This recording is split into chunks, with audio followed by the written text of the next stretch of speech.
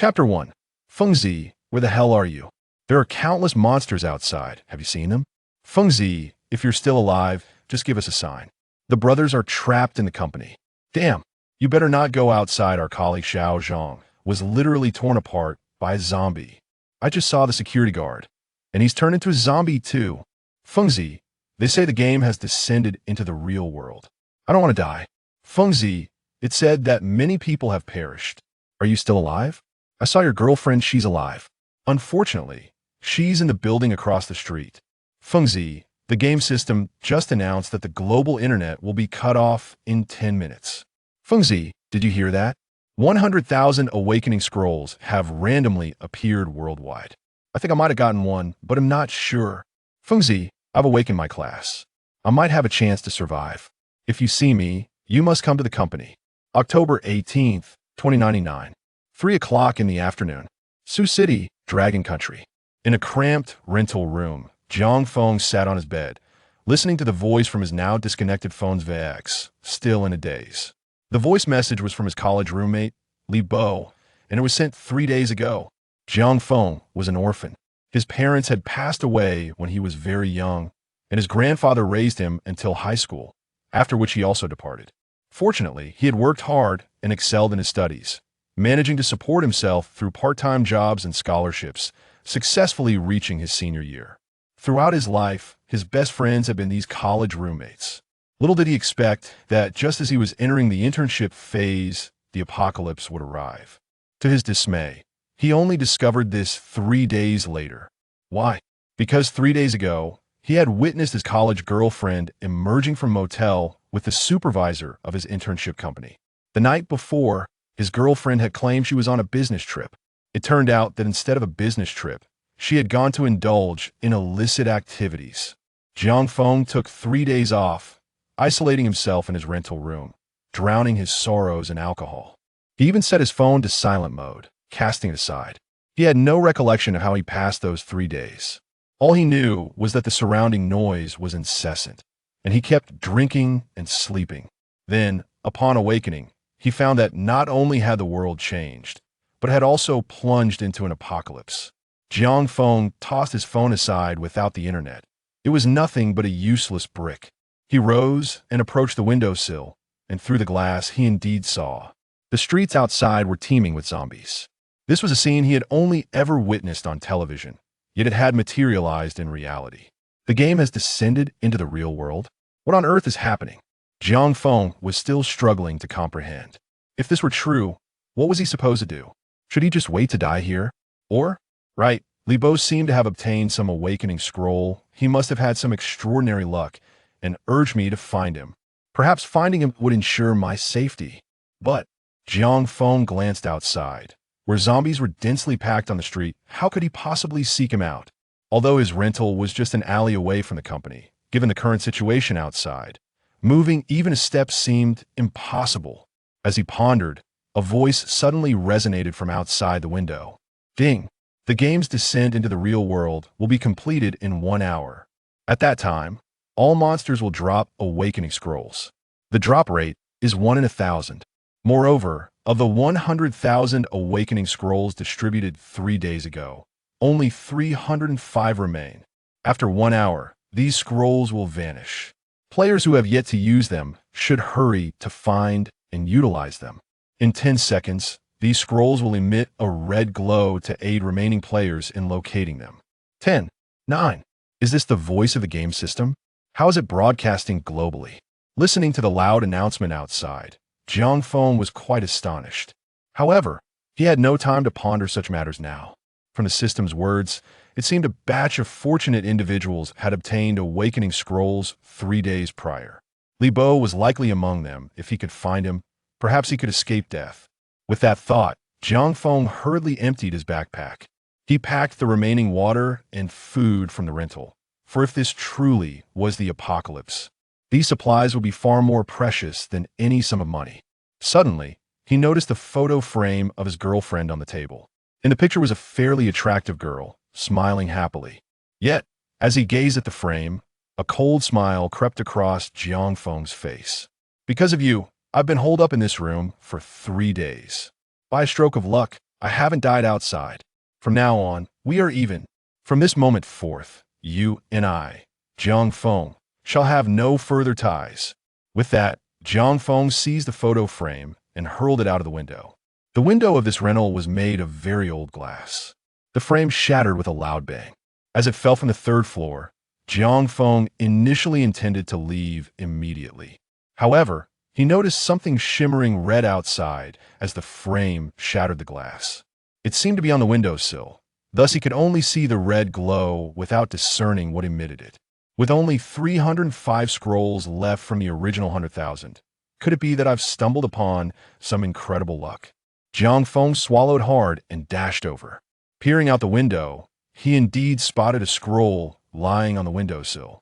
Jiang Feng was taken aback, and at that moment, he heard the game system's announcement outside. The awakening scrolls now remain at 285 players are urged to find and use them promptly. Jiang Feng swallowed again, hastily grabbing the item. Upon closer inspection, it turned out to be a scroll rolled up in paper, radiating a continuous red glow. Jiang Feng swallowed hard, thinking, damn it, I must have exhausted all my luck in this lifetime. Since the heavens won't let me die, I shall live to show you. With that, Jiang Feng untied the string on the awakening scroll. With a swift motion, he tore open the scroll. In the next moment, a blinding white light pierced his vision, rendering him unable to see. Simultaneously, the scroll in his hand vanished without a trace. A voice echoed in his mind. Ding! Congratulations on using the awakening scroll. You have acquired the awakening class, Thunder Mage. Please check the details yourself. Simply think about it. To view your attribute panel. Upon hearing the voice, Jiang Feng could hardly contain his excitement and promptly thought, view attribute panel. In the next moment, a light curtain unfolded rapidly before him, revealing information about himself. Player, Jiang Feng. Class, Thunder Mage. Level, LV.0. Experience, 0-100. Strength, 5. Spirit, 2020. Agility, 8. Constitution, 8. Equipment, none. Attribute points, 0. Free allocation available. Class skills, Thunderball Beginner, Thunder Shield Beginner. Awakening score, 90 points. Thunderball, Beginner Thunder Magic, consumes 1 spirit point to create a thunderlight sphere the size of a fist, capable of attacking enemies within 10 meters. Casting time, 1 second. Cooldown none. Thunder Shield, Beginner Thunder Magic, consumes 1 spirit point to create a thunder shield of 0.2 meters in length and width around oneself within a 10-meter radius, capable of blocking enemy attacks. Casting time, 1 second. Cooldown none. If no enemy attacks, duration, 5 minutes. Note, the thunder shield cannot be held or moved temporarily. Staring at the attribute panel, Jiang Feng was taken aback. Good heavens, this truly resembled a game's attribute interface. It seemed that the game world had indeed descended. Moreover, his awakening score was an impressive 90 points. Though it wasn't perfect, it was still considered above average. This could be attributed to his class. Even though Jiang Feng wasn't much of a gamer, he understood that in the realm of gaming, professions are categorized into ordinary and hidden occupations, the latter being akin to favored son professions. It seems that my role as a lightning mage can only be classified as an ordinary profession. However, at the very least, I have awakened, granting me a modicum of resistance. In comparison to those who have yet to awaken, I consider myself fortunate. With this thought in mind, Jiang Feng opened the attribute allocation settings. He soon noticed a small prompt beneath the allocation settings. As a lightning mage in the magic profession, a recommended allocation plan is to invest entirely in spirit. Once configured, there is no need to manually allocate points. Upon leveling up, the system will automatically allocate them for you. Then I shall invest entirely in spirit. Jiang Feng mused to himself. Simultaneously, he heard the voice of the game system. Would you like to set the automatic allocation plan to invest entirely in spirit? Yes. Ding. Configuration complete. Upon hearing the system's voice, Jiang Feng exited the attribute panel. Fortuitously, he had obtained an awakening scroll. This development bolstered his confidence in finding Li Bo. As long as he located Li Bo, the odds of surviving alongside him would significantly increase. Although the skills of Lightning Ball and Lightning Shield appeared quite ordinary, they were certainly better than having none at all. While Jiang Feng contemplated this, a sudden voice resonated in his mind. Ding!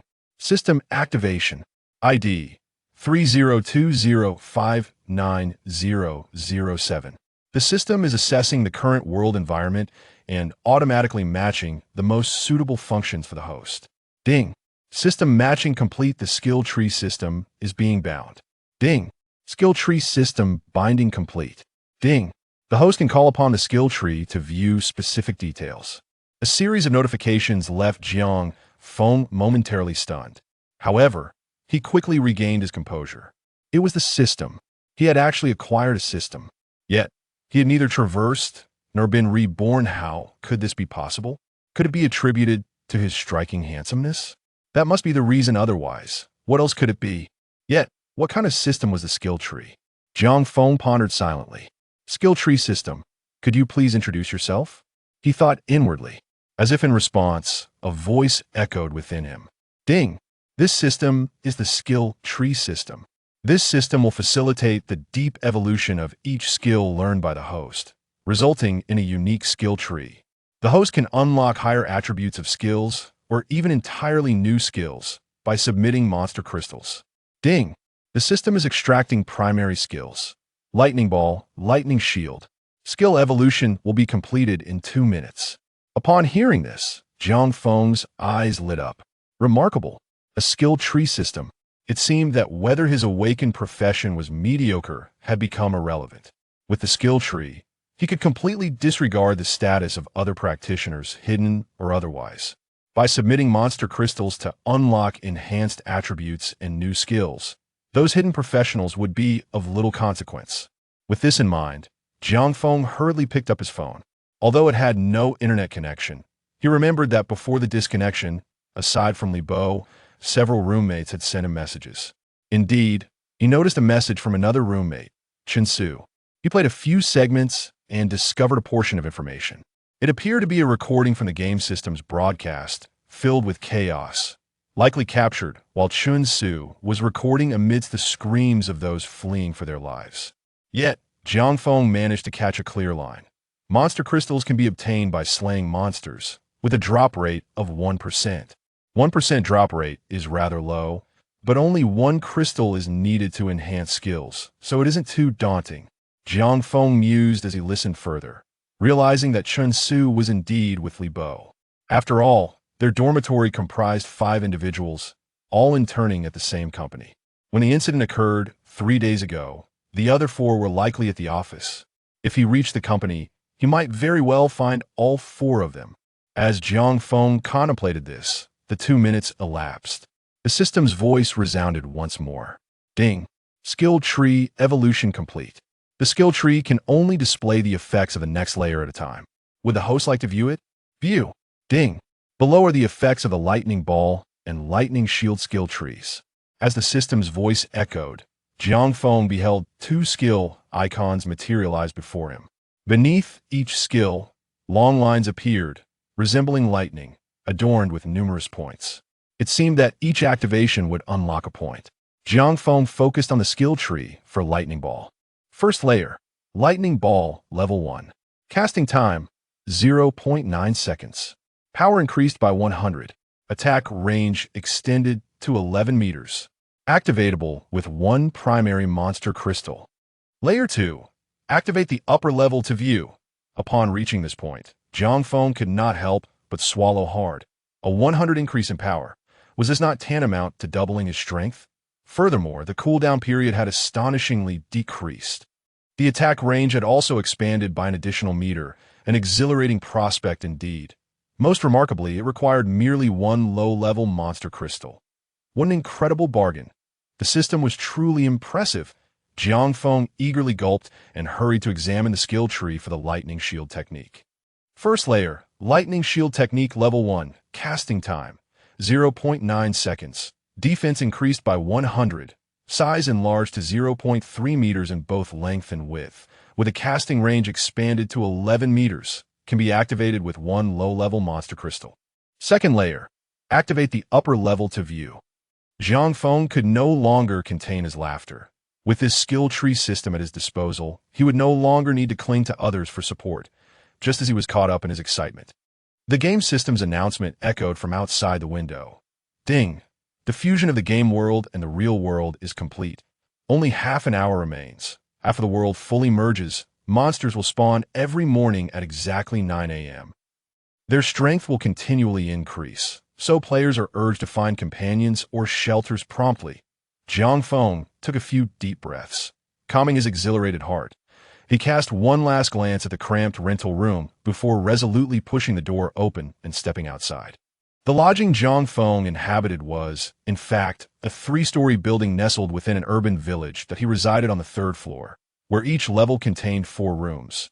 Upon stepping outside, he munched on the scant remnants of food to replenish his energy. Having consumed nothing but alcohol over the past 3 days, leaving him quite famished as he ate, he noted that the doors of the other 3 rooms were firmly locked 3 days prior, when monsters had suddenly appeared. It was precisely at 8 in the morning, peak commuting hours. Consequently, many lives were lost in the initial chaos. However, he had fortuitously escaped this calamity, having spent those 3 days wallowing in drink within his own room. Jiang Feng made his way down to the first floor, finding no one in sight, not even the landlord. Approaching the entrance, he cautiously refrained from pushing the door open directly. Instead, he opened a small window on the door to peek outside. The sight that met his eyes caused his expression to shift dramatically. The street outside was teeming with zombies. Likely no fewer than 8,000, the scene sent Jiang Feng hastily shutting the small window. What a terrifying prospect! How could a freshly awakened level 0 lightning mage withstand such a horde? In that moment, he recalled the kitchen, where he remembered there was a back door that would lead him directly to the entrance of his company. It presented a more direct route, devoid of detours. However, upon glancing towards the kitchen, he noticed it was unexpectedly well lit.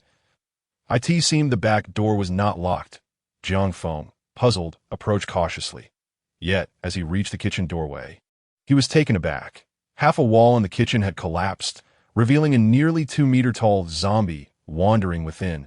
Strangely, it had not yet entered the residence through the kitchen door. Jiang Feng concealed himself beside the door, observing the zombie's movements, which it seemed oblivious to, as it meandered about. This presented him with an opportunity. With a swift thought, he activated the lightning ball technique that a spherical orb of light, roughly the size of a fist, materialized in his palm within a second, crackling with arcs of electricity. Jiang Feng smiled with satisfaction and turned to face the zombie, launching the orb directly at its chest. The moment the orb collided with the zombie, Jiang Feng witnessed it topple backward, a damage notification appearing above its head. -100 stunned. Jiang Feng pondered, wasn't the mage class touted as the most powerful among all professions? Although the lightning ball technique was a basic skill. What was this 100 points of damage? If a mage could only inflict 100 damage, how much could a warrior possibly deal? Perhaps only 20 points per strike. Moreover, to his astonishment, the zombie sprang back to its feet almost immediately after falling. Clearly, it was not dead. Damn it. Lightning ball technique. Without a moment's hesitation, Jiang Feng unleashed another strike. The casting time for the lightning ball technique was 1 second. With no cooldown, this meant he could fire off 1 orb every second. And with a mental energy pool of 20 points, he could unleash a continuous barrage of 20 orbs. Once his mental energy was depleted, he would need to rest to recover or utilize monster crystals for restoration. Of course, if he had a support class alongside him, they could help him regain mental energy swiftly. Before the zombie could fully rise, the second lightning ball struck it. This time, he finally heard the system notification chime. Ding! Congratulations! You have slain a level 1 zombie. Experience gained 10. 2 lightning balls had dispatched it, which indeed matched the reputation of mage. Jiang Feng mused, as a freshly awakened individual without any equipment or levels. Being able to slay a level 1 zombie in 2 strikes was quite impressive. Had he been a warrior, he would surely have needed 4 or 5 strikes. Moreover, warriors could only engage in close combat, while he, as a lightning mage, had the advantage of range. 1 strike dealt 100 damage. 2 strikes totaled 200. The health pool of a level 1 zombie was 200. Jiang Feng calculated. realizing he hadn't T-checked the zombie S information earlier. He could only speculate now, as he pondered. He stepped into the kitchen. Navigating around the stove, he found the fallen zombie had vanished. However, on the floor remained a white crystal. The moment he spotted it, information flashed before him. Low-level monster crystal. Can be used to restore mental energy or to synthesize a mid-level monster crystal. What a stroke of luck. Wasn't he the drop rate for this item only 1%? What kind of fortune was this? Jiang Feng was overjoyed and hurriedly collected it, mentally exclaiming, I shall unlock the lightning ball technique skill tree. Ding! Are you sure you want to unlock the first layer of the lightning ball technique skill tree? Absolutely, Jiang Feng responded without hesitation. In the next moment, he watched as the white low-level monster crystal in his hand vanished. Simultaneously, the system's voice rang out once more. Ding! Congratulations! You have unlocked the first layer of the lightning ball technique. Jiang Feng quickly opened the skill tree panel, and indeed, the following information appeared before him. Lightning ball technique. First layer. Lightning ball technique level 1. Casting time, 0.9 seconds. Power increased by 100. Attack range expanded to 11 meters. Activated, second layer. Lightning ball technique level 2. Casting time, 0.8 seconds. Power increased by 200. Attack range expanded to 12 meters. Requires 2 low-level monster crystals to activate. Third layer. Unlock the previous layer to view. A power increase of double means that a single lightning ball would deal 200 damage. Could it be that I can now eliminate a level 1 zombie with just one orb? Jiang Feng felt a surge of excitement. This was merely the beginning. If he managed to activate 10 or 8 layers, a single lightning ball might potentially wipe out entire swathes of foes. Most importantly, he was still unaware whether the enhancements were based on the existing foundation or merely applied to the level 0 lightning ball technique. After all, these were entirely different scenarios. If the enhancements were based on the existing foundation, then the level 0 lightning ball, dealing 100 damage, would reach 200 at level 1. If level 2 offered a 200 increase based on the level 1 damage, that would mean 200 by 2, resulting in a staggering 600 points of damage. If a level 3 enhancement provides a remarkable 300 increase, that translates to 600 plus 600 multiplied by 3, yielding a staggering 2,400 points of damage. That wouldn't a single lightning sphere be capable of instantly annihilating 12 level 1 zombies. As one progresses further, coupled with the increases in damage from leveling up and improved equipment, the disparity in final damage output will only amplify. Jiang Feng could scarcely fathom the extent of his future prowess. However, if the enhancement is based on a 0-level foundation, it would then become 0 level yields 100 points of damage. Level 1 yields 200 points, and at level 2, the calculation would be 100 plus 100 multiplied by 2, resulting in merely 300 points of damage. For a 3-level enhancement at 300, that translates to 100 plus 100 multiplied by 3, culminating in only 400 points of damage. Despite being at the same tier, the difference in damage is astronomical. Jiang Feng felt that the skill tree system wouldn't be so miserly. Now that the system has arrived, would it truly hinder his ascent, leaving him to wallow in mediocrity? Of course, this is contingent upon his ability to acquire a sufficient number of monster crystals. Contemplating such matters now feels premature, especially regarding the precise calculations. Once he collects 2 primary monster crystals and elevates his lightning sphere skill to level 2, he will ascertain the results. Note: the damage enhancement formula is original damage X percentage increase, to arrive at the total, not simply the original multiplied by a factor. This distinction is crucial. Jiang Feng did not rush to venture outside, but instead took a careful circuit of the kitchen. The food he had brought with him was completely consumed on the way down. The only remnant was half a bottle of water. Should he fail to locate Li Bo and the others before nightfall, it seems he would have no choice but to remain in this rental unit. Thus, he needed to consider his food supply. The kitchen was stocked with numerous ingredients. Unfortunately, he could not ignite a fire here. The scent of cooking would undoubtedly attract a multitude of zombies. Moreover, how much could he realistically carry alone? The entire world was not only devoid of internet, but lacked electricity as well. Even if he managed to transport the ingredients, he could not prepare them. It would be absurd to lug around a gas canister. After searching thoroughly, Jiang Feng stuffed some vacuum-sealed bread and ham in his backpack. He also found a few bottles of water. At least he could manage 2 meals that, if 2 meals failed to sustain him long enough to finally bow, he might genuinely have to retreat, gas canister in tow, back to the rental unit. Having gathered his supplies, Jiang Feng cautiously approached the collapsed opening in the kitchen, but he peered outside. Over the right lay the main entrance, teeming with a multitude of zombies, their sheer numbers sending shivers down his spine. To the left, however, was an alleyway extending roughly 100 meters. Exiting through there would lead directly to the side entrance of the company building. Jiang Feng noted that along this route, there were approximately 100 zombies, a significantly lesser quantity. Clearly, breaking through here would be the most prudent choice. The nearest zombie to him was merely 3 meters away. Jiang Feng was uncertain of these monsters' aggro range that a direct attack might provoke the entire horde in the alley. He could easily exhaust himself, with no guarantee of survival. After all, he currently possessed only 20 points of mental energy, having just utilized 1 lightning sphere. With only 19 points remaining, it implied he could cast his skill a maximum of 19 times. Better to play it safe, Jiang Feng mused, picking up a stone from the ground and tossing it at the zombie 3 meters away. The stone struck the zombie, and indeed, it turned its head. Jiang Feng caught sight of the zombie's grotesque visage. He defiantly raised his middle finger at the creature, exuding provocation. The zombie, predictably enraged, charged towards Jiang Feng. A quick glance at the zombies further to the right revealed no movement, prompting him to retreat back into the kitchen. Almost immediately, the provoked zombie barreled in after him. Jiang Feng had anticipated this, and as the zombie lunged, he hurled a lightning sphere in its direction. The sphere struck the zombie with a resounding impact. In the next instant, Jiang Feng witnessed a thrilling series of damage numbers emanating from it. -200 simultaneously, the system's voice chimed in. Ding! Congratulations, you have slain a level 1 zombie. Experience 10. A single strike, truly a single strike. Jiang Feng's heart raced with excitement. The system was indeed remarkable, and this enhancement was simply astounding. If only he could elevate the lightning sphere skill further.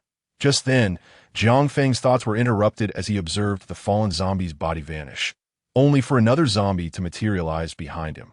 This new zombie, with its gaunt arm, lunged towards his chest. It was a large creature, having shielded its companion behind it.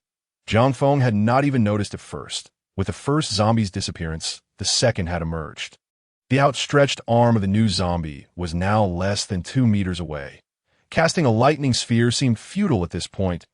In a moment of desperation, Jiang Feng focused his thoughts. Lightning shield. In the next instant, a shield of lightning, measuring 20 centimeters on each side, appeared before him. Though the shield was not large, the arcs of electricity dancing across it were strikingly impressive, just as the lightning shield manifested. The zombie's hand collided with it. Seizing the opportunity while the zombie was momentarily halted, Jiang Feng quickly distanced himself. In a heartbeat, he launched another lightning sphere. Only then did he realize that his conjured lightning shield had been shattered by the beast. Fortunately, this brief delay afforded him the time he needed. The lightning sphere struck the zombie, generating another series of damage numbers. -200 ding. Congratulations, you have slain a level 1 zombie. Experience 10. The system's voice echoed once more. Jiang Feng exhaled deeply, regaining his composure after the tense encounter. This truly was the apocalypse, a genuine apocalypse, far removed from the depictions found in novels. Had he reacted any slower, he might have met his end, and he had no second chance at rebirth. This was the reality of the apocalypse. Even with the system, life remained equitable for all. There was only one life. Death meant death. Jiang Feng felt a wave of trepidation. It was easy to become complacent with recent awakenings and newfound skills. From now on, he must exercise caution. After a moment, he checked his mental energy, discovering he still had 18 points remaining. It seemed he had regained some during the interval. Though he was not in a resting state, mental energy would recover slowly over time. This was fortuitous for him.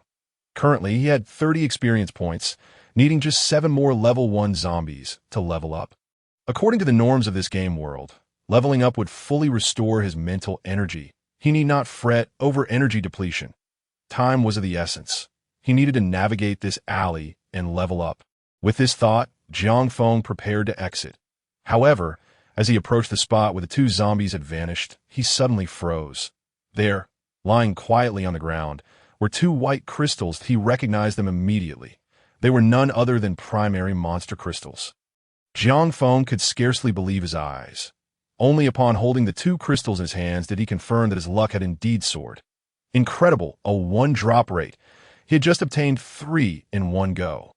Was he not the chosen one of fortune? Haha, soaring to new heights now seemed inevitable. Jiang Feng excitedly shouted in his mind. Enhance the lightning sphere skill tree. The system's voice resonated once again. Ding, are you sure you want to unlock the second tier of the lightning sphere skill? Confirmed. Jiang Feng did not hesitate. Ding, congratulations on unlocking the second tier of the lightning ball technique. You may now view the third tier. The specific attributes are as follows. With the sound of the system resonating, Jiang Feng beheld the skill tree for the lightning ball technique materialize before him. Second tier, lightning ball technique level 2. Casting time, 0.8 seconds. Damage increased by 200. Attack range expanded to 12 meters. Activated, third tier. Lightning ball technique level 3. Casting time, 0.7 seconds. Damage increased by 300. Attack range expanded to 13 meters. Requires 3 basic monster crystals to activate. Fourth tier. Unlock the previous level to view. Indeed, the enhancement of the third tier is a remarkable 300 out of course.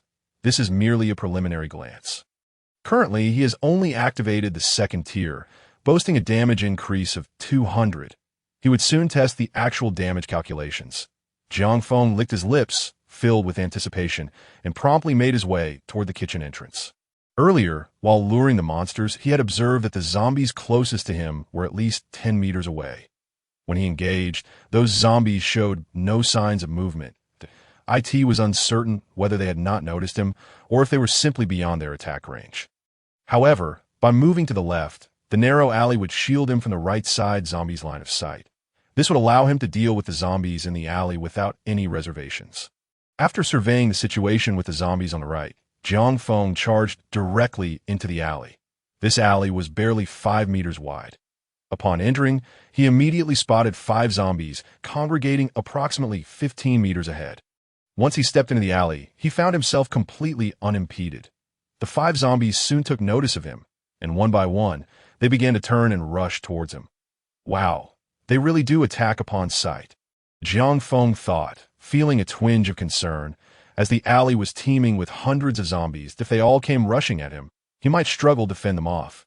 However, he soon realized that the 5 zombies charging at him had effectively blocked the entire alley, preventing the others from noticing him. With a grin, Jiang Feng summoned a lightning ball in his hand. Let me see just how powerful this lightning ball is. As he spoke, he swiftly hurled the lightning ball. The appearance of the ball remained unchanged. Yet as he released it, he was astonished to witness the ball pierce through the first zombie upon impact. IT then collided with the subsequent zombie, which too was penetrated, and eventually, it directly entered the body of the third zombie. .1 lightning ball had effortlessly pierced through 3 zombies. Jiang Feng distinctly observed damage values manifesting above the heads of the 3 zombies. -200, -200, -200. The next moment, all 3 zombies collapsed simultaneously, beginning to dissipate.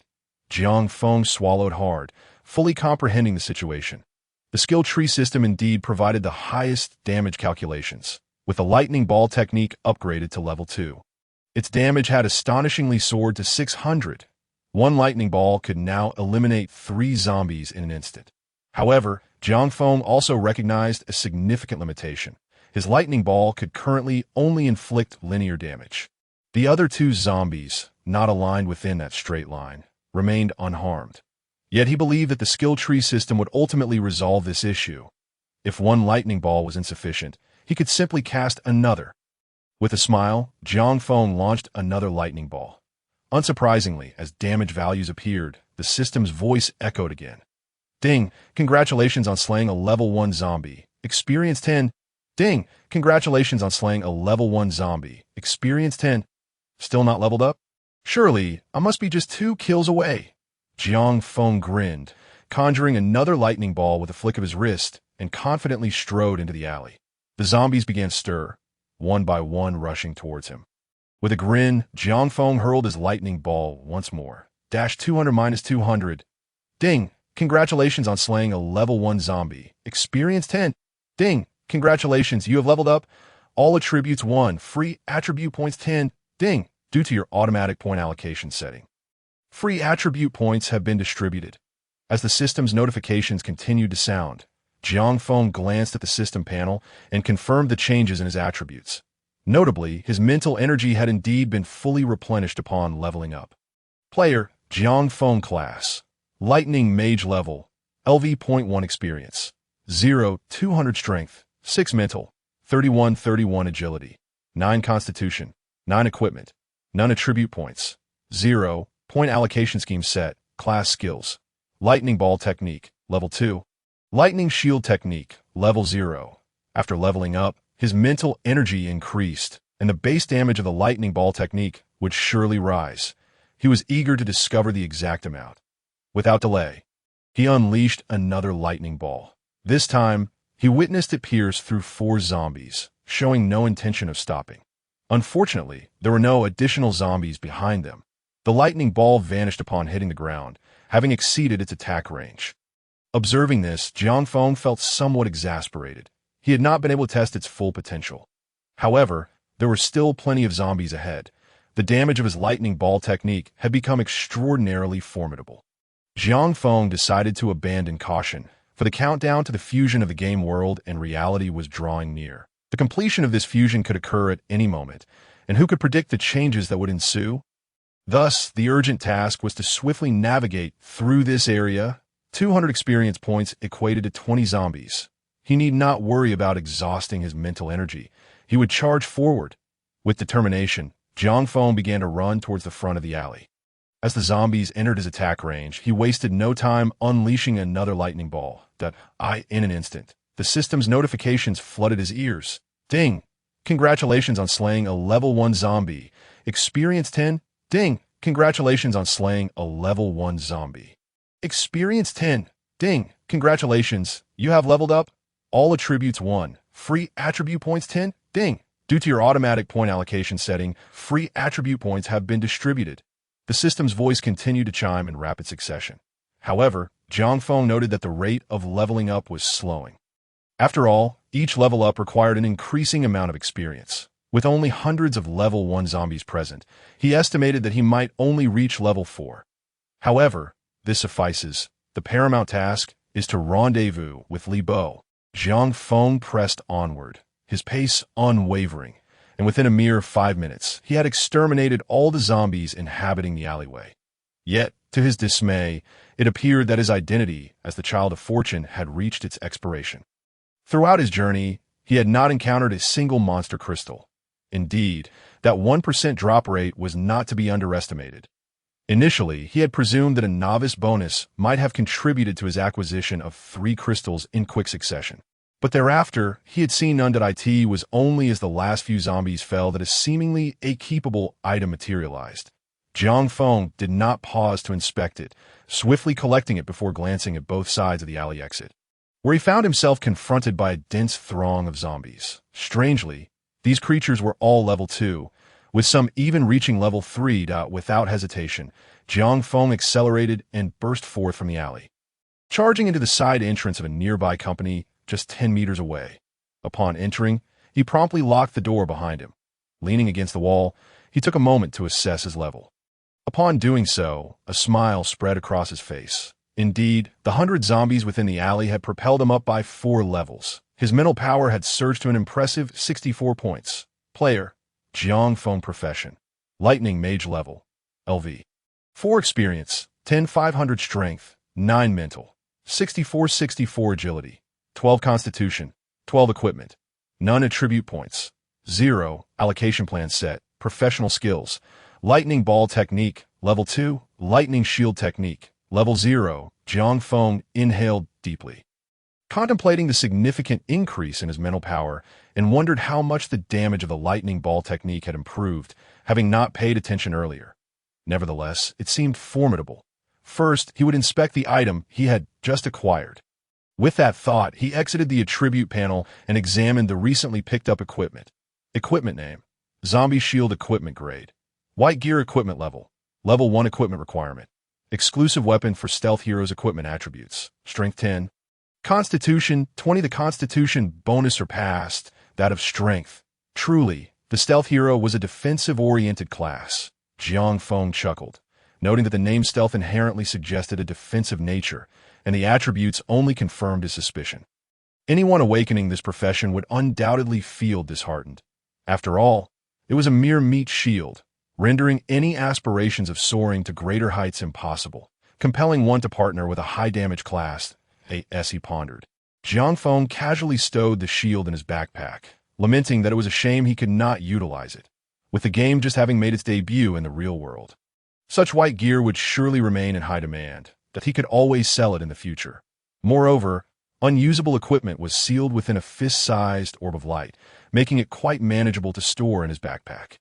Given that a game world had descended upon reality, one could only hope for the emergence of spatial rings and the like. With these thoughts in mind, Jiang Feng set off. The company where he in turn boasted considerable strength. Situated in the heart of the high-tech zone of Sioux City, merely the location itself suggested significant value. Although the nearby urban villages had not yet completed their demolition, those able to rent office space in this area were assuredly serious business people. Before the apocalypse, once the urban villages were cleared, this would have transformed into a commercial hub. Jiang Feng's internship company operated within the computer industry, led by his senior, Mu Qianqian, 3 years his senior. Hailed from a family of renowned entrepreneurs in Sioux City. Unlike many affluent second-generation heirs, she had been interning at her parents' company during her university years, and upon graduation, she had launched her own enterprise. The commercial complex comprised 2 buildings, designated A and B, with her parents' branch located on the 3rd floor of Building A, while her company occupied the 3rd floor of Building B. The 2 structures were interconnected only on the 2nd floor, which featured an open-air balcony with a picturesque environment. Of course, that was in the past. The current state remained unknown. Thanks to this senior, many graduates from Jiang Feng's university had opportunities to intern at this company. If they were competent, they could even secure a position. Jiang Feng, along with 4 roommates and his former girlfriend, had begun their internship only a month prior. Yet before the internship could conclude, not only had his girlfriend become an ex, but the world itself had descended into chaos. With the power out, Jiang Feng was compelled to ascend the stairs to the 3rd floor. Strangely, he encountered not a single soul on his way up. Though the global population had plummeted by 2/3, this was an office building where some should have sought refuge after the calamity. How could there be no one in sight? Upon reaching the company on the 3rd floor, he was still met with emptiness, leaving him somewhat perplexed. Had Li Bo led everyone away in just 3 days with so many zombies outside? Where could they have gone? Contemplating this, Jiang Feng resolved to check the cafeteria on the 2nd floor. If he could not find anyone, at the very least, he might discover some leftover food. His own provisions would only suffice for 2 meals, so any additional sustenance would be most welcome. As he approached the entrance to the 2nd floor cafeteria, he was suddenly struck by a flicker of light emanating from the windows, reminiscent of candlelight. He hurriedly pushed open the cafeteria doors. Sure enough, he was greeted by the sight of numerous individuals seated within, partaking in a meal. Yet, each face bore the marks of weariness and despair, all staring at him in stunned silence. Jiang Feng, too, was momentarily taken aback. The world outside had succumbed to apocalyptic despair, yet these individuals continued to gather for their meals. What mindset could possibly lead to this? No, wait. What were they eating? To his astonishment, he observed cabbage dipped in chili sauce, steamed buns dipped in chili sauce, and mineral water paired with chili sauce. Was there an abundance of chili sauce here? Just as Jiang Feng stood dumbfounded, a voice suddenly called out from the side. He turned to see a plump young man approaching, a meat sandwich in hand. Upon recognizing Jiang Feng, he rushed forward. "Fengzi, is that really you? Haha, I knew you wouldn't be dead. How are you? Famished, I presume. Come on, let us eat." With that, Li Bo seized Jiang Feng and pulled him toward the kitchen's back room. Once inside, Jiang Feng was pleasantly surprised to find Chen Su and Su Fei present as well. "Fengzi, it's wonderful to see you alive." Both greeted him with evident relief. "What on earth are you all doing?" Jiang Feng asked, still somewhat bewildered. Su Fei replied, "You and Boge take a seat. We'll wrap up shortly." Nodding in acknowledgement, Jiang Feng did not press further. Bo ushered him to a table, where he was met with a generous platter of pig's head meat and 2 steaming buns. Recalling the dismal fare he had witnessed outside, Jiang Feng queried, "What's the situation here?" Li Bo handed Jiang Feng a meat sandwich while explaining, "Here, I'm the boss. Those outside are too afraid to venture out in search of awakening scrolls. So I can only provide them with the bare minimum of food standards. Fortunately, we have a decent amount of food here, enough to last us at least a month. You don't think I'm being too excessive, do you?" Upon hearing this, Jiang Feng shook his head. The apocalypse was inherently brutal, and the fact that Li Bo could still offer them a meal was commendable in itself. As Jiang Feng munched on his meal, he spoke. He is no stranger to apocalyptic literature, fully aware of the sheer brutality it entails. Initially, there was sustenance, and for a time, everyone coexisted in harmony. However, once the last morsels of food are consumed, the grim reality of cannibalism may ensue. It is commendable that Li Bo can still provide these individuals outside with a meal, thus preventing their demise from starvation. "Indeed, brother, you possess great insight," Li Bo replied. Jiang Feng then inquired, "But where is Xuanzi?" "I have not seen him." Xuanzi, whose name is Wang Xian, is also from their dormitory and is interning at the same company, but for reasons unknown, he was absent. Meanwhile, Su Fei and Chun Su, having finished distributing food to the outsiders, approached them. Su Fei remarked, "Xuanzi is in the opposite building, with your girlfriend and the others. Speaking of which, where have you been these past 3 days?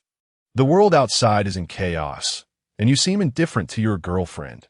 Perhaps Xuanzi sensed the dire circumstances and sought her out, only to find himself trapped over there. Nevertheless, do not fret. Xuanzi is reliable, and with him present, your girlfriend is assuredly safe.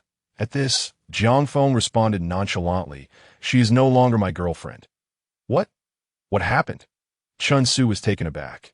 Jiang Feng, wishing not to elaborate, merely nodded. Su Fei, rubbing his hands together, said, "You should have informed us sooner. Xuanzi is over there alone, and to be honest, it worries me.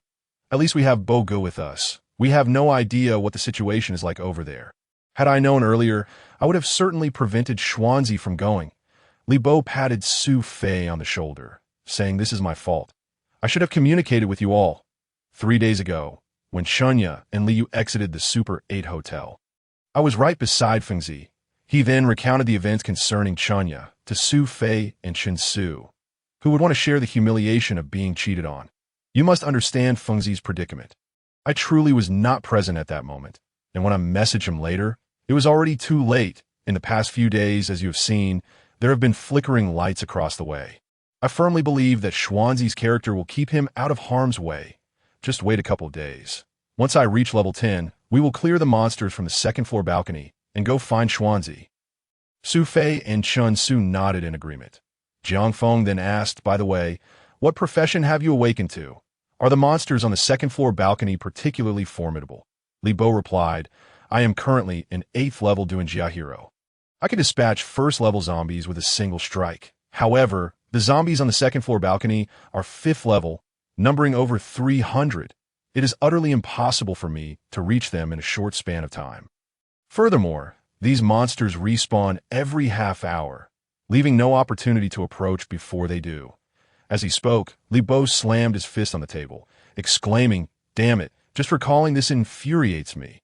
This wretched game system must have deemed me overweight, assigning me the role of a bulky Duanjia hero. For crying out loud, first-level zombies. Initially, it took me 5 strikes to defeat one. I've gone through 3 kitchen knives in just 3 days." As he raised his hand, Jiang Feng noticed the scars that marred it, a testament to the physical toll he had endured during combat. "Do not worry. I have discovered that this game is still enjoyable. As long as I level up, these injuries will heal instantly. I believe as long as I draw breath, I will recover upon leveling up. By the way, how did you manage to get here? I recall your rental place is over 100 meters away. Had I not been uncertain about the situation over there, I would have sought you out." Jiang Feng felt a warm glow in his heart as he replied, "I too was fortunate Just an hour ago. I obtained an awakening scroll. I have also reached level 4 on this journey. Wait, you fought your way here by yourself? What is your profession? How are you so formidable? Li Bo's eyes widened in disbelief. Su Fei's expression mirrored his excitement. You must be a damage-dealing class. Now, our brotherhood boasts 2 awakened professionals, significantly enhancing our chances of survival. I am a lightning mage. My damage output is decent. Jiang Feng then recounted how he had acquired the awakening scroll to the 3 of them, who were left both amused and perplexed. Chun Su exclaimed, Incredible! You truly live up to your reputation, Brother Feng. With Bo Gu, we shall finally have an easier time. A tank to handle the monsters is a relief. Li Bo rose and hugged Jiang Feng, tears streaming down his face. You rascal! How could you delay awakening for 3 days? Were you not afraid a gust of wind might whisk away your awakening scroll? But now, this is splendid. Tomorrow, when we venture out to hunt monsters, I shall no longer bear the burden of being both DPS and tank. Jiang Feng chuckled helplessly, aware that his discovery of the awakening scroll was purely serendipitous. Now is not the time to nitpick. By the way, Su Fei, go find a few people to clear out a room for Fengzi. Let him rest well tonight, and tomorrow we shall venture out to level up, aiming to acquire more awakening scrolls. Understood. Su Fei immediately stood up to make arrangements. Jiang Feng glanced at the time. Nearly an hour had elapsed since his departure. IT seemed the fusion of the game world and reality was drawing to a close. Just then, as he pondered this, the voice of the game system resonated. Ding! The fusion of the game world and reality has been fully completed. The monster respawn time will begin at 9 a.m. tomorrow. Revise to spawn precisely at 9 a.m. each day. Until then, it will continue to respawn every half hour. Additionally, after 9 a.m. tomorrow, defeating monsters will yield awakening scrolls with a drop rate of 1 in 1,000. Furthermore, the team functionality is now active. Experience will be shared among all members when slaying monsters. More features will be gradually unlocked, so stay tuned. As the game system's announcement faded, Jiang Feng heard a commotion outside the dining area. Li Bo, noticing the disturbance, darkened his expression and strode out. Jiang Feng followed closely behind. Upon exiting, they spotted a young man standing in a corner, his face contorted with anger, exclaiming, Why should I be tasked with cleaning his room? Who does he think he is? He is not even a leader in our company. Jiang Feng observed the individual, unfamiliar with him. In truth, aside from a few from his dormitory, he did not recognize anyone else in the vicinity. Su Fei chuckled, Leader, it seems that apart from the 4 of us, none of you belong to our company. We were the first to discover this place. Had it not been for Bo Ji's offer to shelter you, you would be eating dirt right now. What are you so indignant about? Go find your own awakening scroll. The system just announced that tomorrow at 9 a.m., monsters will drop them. If you are a man, go out and hunt monsters yourself. If I stop you, I will write my name backward. The young man faltered. Bo Gu has awakened. If he manages to obtain a scroll from killing monsters, would he be willing to share one with me? Share with you? Are we that close? Li Bo laughed. Do you not think that just because I asked you to clean up for my brother, we have become close? The food I provide is not for free. If you refuse to work, you are free to leave. And as for the awakening scroll, do you even think you deserve it? Have you not seen that my brother has yet to awaken? He continued, Furthermore, let me inform you that my brother is also an awakened professional. In light of your recent remarks, you shall never hope to procure the awakening scroll from my grasp. Fizi, find someone else. Starting tomorrow morning, there will be no food allocated for him. Very well, Su Fei replied. Instantly, the young man's expression shifted dramatically. You cannot do this. This restaurant is not owned by you. The food here is meant for all of us. Bang! No sooner had the young man finished speaking than Li Bo's fist crashed down onto the nearby dining table. Truly, as a defensive type of practitioner, his strike left a distinct impression of his fist upon the surface. Clearly outlining his 5 fingers, the young man was momentarily rendered speechless. You have a share? Show me how you intend to seize it. We have all grown up eating for over 20 years. What is wrong with your head? Was it nourished on paste? This is the apocalypse. Might makes right. Haven't you read any apocalypse novels? If you continue to waste words, I shall end you right now. The young man finally fell silent. Meanwhile, Two astute brothers had already risen to their feet. Bogo, we shall accompany you. Indeed. Bogo, this is Fenggu, correct? We shall assist Fenggu with tidying up the room. With that, the two young men dashed out. Ibo said no more and turned to signal Jiang Feng to follow. Jiang Feng remained silent throughout, merely observing. From the moment he became aware of the world's circumstances, he understood that the apocalypse had arrived. What transpired before him was the brutal reality, for the apocalypse knows only cruelty, not mercy. Jiang Feng's room had been hastily converted from an office. The window faced Building A, where he could see the flickering lights of several offices across the way, indicating that there were indeed other survivors like them.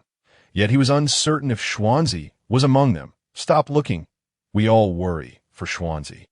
But now that you have arrived and awakened your profession, once I take you to level up tomorrow, we will swiftly cross over to search for Xuanzi. Jiang Feng nodded. In truth, he was indifferent to the prospect of leveling up. For although he was merely at level 4, the existence of a skill tree meant his damage output was already substantial. He might even be able to defeat the level 5 monsters on the balcony. Unfortunately, the respawn time was currently a mere half hour, which might not suffice. After tomorrow morning at 9 o'clock, when it changes to a once-a-day respawn, he could certainly give it a try. Perhaps they would find Xuanzi. By the way, take this, Jiang Feng said, retrieving a white item from his backpack and tossing it to Li Bi. Libo caught it, and upon inspection, his eyes lit up with excitement. My goodness, my equipment. Where did you acquire this? Damn it, I haven't had a single piece of equipment drop in these past few days. Perhaps it is merely my good fortune, but it is only level 1. A level 1 item is already quite remarkable. Fengzi, you truly are my lucky star? Oh, Fenggu. Libo leaned closer, even altering his form of address. Jiang Feng, being the eldest in their dormitory, was occasionally referred to as Fenggu. Shall I arrange for you to have 2 ladies? After all, the long night stretches ahead, and given the current situation, having 2 ladies for the night is not illegal. However, they might be a bit older, considering we are in an office building. Jiang Feng shot him a glance. At such a time, you still have the wherewithal to think of such things? Surely you wouldn't be suggesting you have had prior experience? I have a cleanliness obsession. You can forget that. You previously claimed that mature women possess charm. I do have an affinity for mature women. When I mentioned cleanliness, I was referring to you. Libo rolled his eyes at Jiang Feng, chuckling wryly that I truly have not experienced anything. To be honest, I have yet to adapt in these past few days.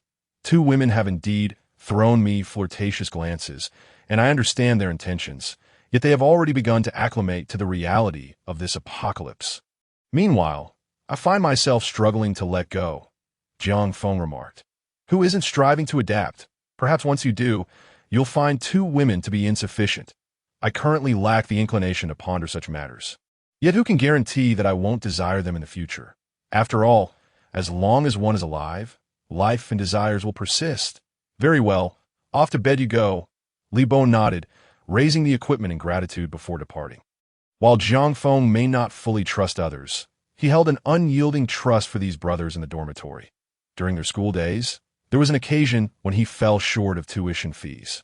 These brothers pooled their resources, even resorting to selling blood to help him cover the costs. Such loyalty is something Jiang Feng would never forget.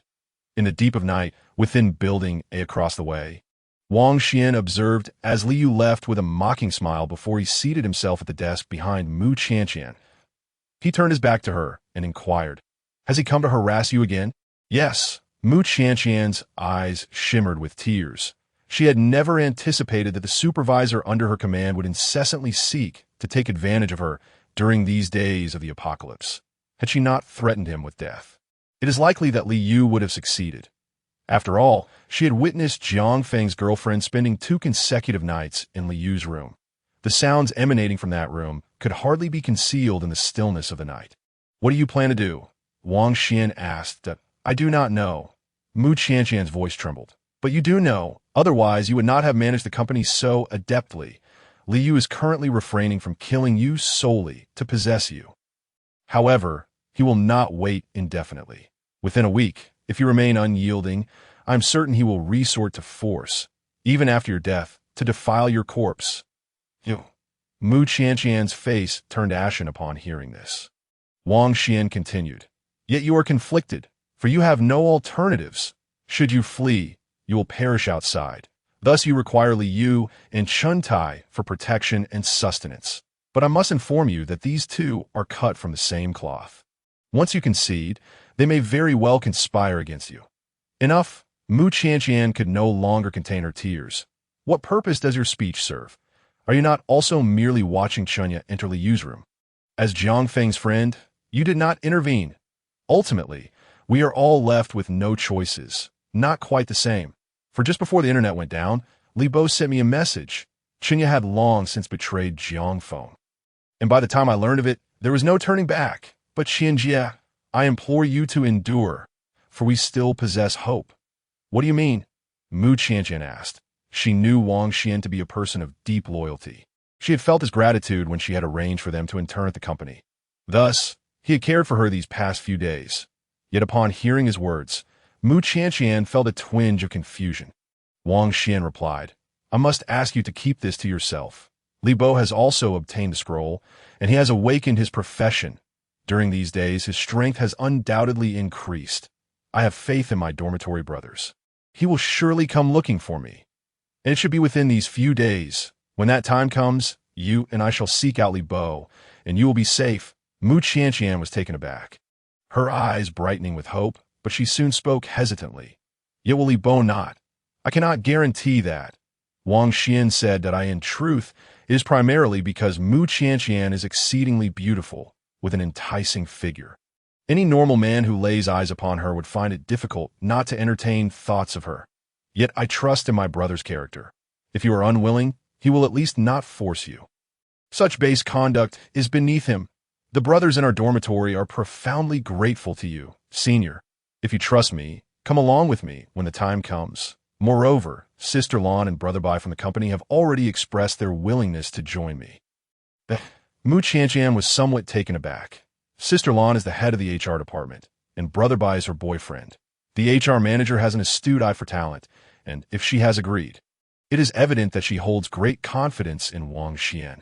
After a brief silence, Mu Qianqian spoke, "I will go with you, but I fear that Li Yu will confine us in the coming days." Upon hearing this, Wang Xian reassured her, "Do not worry.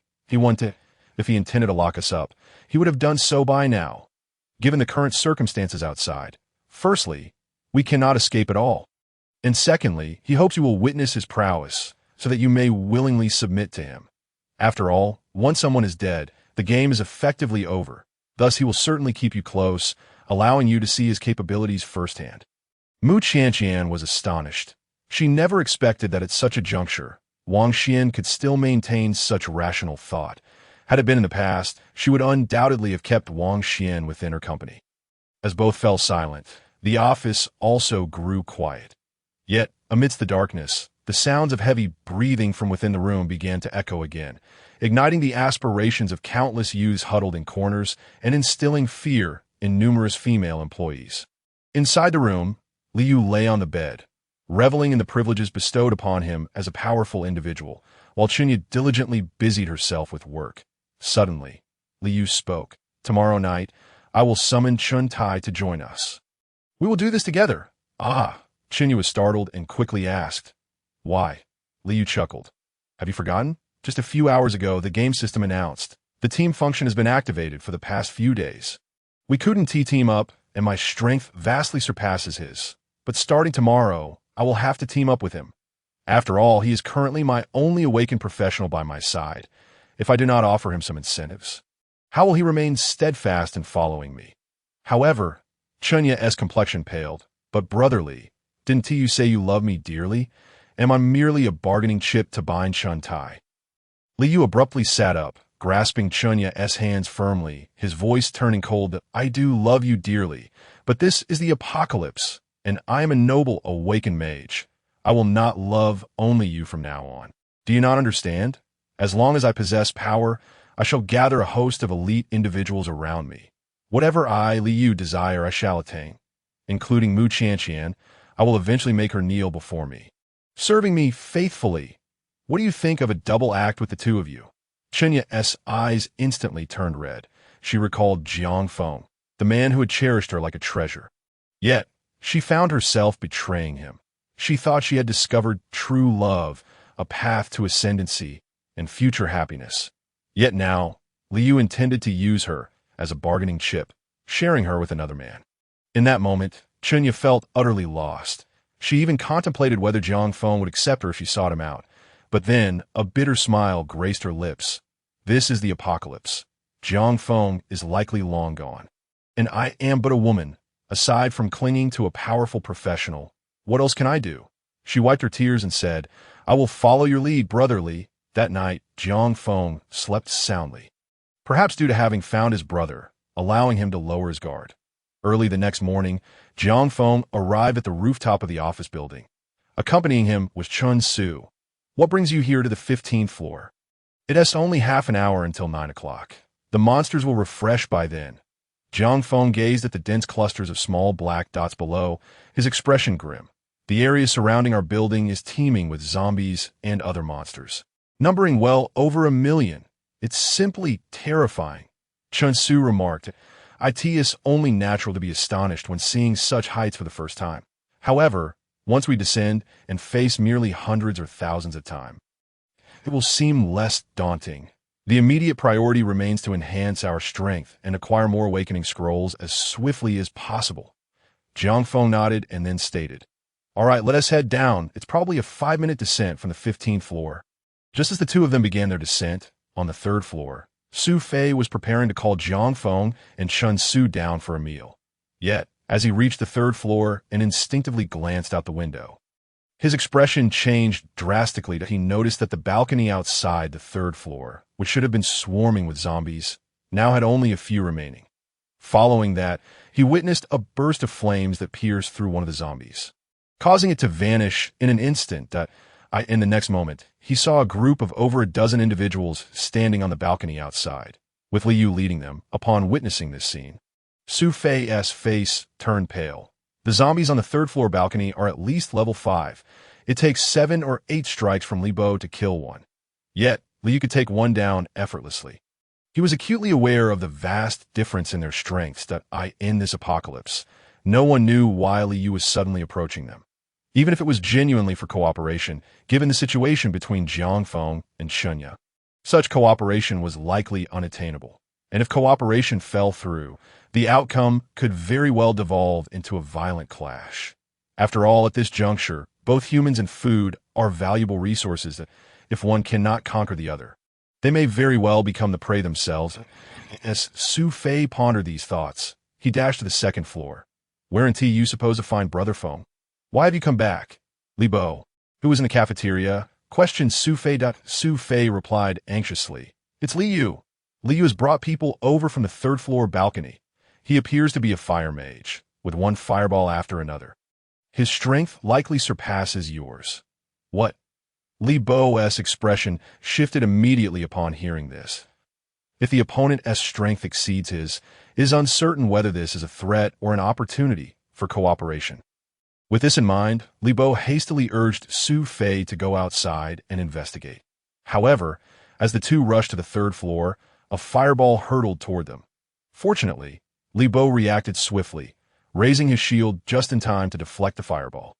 Yet, even so, the tremendous shockwave sent both him and Su Fei flying backward. When the two managed to rise, they found Liu already standing before them, cradling 2 fireballs in his hands. Do not move. Otherwise, these fireballs will claim your lives in an instant, he commanded, turning to Chunya and another young man who looked equally astonished. Chunya, you and Shintai, take your team down. Gather as much food as you can.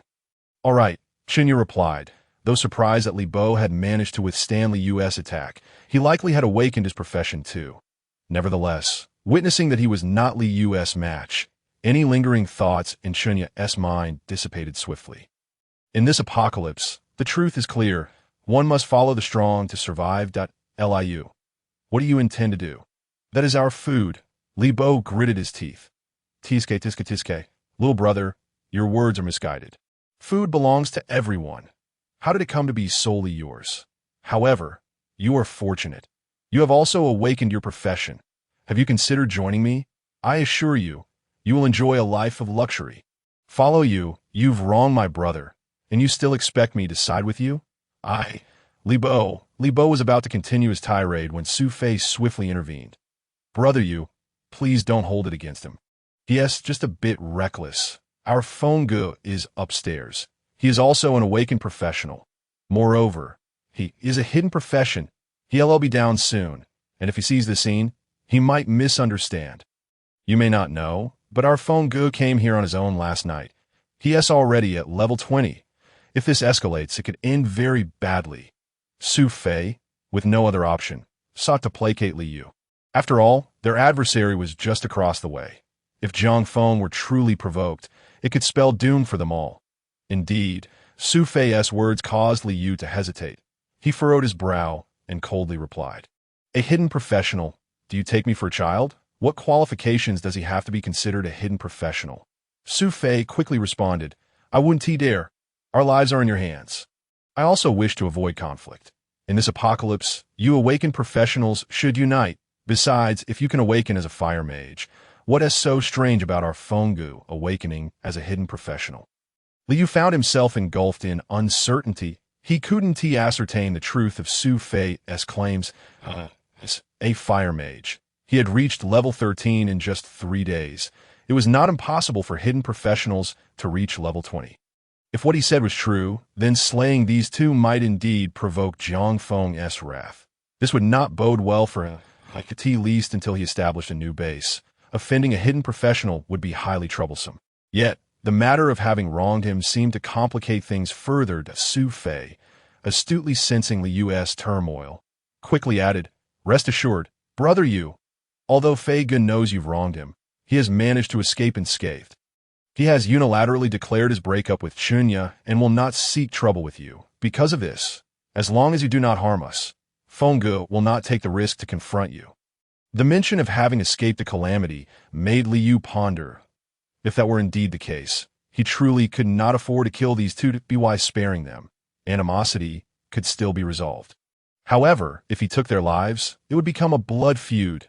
Just as Li Yu was contemplating this, Chunya and Cheng Tai returned, arms laden with provisions. To their surprise, many others followed behind, evidently drawn by the commotion. These individuals were likely to decide whether to stay or follow Li Yu. "We've secured everything," Chunya exclaimed. Cheng Tai urged, "Brother Yu, we must leave. It's almost 9. If we don't hurry, the monsters will respawn." Li Yu's brow furrowed even tighter upon hearing this. He had intended to seize provisions during the respawn period and then retreat unscathed. He had not anticipated encountering 2 awakened professionals here. If these 2 could be of use to him, that would be splendid. Yet it was clear that Li Bo and Jiang Feng would never submit to him at this moment. He hesitated over whether to eliminate Li Bo. Chunya, noticing his indecision, inquired, "What's wrong?" Before Li Yu could respond, someone shouted from above, "Brother Yu, someone is indeed coming down. I heard someone shout Feng Zi. It must be Jiang Feng. Let us go." Li Yu could no longer afford to wait. If Su Fei spoke the truth, that would mean facing a level 20 hidden professional. A single encounter could spell his end. One life is all I have. It's better to trust than to doubt. With that, Li Yu turned to leave. Chunya, momentarily frozen in place, only followed when Li Yu called her name, though she frequently glanced back, clearly conflicted. Meanwhile, those who had just arrived and were unaware of the situation saw Li Yu seize the provisions and knock Li Bo to the ground. Most of them began to follow Li Yu. Just then, a voice rang out, "Everyone, don't go over. Li Yu is not a good person." The crowd turned to see Wang Xian, accompanied by Mu Qianqian and 2 others. Retreating from Li Yu's group, as they ran, Mu Qianqian shouted, "Everyone, please don't go. Li Yu is a beast. If any women approach, he will surely harm them. Damn it, filthy harlot." Li Yu, having leapt from the window, saw Mu Qianqian fleeing with Wang Xian and 2 others. Enraged, he turned and hurled a fireball in their direction. Li Bo, witnessing this, quickly rose to block the attack with a shield, thereby saving Wang Xian and Mu Qianqian from peril. The others, who had initially intended to follow, began to hesitate upon hearing the commotion. Just then, Jiang Feng and Chen Su finally made their way downstairs. "Is Li Bo all right?" Jiang Feng immediately inquired. Wang Xian's face lit up upon seeing Jiang Feng. Su Fei, quick to speak, said, "It's Liu. That guy's a level 13 fire mage, and he stole our food." Jiang Feng's gaze shifted toward the window, where he indeed spotted Liu and Chunya. Chunya, in turn, noticed him, her face a mask of shock, clearly not expecting him to be alive.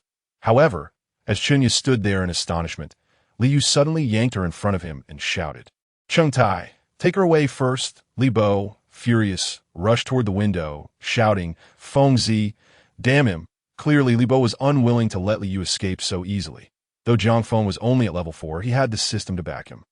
Liu stealing their food was tantamount to threatening their lives, and he was furious. He immediately pursued Liu.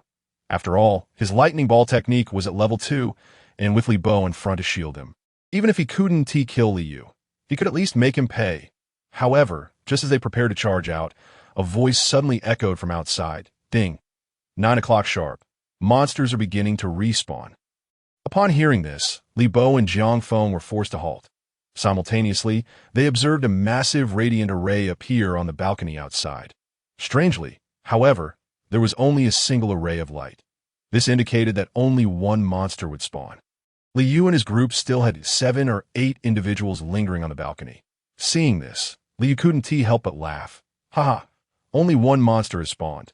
The game system is aiding us. What of a level 20 hidden professional? If you have the capability, come after us. Liu, unconcerned about whether Jiang Feng would truly pursue him, sought merely to satisfy his own desires. If Jiang Feng did come, he'd simply flee as a level 13 fire mage. He could easily find a hiding spot nearby. More importantly, as long as he held Chunya in his grasp, he doubted Jiang Feng would disregard the life of his ex-girlfriend. Little did he know, Jiang Feng was merely at level 4, but if he were truly a level 20 hidden professional, he wouldn't care for Chunya's fate at all. After all, they were merely strangers. The life or death of a stranger was of no concern to Jiang Feng. Bang! At the moment when Liu was basking in his triumph, suddenly, the freshly spawned monster appeared with a ferocity. In an instant, a sharp, translucent guillotine descended with alarming swiftness. 3 individuals, who had yet to make their escape, were abruptly cleaved in twain by that very guillotine. Blood splattered across Liu's face. His expression shifted dramatically as he sprinted while surveying the colossal beast that had just emerged. Meanwhile, Jiang Feng and the others had also discerned the creature's true nature. It was, in fact, an enormous green-backed mantis. Monster name: Mantis Beast Level, 30 rating. Lord level health. 200,000, 200,000. This is utterly terrifying. It is indeed a Lord level creature. This is a damn boss. Li Bo swallowed hard at the sight, realizing that pursuing any further was no longer plausible. The very possibility of Liu returning alive was now in question. After the Mantis leader had dispatched 3 individuals with a single strike, its gaze fell squarely upon Liu. In response, Liu hurled a fireball while continuing his frantic flight. However, when the fireball struck the Mantis leader, they were met with the sight of a damage value emerging above its head. -1 Liu, a level 13 fire mage, had failed to breach the Mantis leader's defenses. Damn it, Liu cursed under his breath. Increasing his speed, the Mantis leader, witnessing him on the brink of entering the building, swung its guillotine once more, aiming for Liu's back. Alarm coursed through Liu's veins as he conjured 3 blazing fire shields behind him. Jiang Feng frowned, noting the similarity between Liu's skills and his own. Was it possible that all elemental mages began with such abilities? Yet before he could ponder further, the Mantis leader shattered the 3 fire shields in an instant. Advancing towards Liu was swift. At that moment, his body had already crossed the balcony's edge, with only an arm remaining within its confines. Everyone watched in horror as the Mantis leader's transparent guillotine severed Liu's arm cleanly. Blood gushed forth, pooling on the ground as Liu screamed in agony, a sound reminiscent of a slaughtered pig. Yet astonishingly, the Mantis leader refrained from continuing its assault. It seemed that the balcony was its territory, and once he crossed it, it would no longer pursue him.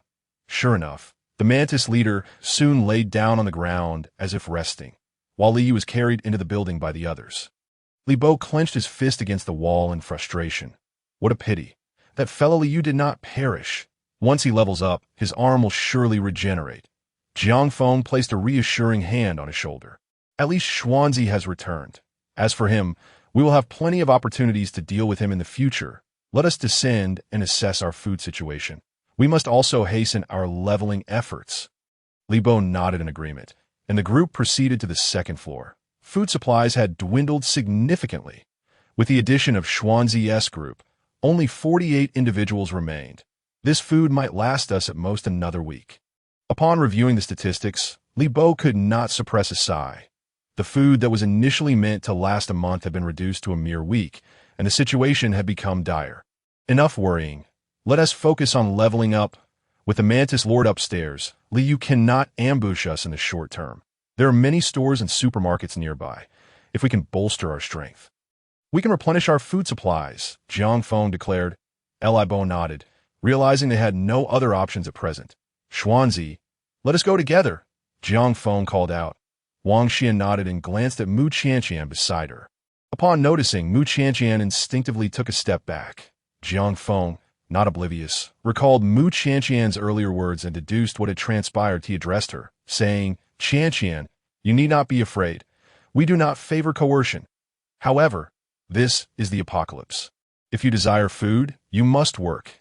You must also adhere to our guidance. Hearing this, Mu Qianqian finally relaxed her tense demeanor and nodded. I understand. Jiang Feng acknowledged with a nod and turned to descend the stairs. Li Bo and the others followed suit without further ado. The building was not overly large, and they had no concerns about the others hoarding food and hiding away. After all, they were all awakened professionals. Breaking down a door was a matter of mere moments for them. Should anyone dare to steal food, death would surely await them. Qinjia, are you all right? After Jiang Feng and the others departed, Zhang Lan rushed over to embrace Mu Qianqian. Mu Qianqian shook her head that I'm fine. Wang Xian is correct. Jiang Feng and his companions are far stronger than Li Yu. Yet their strength, Zhang Lan's expression clouded with concern, it is not that I doubt them. It is just that in this apocalypse, the odds of survival are greater when one follows the strong. Li Bo's prowess pales in comparison to Li Yu's, and I am uncertain of Jiang Feng's strength. If he truly is a level 20 hidden class, Qinjia, you must think this through carefully. Huh. Mu Qianqian did not comprehend Zhang Lan's implication. Zhao Sanbai interjected, Qinjia, unless you can awaken a stronger class and become a dominant force yourself, you will invariably have to depend on stronger individuals. Given your beauty, it may be challenging to avoid attracting their attention. If Jiang Feng is indeed a level 20 hidden class, he would undoubtedly be an excellent choice. He has not taken advantage of you, which is already a significant improvement over Li Yu. Furthermore, being associated with a strong individual bestows a different status. Followers and the women of strong individuals receive entirely different treatment. Correspondingly, the chances of survival also vary. It is regrettable to say, if Zhang Lan were not past her prime, I would prefer to distance myself from her. After all, in this apocalyptic world, I currently lack the strength to protect her. Mu Qianqian observed the two, astonished that they would voice such sentiments, or rather, they seemed to have begun adapting and strategizing for survival in this new reality, while she herself had yet to formulate any plans. Let us go check it out. Zhao Sanbai suggested that we will soon discover Jiang Feng's true strength. If he proves formidable, I, Zhao Sanbai, will align myself with him. At the very least, he would not attempt to take Zhang Lan from me. Mu Qianqian, like the others, had yet to acclimate to the harsh realities of this new world. However, upon witnessing Zhao Sanbai and Zhang Lan pursue Jiang Feng and the others, she found herself inexplicably compelled to follow suit. At the exit of Building B, Li Bo surveyed the street outside and remarked, "Is indeed different from yesterday. Previously, the streets were teeming with level 1 zombies. Yet now, there are perhaps only 100 level 1 zombies left. Outside, there are level 2 and even level 3 zombies." Jiang Feng responded, "You are currently an 8th level Duanjia hero. Here is the plan. You will draw the monsters, and I will clear the area behind you. We shall begin with the level 1 zombies and gauge our effectiveness. As for Fizi and the others, stick close behind me. If any items drop, lend a hand in collecting them. Primarily, we need to adapt to this combat style." "All right," Li Bo nodded to a few people. Immediately, he took out his shield and walked forward. Jiang Feng was unaware of the skills possessed by this formidable hero, Li Bo, or how efficient he was at attracting monsters. However, it didn't take long for him to witness it firsthand. As Li Bo approached a group of level 1 zombies, a flash of light radiated from a shield. In the next moment, a phantom of the shield charged forward. The phantom surged ahead for a full 5 meters, and to Jiang Feng's astonishment, damage indicators appeared above the heads of the zombies on either side. 50. -50. How about that, Fengzi? This is my group taunt skill for attracting monsters. The damage isn't high though. Seeing more than a dozen level 1 zombies rushing toward him, Jiang Feng smiled in satisfaction. Not bad. Now, watch me. With that, Jiang Feng waved his hand, and in an instant, a lightning ball was hurled forward.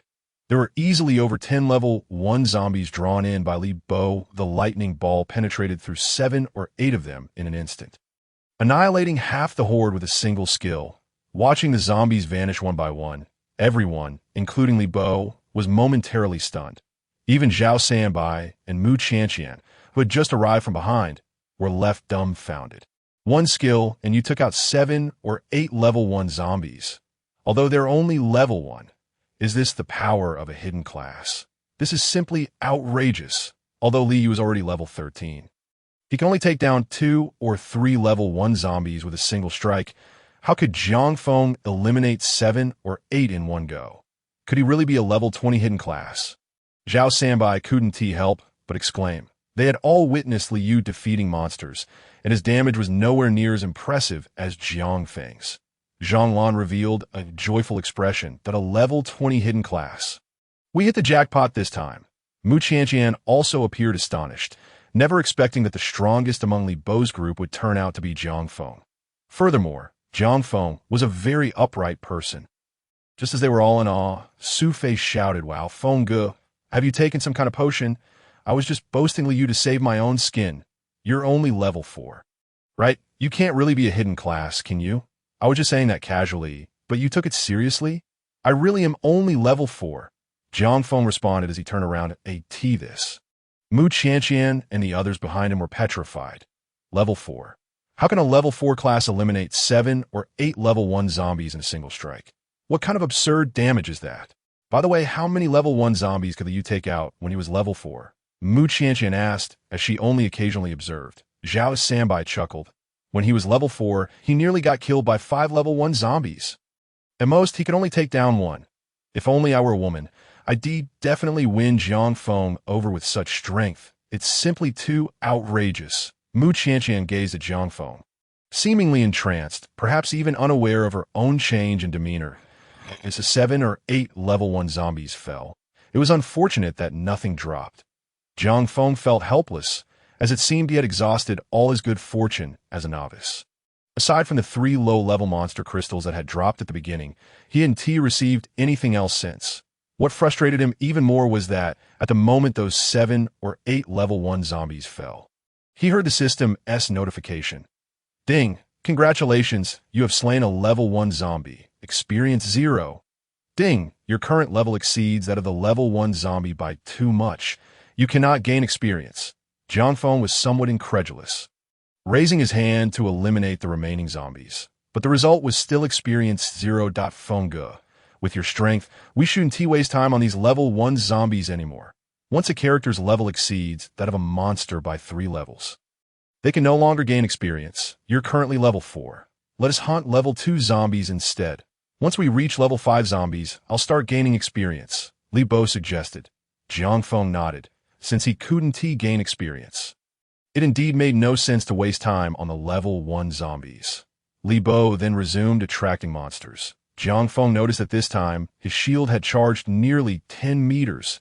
It seemed that Li Bo hadn't been using his full strength earlier, likely fearing his damage output would be insufficient.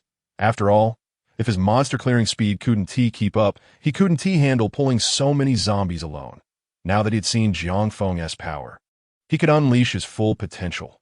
Consequently, Su Fei and the others were astonished to see Li Bo draw in nearly 30 level 1 zombies at once. Jiang Feng, with just 3 lightning balls, managed to reduce their number to only 2. Li Bo then swiftly dispatched them and continued his tactics. In less than 5 minutes, They had cleared out a horde of around 100 level 1 zombies. Finally, they arrived at the level 2 zombies on the street. Monster name, zombie level. Level 2 evaluation, ordinary health. 300. How many are you pulling? Feng Ge, Li Bo inquired, gazing at the more robust level 2 zombies ahead. Jiang Feng pondered for a moment and replied, let us start with 5 and see. All right, Li Bo agreed, and once again a phantom shield flew out. This time, only 5 level 2 zombies came rushing after them. Jiang Feng merely wanted to gauge how many he could eliminate with his lightning ball and how much experience he would receive. After all, he needed to plan carefully. Otherwise, if he ran out of mental energy midway, it would be disastrous. As the 5 level 2 zombies charged forward, Jiang Feng showed no hesitation. Instantly, he hurled a lightning ball. The onlookers witnessed as the foremost zombie's head displayed a damage value, 300. A one-hit kill, but it didn't end there. The lightning ball continued to fly backward, piercing through all 5 level 2 zombies that Li Bo had attracted. It then traveled a short distance before disappearing due to exceeding the attack range. Meanwhile, the system's voice echoed in Jiang Feng's ears. Ding! Congratulations, you have slain a level 2 zombie, experience 20. Ding! Congratulations, you have slain a level 2 zombie, experience 20. Feng Ge, are you really just a lightning mage? If this isn't a hidden class, then I don't know what is. Li Bo exclaimed in awe at a level 4 lightning mage, and you're this formidable against level 2 zombies.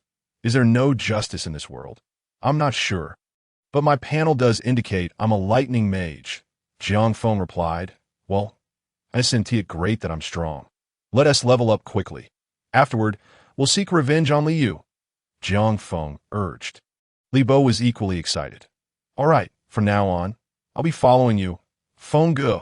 With that, Li Bo continued to attract monsters. Jiang Feng only needed to stand behind Li Bo, continuously releasing lightning balls while Li Bo kept pulling monsters. There were nearly 300 level 2 zombies around them.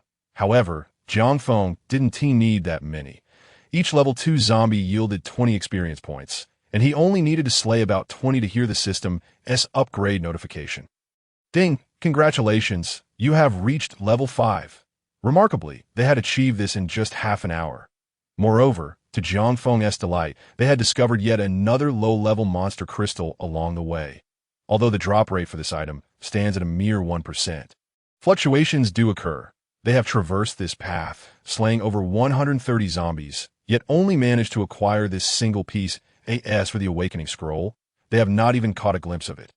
Su Fei and his companions originally hoped to assist in gathering items. Alas, the abysmally low drop rate has left them disheartened. Ultimately, the trio settled at the entrance, engaging in a game of landlord.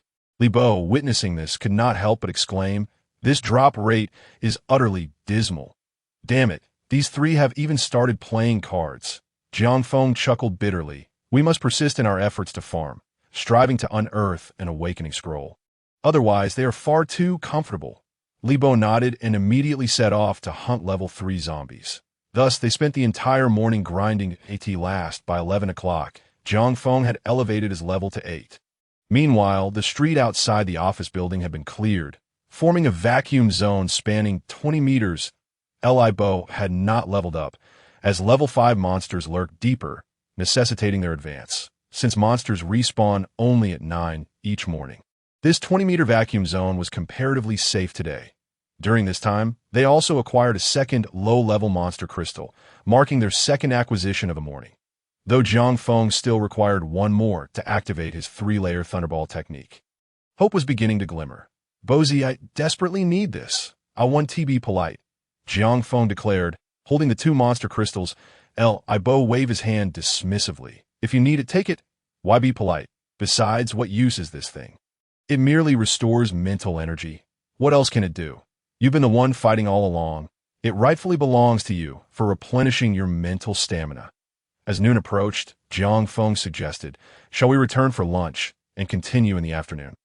At your astonishing pace, we might reach level 13 today, catching up to Liu. After a moment's thought, he added, wait a moment, I have a feeling we can exploit a bug. A bug? How do we do that? Li Bo inquired. Jiang Feng pointed to a nearby level 3 zombie. You go and lure that zombie over. Pin it against the wall, and don't let it fight back. All right. Billy Bo was uncertain of Jiang Feng's intentions. He complied. Jiang Feng then called over Su Fei and the others, who were waiting for them to return for lunch. Each of them wielded a kitchen knife. Despite lacking awakened professions, some means of self-defense was still necessary. Su Fei, use your knife to slay this zombie. Jiang Feng instructed. Su Fei hesitated. Brother Feng, this is a level 3 zombie. Without an awakened profession, it might take dozens of stabs to defeat it. Forget about that.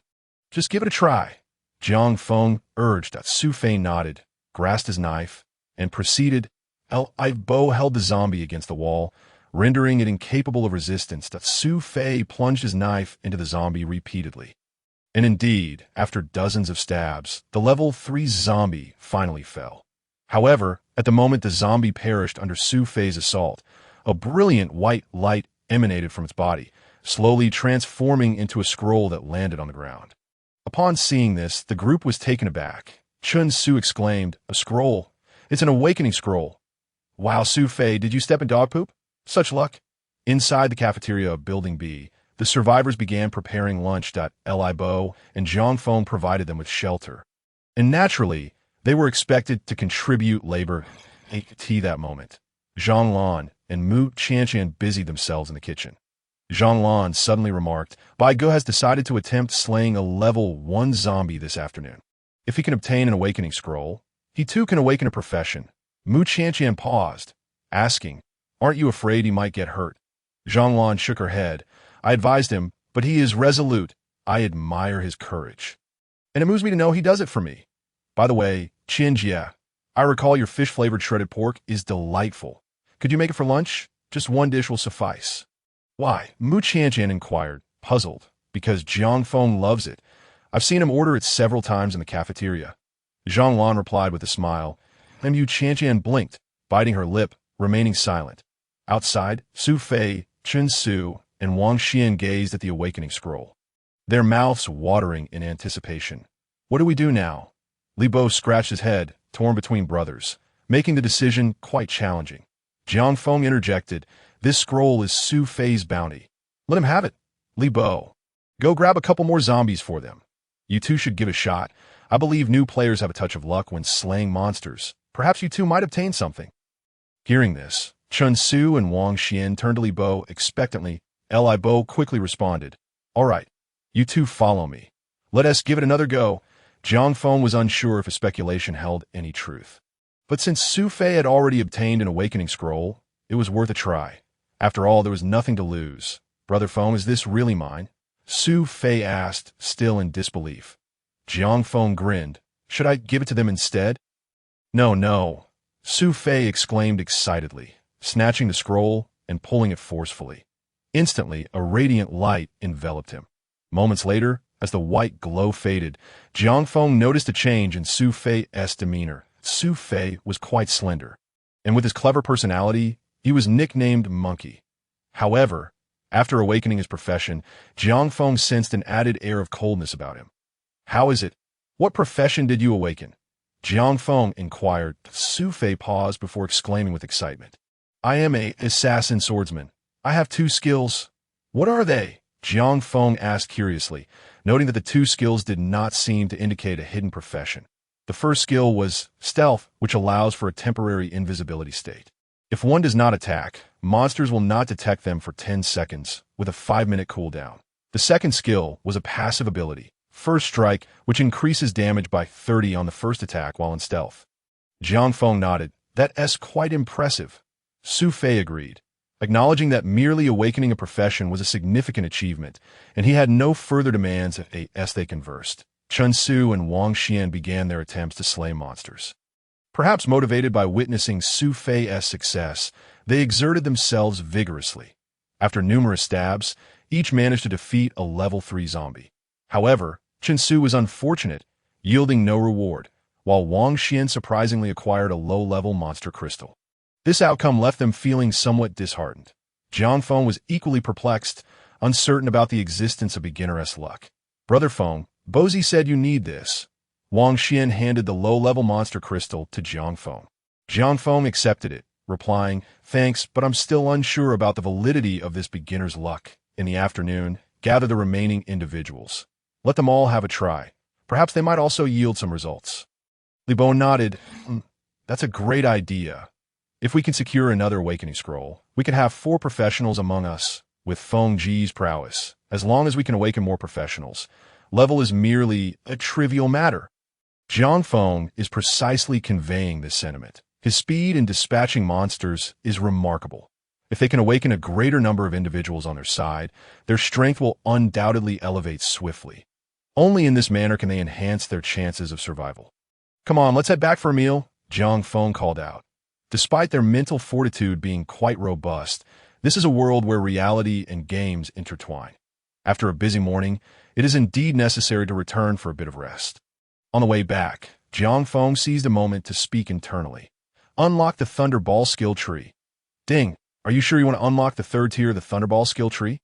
The system's voice immediately resonated. Confirmed. Jiang Feng replied. Ding, congratulations, you have unlocked the 3rd tier of the Thunderball skill. You can now view the effects of the 4th tier, as the system's voice echoed. Jiang Feng felt the 3 initial monster crystals in his hand vanish. Subsequently, the information regarding the skill tree emerged. 3rd tier, Thunderball, level 3. Casting time, 0.7 seconds. Power increase, 300. Attack range increase to 13 meters. Activated 4th tier, Thunderball, level 4. Casting time, 0.6 seconds. Power increase, 400. Attack range increased to 14 meters. Requires 4 initial monster crystals to activate. 5th tier. Activate the upper tier to view. Gazing at the attribute information, Jiang Feng couldn't help but quicken his breath. Indeed, the 4th tier promises a 400 increase. At this rate, his Thunderball skill could potentially become extraordinary if he were to acquire even more advanced skills in the future. The damage would surely be. Jiang Feng felt a surge of anticipation within. Even disregarding the 4th tier for now, merely activating this 3rd tier could likely result in a qualitative transformation of his Thunderball damage. This afternoon would be a perfect opportunity to test it out, Jiang Feng mused to himself. Upon returning to the office building, Jiang Feng was taken aback to find everyone standing and waiting for them, none having started their meal. Clearly, aside from Li Bo's guidance, these individuals have gradually begun to adapt to the survival rules of the apocalypse. Good afternoon, Senior. Li Bo casually greeted Mu Qianqian, who stood at the front. Good afternoon, Senior. Good afternoon, Senior. To Jiang Feng's surprise, the 3 behind Su Fei chimed in as well. This unexpected chorus rendered Mu Qianqian somewhat embarrassed. Jiang Feng, trailing behind, found her lowered gaze endearing and followed suit, saying, Good afternoon, Senior. However, he did not anticipate that his greeting would cause Mu Qianqian's fair face to flush, and she unexpectedly responded, Gee, good afternoon, Junior. With that, she hurried into the kitchen. Li Bo and the others turned back. Astonished, what just happened? The Senior never said Junior to me. Yeah, and why didn't she blush when I greeted her? Wang Xian was the first to regain his composure, chuckling, What strength do you possess to compare with my Feng Ge? Go on, off to eat. Only then did the group disperse, bemused to have their meals. However, when the food was finally served, Li Bo and the others were left dumbfounded. Wait, why are the 3 of us having eggplant stir-fried with meat, while Feng Ge gets fish-flavored shredded pork? Exactly what's going on. Zhang Lan laughed. Eggplant stir-fried with meat was made by me. There was only enough seasoning for 1 serving of fish-flavored shredded pork, she added with a knowing smile directed at Jiang Feng before departing. Li Bo and the others looked at Jiang Feng in unison. Su Fei remarked with a grin, I can't believe it. Feng Ge just leveled up this morning. Did our beautiful boss really fall for him? Wang Xian replied, That's only natural. If I were a woman, I would be swayed too. After all, who doesn't admire a strong individual? It was unexpected that even without exerting any effort, Feng Ge had already succeeded where Li Yu had failed in winning over Senior Qianqian. This aptly illustrated the saying, just focus on becoming stronger, and beauties will naturally come your way. All right, let us eat, that you'll have your turn eventually. Jiang Feng chuckled helplessly, realizing why he felt Mu Qianqian was acting a bit strangely earlier. Afternoon, outside building B. As you all can see, this area is temporarily safe. Shortly, I will capture a few zombies, and each of you will need to take a shot at them. Who knows what might drop? However, any dropped items will be distributed among us. If anyone feels dissatisfied, they can slay zombies on their own. If you manage to obtain an awakening scroll, it will be yours. Li Bo announced that aren't you all going to practice leveling up this afternoon? Mu Qianqian inquired, glancing at Jiang Feng, standing nearby. I still need to level up. Li Bo and the others will be testing their beginner's luck this afternoon. Our current awakening scrolls are too few. If we can awaken a few more individuals, that would be splendid. As for levels, I will guide them in leveling up. Mu Qianqian nodded, noticing that she dared not look him in the eye. Jiang Feng smiled wryly and said, "Thank you for the lunch, senior. It was delightful." With that, he turned and made his way toward the leveling area, leaving Mu Qianqian standing there, her cheeks flushed. Does he think I'm an easy person? Mu Qianqian suddenly pondered, but she quickly suppressed the thought. This afternoon, Jiang Feng intended to directly hunt level 5 zombies. Monsters of a higher level would yield no experience. Therefore, Su Fei stayed behind to assist Li Bo. Jiang Feng arrived on the street and surveyed his surroundings. He quickly pinpointed his leveling direction. To the right was a main road leading to the expressway, teeming with zombies. Even deeper within, there were some monsters with unrecognizable names. To the left, however, was a commercial district where monsters were noticeably fewer, but their levels ranged from 5 to 8, making it an ideal place for him to level up. Most importantly, there was a small supermarket in this commercial street. If he could clear out the monsters here, he would be able to procure the supplies from the supermarket, at least ensuring a replenishment of their food stock. Resolute, Jiang Feng wasted no time and headed in that direction. Thunderball! As he drew near, Jiang Feng unleashed a thunderball from his hand. This time, even he was taken aback, for he noticed that the thunderball had transformed from white to purple. The arcs of lightning crackling around it were also purple. Clearly, this transformation was due to the unlocking of the 3rd tier of the Thunderball skill tree. He had not anticipated that this upgrade would not only enhance damage, but also alter its appearance. If it were to reach level 5, he wondered what other changes might occur. While Jiang Feng mused, the Thunderball surged into the horde of zombies. Level 5 zombies boasted a health pool of 1,000. However, Jiang Feng was astounded to see that his Thunderball pierced through 7 zombies before finally halting, and even the health of the 8th zombie had plummeted significantly. Witnessing this damage, Jiang Feng couldn't help but marvel. 7.5 zombies. My Thunderball damage has reached over 7,000. If I were to face level 1 zombies, wouldn't I be able to eliminate 30 or 40 of them in a single strike?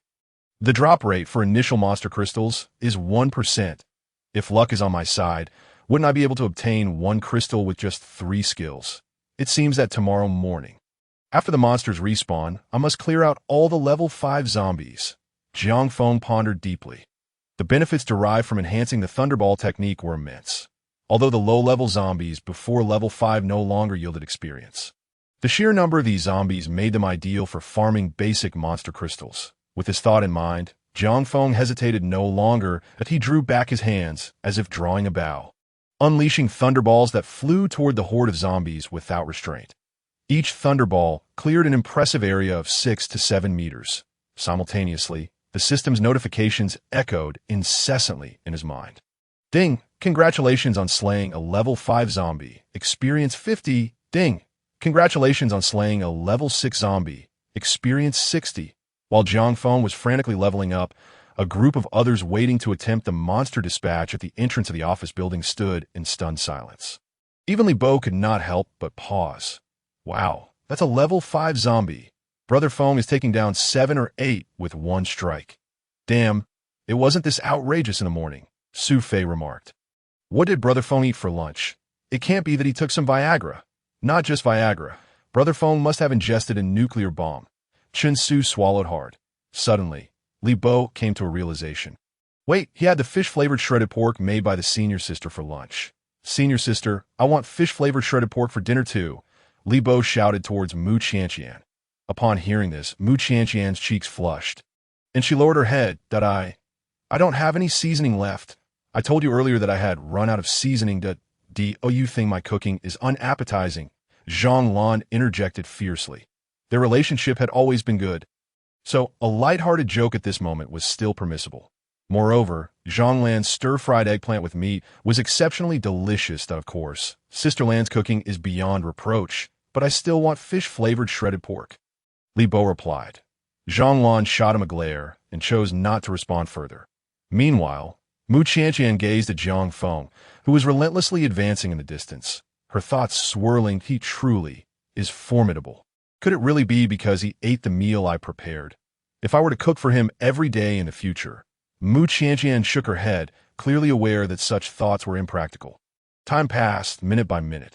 After 2 hours, Jiang Feng had finally cleared the entire commercial street of zombies. At this moment, his level had reached just over level 11, not far from level 12. This was still due to the scarcity of level 9 zombies on this street. He had already exhausted his experience from level 8. Otherwise, he would undoubtedly have reached level 13. Observing that the street was now devoid of zombies, he made his way toward the supermarket. The supermarket was empty. After confirming its safety with a quick scan, he turned and called out, "I've cleared a supermarket over here. Fei Zi, bring a few tested individuals to start transporting supplies." Su Fei promptly responded, "Understood." The others, upon hearing about the discovery of a supermarket, were instantly filled with excitement. This signified that they would have food to replenish their supplies. Without delay, Fei Zi led several people to begin transporting the goods. Even Li Bo paused his testing and called over the remaining individuals to join him. In truth, the results of the testing had become quite evident at this point. Jiang Feng sensed that the novice monster dispatch simply did not exist. Su Fei and Wang Xian's earlier successes were purely a stroke of luck. Jiang Feng was resigned to this. If it existed, it would be great, but if not, then so be it. As he organized people to start moving the supplies, Jiang Feng prepared to change direction and continue leveling up. He aimed to elevate his level to at least 13 today. In this game world, where the real and virtual realms had merged, monsters grew stronger each day. Only by becoming powerful himself could he ensure that Li Bo and the others would eventually keep pace. However, just as Jiang Feng was walking toward the other side of the street, a roar suddenly echoed through the commercial area. Almost simultaneously, Li Bo shouted, "Retreat, retreat. There is a monster in here." Realizing the gravity of the situation, Jiang Feng hurried back. As he reached the street corner, he was met with the sight of a massive zombie, towering at nearly 3 meters, charging out from within the commercial street. Monster name: Flesh-eating zombie level, 10 evaluation, elite health, 20,000. Oh no, it's an elite monster. Fei Zi, run. At this moment, Li Bo also caught sight of the monster's information, his expression shifting dramatically. The others were even more terrified, frantically fleeing from the supermarket. In the chaos, several women were knocked over by their male companions rushing past. Su Fei attempted to help some of the fallen, but Li Bo shouted, "Forget it, be careful not to get caught too. Those who can still move, get up and run." As he spoke, he raised his hand, and 3 energy shields flew out, forming a barrier before the flesh-eating zombie. However, the beast charged forward with a terrifying momentum, crashing through the 3 shields with ease. Seeing this, Li Bo dared not hesitate any longer. After all, he was 2 levels below this monster. He immediately turned and sprinted away. Out of the corner of his eye, he noticed 3 or 4 girls still struggling to get up. Yet, there was nothing he could do. His own survival took precedence. Suddenly, he spotted Mu Qianqian, who was also on the ground. Clearly unable to escape now. In this urgent situation, Jiang Feng's voice rang out. "Li Bo, form a team." A team request was sent simultaneously. Li Bo did not hesitate to agree, although he was unsure why Jiang Feng wanted to team up at this moment. Inquiring would clearly be inappropriate. Just as Li Bo was about to remind him about the future sister-in-law being present, Jiang Feng had already spoken. "Don't look back. I'll handle this." Li Bo, seeing this, no longer concerned himself and continued to run. At this point, Jiang Feng was at least 30 meters away, far beyond the range of his attacks. Yet the flesh-eating zombie was now merely a dozen meters from the supermarket. Jiang Feng observed as the zombie opened its gaping maw and swung its head, uprooting a nearby large tree and flinging it aside. Beneath that tree, several frightened individuals hiding there were suddenly revealed. Those individuals, witnessing the flesh-eating zombie expose them, were horrified and fled in terror. However, the beast's massive mouth opened wide, and an extraordinarily long tongue shot out, ensnaring one man's torso and yanking him back, swallowing him whole in an instant. This scene left the others pale with fear, and they dared not pause their flight. Several girls scrambled to their feet, calling for help as they ran. Though they had risen, They were still too close to the flesh-eating zombie. The next moment, it seemed inevitable that the monster would attack them. Mu Qianqian was among them, her face turning ashen upon witnessing this. Instinctively, she cried out, "Help!" However, that grotesque, flesh-eating serpent's head had already swung menacingly in their direction, and Mu Qianqian could even sense a putrid stench wafting towards her. Several girls were so terrified that their legs refused to obey them. Some had even collapsed to the ground, unable to do anything but weep. Mu Qianqian glanced back and saw Jiang Feng rushing towards them. Her eyes reddened with fear. Meanwhile, the serpent's head, grotesquely elongated, swept towards her in an instant, ensnaring her as well. This time, however, the ghastly creature seemed to be driven by greed, not retracting its tongue, but instead ensnaring 3 girls in one breath, as if desiring to satisfy its hunger all at once. Yet, this fleeting moment of avarice afforded Jiang Feng an opportunity. As he charged into range, he unleashed a barrage of 5 or 6 lightning orbs in rapid succession. These orbs detonated one after the other against the flesh-eating creature, each strike accompanied by a series of damage notifications above its head. -5100, -5200, -5100, -4600. Concurrently, the serpent's tongue, which had ensnared the 3 girls, vanished without a trace. The trio fell from mid-air, but, fortunately, survived the ordeal. Jiang Feng then observed the flesh-eating creature dissipate into thin air, leaving behind several radiant shards scattered on the ground and that moment. The system's voice finally chimed in. "Ding! Congratulations on slaying the flesh-eating zombie. You have gained 5,000 experience points. Ding! Congratulations, you have reached level 12. All attributes 1. Free attribute points 10. Ding! Congratulations, you have reached level 13. All attributes 1. Free attribute points 10. As 2 beams of golden light enveloped him, Jiang Feng couldn't help but smiled. He had not anticipated that this level 10 elite monster would yield such a wealth of experience. At that moment, he heard Li Bo's astonished exclamation from behind. "Wow, Feng Ge, you are incredible. That was a level 10 elite monster, and you took it down in one blow. This elite monster gives such high experience. I've jumped from level 8 to level 11 in one go. I'm not far from level 12 now." Upon hearing Li Bo's shout, the surrounding individuals began to realize that the once menacing flesh-eating creature had indeed vanished. Zhao Sanbai clenched his fists at the sight. This kid must be around level 10, yet his strength is astonishing. Compared to him, Liu is nothing but a pile of refuse. No, I need to awaken my profession quickly. Staying close to this kid is the best way to survive. Jiang Feng approached and first stowed all the items into his backpack before helping the 3 girls to their feet. "If you're all right, you should go rest now.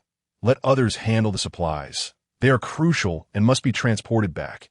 However, Jiang Feng was not devoid of compassion. After all, those 3 had just taken a fall, and they likely could not carry anything. It was a relief that they had not suffered any serious injuries. Mu Qianqian looked up at Jiang Feng, her tear-streaked face managing to muster a smile of survival. "Thank you." Jiang Feng nodded in response, remaining silent. His primary concern had been to avoid further casualties, and it was only after aiding Mu Qianqian that he realized she had nearly been consumed as well. Originally, they had been 48 in number, but with 1 loss to the creature, only 47 remained. That if anything happened to these 3, they would be down to 44, while having fewer people might mean more resources for the time being. In order to survive in this apocalyptic world, they needed more individuals to awaken as professionals. Only by banding together could their chances of survival increase. "How is everyone? Is everyone all right?" Zhang Lan and the others rushed over. Jiang Feng entrusted Mu Qianqian to her, saying, "Take these injured people back to rest. Li Bo, Fizi, hurry and get everyone to transport the supplies back. It's getting dark." "Understood." Li Bo and Fizi quickly began directing others to move the items. For safety's sake, Jiang Feng refrained from further leveling up, instead standing guard outside the supermarket. The supermarket was not large, yet contained a considerable amount of goods. They worked for over an hour to clear out everything useful from within. After taking stock, Li Bo exclaimed excitedly, "This haul is quite impressive. The water and food are enough to compensate for what Li Yu stole. We even found a set of batteries for an electric stove." "Ha! We can have hot pot for dinner." Jiang Feng chuckled helplessly, The thought of having hot pot amidst the apocalypse was oddly charming. It's getting dark. Let's head back, Li Bo called out. Jiang Feng gestured toward the small clothing store next to the supermarket. Call Chun Su and the others. We should grab some clothes to take back, that if we don't change soon, we might start to smell. Li Bo nodded, nearly forgetting about it until Jiang Feng reminded him. He hadn't changed clothes in days, and his garments were on the verge of falling apart.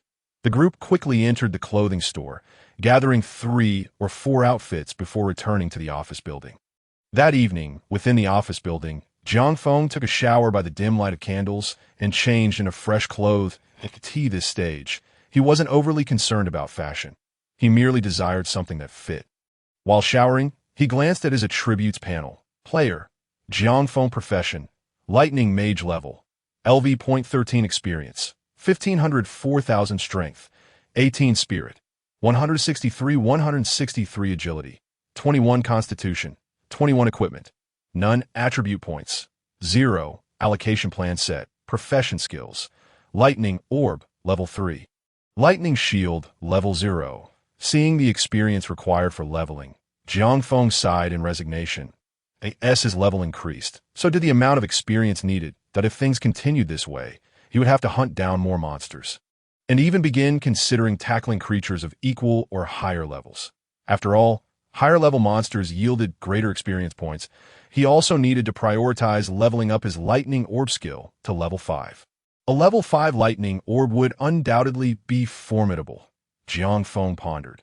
After finishing his shower and returning to his quarters, Jiang Feng began to inspect the items in his backpack, eager to discover what valuable treasures the flesh-eating zombie had dropped. To his astonishment, this level 10 elite monster had dropped 4 items in one go. Most surprising of all was a green longsword among the loot.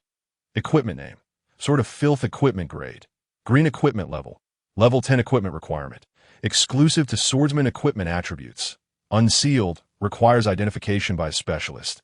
Looking at the sword, Jiang Feng felt utterly speechless. From yesterday until now, he had looted 2 weapons, one of which was green, yet none were usable by him. How unfortunate! As Jiang Feng pondered over the situation, he set aside the thought of the Jiang Wind. Although there were no appraisers or swordsmen among them, among the brothers, Wang Xian and Chun Su were equally unremarkable. Wang Xian was more adept at ideological work and would certainly be the one to manage the troops in the future, while Chun Su had been accompanying them on their outings, prompting Jiang Feng to decide to lend the sword to Chun Su for the time being. After all, possessing a weapon was always beneficial. Subsequently, Jiang Feng lifted the second item, discovering it to be a ring. Upon closer inspection, his eyes gleamed with excitement. Equipment name, Storage Ring Equipment Grade, Green Item Equipment Level, Level 10 Equipment Requirements, all professions equipment attributes, no attributes. Provides a space of 10 meters in length, width, and height for item storage. Seeing this item, Jiang Feng couldn't help but feel delighted. At last, he had acquired a space-type equipment and no longer would have to run around burdened with a backpack. He promptly adorned the ring on his finger and sensed a defined space. He then retrieved the long sword from his backpack and, with a mere thought, watched as the sword vanished from his grasp. Truly convenient. Jiang Feng's expression reflected his satisfaction. He then turned his attention to the third item. Suddenly, Jiang Feng discovered that it was, in fact, an awakening scroll. Good heavens, this elite monster was rather affluent, possessing such a treasure. Jiang Feng chuckled and stored it within the storage ring. Since he intended to give the long sword to Chun Su, he decided that the awakening scroll would be for Wang Xian. After all, they were brothers and fairness was essential. Finally, Jiang Feng regarded the last item. The IT was a stone radiating a blue hue, unlike anything he had ever seen. However, as his gaze settled upon it, he was pleasantly surprised to realize it was a monster crystal. Item name, Intermediate Monster Crystal. Item attributes, can be used to restore mental energy or to synthesize advanced monster crystals. An intermediate monster crystal from a level 10 monster. How elementary. Was this based on its rating? Could elite monsters indeed yield intermediate monster crystals? Jiang Feng pondered eagerly. Skill tree. How many basic monster crystals could one intermediate monster crystal be worth? Ding. An intermediate monster crystal is equivalent to 10 basic monster crystals. Upon hearing the system's response, Jiang Feng's eyes widened in astonishment. 10 basic crystals. He had only gathered 3 in the morning and none in the afternoon. To think that this level 10 elite monster had directly provided him with an intermediate crystal. It was evident that the higher the monster's rating, the greater the likelihood of obtaining valuable items. Without hesitation, Jiang Feng chose to use it. Instantly, he unlocked the Thunderball Technique. Ding! Congratulations, you have unlocked the 4th tier of the Thunderball skill tree. You may now view the attributes of the 5th tier. Ding! Would you like to continue unlocking the 5th tier? Continue unlocking. Jiang Feng responded without a second thought. Damage was of utmost importance at this moment. And if Tier 3 could alter the Thunderball, Tier 5 would surely bring even greater changes. Moreover, the benefits of the Thunder Shield technique were minimal for him at present. It would be prudent to conserve it for future needs, while his immediate priority was to enhance the damage of the Thunderball technique. Ding! Congratulations! You have unlocked the 5th level of the Thunderball technique, and you may now view the 6th tier. Ding! Congratulations, the Thunderball technique has gained a new effect. Thunderstorm. Please check for specifics. Ding! 1 basic crystal has been stored for future use. As the system notifications rang out, Jiang Feng eagerly opened the skill tree panel. 5th tier, Thunderball level 5, casting time, 0.5 seconds. Damage increased by 500.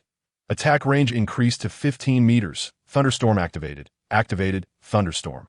Can detonate the Thunderball, inflicting area damage to enemies within a 15-meter radius. Range increases with attack distance.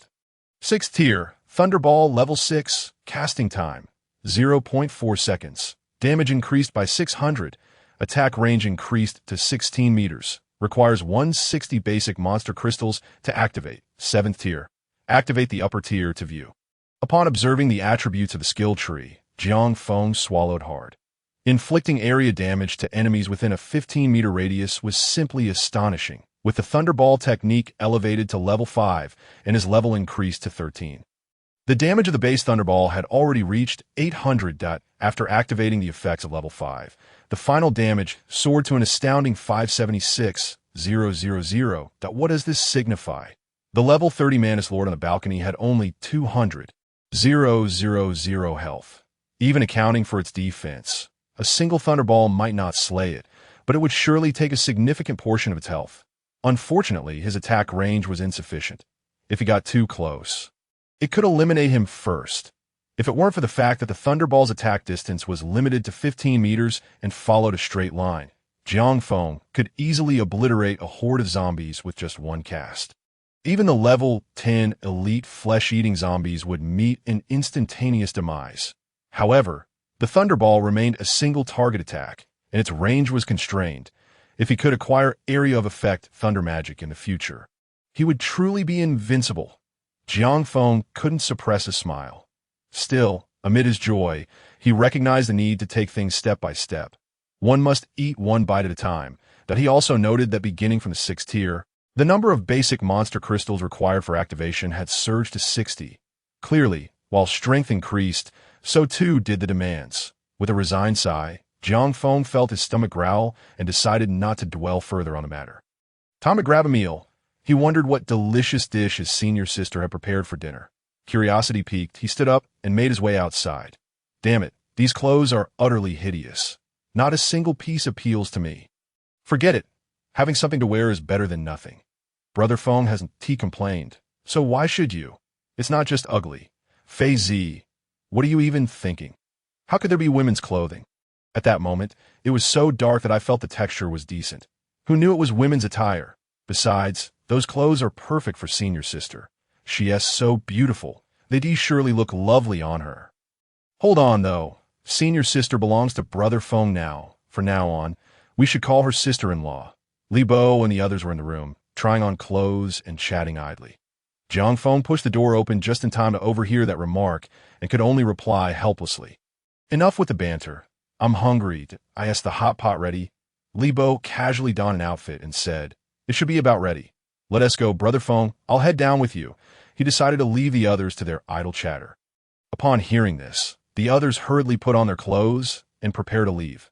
Just then, Mu Qianqian's voice rang out from outside. I have some bad news for you.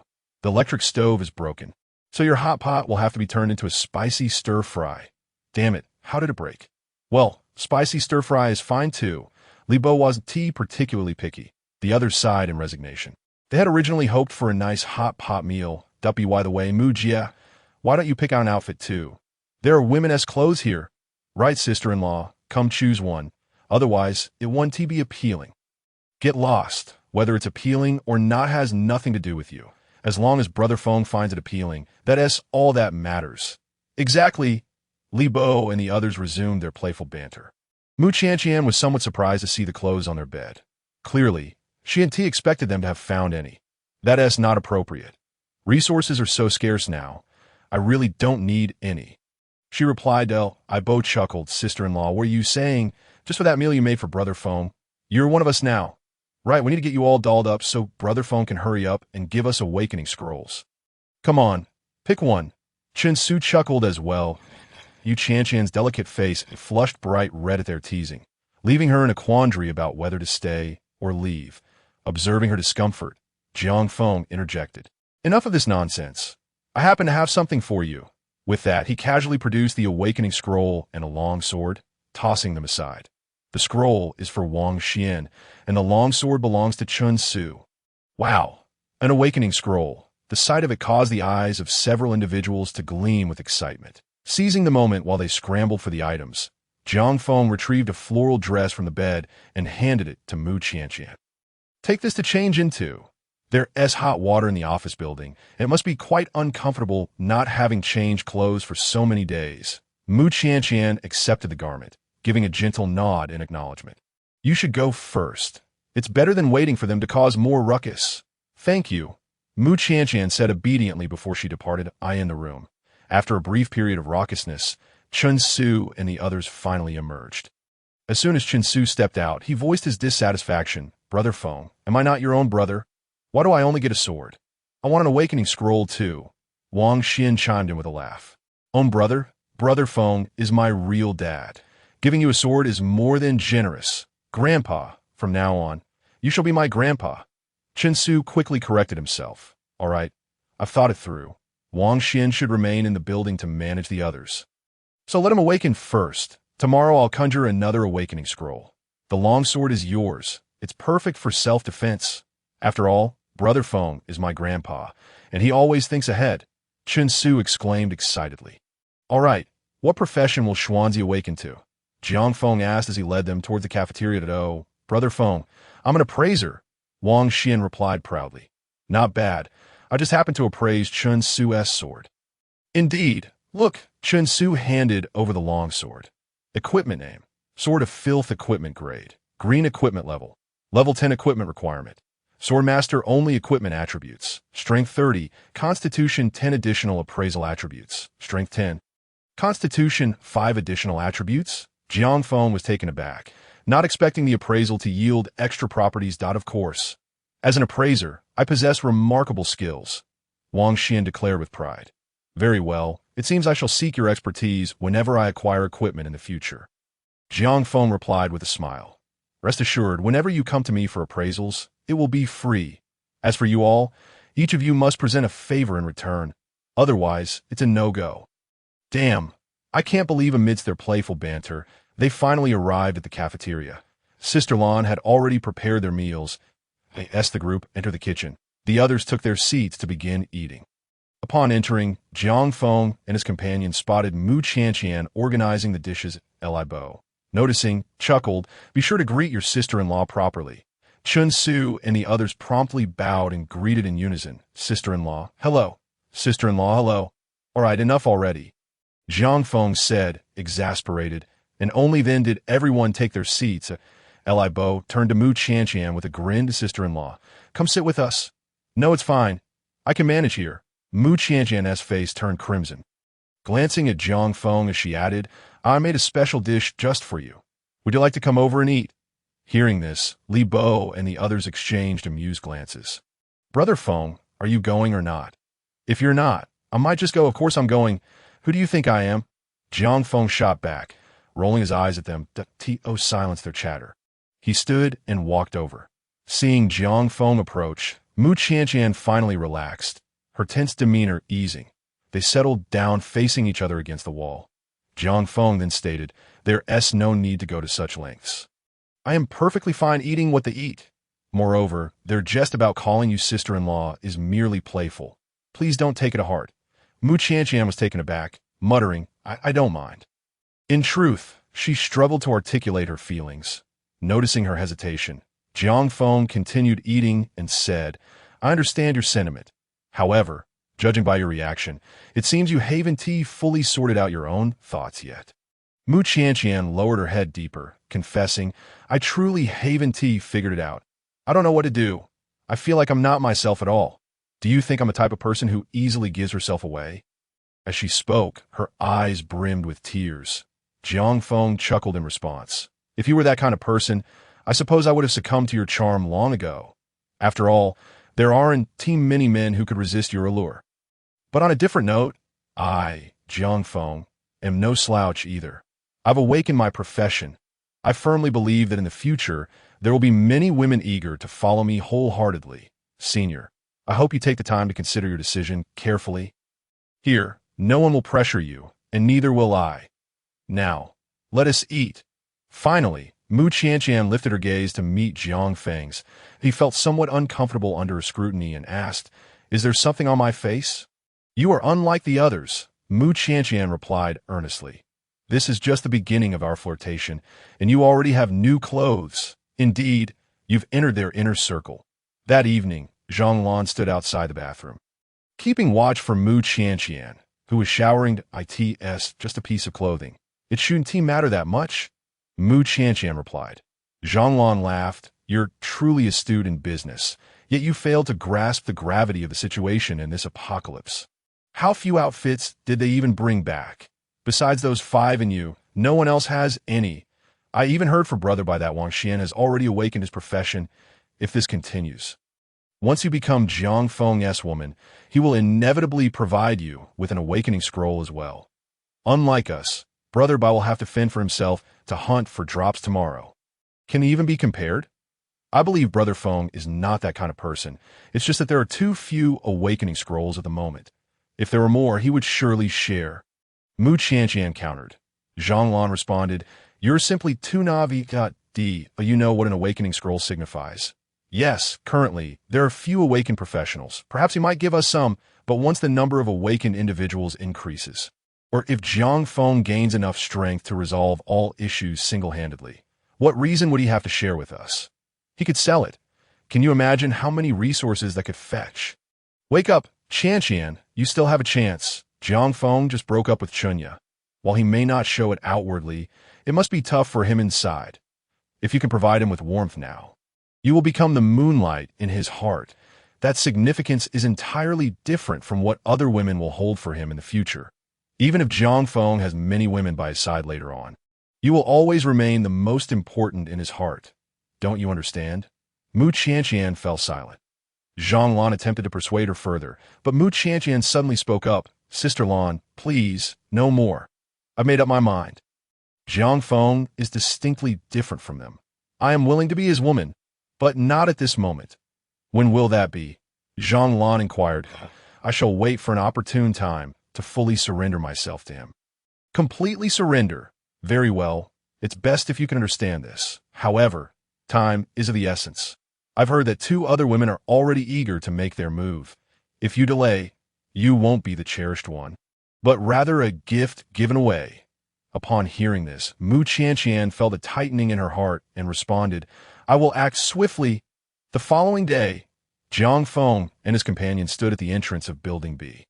As the clock struck 9, the monsters they had vanquished the previous day indeed reappeared. However, compared to yesterday, the number of level 1 zombies had significantly diminished. There were perhaps only 50 left, given this situation. It seemed likely that by tomorrow, there would be no level 1 zombies left in their vicinity. Brother Feng, Zhao Sanbai, and the other 2 wished to acquire awakening scrolls. I instructed them to search for level 1 zombies on the other side. Li Bo stated. Jiang Feng nodded that it is commendable that they possess courage. If they manage to return alive, they can be integrated into our core team. In the future, we will have surplus scrolls to offer them. Indeed, great minds think alike. Shall we commence? Li Bo asked. Jiang Feng glanced ahead and replied, "You need not engage just yet. I shall clear out the monsters below level 13 first. We will start training directly from level 13. The experience required for me to level up is exceedingly vast. I must enhance our efficiency." "Excellent." Li Bo, Su Fei, and Wang Xian all expressed their delight, while only Chen Su appeared visibly displeased. "I am missing the opportunity again." "I do not care, Brother Feng. You must procure an awakening scroll for me today. You promised yesterday." Chen Su began to pout. Jiang Feng chuckled helplessly, saying, "Unless the luck is exceptionally poor today, there should be at least 1,000 zombies below level 13. With a drop rate of 1 in 1,000, surely one will drop." With that, Jiang Feng ceased further conversation and proceeded to the forefront. With a swift motion of his hand, a purple lightning orb materialized in his grasp. Compared to before, the purple arcs of electricity seemed even more solid. Li Bo and the others could not help but be astonished. Jiang Feng wasted no time, hurling the lightning orb towards the densest cluster of monsters. As the orb plunged into the horde, a tremendous explosion resounded, obliterating everything in its vicinity. Countless arcs of electricity radiated outward, leaving the surrounding monsters utterly disintegrated. A 15-meter circular vacuum emerged in the midst of the horde. And even the ground was left with a circular crater from the blast.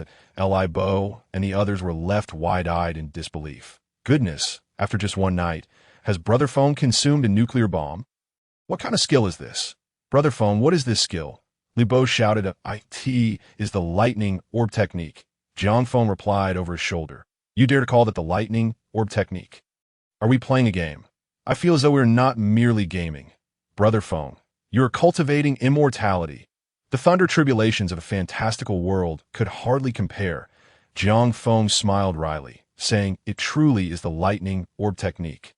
You will grow accustomed to it." With that, he resumed clearing the monsters without further ado. Meanwhile, at the entrance of the office building, Mu Qianqian gazed at Jiang Feng, who resembled a war god, and an involuntary smile graced her lips, her eyes reflecting admiration as she watched him for a while before departing. On the opposite side of the office building, Brother Bai, "Are you really going?"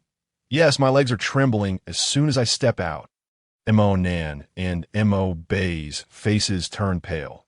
They were among those who had followed Zhao Sanbai to seek awakening scrolls. Yet now that they had truly ventured out, they found themselves hesitant. Zhao Sanbai gritted his teeth and declared, "We cannot continue to wait for Jiang Feng to provide us with scrolls. If we do, we will never enter their core circle. We must muster our courage. Only then can we earn their recognition. Consider for yourselves. I refuse to wait indefinitely. I want to grow stronger, even if it is merely standing beside Jiang Feng. It would be worth living this life." With that, Zhao Sanbai grasped a kitchen knife and charged at the nearest level 1 zombie, O Bei and Mo Nan. Seeing this, could only grit their teeth and join him in the charge. Unbeknownst to them, as they endeavored to alter their destinies, several youths on the 5th floor of building A were basking in the sun. They watched the 3 individuals below, resembling ants, engaging in a brutal struggle with a zombie. And laughter erupted. "Hey, look, isn't that Zhao Sanbai? I recognize his clothing. Indeed, it is him, along with Mo Bei and Mo Nan. These 3 are in quite a predicament. Precisely, they could have followed Brother Yu and avoided the dangers of battling monsters. Yet they insisted on tagging along with Li Bo. Now, they find themselves in a situation where they may meet their demise. Not entirely so." One of the youths chuckled. "Zhao Sanbai is different from us. We are all men. He has a girlfriend. If he does not take Zhonglan with him, she will inevitably end up with Brother Yu. That is true. It's a pity that Chunya is quite attractive yet has fallen for Chun Tai. It is said that she is involved with Brother Yu as well. Damn it. Once I obtain an awakening scroll, I will certainly have my turn with her. I have never even touched a woman in my life. Just thinking about it makes my mouth water. Your expectations are rather low. I heard that 2 more girls were taken down by Brother Yu last night.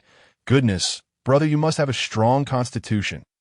Twice in one night, in Building A, the group of youths was engrossed in their conversation when suddenly their attention was captured by a flash of white light below. Just moments ago, they had been relieved that they had chosen to follow Li Yu and avoided the perils of monster hunting. Yet the next moment, They witnessed Zhao Sanbai and his companions actually obtain an awakening scroll. They recognized the white light of the scroll all too well. It had first appeared when the game manifested in the real world. Unfortunately, the nearest person to Li Yu had seized it immediately. Later, Chun Tai also found a scroll, and many had witnessed its usage firsthand. Goodness, what incredible luck Zhao Sanbai has. How could he possibly obtain a scroll? This complicates matters. Now they have 3 awakened practitioners on their side. We must inform Brother Yu of the situation at once. These 3 were among those who had initially followed Li Yu to seize food from Li Bo and his companions. They understood that if Li Bo and his group gained strength, it would not bode well for them at this moment. They were too preoccupied to continue watching and hurried off to find Li Yu. In the cafeteria of Building A, Li Yu had just finished breakfast and was preparing to head out to level up. Brother Yu, it's bad news. Zhao Sanbai just obtained an awakening scroll. Yes, their awakened practitioners have now reached 3. Upon hearing this, Li Yu merely scoffed. What does it matter that it dropped this morning? I can level up to level 15 today. Chun Tai can reach level 13 as well. He is merely an individual who has just awakened. What combat prowess could he possibly possess? But what about Jiang Feng? Have you seen him? Jiang Feng. No, I haven't seen him. Indeed, we have not caught a glimpse of him for the past couple of days. Upon hearing this, Li Yu sneered coldly. I knew it. Su Fei must be toying with me. A level 20 hidden class player? If he truly possessed such strength, he would have stormed in through the front door yesterday. Yet, it has been 2 days, and not a trace of him has been seen. Enough of them. Once I reach level 20, I shall test whether I can storm through the entrance at that time. I will eliminate them all.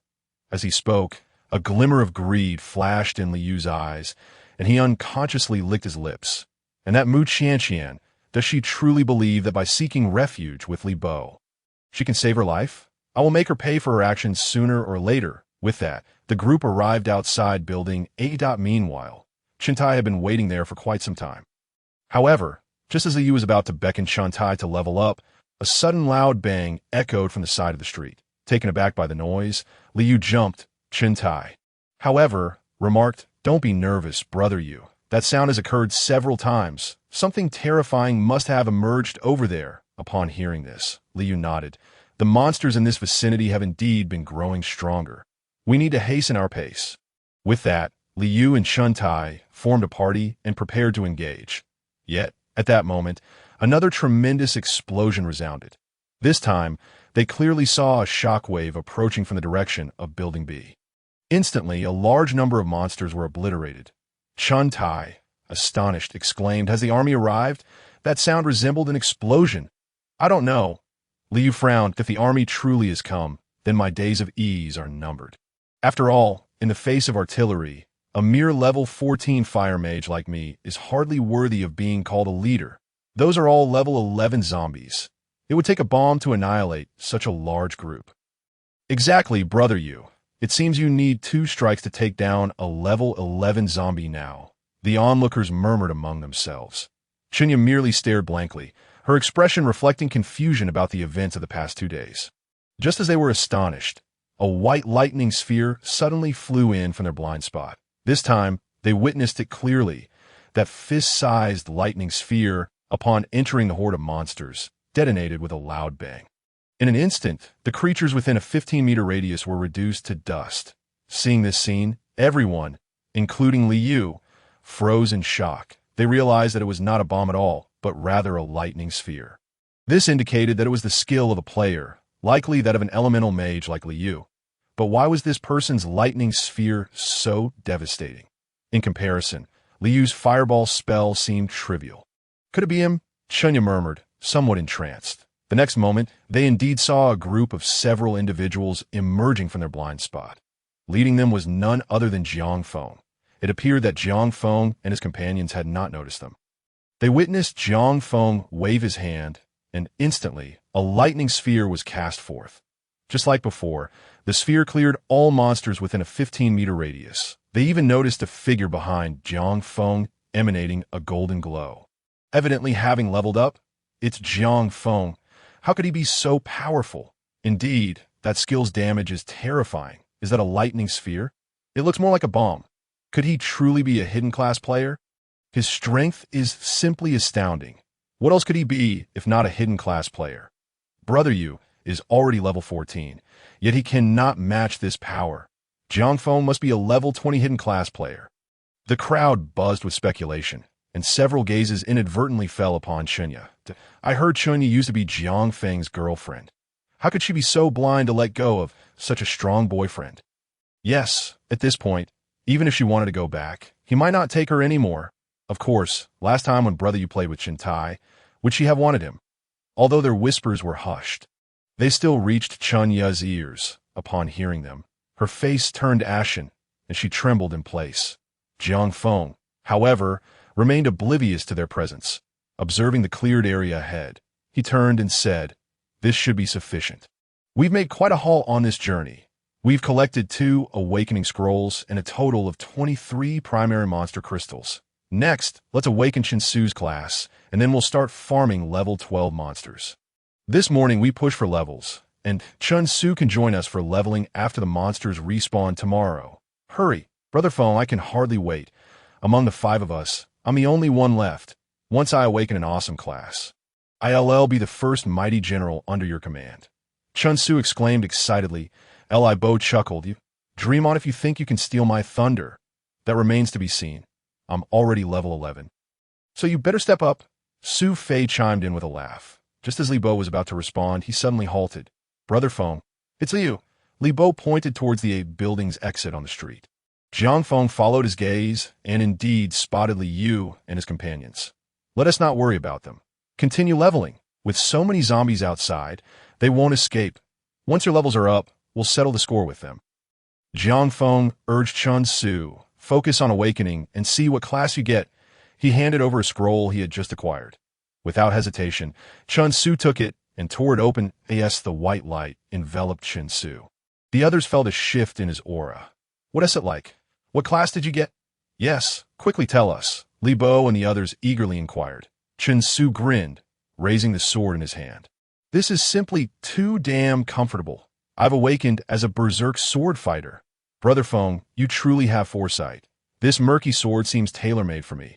I also have 2 skills, blade draw, release a blade of energy that attacks enemies within a 5-meter radius. Horizontal slash, rapidly strike the enemy in front 3 times, inflicting damage thrice. Sounds impressive. Well done," Li Bo remarked with a grin. Jiang Feng nodded in satisfaction. With that, all 5 members of their dormitory had finally completed their awakenings. Jiang Feng was a lightning mage, Li Bo a stealth master, Su Fei a stealth swordsman, Chinsu a berserk swordsman, and Wang Xian out among the 5 for combat classes, which was undeniably a stroke of extraordinary luck. After all, the world of the game included not only combat classes but also support and even life skills classes. Awaken 4 combat classes all at once was indeed exceptionally fortunate. Brother Yu, it seems that the one who awakened a class is Chinsu. Just now, a golden light also emanated from Su Fei. It seems that there are at least 4 awakened professionals on their side. At present, it is uncertain whether Wang Xian has awakened. If he has, that would make it 5. Chuntai's voice was laced with a hint of panic. "Enough chatter. Let us head back first." Li Yu's face was ghastly pale.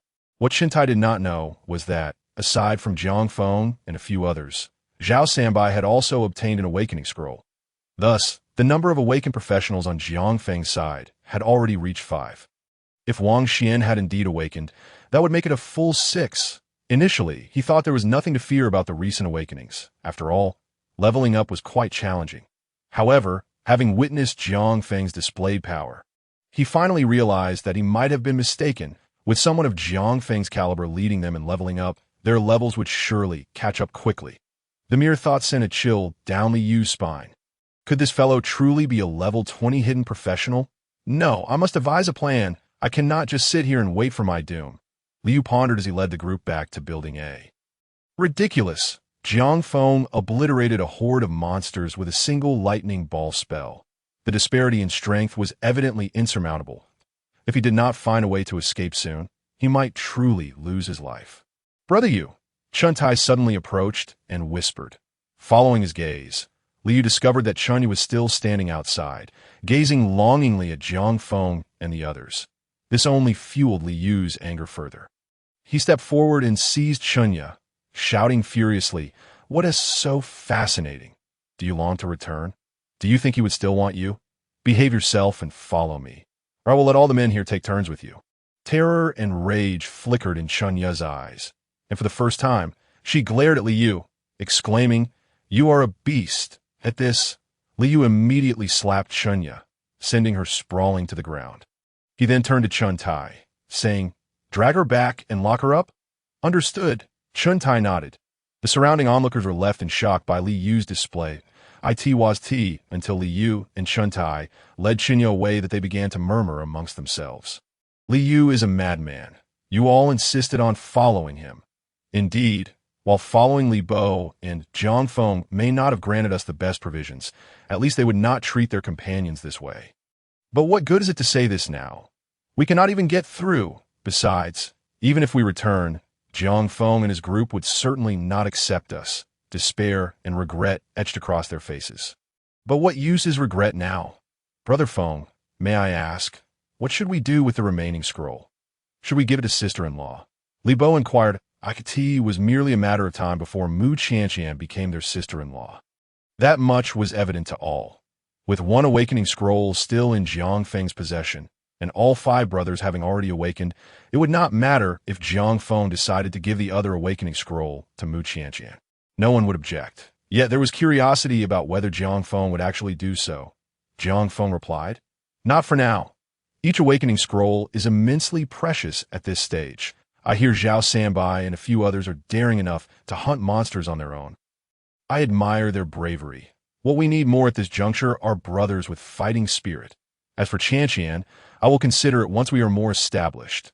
Li Bo nodded in agreement that in truth. He also preferred giving it to Zhao Sanbai, as having another spirited individual would increase their chances of survival. Just as Jiang Feng was about to rally everyone to begin leveling, a voice suddenly called out from the direction of their office building.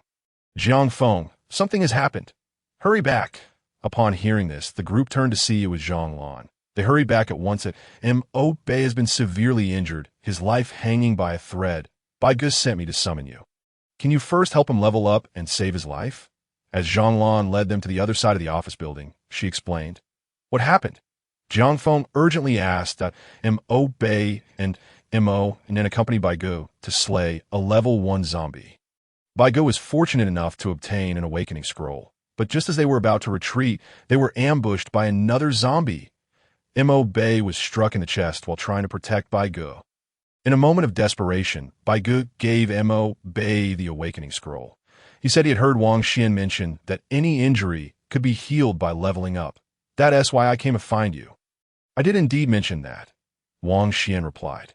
Hearing this, Jiang Feng couldn't help but admire Zhao Sanbai even more. To relinquish an awakening scroll in such circumstances was no small feat, especially considering he had not yet awakened himself.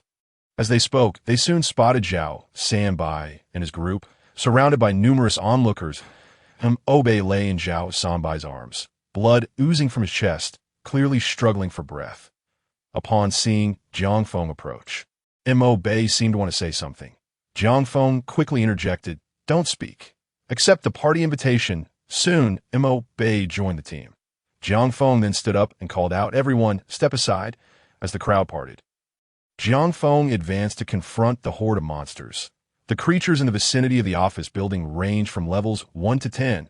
At this moment, Jiang Feng could not afford to worry about anything else. With both hands, he unleashed several lightning balls in rapid succession. As the explosions erupted, a golden light radiated from Mo Bei. As the golden glow appeared, his chest wound indeed healed instantaneously. However, Jiang Feng noticed that Mo Bei only emitted the golden light once, indicating that he had only leveled up once. Yet he had just slain over 100 low-level zombies. His level should not have increased by just 1. After the wounds on Mo Bei's body healed, he immediately regained his composure. He stood up to test himself and found he was indeed fine, and then excitedly exclaimed, "Thank you, Brother Feng, and thank you, Bai Ge. Without you both, I fear I would have." "Yes, thank you both. You saved my brother's life, and from now on, you can take my life whenever you need it." Monan added, "In this apocalyptic world, he and his brother relied on each other." naturally feeling immense gratitude towards Jiang Feng and Zhao Sanbai.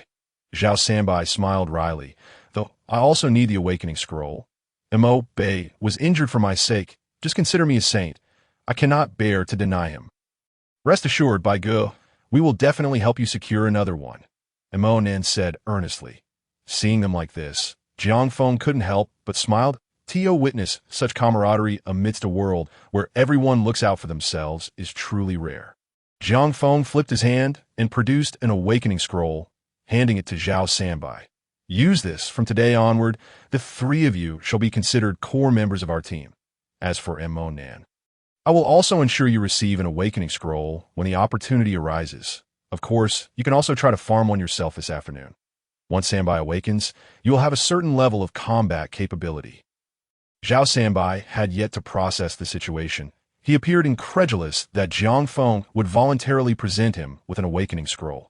After all, even Mu Qianqian had not received one. The recent developments in the relationship between Mu Qianqian and Jiang Feng had not gone unnoticed by anyone. Zhao Sanbai turned a glance at Mu Qianqian amidst the crowd. Upon noticing his gaze, Mu Qianqian remarked, "You should use it.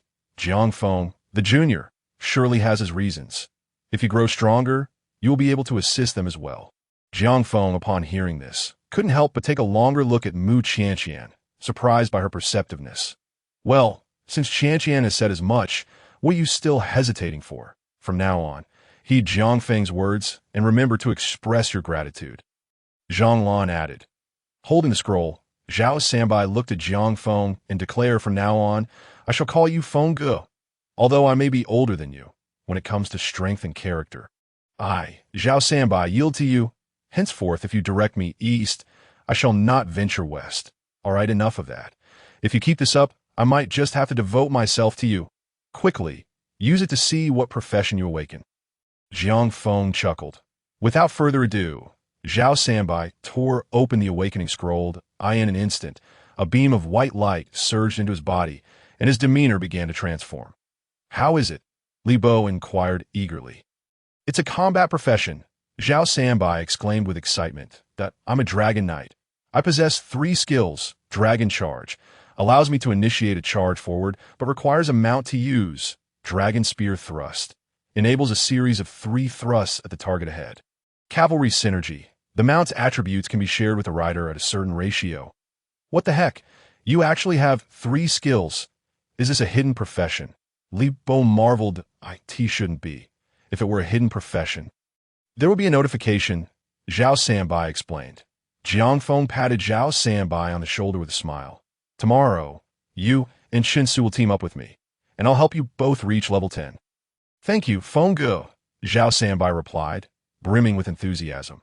Jiang Feng then turned his attention to Mo Bei. "The Sanbai scroll was given to you. What profession did you awaken?"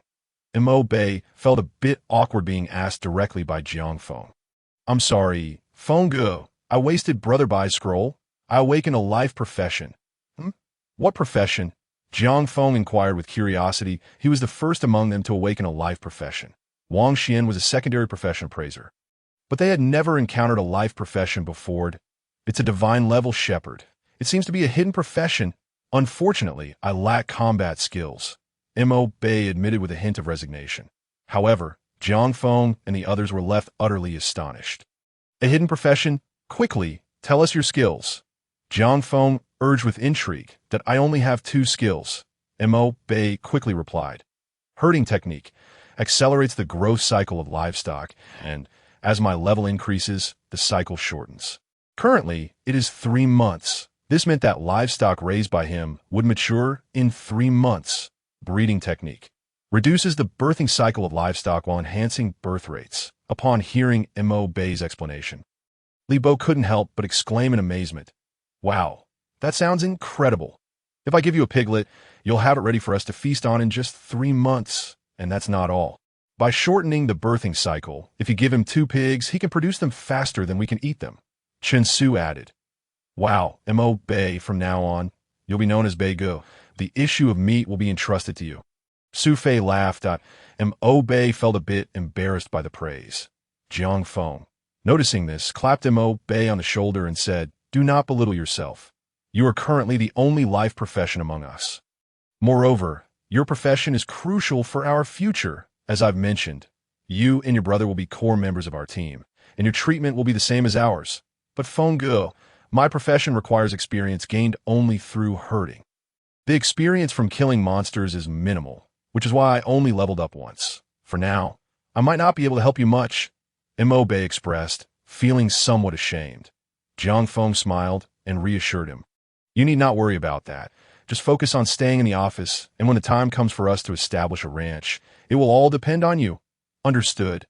Mo Bei nodded affirmatively. Jiang Feng glanced at the time and remarked, We've already spent quite some time. We need to expedite our leveling process. Chun Su, you stay with Sanbai, along with Mo Nan. I will take Li Bo and the others to the high-level area to grind levels. All right, everyone nodded, and soon they resumed their respective tasks. Jiang Feng had already reached level 14. Today, he aimed to push himself to level 18. Without further ado, Jiang Feng and his companions returned to the initial street and continued their leveling efforts. Meanwhile, inside Building A, Liu stood by the window, watching Jiang Feng and his group relentlessly grinding monsters and leveling up. His expression was grim, as if he were about to burst with anxiety. What should we do? At the rate they're going, they might storm through the front door by tomorrow.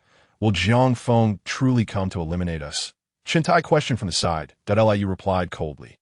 If Jiang Feng were to take your girlfriend, would you not seek his life? Aye. Chintai fell silent. While you were enjoying Chunya, you should have considered this possibility. Is it not too late to ponder whether he might kill you now? What solutions do you propose? With his strength, we might not stand a chance even if we band together. Not to mention, they have other professionals by their side. Chintai asked. Liu scoffed. He hasn't even arrived yet. Even if he manages to reach our company building before dark, he might not dare to take the risk of entering. After all, we are in the shadows while they are in the light. Nonetheless, we must prepare early. I already have a strategy in mind. Just follow my instructions. Thereafter, Liu laid out his plan to Chintai, due to the events involving Liu and Mo Bei taking up some time in the morning. When Jiang Feng and his group returned to continue their leveling, it quickly approached noon. Fortunately, Jiang Feng's strength was formidable, and by midday he had managed to elevate his level to nearly 16. Even Li Bo barely reached level 15, primarily because he could still gain experience from the level 16 zombies. However, Su Fei and Wang Xian were not so fortunate. Su Fei remained at level 13, while Wang Xian was only at level 11. Once they reached the level 16 zombies, they could no longer gain experience. Thus, after lunch, Wang Xian and Su Fei went to find Chun Su and Zhao Sanbai to assist them in leveling up while also helping Jiang Feng farm some basic monster crystals.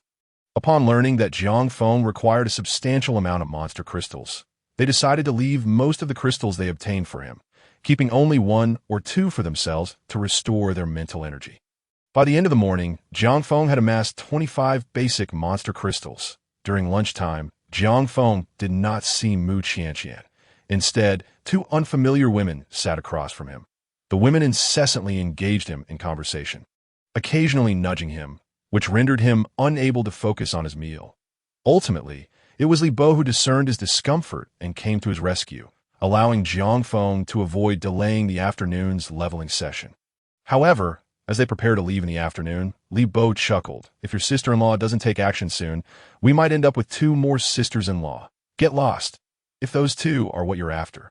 They can be yours, Jiang Feng retorted, unimpressed. Compared to Mu Qianqian, the 2 women were utterly unappealing to him, and he was not in the mood to entertain any distractions that, if a beauty like Mu Qianqian were to take the initiative, he might not refuse, but for now, he preferred to conserve his energy and focus on leveling up. By the afternoon, only Jiang Feng and Li Bo remained for leveling.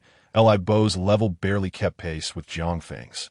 As he seized every opportunity for experience, the 2 began hunting level 17 monsters, which inevitably slowed their progress since level 17 and level 18 monsters were mixed together. Currently, at level 15, they could not gain experience from slaying level 18 monsters. Once they defeated the level 18 monsters, they would soon reach level 16, but find no more monsters to defeat. To maximize their experience, they had to slow their pace. Jiang Feng refrained from using Thunderstorm and opted for Thunderball, taking down 1 or a few monsters at a time. The afternoon swiftly passed, and when the clock struck 5, the sky began to dim. Jiang Feng had reached level 17, and he was not far from level 18. Li Bo had just reached level 17, making it clear that leveling up to 18 this year was unlikely. Brother Feng, don't mind me. It's getting late. You should aim for level 18 first, and we can call a day.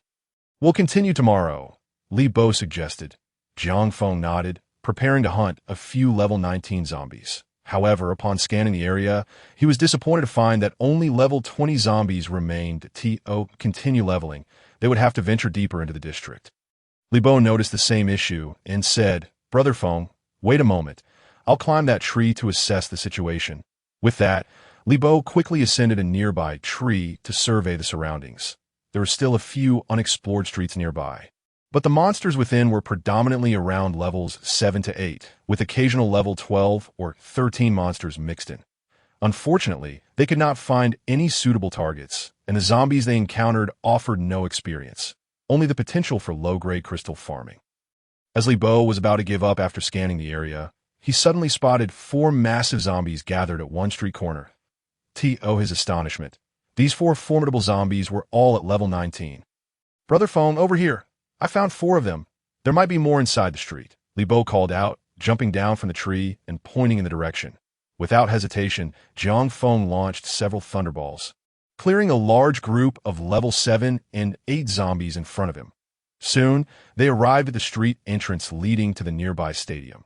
Jiang Feng had been there before, and sure enough, he spotted the 4 massive zombies clustered together, seemingly up to something.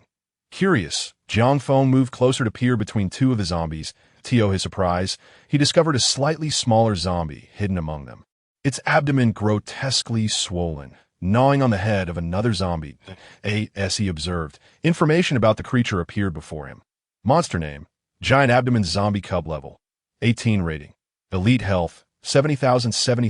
Seeing this information, Jiang Feng's eyes widened.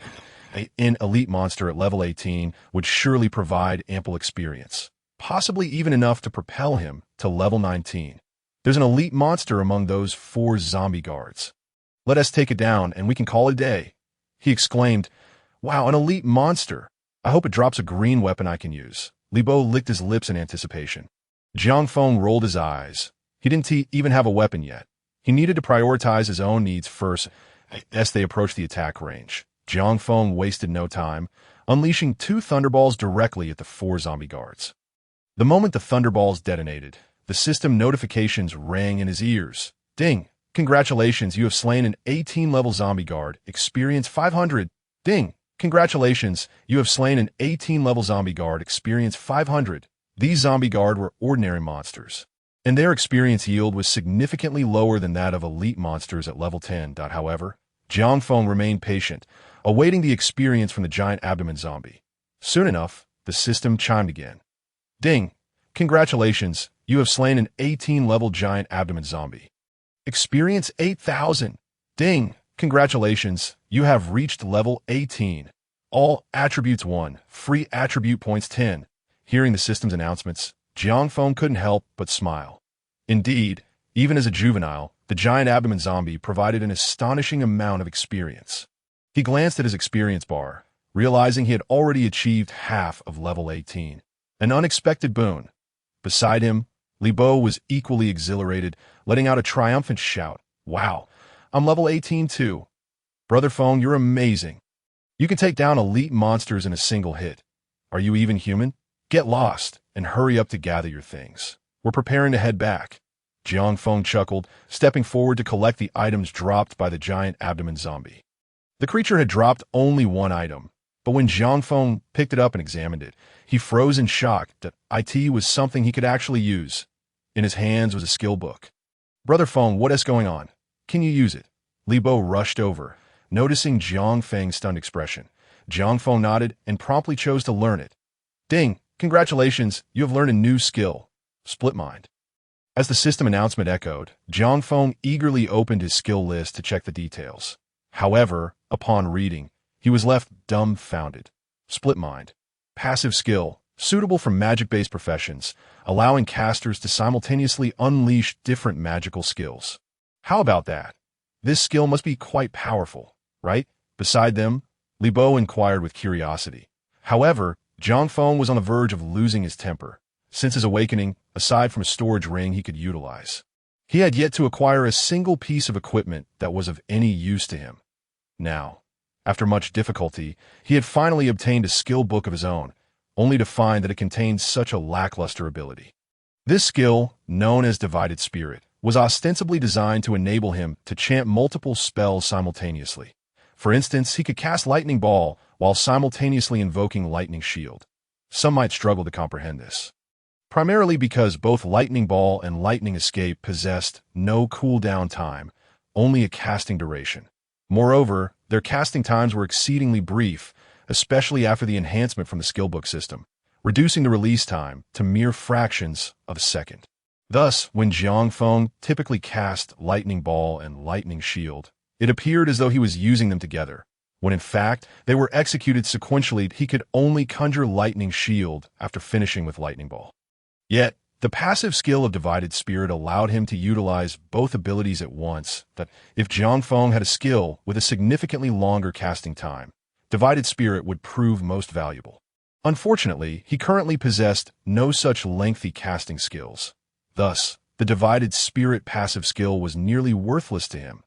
He sighed in resignation, feeling thoroughly unfortunate. Upon witnessing his reaction, Li Bo surmised that the skill was likely ineffective and refrained from further inquiry. As Jiang Feng walked back, he silently implored the skill tree, evolve the Divided Spirit skill. This was his last glimmer of hope. If the skill tree could enhance Divided Spirit remarkably, it might not be so bad after all. However, the system's subsequent response left him utterly speechless. Ding!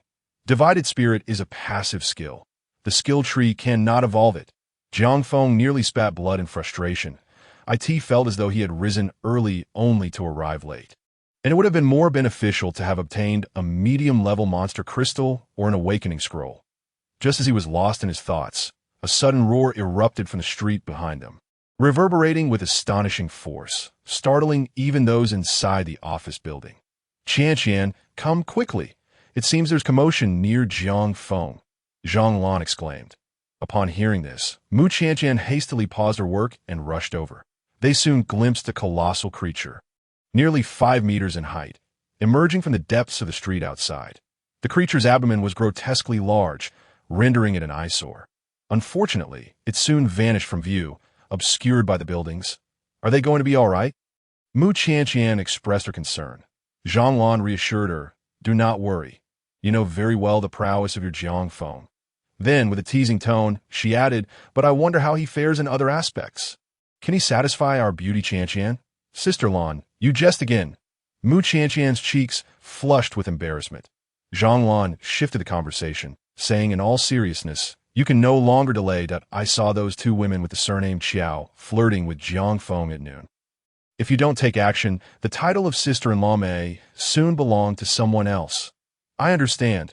Mu Qian replied, her face still flushed, before returning to her tasks. Meanwhile, in an office within building A, Liu and Chen Tai were likewise drawn to the commotion outside.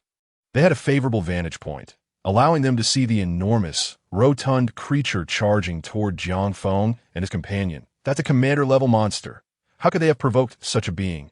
Chen Tai exclaimed, his face a mask of shock. Beside him, Liu's expression darkened to an extreme, for he realized that Jiang Feng had not chosen to flee. It seemed he intended to confront the commander-level beast head-on.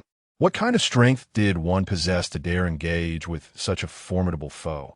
At least, in all honesty, Liu would never consider such a thing. Even encountering an elite monster would compel him to deliberate whether to take action. For a mage, being fragile, if one could not eliminate the opponent before they closed in, the outcome would be all too predictable.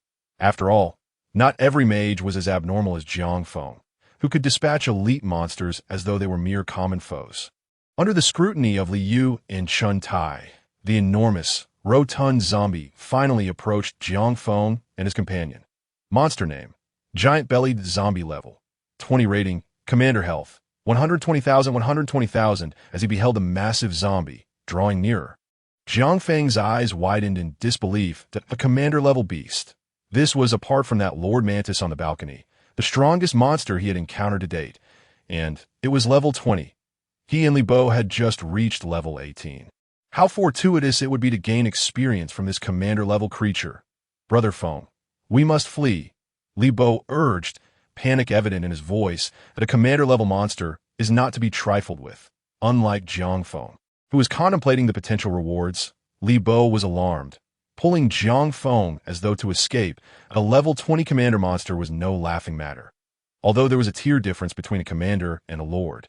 Recalling the ferocity of that level 30 Lord Mantis, one could easily surmise the might of this level 20 commander.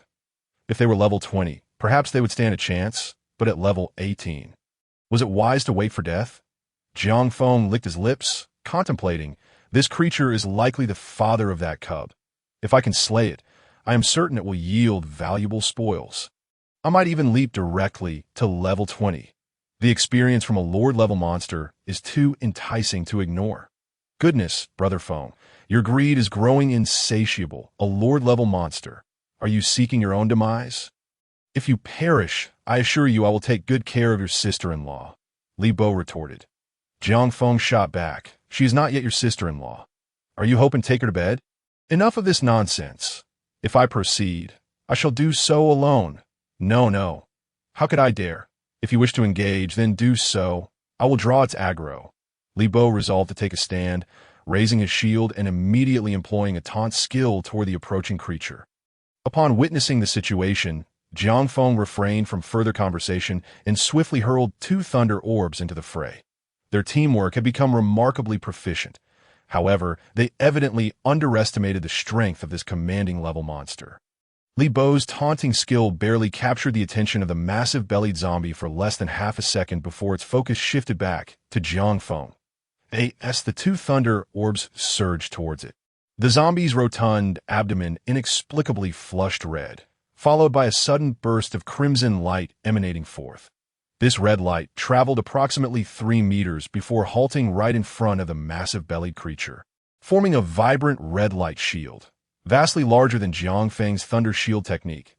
In fact, Li Bo's shield appeared as mere child's play in comparison. The 2 thunder orbs promptly crashed into the red light shield, resulting in 2 resounding explosions. Remarkably, the shield bore multiple cracks from the impact of the thunder orbs. Although it remained intact, it was clearly on the brink of shattering. Regrettably, these 2 thunder orbs inflicted no damage upon the giant zombie. It seemed that without breaching the creature's shield, they could not harm it at all. Observing this, Jiang Feng, undeterred, unleashed another pair of thunder orbs. Yet the massive bellied zombie displayed a surprising cleverness, seemingly aware that its shield would not withstand another assault. With a swift motion of its arm, it sent several surrounding zombies hurtling towards Jiang Feng. 1 thunder orb struck the red shield, utterly shattering it, while the other was intercepted by the swarm of incoming zombies. With no other option, Jiang Feng resorted to detonation, propelling the swarm away in a spectacular explosion. Li Bo, witnessing the scene, muttered in exasperation, "This fellow is rather cunning. Look at his belly starting to glow red again. Does he possess no cooldown for his skills?" Jiang Feng too noticed the ominous red hue beginning to emanate from the zombie's abdomen, indicating that the shield skill was about to activate once more. However, Jiang Feng did not relent, shouting, "Continue taunting. I refuse to believe he can maintain that shield indefinitely." As he spoke, the thunder orbs in his hands never ceased their barrage, each one hurled towards the giant zombie as if they were of no consequence. Li Bo continued to employ his taunt skill, though its effect was minimal. Even a brief interruption of half a second was advantageous, as anticipated. Just as Jiang Feng's thunder orbs flew forth, another red light shield materialized. This time, however, Jiang Feng's relentless assault of thunder orbs proved overwhelming. After 3 thunder orbs detonated, the red light shield shattered with a crisp crack, and the subsequent thunder orbs surged straight towards the massive bellied zombie. Jiang Feng remained oblivious to the extent of the zombie's resistance. The disparity of levels was undoubtedly a disadvantage for him. Prevent the creature from catching its breath. Jiang Feng unleashed an additional 7 or 8 thunder orbs in one breath. It was only when Li Bo pulled him back, exclaiming, "Stop throwing, stop throwing. At this rate, you'll blow the ground to bits. If any cultivators were to witness your reckless thunderstorm, they would surely curse you. That Jiang Feng finally ceased his relentless assault, chuckling as he surveyed the smoke and debris rising from the battlefield. He was determined not to grant the giant zombie any opportunity for escape. If given the chance, it would undoubtedly flee.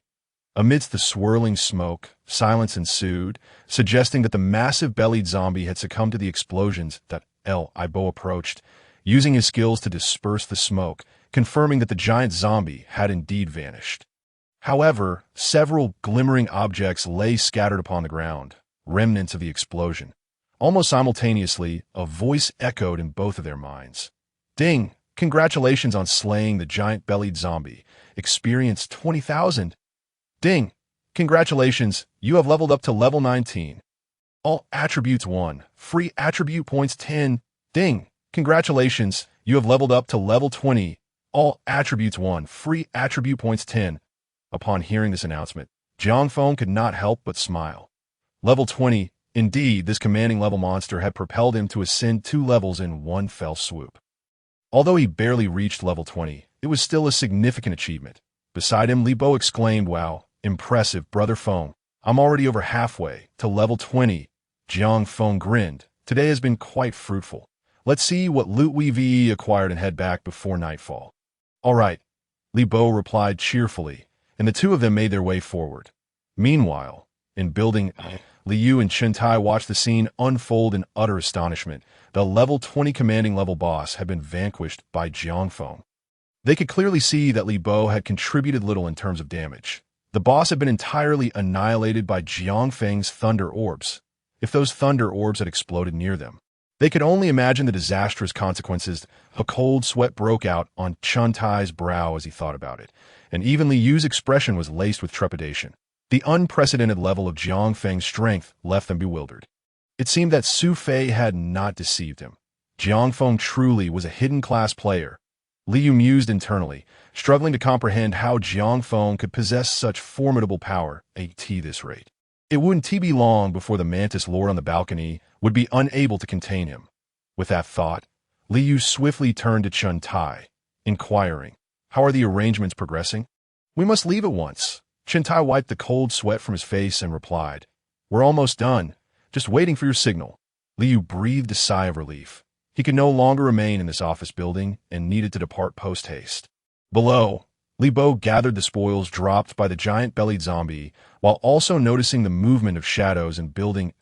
As he handed the items to Jiang Feng, he remarked with a smile, "I bet Liu witnessed that spectacle. He'll probably be terrified for days." Jiang Feng responded, "I doubt he dares to linger any longer. Tonight, you must arrange for someone to keep watch and keep an eye on him." "Are you worried he might flee in the night?" Li Bo asked, surprised. "His numbers far exceed ours. It would be impractical to escape with so many people. Tomorrow morning at 9, the monsters will respawn."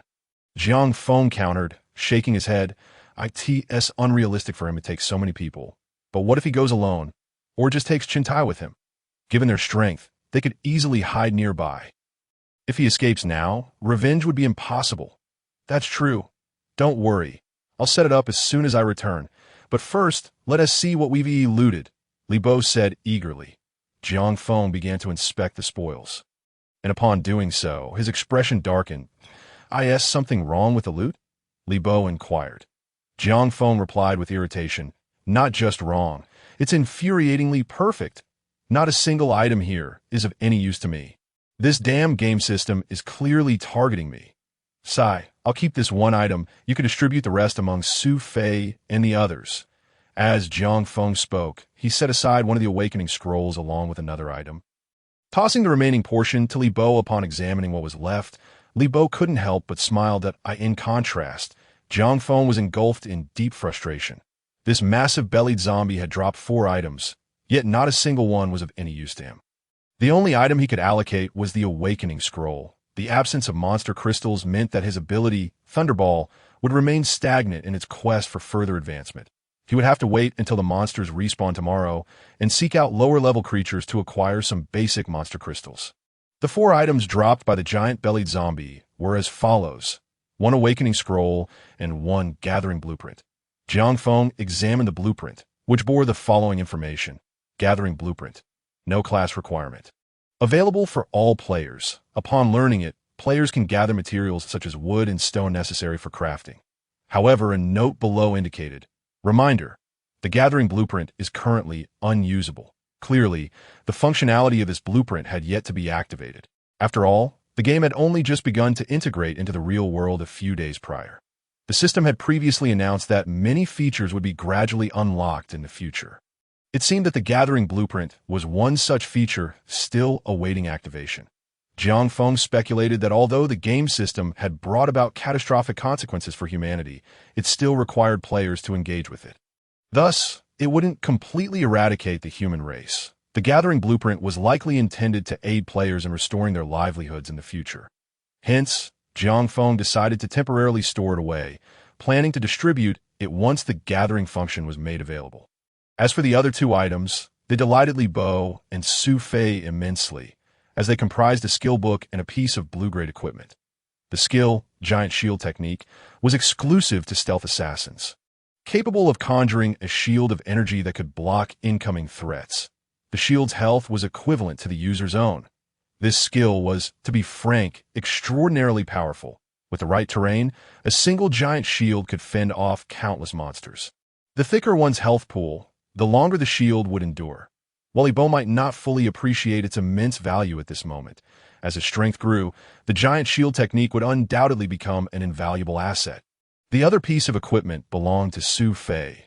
After Wang Xian identified it, Jiang Feng took a glance at the item's attributes. Truthfully, it was astonishingly formidable, leaving him envious. This was a blue-grade piece of equipment. He had yet to even acquire a single ordinary item. The equipment was named Giant Belly Dagger, with the following specifications. Equipment level, blue, required level, 20, class requirement, exclusive to assassins, attributes, strength 60, constitution 20, agility 30. The identified attributes added strength 30, constitution 10, and agility 15, totaling an impressive 90 points in strength. Both Li Bo and Chen Su gazed at it covetously. Had it not been unusable for them, they might have attempted to seize it. If it had been a staff, Jiang Feng surmised his damage output would have surged significantly. Alas, it was something he could not wield. Their return was delayed, compounded by the equipment identification process and the collection of the basic monster crystals harvested by Chen Su and the others that day. By the time they concluded their tasks, it was already 8 in the evening. Li Bo had taken the initiative to assign shifts for watch duty to prevent any midnight escapades by Li Yu. Meanwhile, Jiang Feng retreated to his room to thoroughly assess his gains from the day. First and foremost were the basic monster crystals, including those obtained by Chen Su and the others. They had amassed a meager total of 29. The drop rate was incredibly low. After using them, his crystal points reached 30. However, he still needed a significant amount more to activate the 6th tier of Thunderball. Yet he was confident that after the monsters respawn tomorrow, he could eliminate a wave of lower-level zombies to achieve his goal. Aside from these, he retained one awakening scroll, which he was in no rush to give to Monan, especially as it was already late. Moreover, each time he awakened someone, if they were a life class, it proved to be quite a hassle that it would be better to wait until tomorrow when he could gather more and distribute them collectively. Li Bo mentioned that after the incident involving Zhao Sanbai and the Mo Bei brothers, several members of their team had decided to hunt monsters for scrolls the following day, observing his teammates gradually adapting and striving to improve. Jiang Feng felt a sense of satisfaction. After all, if they relied solely on a few to gather scrolls while the rest waited passively, their team would never grow strong. If Mo Nan could procure scrolls on his own, he would understand even more why Jiang Feng hesitated to provide them readily. In this apocalypse, awakening scrolls merely served as a catalyst. What truly mattered was the strength of one's spirit. Jiang Feng opened his attribute panel, finally witnessing the sheer magnitude of his level 20 attributes. Player, Jiang Feng class. Thunder Mage level. LV.20 experience. 300, 105000 strength. 25 spirit. 240 agility. 28 constitution. 28 equipment. Storage ring attribute points. 0. Allocation plan set. Class skills. Thunderball, level 5. Thunder Shield, level 0. Spirit division. Passive. Without any equipment bonuses, his spirit had astonishingly reached 240. If he were to acquire a weapon of his own, his spirit would likely soar even higher. Another point of astonishment for Jiang Feng was the experience required for leveling up at T level 20. He needed just over 10,000 experience points to advance. Yet to reach level 21, the requirement skyrocketed to over 100,000. A tenfold increase. While higher-level monsters granted more experience, this escalation in required experience was undeniably extreme. If this trend continued, Jiang Feng would need to slay hundreds of monsters of equal level for each subsequent level. Upon reaching level 30 and beyond, he might need to defeat thousands or even tens of thousands. However, such was the nature of leveling. It invariably grew more challenging with each progression. If leveling were a simple task, one could reach the maximum level within mere days. As Jiang Feng pondered these thoughts, a voice echoed from outside the door. "Jiang Feng, dinner's ready." He nodded, realizing he had forgotten to eat dinner amidst the day's labors and was indeed quite hungry. Rising, he opened the door to find Mu Qianqian carrying a tray of food. "Everyone else has eaten. They said you were in your room, so I brought this for you. Would you like to eat in your room?" She inquired. Jiang Feng, too weary to venture out, nodded in agreement. Mu Qianqian placed the food on the table, and he noticed it was still steaming. "Did you just prepare this?" he asked. "Yes," Mu Qianqian replied, nodding. "Why don't we eat together?" Jiang Feng suggested. Mu Qianqian, however, shook her head. "No need. I've already eaten. I'll just wait for you here. Take your time." As Mu Qianqian gracefully settled down across from him, her head bowed in silence. Jiang Feng chose not to speak further and began to eat. To be honest, the dinner prepared by Mu Qianqian was quite delectable. However, Jiang Feng was preoccupied with his thoughts, and thus paid little heed to the meal. While he savored each bite, his mind wandered to the matter of experience points. The amount of experience required for leveling up significantly increased starting at level 20. Therefore, if he wished to maintain his pace of advancement, he would need to broaden his leveling range. Meanwhile, Liu was still in the adjacent building. If he ventured too far, it was likely that this fellow would not remain at ease. Thus, before pushing forward with his leveling, he would need to devise a strategy to handle Liu first. Lost in contemplation, Jiang Feng became somewhat distracted.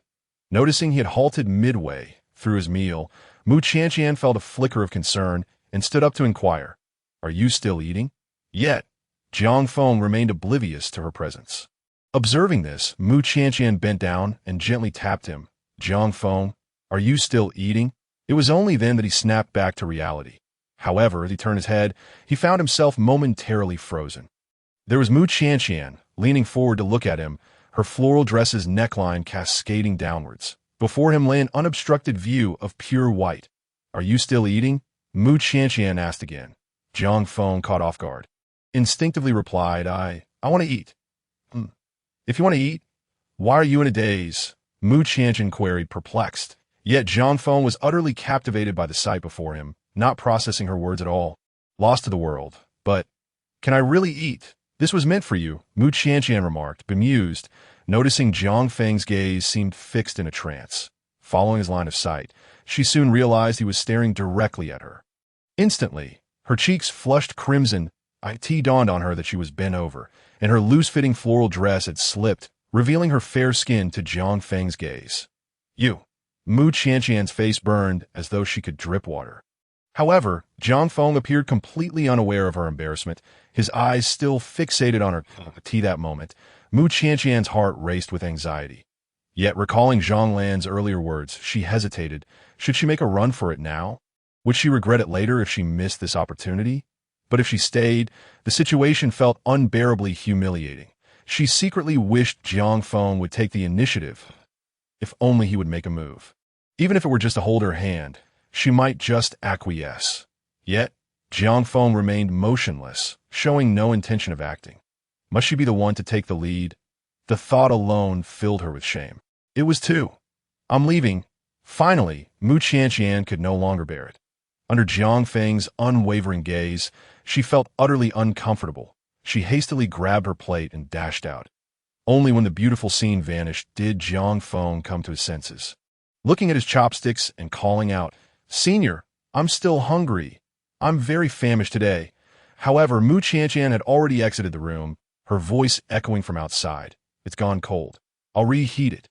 Soon, the sound of her footsteps faded. Jiang Feng, feeling a bit helpless, reclined on his bed, reminiscing about the captivating moment that had just transpired. It was truly unforgettable. He hadn't even graduated from university yet. A time when youthful vigor was at its peak. If he could withstand such a sight, it was fortunate they were in an apocalyptic setting. Under normal circumstances, he feared he would have lost his composure long ago. "What is wrong with you?" Zhang Lan inquired, noticing Mu Qianqian returning with flushed cheeks. However, she quickly deduced the situation and asked, "Did Jiang Feng make a move on you? Tell me he at least tried to resist." Mu Qianqian blushed further. "If only he had made a move. I was mentally prepared for it, but he just stood there like a wooden block, staring without moving." Then Mu Qianqian recounted the events to Zhang Lan in a nutshell. Upon hearing this, Zhang Lan laughed. I didn't expect Jiang Feng to be such a novice. Zhao Sanbai was the same way. Those who haven't been in relationships or have only had brief encounters tend to react this way when confronted with such beauty for the first time. "You should understand him. I was so embarrassed I could have found a hole to hide in. What should I do?" Mu Qianqian confessed, feeling unsure of how to proceed, given that she had never been in a relationship either. Zhang Lan chuckled. "What is so difficult? Jiang Feng's current state is like a powder keg. It just needs a spark. If you take just a little initiative, you can ignite that powder keg." Leaning in closer, Zhang Lan whispered instructions into Mu Qianqian's ear. Soon, Mu Qianqian's cheeks flushed even deeper. "This is too shameful," she murmured, lowering her gaze. "Only someone like you, who hasn't been in a relationship, would find it shameful. Zhao Sanbai and I often act like this," Zhang Lan encouraged. "Just do as I say, and I assure you after tonight, Jiang Feng will be utterly devoted to you, even if he meets other women in the future. You will always hold the most important place in his heart." As she contemplated the scene described by Zhang Lan, Mu Qianqian felt a wave of embarrassment wash over her. Yet, as Zhang Lan had pointed out, time was not on her side. "Qianqian, what did you say about us before? If we're going to do something, we must do it to the best of our ability, since you come to terms with it. Once you actually take action, you'll realize it's not so daunting. It's merely that you've never tried before, which is why it feels difficult to speak up." Mu Qianqian was taken aback. There was indeed truth in that reasoning. Having already made up her mind, did it really matter who took the initiative? Resolutely, Mu Qianqian nodded. "I understand. I will strive to do my best. Then I will eagerly await your good news tonight." Zhang Lan replied with a smile.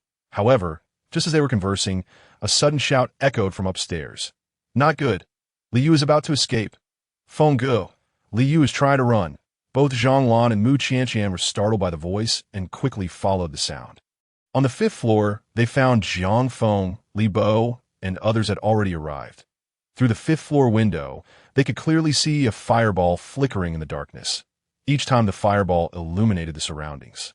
They spotted two figures cautiously traversing the street that was none other than Li Yu and Chun Tai. They had been spotted 10 minutes ago. Their pace was slow.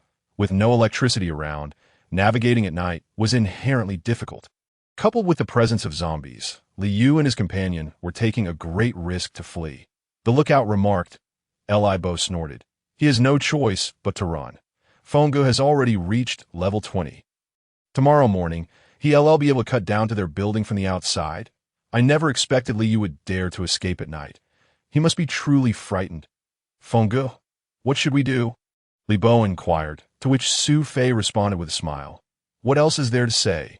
That rascal nearly killed us the other day. He must be eliminated." "Indeed," Jiang Feng concurred with a nod. "I was initially contemplating letting him linger for another night, but since he is so eager to meet his demise, we shall resolve this matter tonight. Let us proceed." With that, Jiang Feng took the lead and strode down the stairs. Meanwhile, Li Bo and the others fetched several pre-prepared torches. After igniting them, they followed suit. As for Zhao Sanbai and his companions, they remained inside the office building to prevent Li Yu from orchestrating any deceptive maneuvers. Li Yu was notoriously cunning, and Jiang Feng had to be vigilant. The quartet of Jiang Feng, Li Bo, Su Fei, and Chen Su emerged from the office building, wielding their torches as they made their way towards the exit of Building A. Following the path they had traversed earlier in the day, soon they spotted the exit of Building A, and not far off, Liu and Shintai were indeed busily clearing out zombies, aiming to enter a particular street. Upon noticing them, Jiang Feng shouted, "Li Supervisor, where are you headed? Why are there only the two of you? Did you not call for the others?" Jiang Feng was still 34 meters away as he spoke, simultaneously tossing two thunderballs that obliterated the zombies obstructing their path. Upon hearing Jiang Feng's voice, Liu and Chuntai's expressions shifted dramatically as they realized the approaching threat. "Run back quickly," Liu yelled. Without waiting for further instruction, Chuntai bolted back. It was no joke. Given Jiang Feng's display of power earlier, they would likely be obliterated in an instant. That moment, Li Bo could not help but curse. These two scoundrels are truly sly. They were still some distance from Li Yu when the latter, sensing the peril, turned to flee, clearly unwilling to confront them. Su Fei chuckled. "You must understand their predicament. With Feng Ji's terrifying damage output, not even I feel at ease. Hey, don't run. What happened to your bravado from a few days ago when you came to seize food?" he called out in jest. However, Liu had no intention of heeding him. In the blink of an eye, he and Chuntai had vanished back into the office building. The commotion outside was clearly visible to the others within the two office buildings. Though their emotions were polarized, in Building B, countless individuals felt exhilaration, grateful that they had chosen the right side, in this apocalypse. One's chances of survival increased significantly by aligning with the stronger. Although many among them could only perform menial tasks or care for the core members like Jiang Feng and Li Bo, at least they were able to share in the food and were not in immediate danger. While it may seem cowardly to some, not everyone was willing to venture out into peril. Jiang Feng had at least provided them with hope for survival. Conversely, within Building A, the atmosphere was fraught with anxiety. They were all too aware of Li Yu's deeds in a world ravaged by the apocalypse. Robbing others of their sustenance was tantamount to condemning them to death. Such deep-seated enmity could not simply be forgotten. Liu and Chuntai had been tyrannical, having already exploited countless women in recent days. While the others had not been directly targeted, they lived in constant trepidation. Now, with Liu and Chuntai contemplating retreat, despair permeated the air. What if Jiang Feng kills Liu and Chuntai? Would he come after us too? One pondered, "I don't know, I also participated in seizing their supplies, but with so many people around. Surely he wouldn't remember me." Another replied, "I didn't even go. I wanted to survive. Jiang Feng wouldn't kill me, would he? What if we plead with Chunya? Do you think Jiang Feng would spare us? Chunya is still locked up. If you try to rescue her, Liu might come back and kill you first." The discussions among the occupants of Building A were rife with panic, and not a single viable suggestion emerged. Some regretted their choices profoundly. Had they known this would happen, they would never have followed Liu in the first place. What good was regret now? If only I could go back, I would kneel and plead with Feng Gu. He would surely take me in. At that moment, Jiang Feng remained unaware that many were already regretting their actions due to their reckless behavior.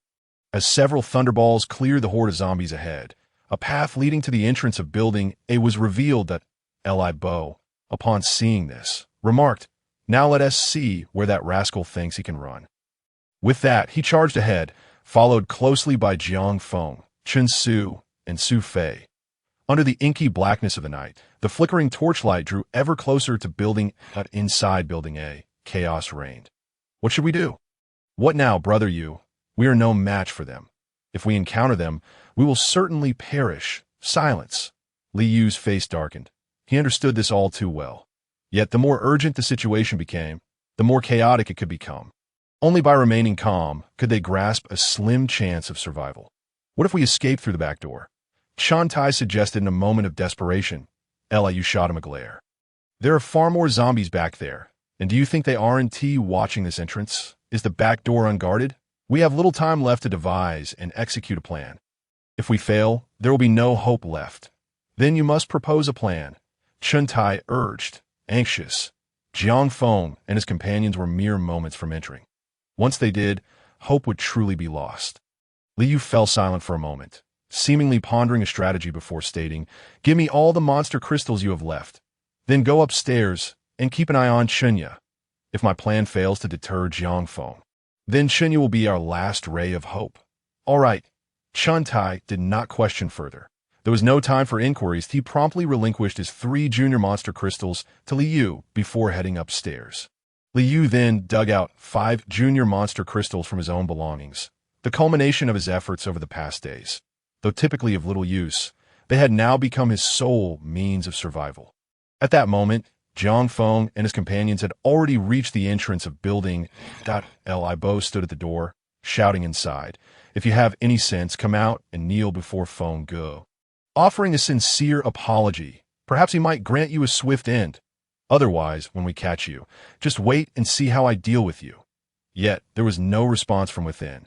Jiang Feng then instructed, "You take Chun Su to the back door to prevent their escape. Su Fei, you guard here. I will go in alone." Feng Go, Li Bo expressed concern. "Do not worry. I do not fear his strength." Jiang Feng replied, "You all should go inside. I wouldn't be able to protect you otherwise." Jiang Feng's Thunderball Technique was highly potent, but his Thunder Shield technique had yet to be activated at all. Thus, he could rely on his damage output to protect himself, but he could not guarantee the same for the others should they encounter trouble. "You still doubt Feng Ji's judgment? He wouldn't take risks without confidence." Su Fei remarked.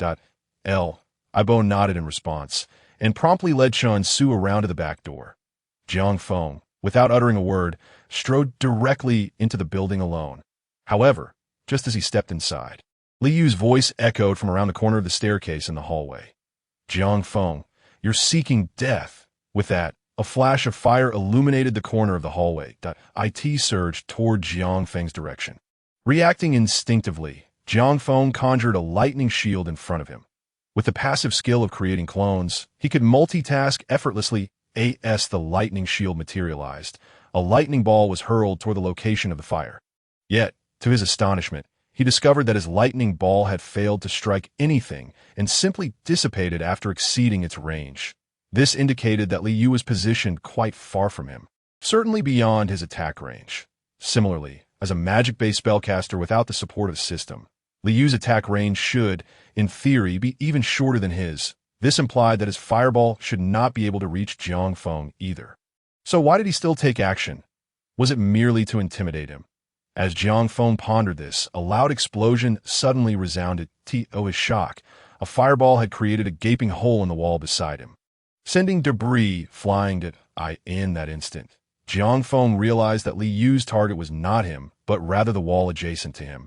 Potentially even the ceiling above. He intended to collapse the wall and crush him beneath it. Indeed, as Jiang Feng grasped this, he heard a series of loud bangs from above. Almost simultaneously, he witnessed the ceiling being breached by something. Reacting on instinct, he cast another lightning shield above him just in time. Moments later, several fireballs pierced through the ceiling, hurtling toward his position. The power wielded by professionals is formidable when pitted against modern structures. Even reinforced concrete buildings cannot withstand a single fireball from Liu. Although his fireball lacked explosive force and could only inflict linear damage, its numerical advantage could effectively demolish an entire wall. Naturally, dismantling the ceiling would be even easier, while most of the debris falling around him was blocked by the lightning shield. Some still struck Jiang Feng, leaving several lacerations on his face, causing blood to seep forth. This provocation ignited a fury within Jiang Feng. He flipped his palm and shouted toward the door, "Su Fei, get out of the way." In the next instant, a lightning ball was launched toward the blocked exit. Boom! The force of the lightning ball was immense, and as Jiang Feng released it, the explosion obliterated the exit. He hurriedly dashed outside, where he saw Su Fei had retreated a considerable distance, clearly aware that something was amiss within. Jiang Feng's lightning ball explosion was something Su Fei had witnessed firsthand. Upon emerging, Jiang Feng heard a cacophony of rumbling from the hallway, accompanied by sporadic bursts of flames. Evidently, Liu was still attacking, seemingly sealing off both staircases leading into the building. He might even be causing the collapse of the first and second floors. By doing so, he could block the entrance, preventing Jiang Feng from ascending. However, such a notion was naively optimistic. Jiang Feng's gaze turned icy as he instructed Su Fei, "Go find Li Bo and lead them to a safe area." Su Fei nodded, recognizing the genuine anger radiating from Jiang Feng, and promptly ran to locate Li Bo. Jiang Feng wasted no time. With a flick of his wrist, he sent a lightning ball hurtling into the office building. The power of Jiang Feng's lightning ball was in a league of its own compared to Li Yu's. Upon entering the office building, a deafening explosion ensued. The windows on the first floor shattered entirely, with debris and dust flying out as if dozens of grenades had detonated simultaneously. The entire first floor trembled violently, even causing the glass on the second floor to shatter as well. Jiang Feng continued unleashing lightning balls into the building's exterior, and within 3 minutes, the first floor of building, it was utterly unrecognizable, with half of the second floor already collapsed. Meanwhile, Liu was huddled in the hallway on the 4th floor. Panting heavily, astonished by Jiang Feng's sheer ferocity, the first floor below had been completely cleared, reduced to mere ruins save for a few supporting columns. Just as Jiang Feng prepared to strike the second floor, Li Bo called out from a distance, "Brother Feng, you can't keep blasting. If you continue, the entire building will collapse. It might even affect our Building B." Jiang Feng glanced toward Building B, noting the 60 to 70 meters separating the two structures. While the collapse of Building A would not directly impact Building B, should debris fall in that direction, Building B would likely suffer collateral damage. The repercussions of such a tall structure collapsing would unleash a shockwave that could not be taken lightly. If Building B were to become a safety hazard, their refuge would be lost. The thought of having nowhere to hide in the dead of night filled him with despair. Jiang Feng suppressed his anger, but still hurled 2 lightning balls at the entrances of the office building, ensuring their complete destruction. This way, even if Li Yu wanted to escape, it would not be an easy feat. The entrances were entirely sealed, unless he used fireball magic to blast his way out. Escape was impossible. Using fireball magic would undoubtedly alert Jiang Feng, effectively trapping Li Yu inside. He had become a fish in a barreled AS for the balcony on the 3rd floor. Jiang Feng did not dare provoke the level 30 boss mantis residing there. Unless Li Yu was seeking self-destruction, send someone to keep an eye on this area. If Li Yu dares to flee, I will blow this building to smithereens, Jiang Feng declared coldly before turning to leave. Meanwhile, the others situated between the two buildings were left in a state of shock, particularly Mu Qianqian, who covered her mouth, speechless for quite some time. Such terrifying destructive power, was it truly achievable by mere humans? Wasn't such devastation only possible with explosives? Jiang Feng is coming back. Suddenly, Zhang Lan's voice broke through her thoughts. Mu Qianqian froze, recalling that Jiang Feng had barely eaten earlier. After this fierce battle, he must be ravenous. "I'll go prepare a meal," Mu Qianqian exclaimed. Yet Zhang Lan interjected, "Are you out of your mind? What are you cooking for? You saw with your own eyes that his strength wouldn't falter even without food. Qianqian, you can't wait any longer. Tonight, you are his dinner." Upon hearing this, Mu Qianqian's face flushed with embarrassment, yet she shyly nodded in response. Meanwhile, countless individuals across the street observed the scene below, their hearts racing with trepidation. They had just felt the tremors of the building, and if Jiang Feng truly unleashed his fury to bring it crashing down, they would indeed face dire consequences. In that moment, driven by the instinct for survival, many began to cry out, "Brother Feng, please show mercy. We were wrong. Please don't kill us. We want to follow you." However, these desperate pleas could hardly travel such a distance. Inside an office on the A building, Chunya gazed out the window at the unfolding situation, tears streaming down her face. She truly no longer mattered to him. She had lost the one who once filled her eyes with love. Despair filled her gaze as she realized that Jiang Feng's recent actions indicated he no longer held her in his heart. If he cared, he would not have recklessly attacked the building while she remained inside.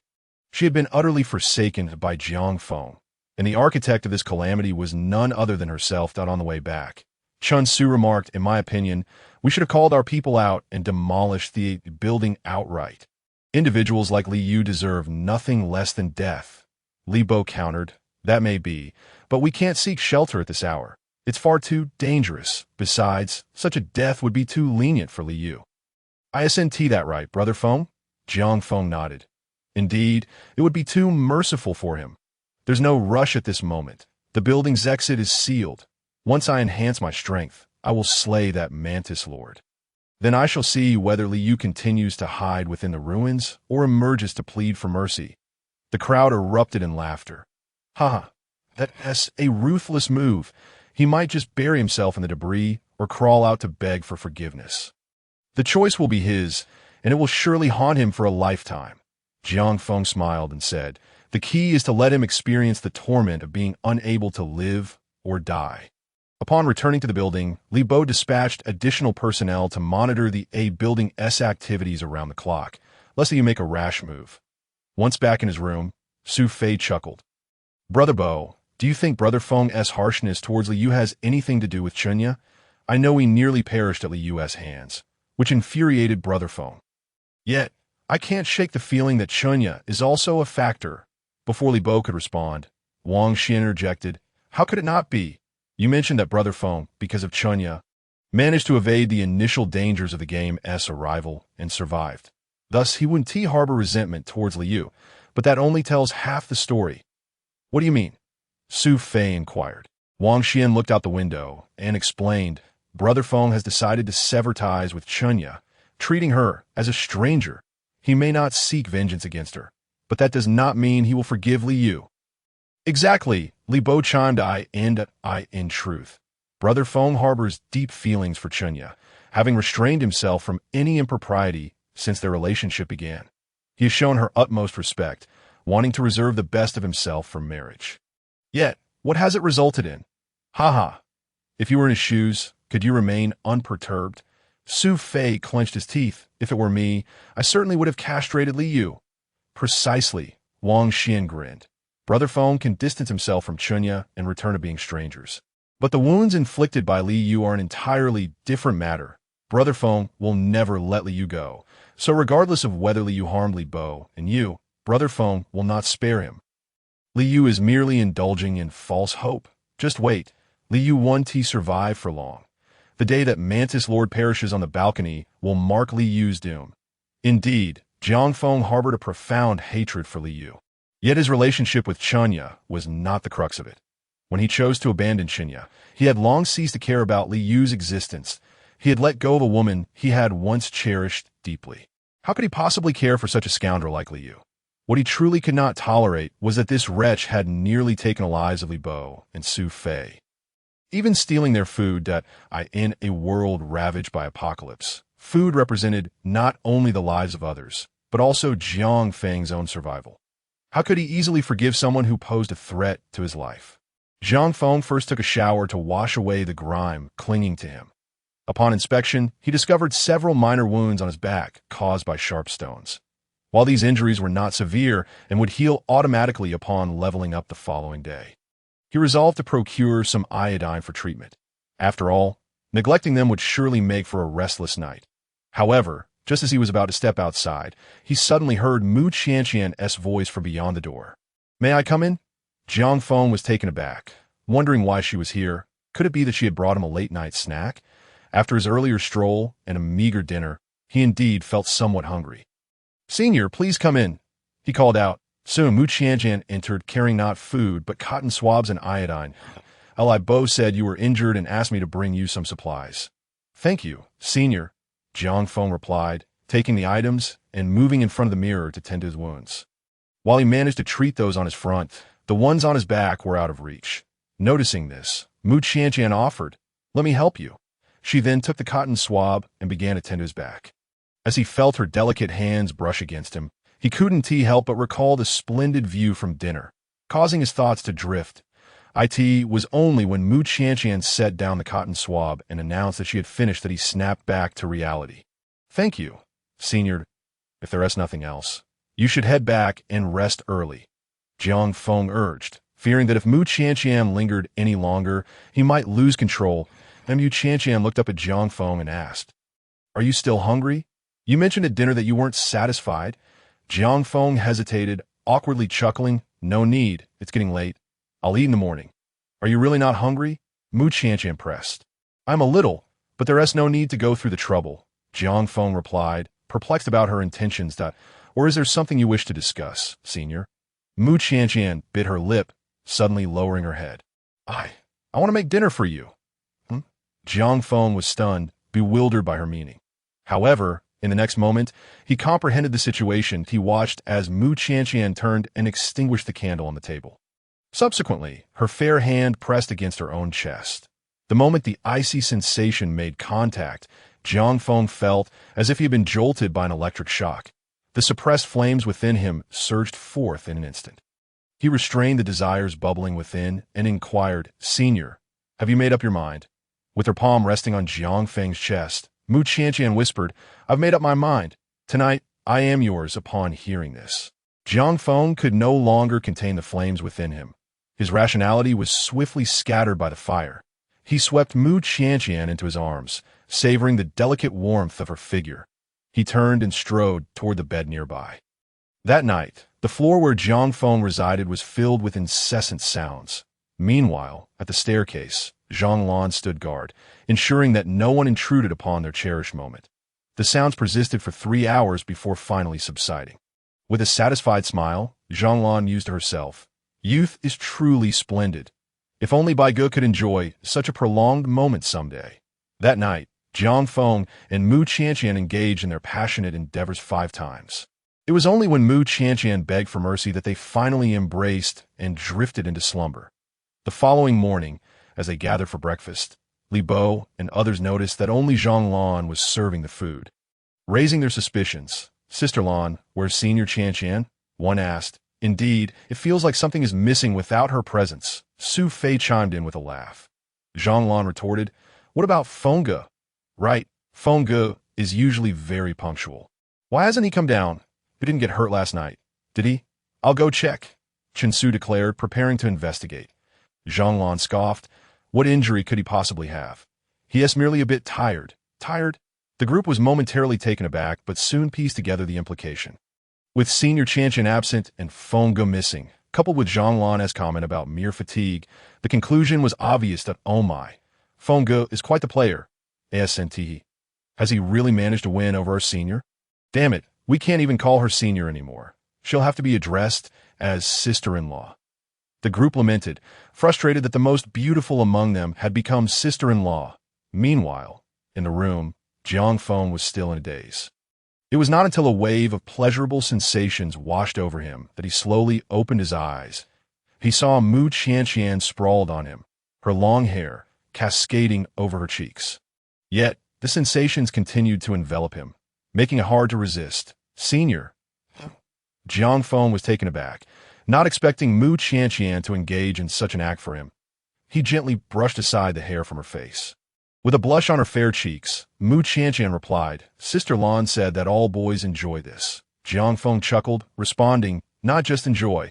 This is likely the dream-waking method for all men." Mu Qianqian smiled, saying, "Then I'll wake you up like this from now on."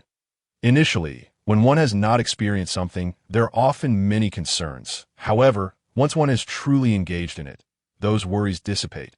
Half an hour later, gazing at Mu Qianqian nestled in his embrace, Jiang Feng retrieved the awakening scroll he had obtained the previous day from his storage ring. "Let us use it and see what profession you awaken to." Mu Qianqian was taken aback and quickly objected. "No need. I didn't do this for that." Jiang Feng smiled, understanding her hesitations. She wished to be his woman not for the sake of the awakening scroll. If she hadn't genuinely come to terms with it, she wouldn't have acted this way. Otherwise, it would merely turn into a transaction. You should give it to Mo Nan. Having one more awakened combatant in your ranks is always beneficial. Jiang Feng remarked that I originally intended to give it to him. However, we are no longer short on combatants, and who can guarantee that he will awaken as a combat profession? You have a 0% chance of awakening as a combatant yourself. Right? You are my woman. Shouldn't I take care of you rather than relying on someone else? As for Mo Nan, don't worry. I will have another scroll prepared for him today, seeing that Jiang Feng had already made plans. Mu Qianqian ceased her objections. Following Jiang Feng's suggestion, she unfurled the scroll. A beam of white light enveloped her. Mu Qianqian's entire aura transformed. She was already stunningly beautiful, but now, with her profession awakened, Jiang Feng noticed an ethereal aura emanating from her. Compared to before, her presence had elevated significantly. Put it bluntly, even the most popular first-tier female celebrities would likely pale in comparison to her radiance. "What profession did you awaken to?" Jiang Feng inquired, curious about what could have caused such a dramatic change in her aura. I am now a celestial sorceress. A celestial sorceress? What kind of profession is that? Jiang Feng asked, intrigued. It's a support profession. I have 3 skills, Mu Qianqian explained. Compassionate healing. Can heal all individuals within a 10-meter radius. Snow Fury. Can restore a certain amount of mental power to a designated player or oneself, while also applying a 10 defense ignoring effect against enemies. Upon hearing this, Jiang Feng couldn't help but marvel. These 2 skills were perfectly suited for a team healer, with group healing and single target mana restoration. This support profession was undoubtedly indispensable for their team. What about the last skill? Jiang Feng inquired with curiosity. The last one is the Life Extension Technique. Life Extension Technique can temporarily provide a player with a life extension effect. As long as they're not dead, it can be used. After use, it can extend a player's life for 10 minutes, with a cooldown of 24 hours, 10 minutes of life extension. That truly is a miraculous skill. Jiang Feng pondered. Although the skill description indicated a mere 10 minutes, meaning that after those 10 minutes, one would still succumb to death, the fact remained that they could accomplish so much within that time.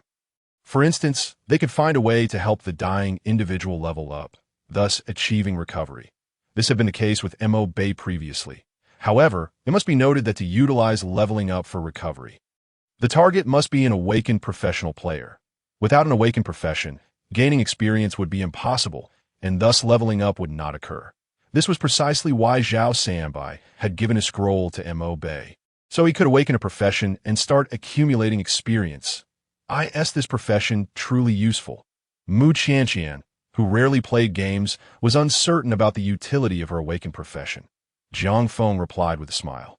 Of course it is useful. From now on, you will be the most crucial healer in our team. Everyone will protect you. How important is that? Mu Qianqian smiled, wrapping her arms around Jiang Feng's neck. Having your protection is enough for me. Jiang Feng grinned, gazing at the enchanting figure in his arms, and felt the urge to draw closer. Wait, don't mess around. It's already past 9. If we don't go down soon, they start gossiping. Can we continue tonight? Mu Qianqian urged. Jiang Feng smiled. He nodded in satisfaction. Indeed, it is often said that women can be a hindrance. This is not mere idle talk, were it not for the constraints of time and circumstance. Jiang Feng would have truly wished to remain and be it is no wonder that in ancient times, it was often said that a ruler would not attend morning court, with such a beauty by one's side. The very notion of an early court session seems ludicrous. After both had risen and refreshed themselves, they made their way downstairs together. To their surprise, upon entering the dining area, they discovered that Li Bo and the others had not yet departed. Observing Mu Qianqian nestled against Jiang Feng's arm, they could not help but tease, "Sister-in-law, greetings! Sister-in-law, greetings!" Zhang Lan stood nearby, chuckling, but soon interjected, "Breakfast has been kept warm. Do come and eat." Jiang Feng nodded and then turned to Li Bo and the others, instructing, "Please make the necessary arrangements. I will first take Zhao Sanbai, Chun Su, and Qianqian to level up. You all wait for me in the high-level area. I shall clear the zombies from level 1 to 20.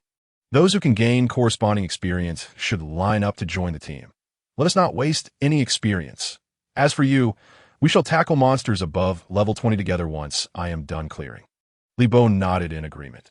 Given Jiang Feng's damage output, clearing the zombies below level 20 would take no more than half an hour, thus not causing significant delays.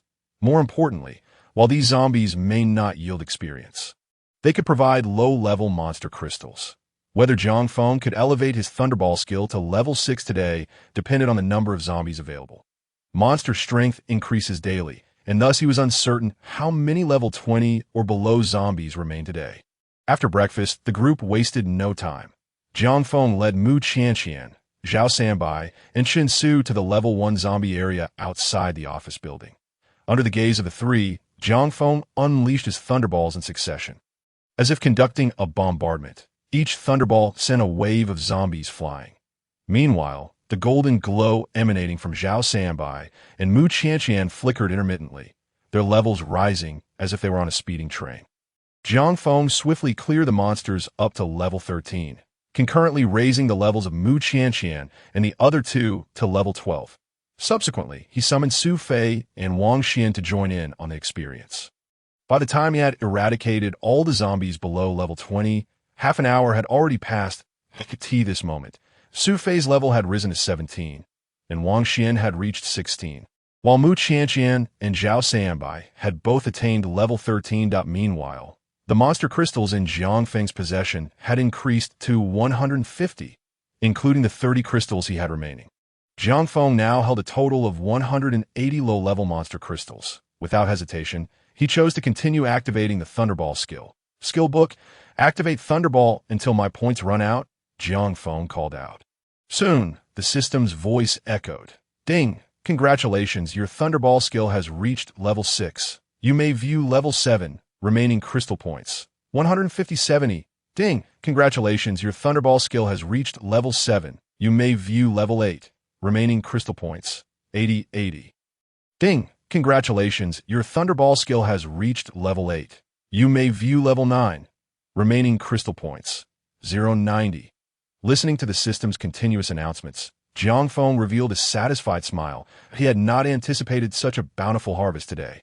Directly advancing 3 levels in his Thunderball skill, he promptly opened the skill tree panel to assess the details. Thunderball skill tree. Level 8. Thunderball level 8. Casting time. 0.2 seconds. Power increased by 800. Attack range expanded to 18 meters. Lightning storm added. Activated. Level 9. Thunderball level 9. Casting time.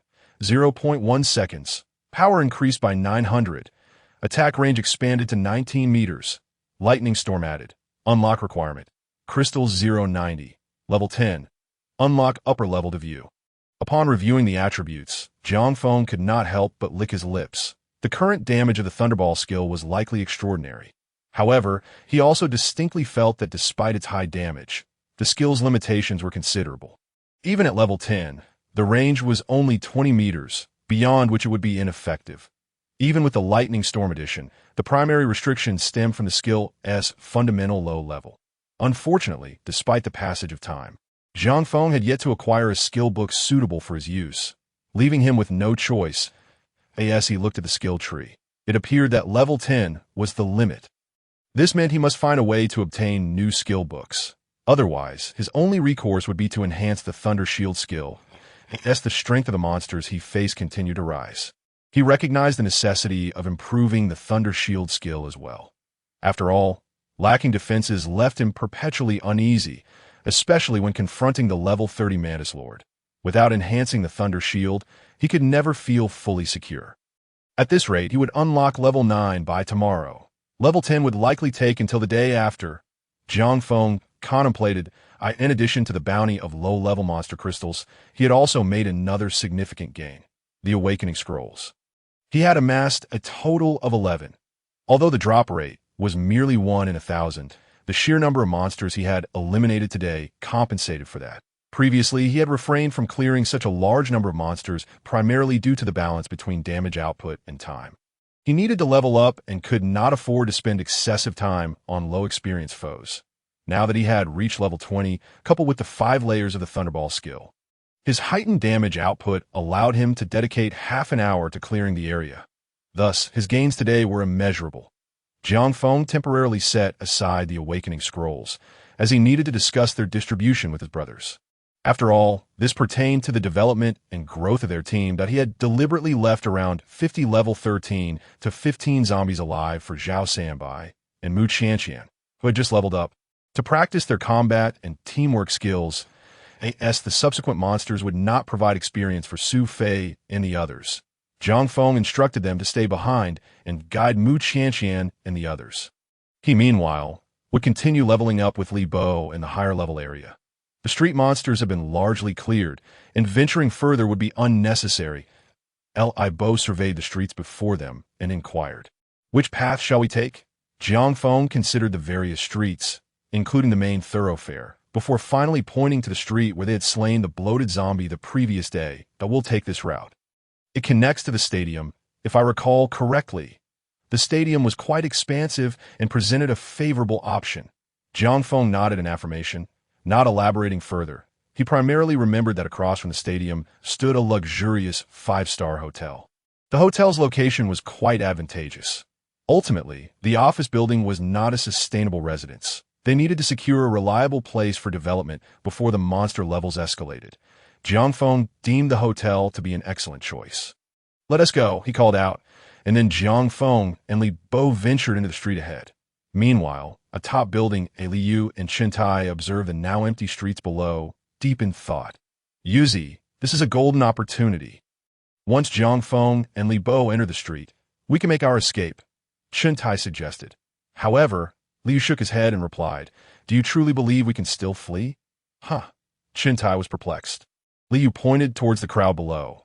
Following his gaze, Chintai soon discerned that Su Fei had abruptly appeared beside a zombie. In the next moment, with a swift stroke, he severed the creature's head. Instantly, the zombie collapsed lifelessly to Chantai's astonishment. This particular zombie was a formidable level 15. Unbeknownst to them, Su Fei had already acquired the ability to eliminate a level 15 zombie with ease. Their own strength, it seemed, was now insufficient even to contend with him. Chintai bore a look of despondency. Yet, what could be done? Jiang Feng was outside, and they dared not venture out. At present, he had single-handedly cleared the vicinity of all monsters. They were utterly incapable of leveling up. Liu let out a resigned sigh, lamenting, "One misstep leads to another. Had I known, I would have refrained from seizing the provisions that day. Otherwise, we wouldn't have forged this enmity." "But surely, they couldn't simply wait idly," Chintai asserted. "What else can we do but wait?" Liu retorted. Chintai fell silent, ultimately throwing up his hands and exiting the office. He felt powerless. Had there been even a sliver of opportunity, Liu would have undoubtedly chosen to leave without hesitation. The streets were devoid of monsters, which allowed Jiang Feng and Liu to proceed without delay. The street itself was not long, and within a mere 2 minutes, they reached its end. Indeed, there loomed a vast stadium, the largest in the Su district. To the right, the main structure of the stadium stood. But regrettably, it had collapsed, leaving chaos in its wake. On the opposite side lay a grand artificial lake, beyond which a hotel was constructed over the water. That was the island hotel Jiang Feng had mentioned, a solitary 5-star establishment in the Su district. Previously, Jiang Feng had only dared to gaze at it from afar. Now, however, circumstances had changed, and he would surely seize the opportunity to enter if afforded one. After all, it was bordered by water on 3 sides. Securing the entrance would render it relatively safer. Of course, whether the artificial lake harbored monsters was an uncertainty. Jiang Feng could not even ascertain if flying monsters existed. The level 30 Mantis Lord possessed wings.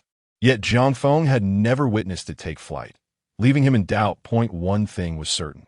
The Mantis Lord's territory was situated on the balcony, implying it would not ascend to assault the adjacent office buildings.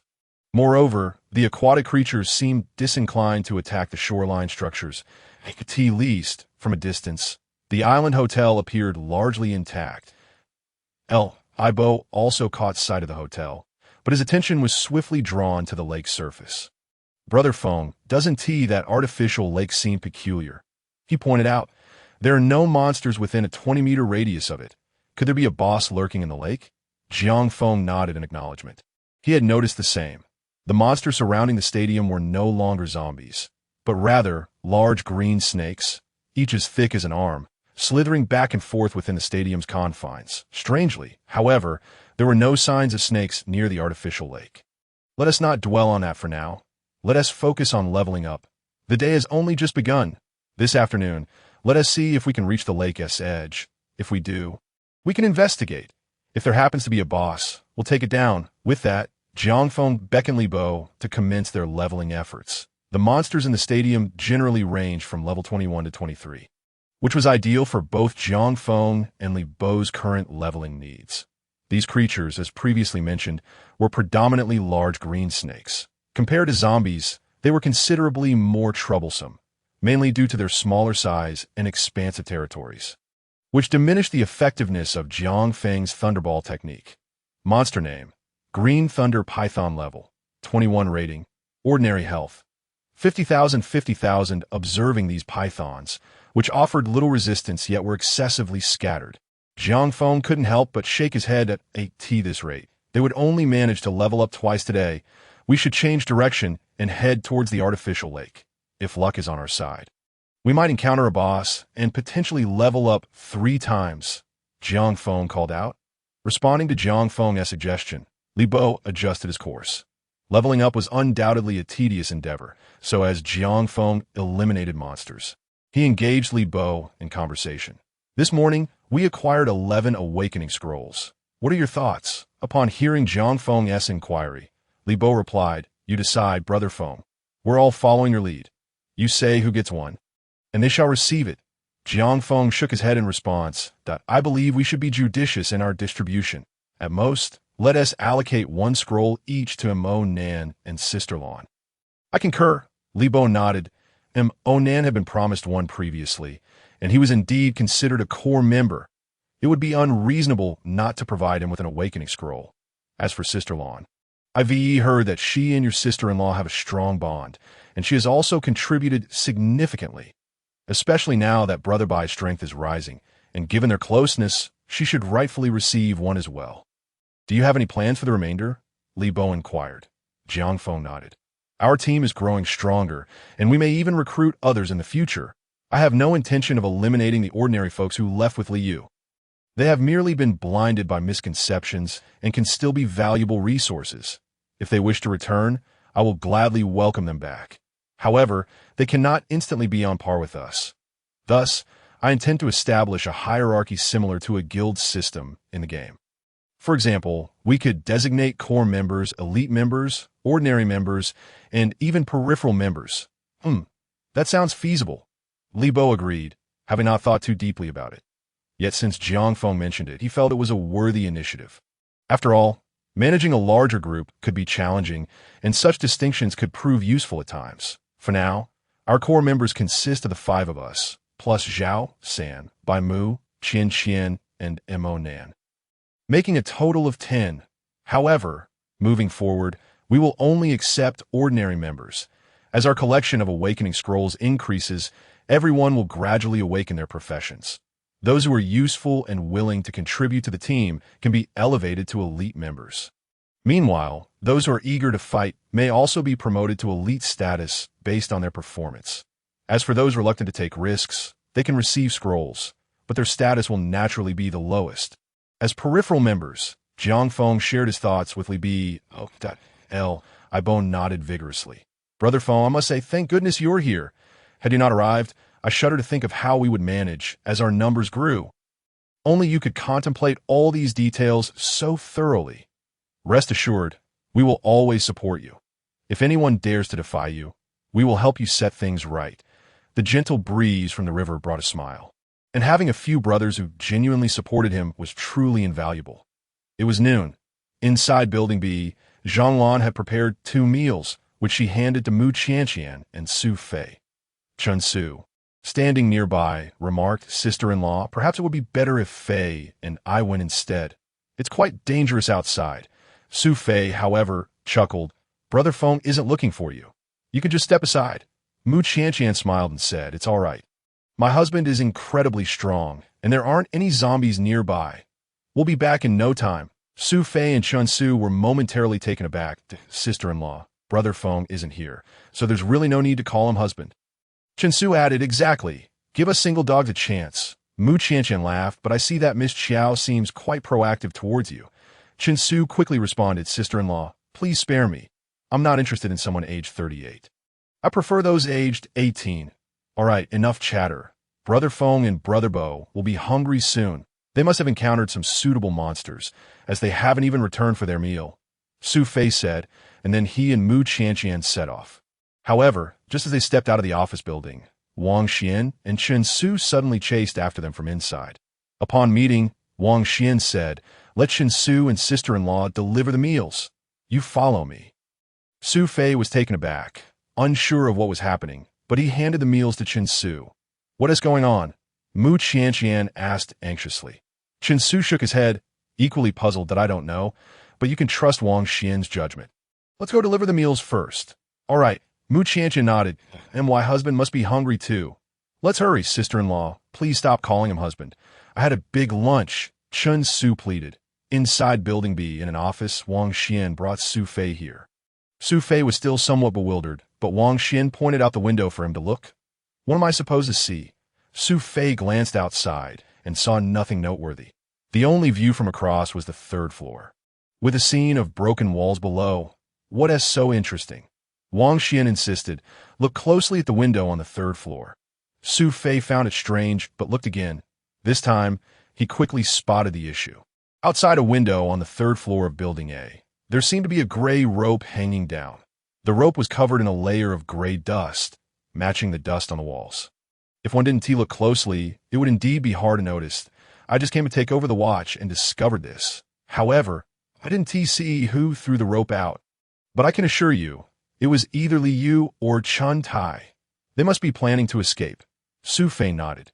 Indeed, they're the only ones over there who would want to flee. The others do not have a deep-seated grudge against us. But why not let Chen Su directly inform Brother Feng? Wang Xian replied, the rope has been hanging there for half an hour. If they wanted to escape, they would have acted long ago. I suspect they are testing the waters. After all, throwing the rope would definitely raise our suspicions. If we don't notice, they might try to escape during lunch. If we do notice, they might abandon their plan. Calling Brother Feng back will be a waste of his training time if they retreat. Su Fei began to understand that you mean. We'll act as if we didn't see it. I believe they will make their move soon. After all, once lunch is over, everyone will need to go level up, and they want to have another chance. If they don't act during lunch, they will have to wait until nightfall. We can't take that risk. Come with me to block them. If they dare to act during the day, we'll catch them off guard. If it's at night, we can wait for Brother Feng to deal with them. Wang Xian said. Su Fei smiled at this suggestion. Sounds interesting. Let us go. Meanwhile, Mu Qianqian and Chen Su quickly found their way to their companions with the meals. They were taken aback when they saw the two heading towards the stadium. Upon seeing them approach with food, Jiang Feng and Li Bo paused momentarily. The group rested beneath a tree. While eating, Jiang Feng inquired, have there been any movement from Li Yu and the others? Mu Qianqian responded, no unusual activity, but when we set off, Wang Xian called Su Fei over. I wonder what is going on. Jiang Feng nodded upon hearing this. Xuanzi is quite prudent. Since he didn't inform you, it likely isn't anything serious. Li Yu and his group probably wouldn't dare to come out for now. Give it a few more days, and I'll deal with them. Mu Qianqian nodded, while Chun Su asked, Brother Feng, do you think Li Yu might be desperate enough to lash out? Jiang Feng shook his head. Not likely. Although staying inside is akin to death, at least for now, he can still cling to life. I don't believe Li Yu is the type to take reckless risks. I currently have no way to deal with that office building. If I attack from below, due to the range of my attacks, I would need to get closer. If the building collapses, I might be injured or even killed. So, we'll have to wait a bit longer. Li Yu is well aware of this, and he is also waiting for an opportunity. Upon hearing Jiang Feng's words, Chen Su nodded in agreement. After finishing their meal, Mu Qianqian and Chun Su returned first, while Jiang Feng and Li Bo resumed their leveling up. Meanwhile, Su Fei and Wang Xian quietly approached the outside of Building. They located the spot based on the position of the rope and found themselves crouched inside the building. Able to see the rope hanging from the third floor, Su Fei grinned. What if we set the rope ablaze when they come down? Wang Xian replied, don't be ridiculous. They would just climb back up. It's best if we can capture them alive. As long as we're down here, if they dare to descend, we'll just hit them with a stick. Su Fei nodded, then added, that's not foolproof. What if it's Li Yu? With a thought, he dashed to find some wooden planks, placing them beneath the rope. Wang Xian was puzzled, but when he saw what was on the planks, he gasped in shock. The wooden planks Su Fei had brought were covered with many inconspicuous nails. If someone stepped on them, they would certainly be incapacitated on the spot. Su Fei chuckled. Now that is secure.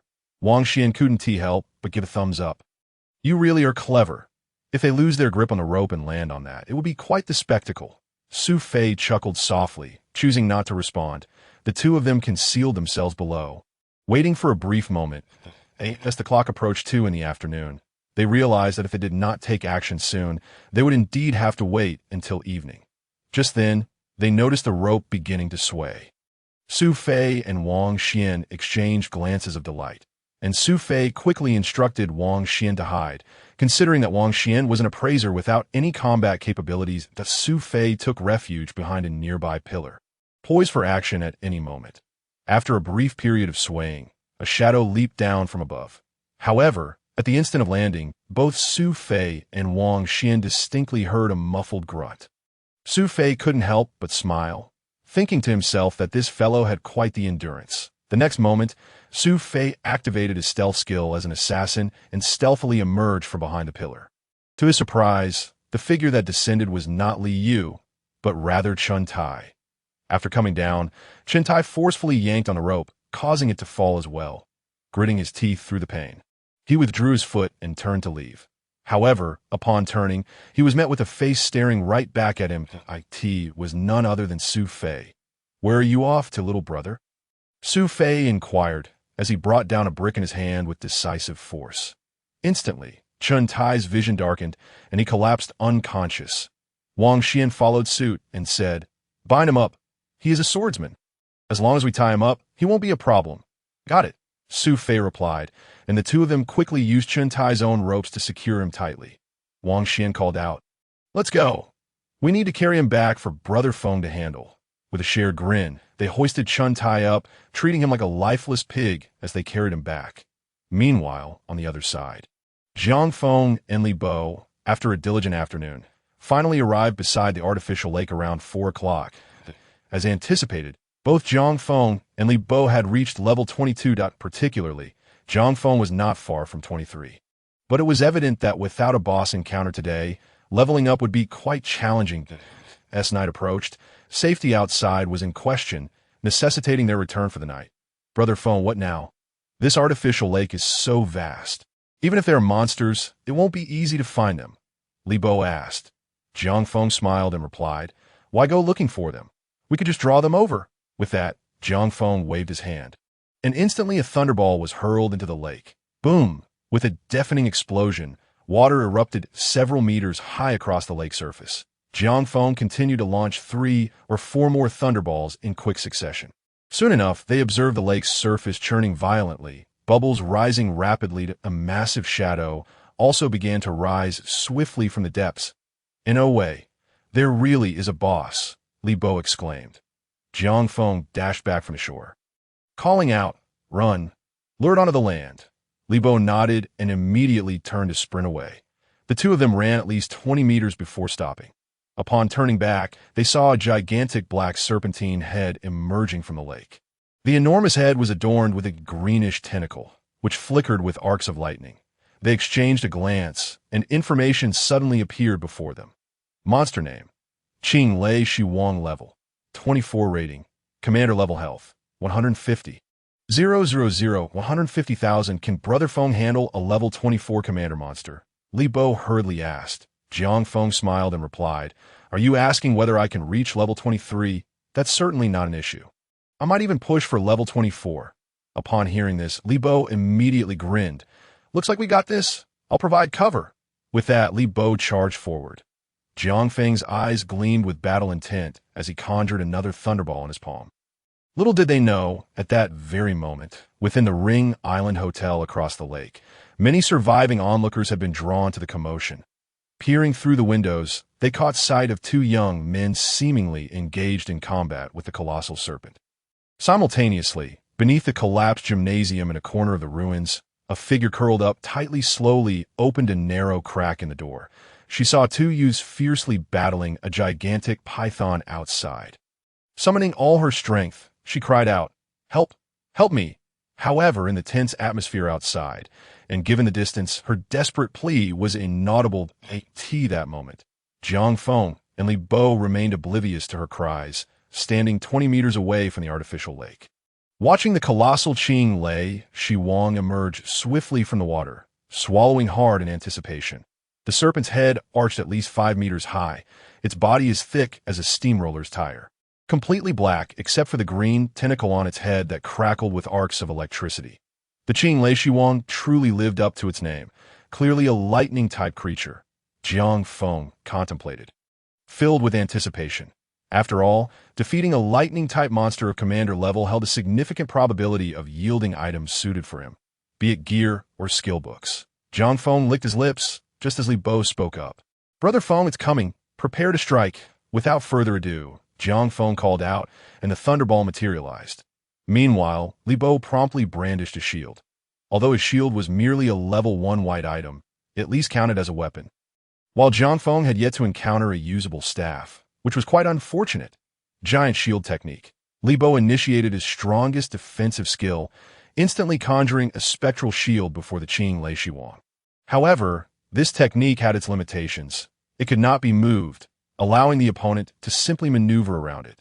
Thus, the giant shield technique was often employed defensively after the adversary had attacked, or in narrow spaces to block passageways. Jiang Feng felt a twinge of helplessness as he observed Li Bo employ it now. Yet, unexpectedly, the Qing Lei Shiwang seemed to disregard Li Bo's shield entirely, charging straight towards it in an instant. Its massive serpentine body twisted, and its tail struck the shield with tremendous force. Li Bo, after all, was only level 22. There exists a considerable gap of 2 levels between the Azure Thunder Serpent King and us. Moreover, this Azure Thunder Serpent King is a leader-class monster, which amplifies the disparity even further. The moment the colossal serpent's tail struck against the massive shield, Jiang Feng distinctly heard a sharp crack. Simultaneously, a myriad of fissures manifested on the surface of the shield. Li Bo could not help but swallow hard at the sight. Yet, they soon witnessed the Azure Thunder Serpent King's tail lash out again, causing the entire shield to shatter completely. This left Li Bo utterly stunned, collapsing onto the ground. It was no jest. The shield's health was equivalent to his own. The fact that the Azure Thunder Serpent King had shattered it in merely 2 strikes was a staggering notion. If those blows had landed on Li Bo himself, it would have meant certain death. And for Jiang Feng, it would likely have taken no more than 2 strikes to bring him down. Even the first blow might have left him on the brink of demise. After all, while he possessed formidable attack power, he was merely a fragile mage. In terms of defense, he could not possibly compare to Li Bo. Damn it, how could the Azure Thunder Serpent King, with merely a 4-level advantage over the previous abominable giant zombie, exhibit such overwhelming strength? Furthermore, the experience required for leveling had skyrocketed tenfold since reaching level 20. Was this the critical juncture that marked the transition beyond level 20? Jiang Feng was taken aback by this realization, that he understood that he must not allow the Azure Thunder Serpent King to approach.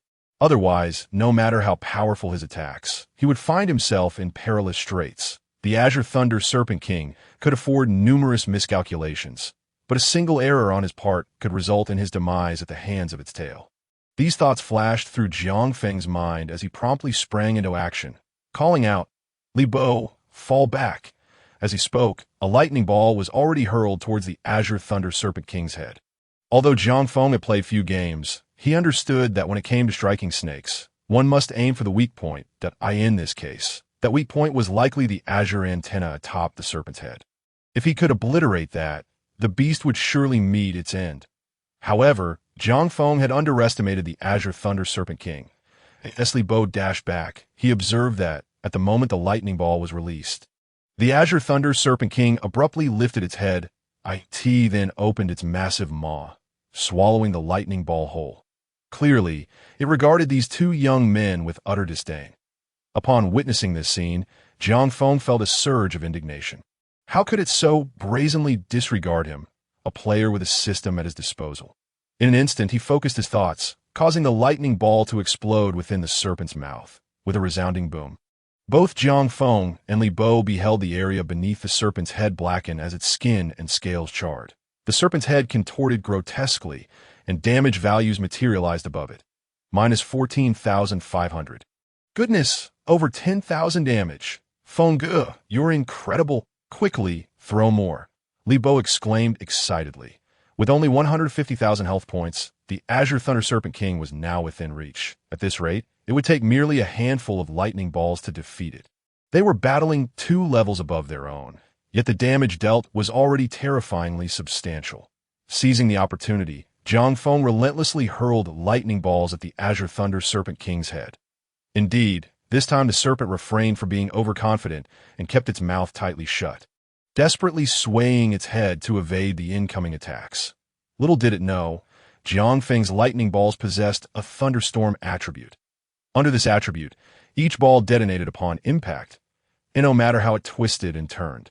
The serpent remained within the storm's range. In no time, the serpent's head bounced about like a ball, battered by the explosions, its scales rapidly turning charred. However, as the explosions did not occur within the serpent's mouth, the damage was somewhat diminished. 9800, 9900, 9700.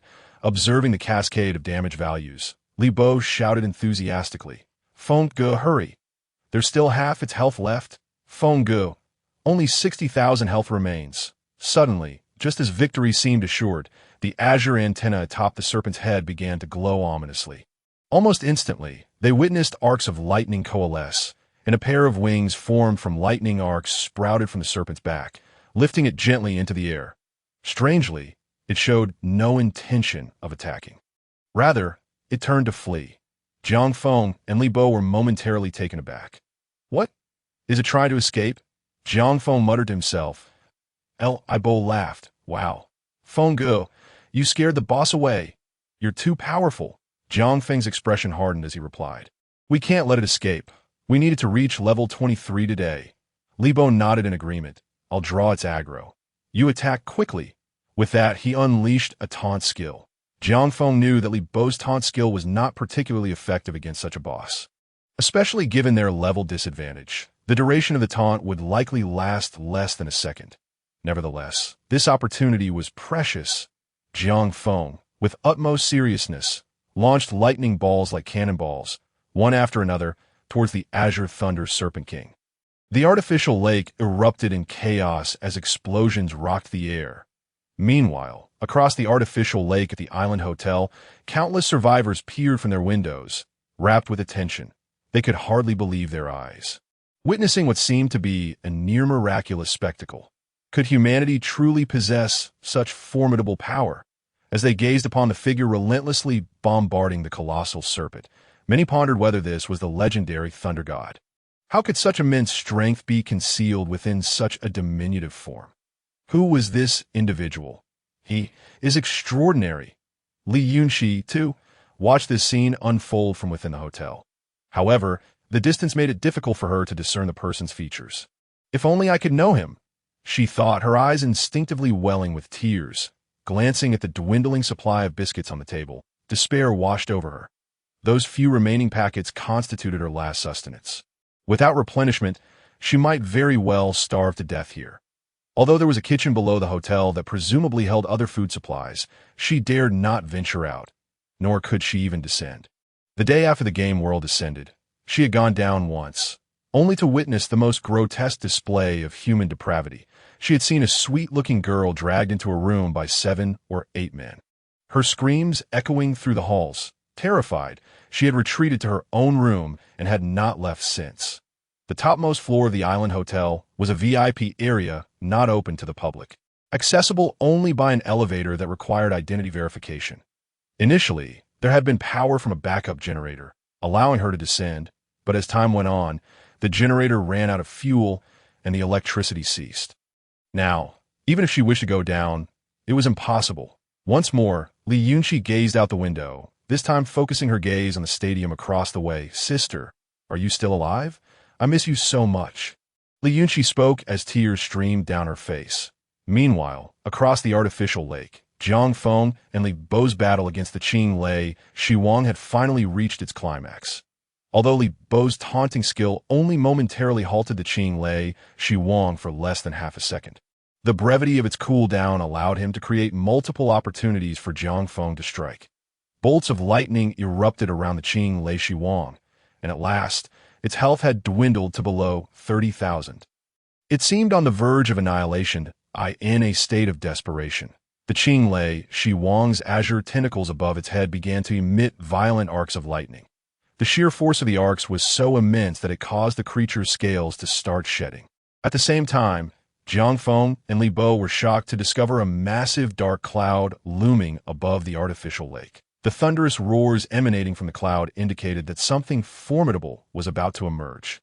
Li Bo exclaimed in urgency, Quick, Feng Ge. This beast is about to unleash its ultimate move. Sensing the impending danger, Jiang Feng relentlessly hurled lightning orbs, one after another. Indeed, the moment the ominous cloud appeared, the azure tentacles atop the Qing Lei Shiwang unleashed a bolt of lightning that surged towards the cloud. Almost simultaneously, a colossal lightning orb emerged from within the darkened mass. Upon its appearance, the terrifying aura sent chills down Jiang Feng's and Li Bo's spines. The power of that lightning orb was dreadfully overwhelming. Should it descend from the cloud, it could potentially turn the entire vicinity of the artificial lake into scorched earth. However, Jiang Feng noted that the orb seemed to descend at a sluggish pace, likely due to an extended casting time. This presented an opportunity for him. Observing the explosions around the Qing Lei Shiwang and witnessing its health plummet, Jiang Feng finally exhaled in relief and unleashed a few more lightning orbs. At that moment, with a resounding crash, the Qing Lei Shiwang plummeted heavily to the ground, its azure tentacles ceasing their release of lightning. The dark cloud overhead and the still descending lightning orb dissipated instantaneously. Congratulations on slaying the Qing Lei Shiwang. Experience 200,000. Ding! Congratulations, you have reached level 23, all attributes 1, free attribute points 10. Hearing the system's voice echoing in his ears, Jiang Feng couldn't help but smile. Indeed, reaching level 20 marked a watershed moment. The level 20 giant abdomen zombie boss had granted only 20,000 experience, yet the level 24 Qing Lei Shiwang had bestowed a staggering 200,000. Although the experience required for leveling up had increased tenfold, the experience gained from boss encounters had risen 20-fold. While the experience from regular monsters was less dramatic, the boss experience remained quite generous. Otherwise, advancing past level 20 would become exceedingly arduous. Li Bo dashed over. Exhilarated point 200,000 experience. Feng Ge, this is absolutely incredible. I was just wondering how the experience for leveling up had doubled so drastically. It seems the experience for monsters has increased as well. What a pity that boss encounters are rare. If only we could continuously farm them, our leveling speed wouldn't plummet. Don't be greedy, Jiang Feng replied. Leveling up will only become more challenging from here on out, and encountering bosses will be increasingly rare, Jiang Feng added. And have you noticed? These bosses appear randomly and do not respawn with other monsters. Thus, we should take advantage of this early stage while other players are still weak to farm as many bosses as possible. Li Bo nodded. Jiang Feng then pointed ahead and said, "Let's go see what treasures have dropped." He added jokingly, "If there's something I can use, I'll be sure to give the system a piece of my mind." As Jiang Feng grumbled, he marched forward to Li Bo chuckled. Speaking of which, I also think the game system is targeting you. But on another note, what was that last skill the Qing Lei Shiwang unleashed? It was terrifying. If that lightning orb had landed, we would have been doomed. Reflecting on this, Jiang Feng felt a wave of apprehension wash over him. Yet he also felt a flicker of anticipation. If the Qing Lei Shiwang could drop a skill book of that caliber, he would truly reap a remarkable reward. As the two conversed, they reached the front, where indeed a plethora of items had dropped, of various colors. Li Bo gathered the items before returning to inspect them alongside Jiang Feng. The Qing Lei Shiwang had dropped a total of 5 items. And upon seeing the first one, Jiang Feng couldn't help but feel elated, for it was a storage ring, far superior to the one he currently possessed. Equipment name: Space Ring Equipment Grade. Blue required level. 24 equipment requirement. All classes equipment attributes. Unsealed. Requires an appraiser to unseal. Upon reaching this point, Jiang Feng felt a surge of anticipation, for items that required unsealing typically possessed additional attributes. This suggested that this space ring might indeed come with bonus features. To date, he had yet to acquire an item with attribute enhancements. And the storage rings they had previously obtained had been plentiful, with Li Bo and others each possessing one. Jiang Feng, without hesitation, claimed the space ring, planning to seek out Wang Xian for an appraisal afterward. If it did indeed possess additional attributes, he would gladly replace the plain ring he currently wore. Subsequently, Jiang Feng turned his attention to the second item. Upon seeing it, he was overwhelmed with excitement. It has dropped. Finally, I found something I can use. Feng Ge, I also have one here. Li Bo suddenly shouted from his side, having already handed over an item. Jiang Feng's eyes widened as he exclaimed, "Heavens! Finally, the gods have opened their eyes." The item Li Bo presented was a skill book, and Jiang Feng discovered that his own find was also a skill book. This meant that out of the 5 items dropped by the Qing Lei Shiwang, 2 were skill books, both usable by Jiang Feng. What an astonishing probability!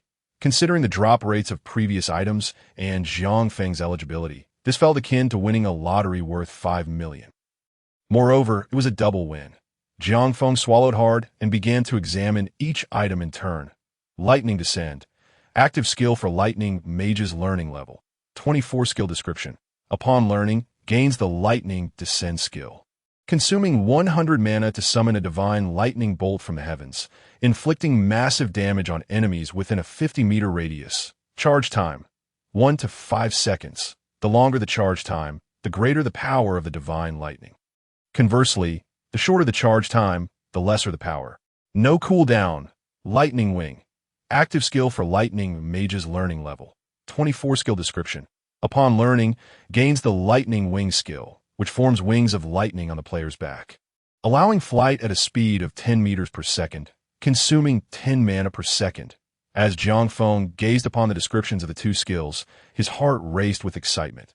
These abilities seemed perfectly tailored for him. The first skill, Thunderfall, was undoubtedly the devastating attack the Azure Thunder Serpent King had intended to unleash at the END. And oh wonder it required such a lengthy preparation time. It even boasted an effect that enhanced damage through energy accumulation. As for the Thunderwing technique, it was even more impressive, granting him the ability to soar through the skies. However, with only 273 points of mental energy at his disposal, he could fly for a maximum of just over 20 seconds. Though this may sound somewhat trivial, one must consider that at a speed of 10 meters per second, he could cover a distance of 200 to 300 meters when viewed from a height. That was nothing short of remarkable.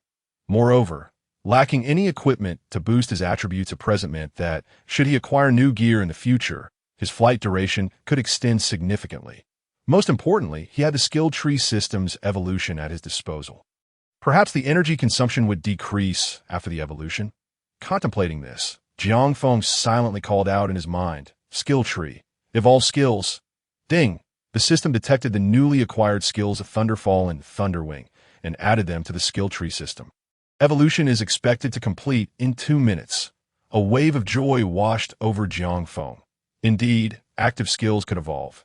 Now, he merely awaited the outcome 2 minutes hence. With that thought, he turned his attention to the last 2 items.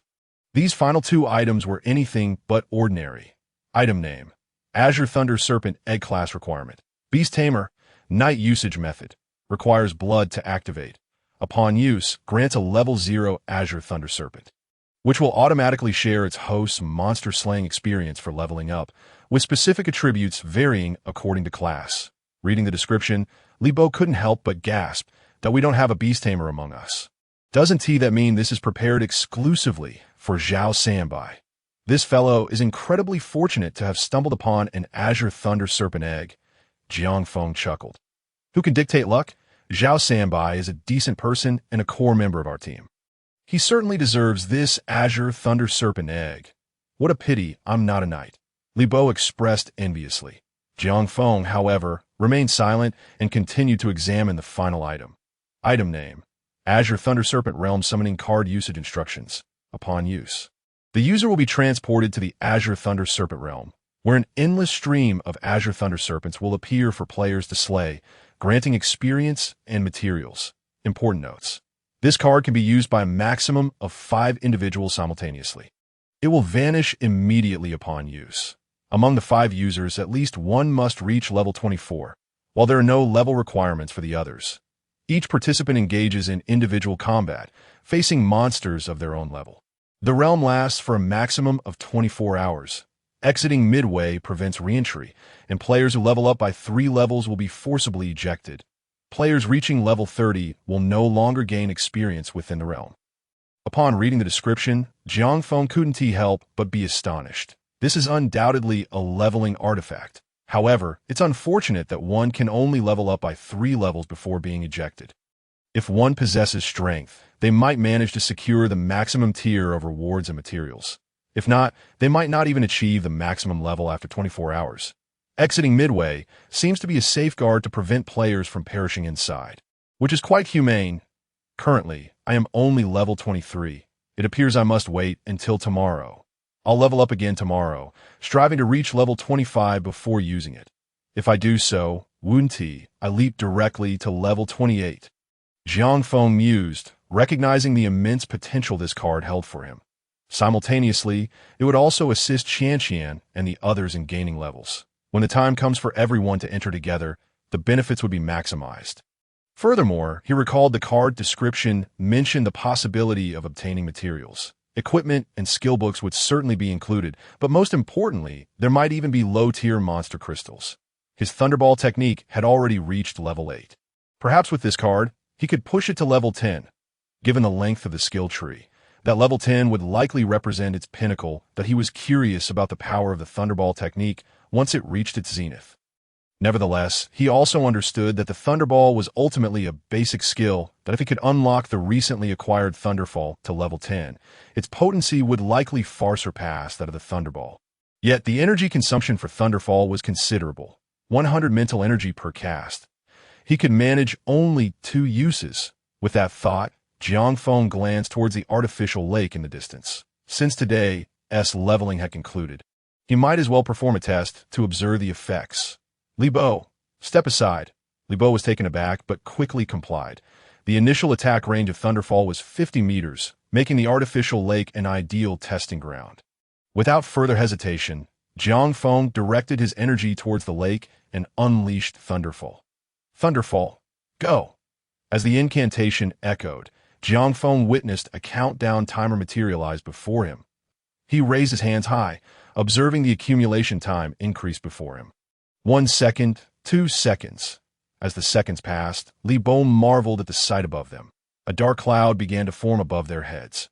However, the scale of this cloud was significantly smaller than that released by the Azure Thunder Serpent King. As the accumulation time extended, the thunderball within the cloud gradually became visible, its diameter reaching an astonishing 3 meters. Once the countdown hit 5 seconds, the thunderball surged forth from the cloud, hurtling down towards the artificial lake. With a deafening boom, the thunderball detonated, sending a massive wave crashing outward, splashing water from the lake in all directions. Within a 50-meter radius of the explosion, a thick mist of water vapor rose, leaving Jiang Feng and Li Bo utterly speechless. The water in the artificial lake surged up to heights of 7 or 8 meters, crashing against the surroundings.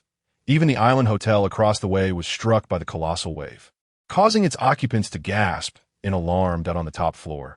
Li Yunxi watched as the wave nearly reached her window, covering her mouth in astonishment as she gazed at the silhouette standing by the lake. Her eyes filled with shock and envy. Who is he? He is simply terrifying. This scene reminded her of a certain title, Thunder God. The figure in the distance truly resembled a deity of thunder, leaving an indelible impression of grandeur in her heart. Jiang Feng marveled at the power of Thunderfall, astonished. This was merely the effect at level 0. Should he activate it to level 10 or beyond in the future, it would indeed be a cataclysmic thunderstorm. Suddenly, Li Bo turned to Jiang Feng, exclaiming, "Bro Feng, are you even human? Damn, are we playing a game here? While we're at it, you're secretly cultivating immortality?" Jiang Feng laughed. "Whether I'm cultivating immortality or not, I don't know. But if I were, you would undoubtedly be my most formidable general." Li Bo straightened his back at this comment. Naturally, as the two chatted, the system's voice finally rang out. "Ding! Skill tree evolution complete. Would you like a view?" "View." Jiang Feng responded immediately. The skill tree list reappeared before him. Jiang Feng saw that both Thunderfall and Thunderwing had reached level 10. With the following attributes: Thunderfall level 1. Thunderfall level 1 consumption. 90 mental energy. Attack range. 60 meters. Casting accumulation time. 1 to 6 seconds. Unlock 0-1. Level 2. Activate upper level to view. Thunderwing level 1. Thunderwing level 1 consumption. 9 mental energy per second. Speed increase. 11 meters second. Unlock 0-1. Level 2. Activate upper level to view. As Jiang Feng gazed at the scenery, he fell into contemplation. The mental power required to elevate the Thunderball technique by 1 tier had decreased by 10 points, which was indeed a piece of good news. If he could unlock it to the 10th tier, would it not mean no consumption at all? Would he not become a veritable thunder bombardier? Moreover, the attack range had increased by 10 meters. If it reached level 10, that distance could potentially extend to 150 meters. Just the thought of it was exhilarating. The thunderballs raining down, leaving no blade of grass unscathed, were undoubtedly a formidable weapon. Although it did not directly amplify attack damage, the charging time had increased by 1 second, which also implied an enhancement in damage. As the power of Thunderfall was contingent upon the charging duration in the future. If he charged for 10 or even 8 seconds, he could likely drain an entire artificial lake AS for the Thunderwing technique. It was also commendable. The mental power consumption per second had diminished, allowing him to sustain prolonged flight. Additionally, the speed had improved, which was certainly a boon. However, in comparison, there was no urgency to elevate the Thunderwing technique. Once his Thunderball technique reached its peak, he would deliberate whether to enhance the Thunder Shield technique or the Thunderfall technique. Recently, Jiang Feng had felt that his defenses were rather lacking, thus he was more inclined to prioritize the enhancement of the Thunder Shield technique. At the very least, he aimed to elevate it to level 5, as the consumption of crystal fragments from monsters of that tier was minimal. Of course, at present, he did not possess an abundance of crystals. So that was a matter for the future. Noticing that the sky was darkening, Jiang Feng finally beckoned. "Let us go. It's time to head back." Li Bo nodded, and the two turned to prepare for their departure. However, just as they were about to leave, a sudden loud bang emanated from the ruins of the nearby stadium. Both men paused in surprise, and Li Bo quickly exclaimed, "There's something moving over there. Could it be a monster?" Jiang Feng furrowed his brow, pondering whether his recent Thunderfall technique had caused a collapse. But why would it collapse now of all times, seeing that the distance was not far? Jiang Feng declared, "Let us go take a look. We need to level up here tomorrow. If there are any monsters hiding, it wouldn't bode well." Li Bo nodded, and the two swiftly made their way toward the source of noise. They had barely walked 20 meters when they were taken aback to see a person lying in the distance amidst the stadium ruins. Indeed, it was a person, and although her attire blended with the colors of the surrounding debris, they recognized her immediately. "No way. There's a survivor here," Li Bo exclaimed in astonishment. Jiang Feng rushed forward, discovering that the figure on the ground was a woman. She was clad in a form-fitting athletic outfit, which bore several tears, likely from the jagged stones of the ruins. Her clothes and hair were caked in dust, indicating she had been here for an indeterminate number of days. Jiang Feng gently turned her over, and Li Bo was taken aback to see that she was quite young, appearing to be just in her early 20s. Despite her face being covered in grime, her beauty was still evident. "Leave the dirty work to me, bro. I may not have many skills, but I certainly have the strength," Li Bo exclaimed, ready to assist. "Wait, where did you go?" Feng go. He turned to find Jiang Feng had already vanished. Moments later, he heard Jiang Feng's voice from the air. "She's in bad shape. I'll take her back. You make your way back on your own." Li Bo was instantly incensed. "Jiang Feng, you shameless scoundrel. The moment you see a beautiful woman, you rush in. Is that how a brother should act? You already have Mu Qianqian. Can't you leave a chance for the rest of us?" He shouted as he hurried after Jiang Feng. Jiang Feng called back. "What did you say? I can't hear you. You look too tired. Leave this to me." "Damn it." Li Bo's voice faded as he continued his pursuit. Though Jiang Feng's Thunderwing technique was only at level 1 and could not sustain flight for long, fortunately, they were not far from the office building. Approximately 30 seconds later, before his mental power was fully depleted, he landed in front of the building. Li Bo, having dashed through the street, arrived shortly thereafter. Seeing that he was unharmed, Jiang Feng hurriedly carried the woman inside the building. To be honest, the woman's physique was truly impressive. Despite being covered in dust, her athletic attire perfectly accentuated her form, highlighting her curves in all the right places. Upon entering the cafeteria, Zhang Lan, Mu Qianqian, and the others were startled to see Jiang Feng carrying someone, initially fearing that Li Bo had encountered trouble. However, upon realizing he was holding a woman, they were left momentarily dumbfounded. "Find something to eat. This girl looks like she hasn't eaten in several days. If she doesn't get food soon, it could be disastrous," Su Fei shouted at no. She is too hungry to eat meat right now. Lan Jie, please make her a bowl of porridge. Mu Qianqian interjected, already pouring a cup of warm water and rushing over. Jiang Feng stepped aside to allow her to tend to the woman. After Mu Qianqian fed her some warm water, the woman slowly opened her eyes. However, her lips were chapped, and she lacked the strength to speak. She needed ample rest, and would likely not regain her voice until the next day. That Mu Qianqian remarked. She requires proper care. Jiang Feng responded. You and Lan Jie should help her wash up and find a place for her to rest. The two nodded and promptly carried the woman away. Jiang Feng then glanced at the tag in his hand, which he had taken from the woman that IT bore her name, Stadium Tennis Access Card. Li Yinqing. Jiang Feng mused, Oh dear, sister-in-law, you must advocate for me. He already has you, yet he is still competing for beauties with me. Just then, Li Bo returned, panting heavily. Upon entering, he exclaimed, What do you mean, competing for beauties? Mu Qianqian, who had come back to fetch more water, inquired, Why are you all sweaty? Sister-in-law, you must help me. Jiang Feng is shamelessly rushing in whenever there is a pretty girl around, leaving no chance for me to shine. Li Bo complained, looking quite aggrieved. After hearing the whole story, Mu Qianqian replied, What your husband did was right. That girl is in dire straits. If it had been you, you would have taken more than an hour for a 10-minute journey. By the time you returned, she would have been long gone. Am I that kind of person? Li Bo retorted. Aren't you afraid Fengge will take her for himself too? He realized he had misspoken and quickly covered his mouth. However, Mu Qianqian merely laughed. Why shouldn't he? Your husband is so remarkable. There shouldn't be only one woman by his side. I'm even worried I won't be able to take care of him on my own. Li Bo found himself at a loss for words, realizing Jiang Feng had trained Mu Qianqian exceedingly well. He turned and rushed toward Jiang Feng. Fengge, say me. Teach me how you did it. Jiang Feng could not respond to Li Bo's plea. The reason Mu Qianqian was so obedient was largely due to Lan Jie's influence, with the remainder stemming from the young woman's mindset transformation. A person capable of managing a thriving company was undoubtedly intelligent.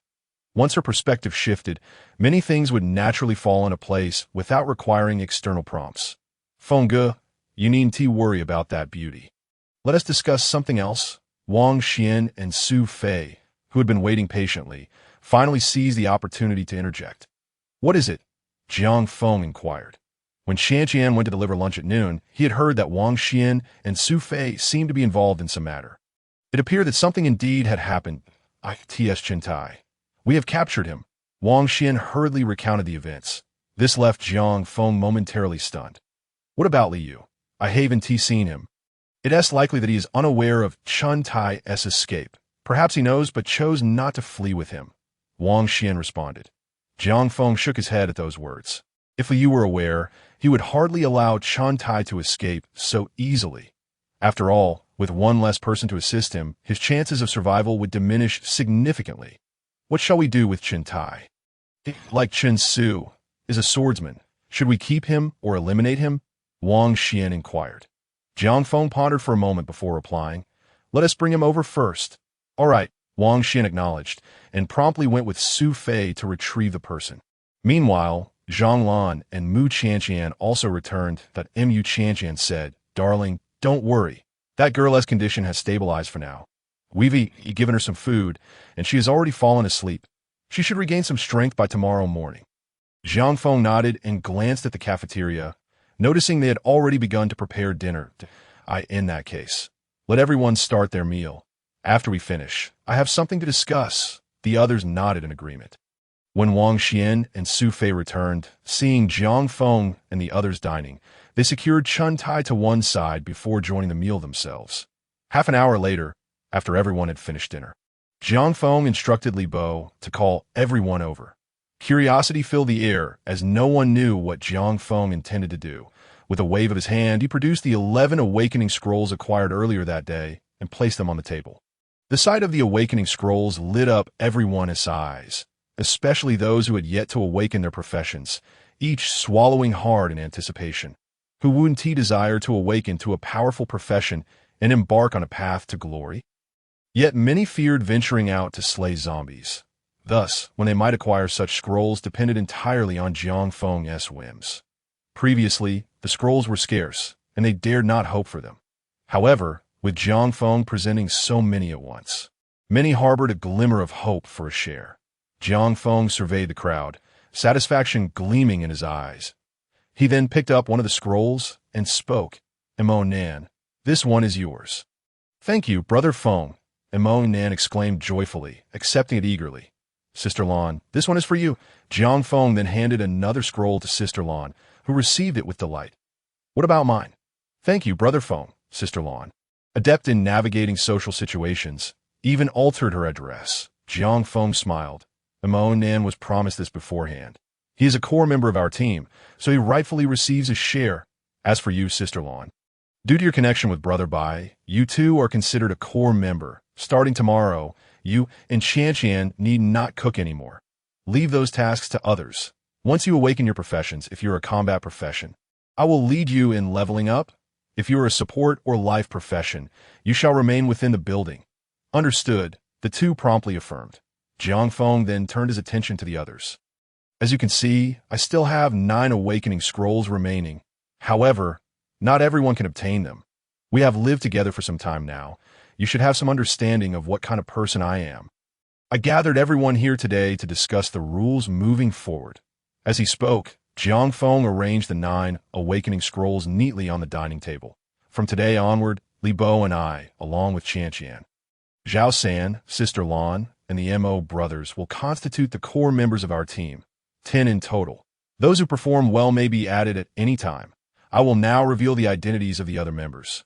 There are only 9 awakening scrolls here, but in the future, there will be 90 or even 900. I will ensure that everyone who follows me will awaken their professions. However, this does not mean that all of you will become core members. For now, of these 9 awakening scrolls, whoever is willing to accompany us on monster hunts after awakening their combat professions shall have priority for use.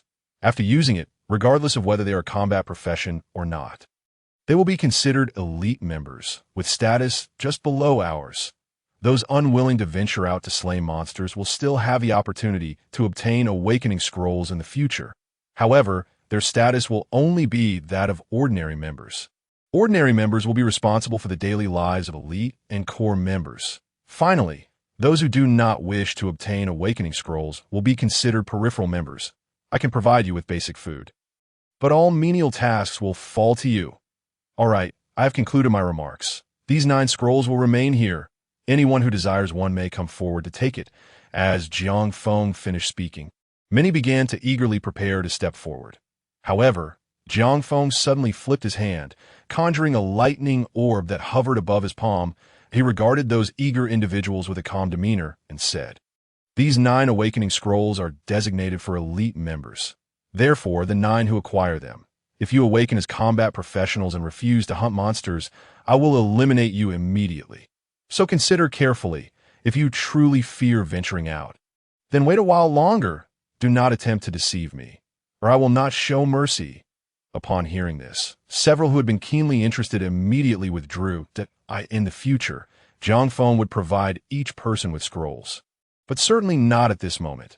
What he sought now were those brave enough to fight, not those merely hoping to awaken and languish in idleness. As the saying goes, under heavy gold, there are bound to be brave men. Soon, someone stepped forward. "Brother Feng, I, Tainan, am willing to go out and slay monsters." "Brother Feng, I, Jinbei, am also willing." "Brother Feng, I, Lidao, like to give a try." As voices rose, the 9 scrolls were quickly claimed by 9 youths. Jiang Feng wasted no time. With a wave of his hand, he commanded, "Awaken your professions." Yes. Instantly, a total of 11 individuals, including Zhang Lan and Mo Nan, unfurled their scrolls simultaneously. This scene did not go unnoticed by Chun Tai, who observed intently. He couldn't help but swallow hard. If these individuals could acquire awakening scrolls, how many among Jiang Feng's group must have awakened their professions? How fortunate it would have been had he followed Jiang Feng from the start. Even if he had been too afraid to venture out, at least he could have survived. But now, he found himself in this predicament, his life hanging in another's hands. Just as Chun Tai was lost in thought, he noticed Jiang Feng's gaze had fixed upon him. Was his fate about to be determined? Jiang Feng merely cast a glance at Chun Tai without uttering a word.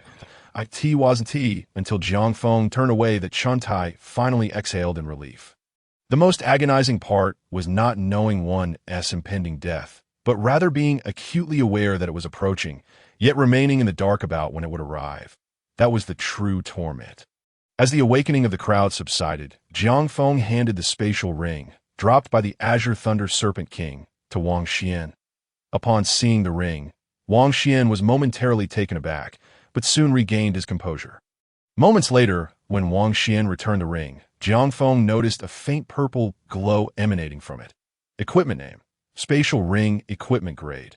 Blue Equipment Level. 24 Equipment Requirement. All Professions Equipment Attributes. Designate 1 Attribute 20. Storage Space Dimensions 50 meters in length, width, and height.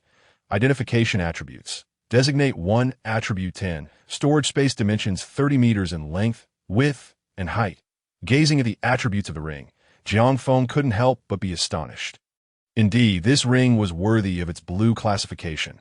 Wang Xian's identification skills were truly impressive, as this would enhance his mental power by 30 points. That IT was utterly exhilarating. Jiang Feng promptly set the ring's attributes to augment mental power and replace his original storage ring. Consequently, his mental power surged beyond 300 simultaneously. Lan Jie and the others completed their class awakenings one after another. Zhao Sanbai eagerly inquired, "What professions did you all awaken to?" Lan Jie, somewhat puzzled, eventually smiled and replied, "It should be a combat profession called Beast Tamer. Apparently, it allows one to control monsters." "A beast tamer? Quite splendid. No need to engage in close combat. From now on, you shall stand behind me, and I shall protect you." Zhao Sanbai exclaimed with excitement. The others, including Tainan, Zhenbei, and Lai Dong, gradually announced their professions as well. Among them, Tainan, Zhenbei, and Lai Dong, along with 2 others, were all combat classes, while 2 were support professions. The remaining 2 were life professions that owe their surprise. Emo Nen also awakened to a life profession. When he revealed his profession, Jiang Feng and the others couldn't help but laugh. Onan was actually a divine farmer.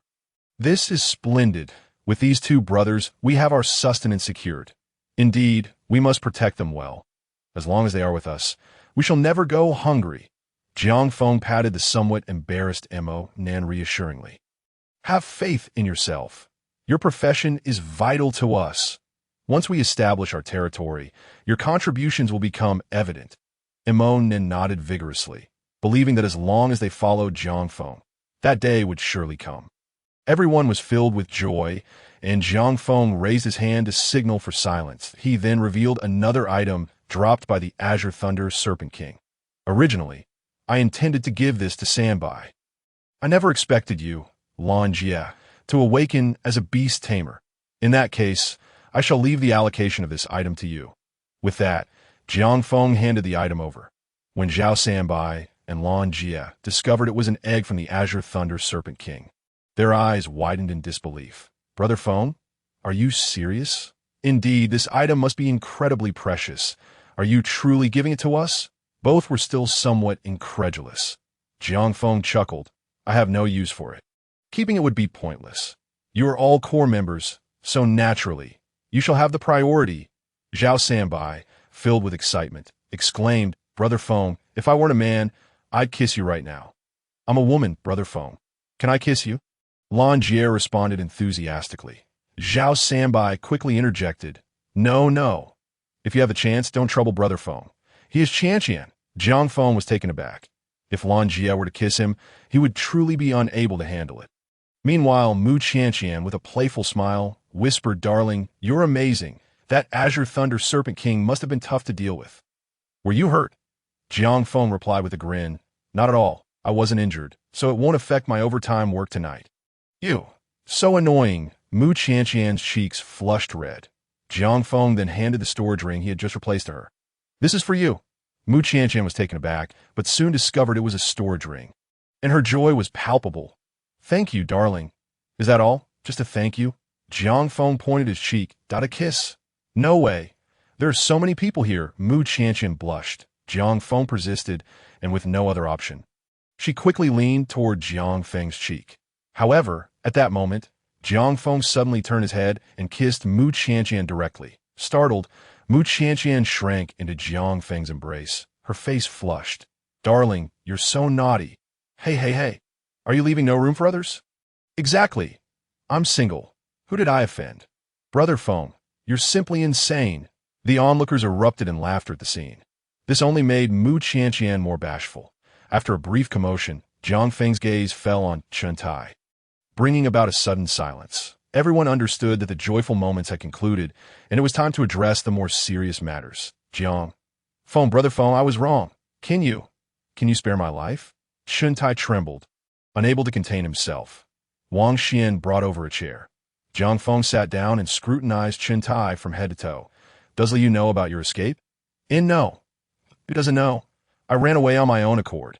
Chen Tai hastily shook his head. What level is Liu? Jiang Feng continued his inquiry.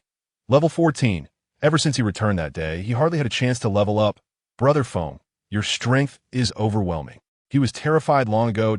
If he had the opportunity, he would have fled. By the way, Brother Feng, your girlfriend Qinya is over there. Liu said he would use her as a hostage, hoping you might spare him. As soon as Chen Tai finished speaking, Li Bo shouted in anger, Shut your filthy mouth. Do you even know the situation? Qianqian is currently Brother Feng's woman, our sister-in-law. A person like Chunya has long been discarded by our Brother Feng. Is she even worthy of being a hostage? Seeing this, Chen Tai quickly corrected himself. Yes, I was blind. Please spare my life, Brother Feng.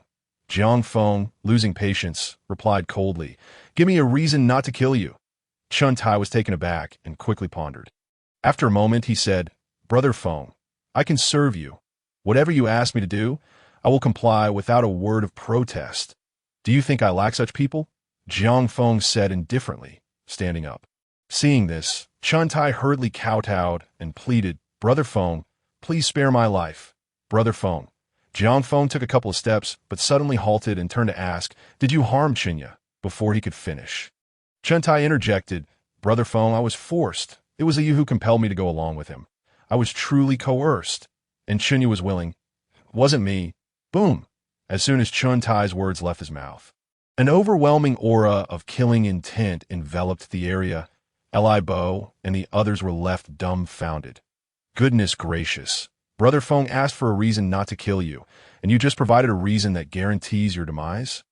Chen Tai gazed at Jiang Feng, whose face was etched with murderous intent, and felt utterly bewildered. It was evident that he had yet to comprehend the gravity of his words. Brother Feng, I was wrong. Brother Feng, I truly understand my mistake.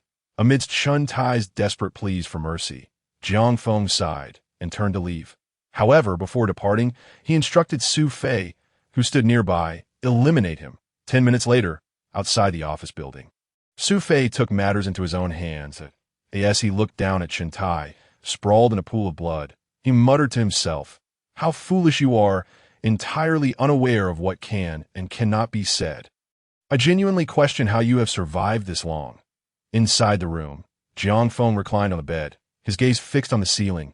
Lost in thought, Mu Qianqian lay obediently in his embrace, silent. Senior, are you not jealous? Jiang Feng suddenly inquired. Mu Qianqian was momentarily taken aback before responding with a smile. Why should I feel jealousy? I ought to thank her. If it were not for her, how could I possibly have the chance to become your woman? Junior, you are merely feeling unworthy for yourself. Upon hearing this, Jiang Feng couldn't help but plant a kiss on Qianqian's forehead, but he felt an overwhelming sense of warmth from Mu Qianqian, who truly understood him. Although he no longer harbored feelings for Chunya, she had once held significance in his heart.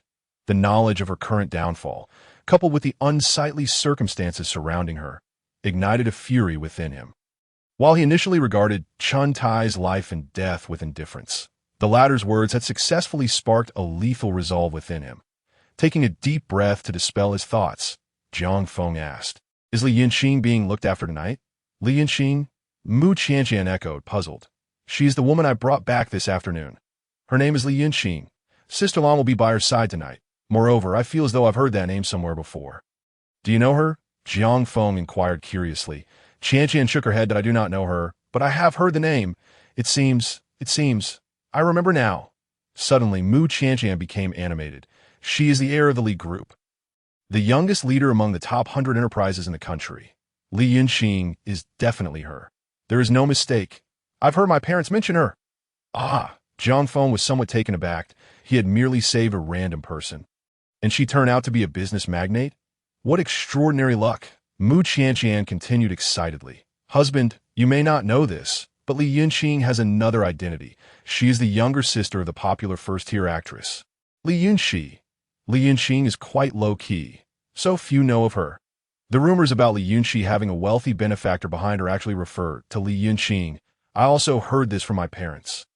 Upon hearing this, Jiang Feng was enlightened that it was not surprising that Mu Qianqian, whose parents were also influential figures in the business world, had such knowledge. However, Jiang Feng had not anticipated that by casually saving someone, he would encounter a titan of the corporate realm.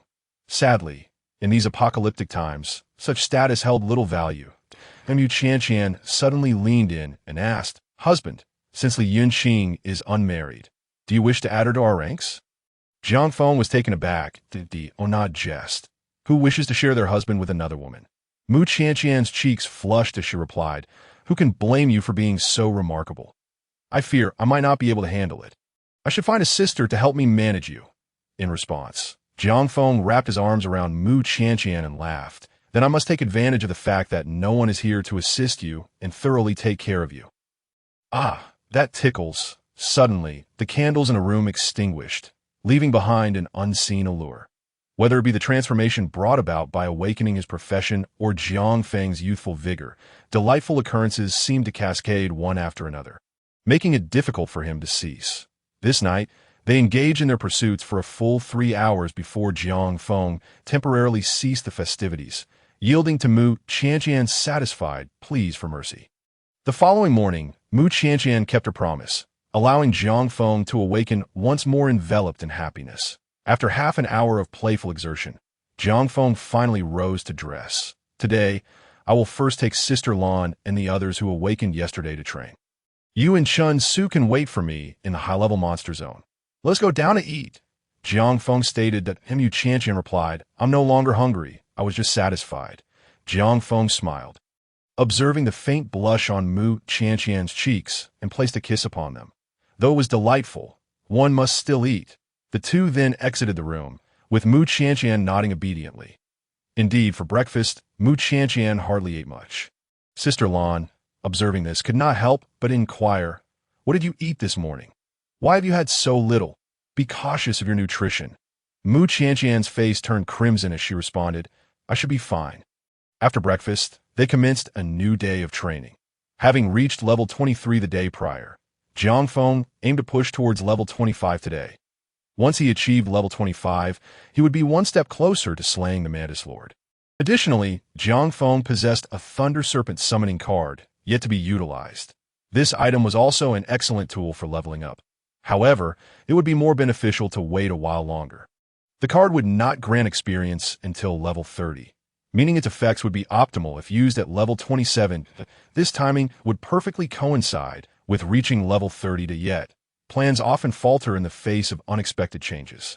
For instance, the area where they trained had begun to drift farther from the office building. To reach level 30, they would likely need to venture even further, which naturally left Jiang Feng uneasy about the safety of their base, especially with Li Yu lurking nearby. Jiang Feng was determined not to give him an inch of opportunity. Thus, before relocating to a new base, Jiang Feng resolved to eliminate Li Yu. Today's training commenced with level 1 zombies. Jiang Feng dedicated a full hour to thoroughly clear the surrounding monsters. This was not due to a decline in his speed, but rather the increased levels of the monsters he faced. He successfully eradicated all creatures below level 20, slaying countless foes in the process. After concluding this endeavor, the group's levels reached new heights. Jiang Feng remained at level 23, while Li Bo also attained level 23. Meanwhile, Mu Qianqian, Su Fei, Wang Xian, Chen Su, and Zhao Sanbai all reached level 21. Sister Lan, along with those who had awakened yesterday, Tainan, Zhen Bei, and Lai Dong, managed to reach level 15. Achieving level 15 within a single day was largely thanks to the game mechanics that allowed monster levels to rise daily. It was likely that, One day, these individuals would form an effective fighting force that, in addition to their level gains, the most significant rewards included awakening scrolls, beginner monster crystals, and various equipment skill books. They had amassed a total of 23 awakening scrolls. Furthermore, the beginner monster crystals amounted to an impressive 205 pieces. As for the other skill books, their total exceeded 100, though most were equipment-related, while skill books were relatively scarce. They had even acquired 5 gathering blueprints. Most of this gear is at level 15 or below. Jiang Feng, finding himself devoid of any lightning-type wizard weapons, chose not to linger on the matter. Instead, he handed the items over to Wang Xian, instructing him to allocate them as he deemed fit for the skill books. Their exchange was contingent upon corresponding contributions. Once Jiang Feng offloaded these troublesome tasks onto Wang Xian, he retreated to a corner, eagerly anticipating the unlocking of his lightning sphere skill tree. Unlock lightning sphere skill. As Jiang Feng's voice resonated, the system's notifications soon followed. Ding! Congratulations on unlocking lightning sphere level 9. You may now view level 10. Ding! You have a substantial amount of crystal points remaining. Would you like to unlock level 10? Proceed. Without a moment's hesitation, Jiang Feng opted to continue. He was genuinely curious about the transformations that awaited him upon elevating lightning sphere to level 10. After all, reaching level 5 had already granted him the thunderstorm attribute. Surely, level 10 would bestow even more formidable attributes. Indeed, the system chimed in again. Ding! Congratulations on unlocking Lightning Sphere level 10. New attribute added. Stun. Ding! Lightning Sphere has reached its maximum unlock level. You may now choose to unlock a new form of Lightning Sphere. For further details, please consult the skill tree. Jiang Feng was momentarily taken aback. A new form for Lightning Sphere? What could that possibly mean? Could it be a new skill? With that thought in mind, Jiang Feng hurriedly opened the skill tree list that he quickly discerned what this so-called new form entailed. Level 9. Lightning Sphere Level 9. Casting time 0.1 seconds. Power increased by 900. Attack range extended to 19 meters. Thunderstorm attribute applied. Unlocked. Level 10. Lightning Sphere Level 10. Casting time instantaneous. Power increased by 1,000. Attack range extended to 20 meters. Thunderstorm. Stun effect applied. Unlocked. Stun effect. When Lightning Sphere strikes an enemy, there is a 30 chance to inflict a 3-second stun effect, during which the monster's movements are slowed, and can even interrupt spell casting. The effect may increase or decrease based on a monster's strength, but the stun duration will not fall below 1 second. Furthermore, the stun effect cannot stack. After a stun, there will be a 5-second period during which the target cannot be stunned again. Reading the skill description, Jiang Feng couldn't help but swallow hard. Although the stun effect had only a 30 activation probability, his Lightning Sphere skill now required no casting time, achieving instantaneous release. And what did that imply?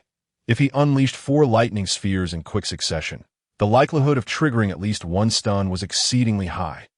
With 3 seconds of stun time, he could unleash an overwhelming barrage of lightning spheres. This largely depended on his speed and stamina. Once the enemy was stunned, they would have no choice but to endure his relentless assault. If he were to face the Thunder Serpent King from yesterday again, he was confident he could prevent it from ever taking flight. Of course, the inability to stack the stun effect and the subsequent 5-second protection period were somewhat disappointing. Nevertheless, Jiang Feng felt immensely satisfied. After all, this was merely the initial skill, Lightning Sphere. What more could one possibly desire? He hastily glanced at the new form. Jiang Feng recalled the system's mention of a new form. He continued to scroll down, to his astonishment. He discovered that beneath the 10th level of the skill tree, there was indeed an 11th layered red, 11th layer new form. Unlocking will grant the new form skill. Lightning Chain. Unlocking requires 1,000 crystal points. Lightning Chain. When casting Lightning Sphere, players may choose to activate the Lightning Chain effect. Upon activation, only 1 lightning sphere may be released, which will not explode, but will instead extend an endless chain of lightning from the sphere. The length of the chain is determined by the player's own mental strength. The chain will automatically pass through all enemies within a 40-meter range, dealing damage equivalent to that of the lightning sphere every second. Note: Regardless of how many enemies the chain passes through or how many times it inflicts damage, only 1 point of mental strength will be expended. Furthermore, attacking enemies with a lightning chain will guarantee a 100 stun, and the stun effect can stack, enhancing or diminishing based on the enemy's strength. Staring at the skill tree's introduction, Jiang Feng couldn't help but gulp again. Initially, he thought he had misread. Unlocking the 11th layer indeed required a staggering 1,000 points. That equated to 1,000 basic monster crystals. Wasn't that utterly outrageous? Yet upon examining the attributes, he grasped the essence of the true fragrance theory. A 100 stun effect that could stack. What did that signify? It meant that if he activated the lightning chain of the 11th layer, he could simply let it pass through a level 30 Lord Mantis. The creature's movements would slow considerably, potentially rendering it immobile. Even if it managed to move, its attacks would be sluggish, allowing Jiang Feng to evade them effortlessly. This was nothing short of a divine skill. No wonder it was referred to as a new form, necessitating such an exorbitant amount of points for unlocking .at that moment. Jiang Feng envisioned the potential if it were to unlock the new forms of Lightning Wing or Thunderfall. The thought of a single lightning sphere obliterating an entire city was not beyond the realm of possibility. What if he were to acquire even higher level skills in the future? He could potentially annihilate a nation with a mere wave of his hand, or even obliterate a planet. Truly monstrous, absolutely monstrous. Jiang Feng couldn't suppress his saliva. However, on the other hand, that 1,000 points was no laughing matter. Even at his current speed, it would likely take him 5 days to gather enough. What if other skills required even more points? He dared not contemplate further. Focusing on the immediate task at hand, he knew he needed the lightning chain to slay the Lord Mantis. No, after leveling up today, he would use the Thunder Serpent summoning card tonight. Wait, he should first test the lightning sphere's level 10 stun effect. It might just be sufficient to take down the Lord Mantis. Jiang Feng pondered. With the stun effect in play, he felt he had the capability to defeat the Lord Mantis despite the level disparity. Yet, the actual battle would depend on the unfolding circumstances. For now, he needed to level up. After all, the death of the Lord Mantis would coincide with Li Yu's downfall. With that thought, Jiang Feng gritted his teeth and wasted no more time. He called out to Li Bo and Mu Qianqian, and they promptly headed towards the arena. Yu Qianqian and Su Fei had also reached level 21, so Jiang Feng and Li Bo could certainly bring them along for leveling up in the arena. Although the experience gained would be limited, it was better than nothing. Meanwhile, with Sister Lan and Tyne guarding the office building, Jiang Feng felt reassured. After all, their levels far surpassed Li Yu's, and there were 7 or 8 of them. Unless Li Yu was seeking death, he would never dare step outside the building. While they were training, Mu Qianqian pointed toward the hotel across the artificial lake.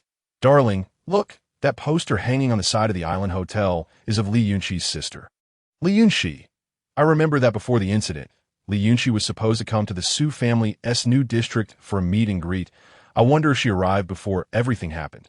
Jiang Feng moved to the side and indeed spotted a massive poster affixed to the hotel wall. Unfortunately, the upper half of the enormous banner had been destroyed, leaving only a nose and an open mouth visible. Nevertheless, as Li Yunqi was a prominent star, Jiang Feng recognized her at that moment, gazing at the gigantic poster. He couldn't help but imagine the exquisite features of the celebrity. Frankly speaking, Li Yunqi was indeed stunningly beautiful. Moreover, she bore no resemblance to her sister, Li Yunqi. They were entirely different types. Li Yunqi exuded a vibrant, athletic energy, while Li Yunqi conveyed an ethereal, untouchable presence. Jiang Feng found himself in trance for a moment until he heard Mu Qianqian stifling giggles beside him. Only then did he snap back to reality. You're not plotting to share me with her, are you? Am I really that impressive? Mu Qianqian, upon hearing this, looked puzzled and inquired, Darling, are you not aware of your own capabilities? If it weren't for the fear of falling behind in levels, I would have preferred not to venture out for leveling up. I'm still in pain. Jiang Feng, at this, could only respond with silence. You certainly did not express this sentiment last night in bed. You were incessantly pleading for me to stop talking and hurry up to slay some monsters. Mu Qianqian's cheeks flushed crimson. Jiang Feng, pushed toward the monsters by her, barely managed to utter a final word. Stop! The process of leveling up proved to be exceedingly monotonous. Meanwhile, While Jiang Feng and the others were grinding near the artificial lake, Sister Lan had also returned to the office building, although she no longer needed to cook or attend to everyone's daily needs. Li Yunqing, whom Jiang Feng had brought back the previous day, was still present in the office. With her astute intelligence, Sister Lan was well aware that entrusting Li Yunqing to someone else would be rather inappropriate. Thus, after Jiang Feng had taken them, those who had just awakened, through their leveling session, she returned to the office first. As expected, after a night's rest, Li Yunqing had regained some vitality, appearing less haggard than the day before. However, to fully recuperate, it seemed she would require another day of rest. Sister Lan personally prepared some food for her and delivered Li Yunqing. Upon seeing Sister Lan, express her gratitude. Sister Lan, thank you for saving me. Without you, I fear I would have you've misunderstood. It was not I who saved you. Sister Lan quickly interjected. It was Brother Feng who brought you back yesterday. If anything, he is your true savior. Had you delayed any longer, you might have truly starved to death. Li Yunqing, hearing this, felt a shudder of fear and asked, Who is Brother Feng? Oh, Brother Feng's full name is Jiang Feng. He is our leader here. He is not older than I am. But out of respect, we all call him Brother Feng. Our survival here is largely due to him. Is he very formidable? And has no police come looking for us? Li Yunqing inquired, clearly still confused about the situation. Sister Lan sighed and replied, My dear girl, I heard you were found in the stadium. You might still be unaware of the circumstances outside. Humanity has dwindled to a third of its former population. There are no police left. The world outside is teeming with monsters. It would not be an exaggeration to call it the apocalypse. That we survivors are fortunate, yet also unfortunate. You must adapt swiftly. As she spoke, Sister Lan cautioned, By the way, when you see Brother Feng, be mindful of your words and actions. The apocalypse is unlike the past. There are no laws anymore. Strength is the new law. Furthermore, I must advise you not to wander about. Here, Brother Feng can keep everyone in check, and no one will harm you. However, if you venture elsewhere, I cannot guarantee your safety. Li Yunqing's face went pale, and she nodded vigorously. The morning hours swiftly passed. On Jiang Feng's side, the leveling session had dwindled down to just him and Li Bi, Odit, Mu Qianqian, and Su Fei. Having each leveled up once more, could no longer continue alongside Jiang Feng and the others as they were no longer gaining experience. Jiang Feng and Li Bo had reached level 24 and had cleared all monsters below that level. They had now begun to tackle the level 25 Qing Lei Shi, Blue Thunder Serpent. Consequently, Mu Qianqian and the others started to depart in succession. With the absence of monsters, it was no longer meaningful for them to remain. Jiang Feng and Li Bo calculated that at their current pace, they would only manage to reach level 25 by noon. Having saved time from returning for lunch, the higher they progressed, the slower the leveling became, which was an unavoidable reality. After all, boss monsters were not available every day. Jiang Feng had initially contemplated whether he could simultaneously level up while attempting to open the passage to the Island Hotel, a place he had long been eager to explore, due to its unique geographical location. It was likely to harbor survivors. Finding that location would not only bolster their numbers and strength, but also serve as a base for expanding their influence in the surrounding area. Alas, by the time afternoon approached, they had yet to succeed in breaking through. The abundance of monsters near the artificial lake was overwhelming, their levels relatively high and scattered, hindering their efficiency, given that the attack range of his Thunderball technique was only 20 meters. He recalled the chain lightning technique, that if he could activate it, its extraordinary 40-meter range, coupled with his ability to move, would make leveling up a veritable delight with virtually no mana cost. Unfortunately, the requirement of 1,000 crystal points was quite substantial. As the clock neared 6 in the evening, the two finally reached level 25, yet they were still far from the Island Hotel. Brother Feng, I think we should head back, Li Bo suggested. Jiang Feng sighed. Resigned to the decision to return, they had only managed to level up 2 times today, and at this rate, it would likely take another 3 days to reach level 30 under normal circumstances. Jiang Feng would have been patient, but given the current state of affairs, even a day's delay might lead to unforeseen circumstances. With that thought, Jiang Feng resolved to utilize the Blue Thunder Serpent summoning card tonight. aiming to elevate his level to 28. Additionally, with the Manus Lord, his Thunderball technique now possessed an immobilizing skill, making it feasible to confront it on the way back. Jiang Feng spotted Mu Qianqian and several others busy moving items. They seemed to be clearing out a clothing store, which appeared to be of considerable size. "Darling, are you done?" Upon seeing Jiang Feng and Li Bo approach, Mu Qianqian trotted over. "What are you all doing?" "Ah, we discovered an abundance of clothing in this store, so we decided to take some back. After all, such opportunities are rare. Having a stockpile allows for frequent changes and washing. This is the last batch. We plan to head back now," Mu Qianqian explained. Jiang Feng nodded and then led Mu Qianqian back to the office building. On the way, Mu Qianqian remarked, "When I return at noon, Sister-in-law mentioned that Li Yunqing has woken up. She expressed a desire to meet her savior. When we return, you should go see her." Jiang Feng agreed, acknowledging that it was indeed necessary to meet her. It seemed this girl was oblivious to the happenings outside, so it was essential to clarify certain rules with her. Once they arrived back at the office building, before mealtime commenced, Mu Qianqian took Jiang Feng to find Li Yunqing. Given that Li Yunqing was just beginning to recover, Jiang Feng would not put on airs and make her come to him. There was a time for establishing authority, and there was also a time to show kindness. Yunqing's room had been converted from an office. Upon their arrival, Sister Lan was also present. Seeing Jiang Feng and Mu Qianqian enter, Sister Lan promptly stood up. "This is Brother Feng. Qianqian, let us go have our meal." With that, Sister Lan took Mu Qianqian away. Jiang Feng found their behavior somewhat peculiar. Leaving him alone might make him feel awkward.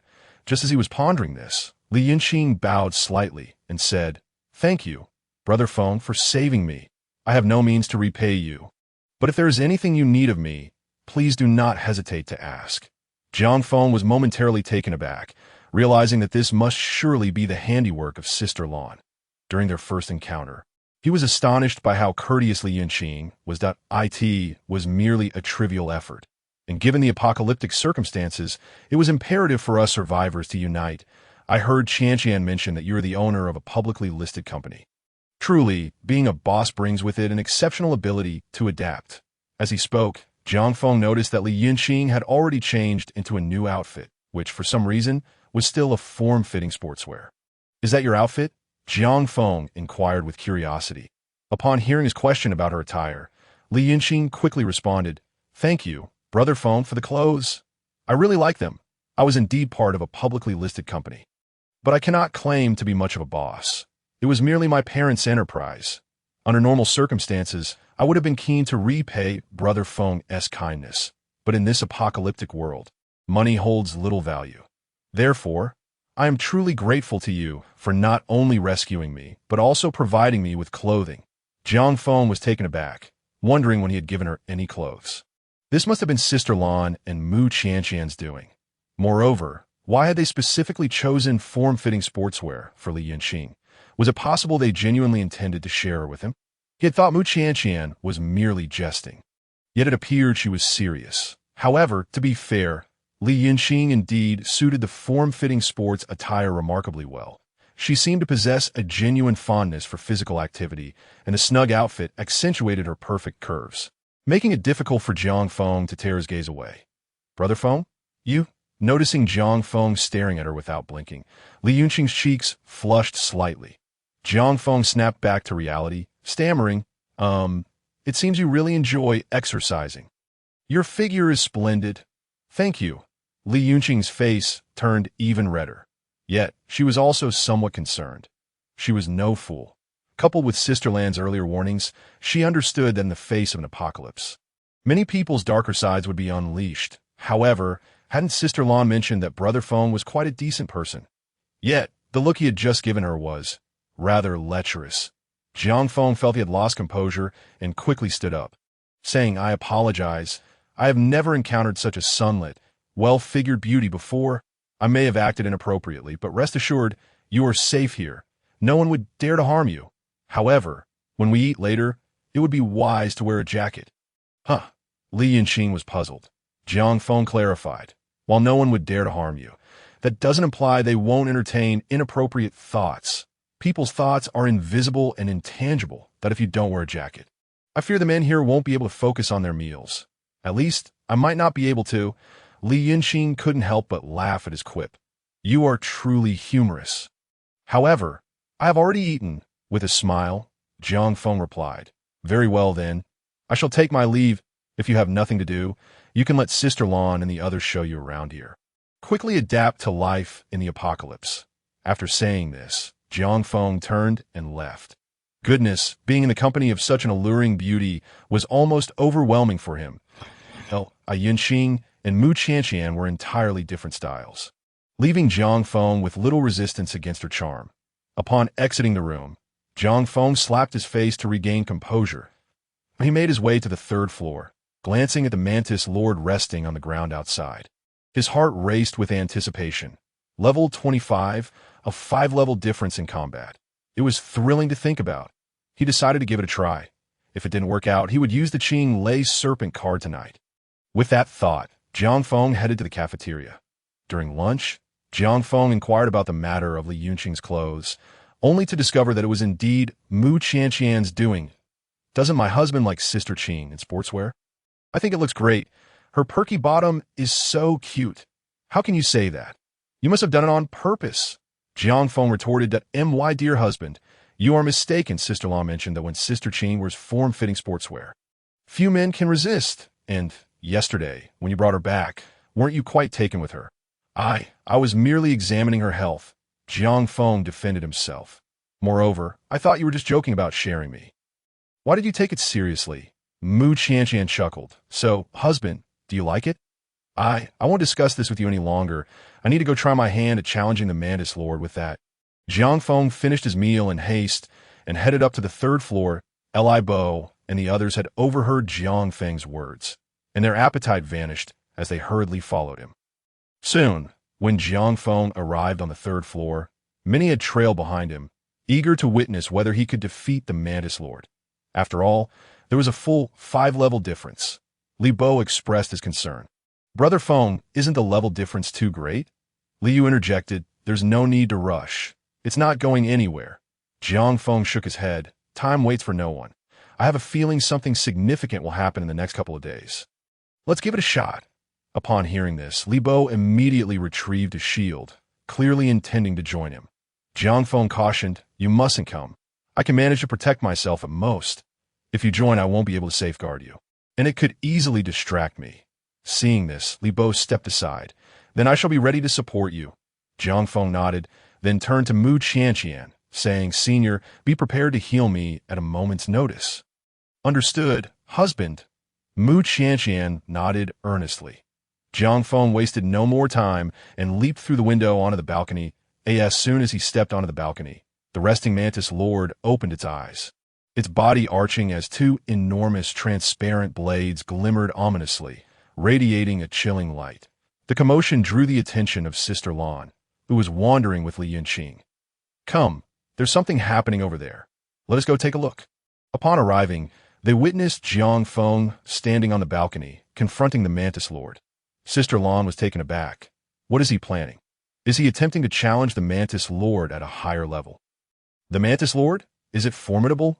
Li Yunqing asked. Sister Lan pointed to the Mantis Lord. Just look for yourself.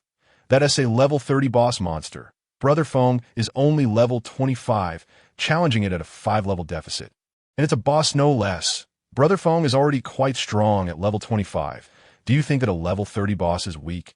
Does that not mean Brother Feng is in danger? Li Yunqing questioned. Sister Lan shook her head. I don't know. Brother Feng is not reckless. If he dares to do this, he must have his reasons. You are quite fortunate. You've arrived just in time to witness such a dramatic battle. Li Yunqing glanced at Jiang Feng standing outside the window, her expression complex, unable to determine whether it was worry or excitement. Meanwhile, in building across from them, Li Yu watched the scene below with a cold gaze. It had only been a short while, and he dared to challenge the Mantis Lord. Indeed, Jiang Feng was a freak. This time, I fear I am truly in grave danger. In contrast, the others, upon witnessing Jiang Feng's audacity to challenge the Mantis Lord, erupted in cheers. Go, Brother Feng. Yes, Brother Feng, strive to liberate us soon. Hurry over. We can hardly wait to join you. In the adjacent room, Chunya observed the scene, her lips tightly pressed together, her eyes filled with regret. She even caught a glimpse of Mu Qianqian standing by the window. That position was evidently reserved for someone intimately connected to Jiang Feng. Tea should have been hers, yet it had now become another woman's. All of this was of her own making. Under the watchful gaze of those around, Jiang Feng was the first to make a move. He surged forward in an instant, two thunderballs manifesting in his hands, which he hurled directly at the Mantis Lord ahead. As Jiang Feng initiated the attack, everyone present held their breath, their heartbeats quickening. They witnessed the Mantis move in response to Jiang Feng's actions, suddenly extending two transparent blades aimed straight at his body. They were all too familiar with the devastating power of those blades. They had seen Liu lose an arm to one. It was only after he leveled up that he managed to regenerate it. Thus, upon witnessing this scene, many present instinctively covered their mouths in shock, while a few timid souls even shut their eyes. Unable to bear the sight, Yu Qianqian, too, was startled, calling out, "Husband, be careful." Li Yinxing, hearing this exclamation, revealed a look of surprise. Clearly taken aback that Mu Qianqian referred to Jiang Feng as her husband. So, Qianqian and Jiang Feng are together? Oh, that incident from a few days ago. I played matchmaker. Do you also have feelings for him? Lan Jie casually inquired. Li Yinxing hurriedly shook her head. No, that's not it. I was just asking. Besides, Fenggu already has such an outstanding girl like Qianqian. You are quite remarkable too. Lan Jie interjected. In this apocalyptic world, it is quite normal for a man to have many women. Not to mention, Fenggu is incredibly powerful. If I were younger, I would wish to be his woman. Ahem. While you speak the truth, I'm still here, Zhao Sanbai remarked awkwardly. However, Lan Jie was unfazed. Didn't you say before that if you were a woman, you would want to pursue Fenggu? Besides, do you think Fenggu would vie with me for you? If he claimed to like me, I wouldn't believe it myself. Zhao Sanbai, blushing with embarrassment, chose not to respond. Meanwhile, Li Yinxing gazed at Jiang Feng, lost in her thoughts. In this dire world, which girl wouldn't he wish to find a strong man to rely on? In everyday life, girls often hope to find a dependable man to marry, let alone in an apocalypse. Back in the arena, as the Mantis Lord's blades lunged forward, Jiang Feng did not evade immediately. Instead, he continued to unleash several thunderballs in quick succession. He was acutely aware that the Mantis Lord was 5 levels above him, making it exceedingly difficult to dodge its attacks relying solely on his own strength. Thus, his ability to inflict paralysis became his trump card. With a 30 chance of paralysis, he hurled 7 or 8 thunderballs in one breath. Surely, not all of them would miss. Indeed, the moment the thunderballs struck the Mantis Lord, Jiang Feng saw it momentarily halt, as if caught mid-air. It was this fleeting pause that allowed him to retreat leisurely to a safe zone. The Mantis Lord remained motionless for about 2 seconds before it charged at Jiang Feng once more. The next 5 seconds were a period of protection, during which the paralysis effect could not be activated again. However, having survived this attack, Jiang Feng gained precious time. He unleashed a barrage of thunderballs towards the Mantis Lord, as if they were free, throwing one after another. Within those 5 seconds, he launched at least 20 to 30 thunderballs. As each ball struck, some even detonated.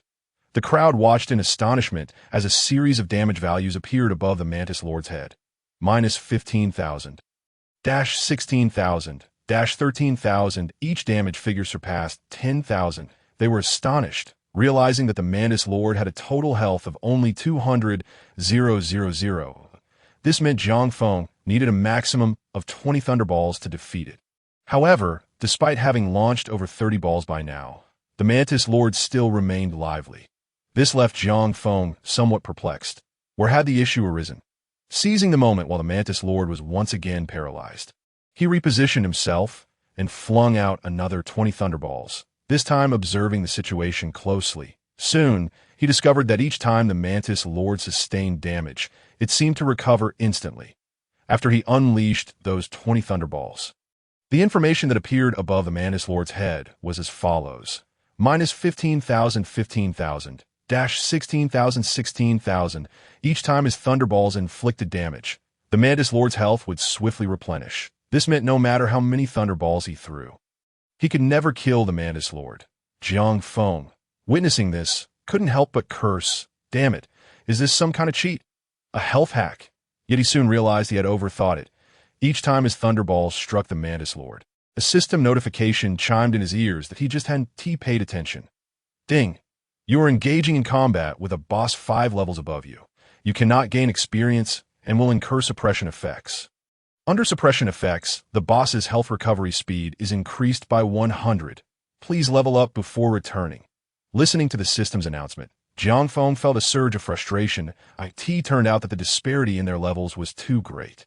He could not gain experience, thus unable to defeat it. This meant he needed to reach level 28 for the suppression effect to lift. Damn it. Jiang Feng was at a loss. Taking advantage of another moment of paralysis from the Mantis Lord, he turned and withdrew from the fight.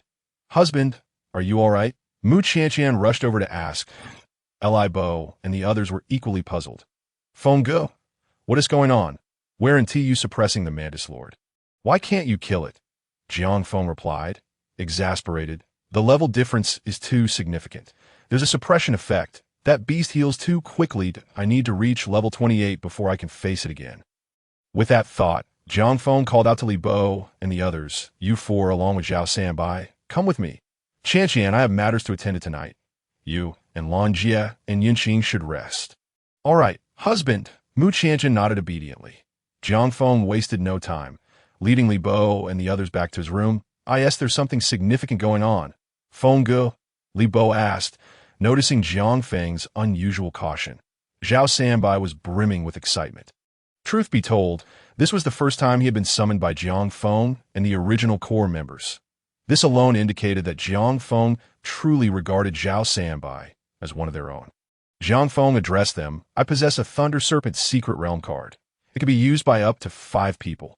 Xuanzi is a support role and incapable of slaying monsters. Thus, I have decided to bring along the 3 of you in addition to Zhao Sanbai. Tonight, Xuanzi will keep watch for us. With a stroke of luck, one might ascend 3 levels. Ascend 3 levels? The crowd's eyes widened in astonishment. Zhao Sanbai, in particular, displayed a look of gratitude. Such a fortuitous opportunity. And Jiang Feng had not summoned Mu Qianqian, but rather included him instead. Brother Feng, what about Qianqian? Zhao Sanbai expressed his concern. Jiang Feng reassured him, Qianqian is not a petty person, and besides, the 5 individuals entering must all be combat professions. Qianqian lacks offensive skills. Her presence would merely squander a slot. Do not fret. Thank you, Brother Feng. Zhao Sanbai ceased to hesitate, realizing that further doubt would be excessive. Jiang Feng continued. The entire dungeon lasts a maximum of 24 hours. Until you ascend 3 levels, or are forced to exit.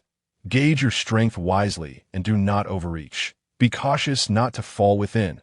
During this period, Xuanzi, you have command over the base. Rest assured. Wang Xian nodded earnestly.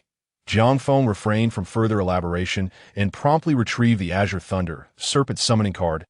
In the next moment, he chose to use it without delay. The Azure Thunder Serpent summoning card transformed into a luminous stream and dissipated before the group. 5 beams of light enveloped Jiang Feng and his companions in an instant, they vanished from their location. Wang Xian observed their disappearance before turning to leave the room.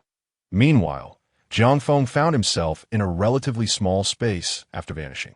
This realm was surrounded by an abyss of darkness, save for a circular stone platform beneath him, paved with bricks and adorned with the emblem of the Azure Thunder Serpent. Jiang Feng surveyed his surroundings. A voice echoed within the space. Ding! You have entered the Azure Thunder Serpent's secret realm. If you're prepared, simply call out start and the trial will commence. Throughout the entirety of the secret realm, any experience and items you acquire will be temporarily stored. Upon your exit from a dungeon, they will be uniformly distributed. Upon hearing this, Jiang Feng noticed 3 pieces of information appearing in the upper left corner of his vision. Accumulated experience, 00000. Acquired equipment secret techniques, 0. Acquired low-tier monster crystals, 0. Clearly, direct leveling was not an option here. Experience would accumulate until he could ascend 3 levels, at which point his journey through the secret realm would conclude. Upon leaving, these items would be collectively granted to him. Seeing this, Jiang Feng did not linger and promptly declared, Start! Ding! The secret realm trial will commence in 10 seconds. The number of monsters will increase continuously. After each elimination, you will have 10 seconds to rest and recuperate. During each rest, you may extract up to 10 accumulated monster crystals to restore your mental energy. Trial countdown: 8, 7, 6, 5, begin. As the announcement concluded, Jiang Feng immediately heard a cacophony of sounds emerging from the surrounding darkness. Following this, a multitude of black azure thunder serpents slithered forth from the shadows. They appeared from all directions, numbering approximately 100. Jiang Feng noted that these azure thunder serpents were all level 25 creatures, matching his own level. Monster name: Azure Thunder Serpent. Level: 25. Rating: Ordinary. Health: 60,000. 60,000. That a health pool of 60,000 was not particularly daunting. Jiang Feng chuckled, confident that he could easily dispatch them. Without further delay, he conjured 4 thunderballs and hurled them in 4 directions. With a series of explosions, he witnessed all the azure thunder serpents in those directions perish instantly. Simultaneously, the fallen serpents transformed into streams of light, soaring towards the upper section of the notification display. Accumulated experience: 110000. Acquired equipment secret techniques: 1. Acquired low-tier monster crystals. 1. That his assumptions were indeed validated. Jiang Feng licked his lips, unperturbed by the number of monsters. He feared only the possibility of insufficient foes to vanquish that moment. The game system's voice resonated once again within the space. Monsters will appear in 10 seconds. Do you wish to extract crystals for recovery? No need, Jiang Feng replied. With over 300 mental energy points, he could unleash more than 300 thunderballs consecutively, so there was no urgency. As the countdown continued, the second wave of azure thunder serpents soon emerged, still at level 25, but their numbers had swelled to around 200. Jiang Feng dispatched them with another round of thunderballs. The third wave brought forth a staggering 400 azure thunder serpents. The fourth wave, 800. The fifth wave, 1,600. Eventually, Jiang Feng realized that his 4 thunderballs were insufficient. The sheer volume of azure thunder serpents was overwhelming. Many could not even approach him. He had to continuously cast thunderballs, and his mental energy consumption began to rise. However, witnessing the accumulating experience and increasing items and monster crystals, he disregarded the expenditure. Upon reaching the 10th wave, he finally extracted 3 monster crystals to replenish his mental energy in preparation for the subsequent monster spawns. Meanwhile, in Room B, Mu Qianqian, Lan Jie, and Li Yunqing were resting together. Lan Jie half-jokingly inquired, "Qianqian, won't you miss accompanying Brother Feng tonight?" Mu Qianqian laughed, "Not at all. It's just the right opportunity for a good night's sleep. Junior Brother Jiang is quite the handful. His escapades last for hours. Qianqian, is it truly appropriate to say such things?" Li Yunqing blushed and remarked, "Is it really suitable to discuss such a private topic?" Lan Jie retorted with a smile. "Look at us. We almost forgot there's an innocent girl among us. Sister Qing, don't mind us. We're seasoned in these conversations, but Qianqian, is it really fitting to boast about Jiang Feng? He is merely in his early 20s, full of youthful vigor. Our brother Bai was no slouch in his day." Mu Qianqian chuckled, "Indeed, I believe it. That is precisely why I'm currently troubled. I simply cannot keep up on my own. Thus, I seek a good sister to share the burden." "Huh?" Li Yunqing gasped in surprise. "Who actively seeks to share their husband?" Mu Qianqian responded, "Sister Qing, you may not know, but awakened professionals experience enhancements in their physical attributes as their strength grows. My husband's prowess is formidable. It's inevitable. Moreover, Lan Jie is correct. With my husband's strength, he will undoubtedly attract other women in the future. If I could coexist peacefully with them, it would be one thing. But if not, I would prefer that the women around him are those I have chosen for him. Sister Qing, could you? I cannot. I have never been in a relationship. I cannot do it."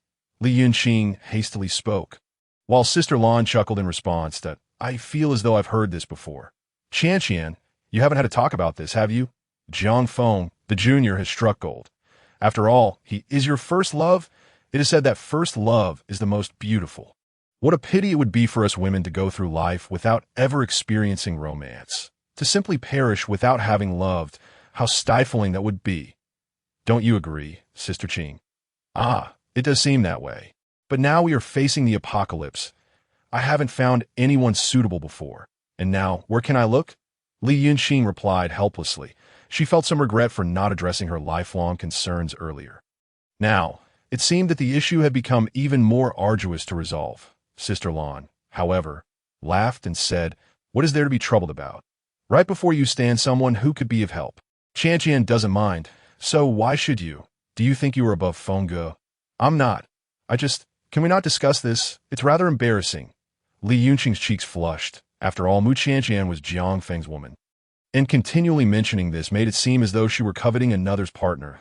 And Yu Qianqian smiled and remarked, "All right, let us not dwell on that. Sister Qing, speaking of which, your sister is the illustrious star Li Yunqi, correct? Was she at the Huan Dao Hotel when the incident occurred?" Hearing Mu Qianqian bring this up, Li Yunqing's eyes reddened. She nodded and replied, "Yes, I was at the stadium playing tennis that day. She remained at the hotel, and I have no idea what has happened to her now. Qianqian, could you possibly ask Fengge to look for her? I am truly worried," Sister Lan interjected. "It would be best if you made that request yourself. To be frank, this is the apocalypse. It's a miracle if we can look after ourselves, and your request seems a bit excessive. Qianqian has only just managed to be with Jiang Feng. You wouldn't want them to quarrel, would you?" Li Yunqing was at a loss for words, and Mu Qianqian quickly reassured her. "Sister Qing, don't fret. I heard my husband mention that he plans to go to the Huan Dao Hotel. The office building is ultimately unsafe. He intends to use the hotel as the next refuge.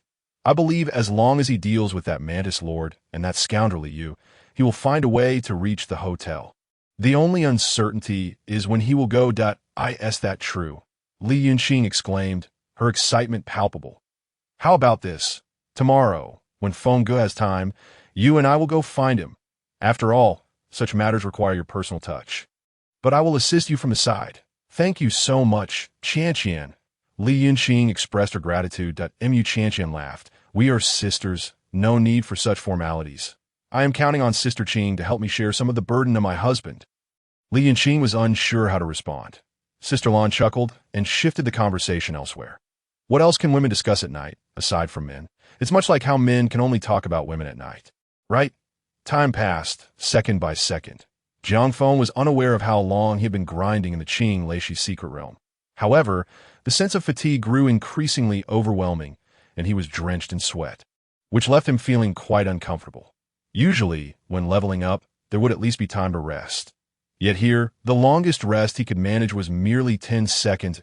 He couldn't even imagine how exhausting it must be for close combat professions like Chun Su and Li Bo, who had to personally slay every creature, as compared to simply obliterating a large group with a lightning ball. It was evident which was the more arduous task.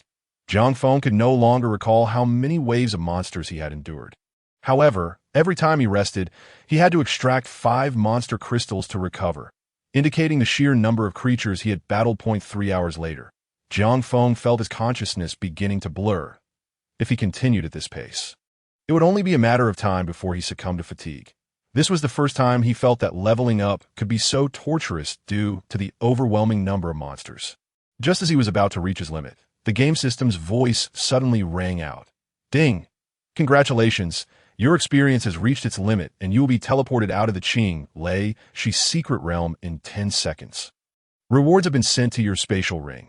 Please check." With the countdown echoing in his ears, Jiang Feng closed his eyes and fell asleep right where he stood, and this slumber lasted until 6 o'clock the following afternoon. After having dinner, Mu Qianqian and Li Yunqing finally arrived outside Jiang Feng's room. "Has my husband awakened?" Mu Qianqian asked Wang Xian, who was stationed at the door. They had come earlier in the afternoon, but Jiang Feng had still been asleep. "He just woke up. You may go in now. I need to check on Li Bo and the others," Wang Xian replied before departing. Mu Qianqian knocked on the door and asked, "Husband, may I come in?" A voice quickly responded from inside. "Yes." With that, Mu Qianqian led Li Yunqing inside. However, as soon as they entered, they heard Jiang Feng call out, "Senior, I'm going to take a shower.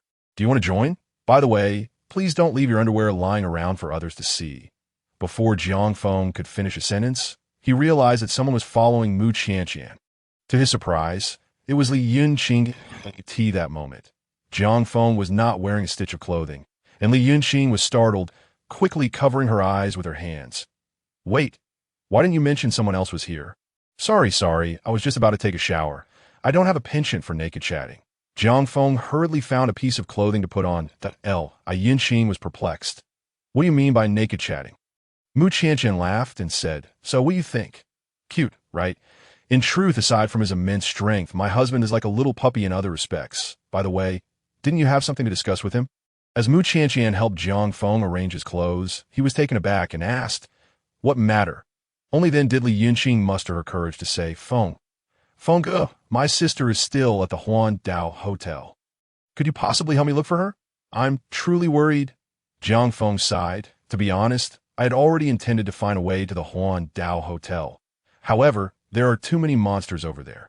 It might not be feasible in the coming days. Once I deal with Liu, I will naturally go. You don't need to plead with me.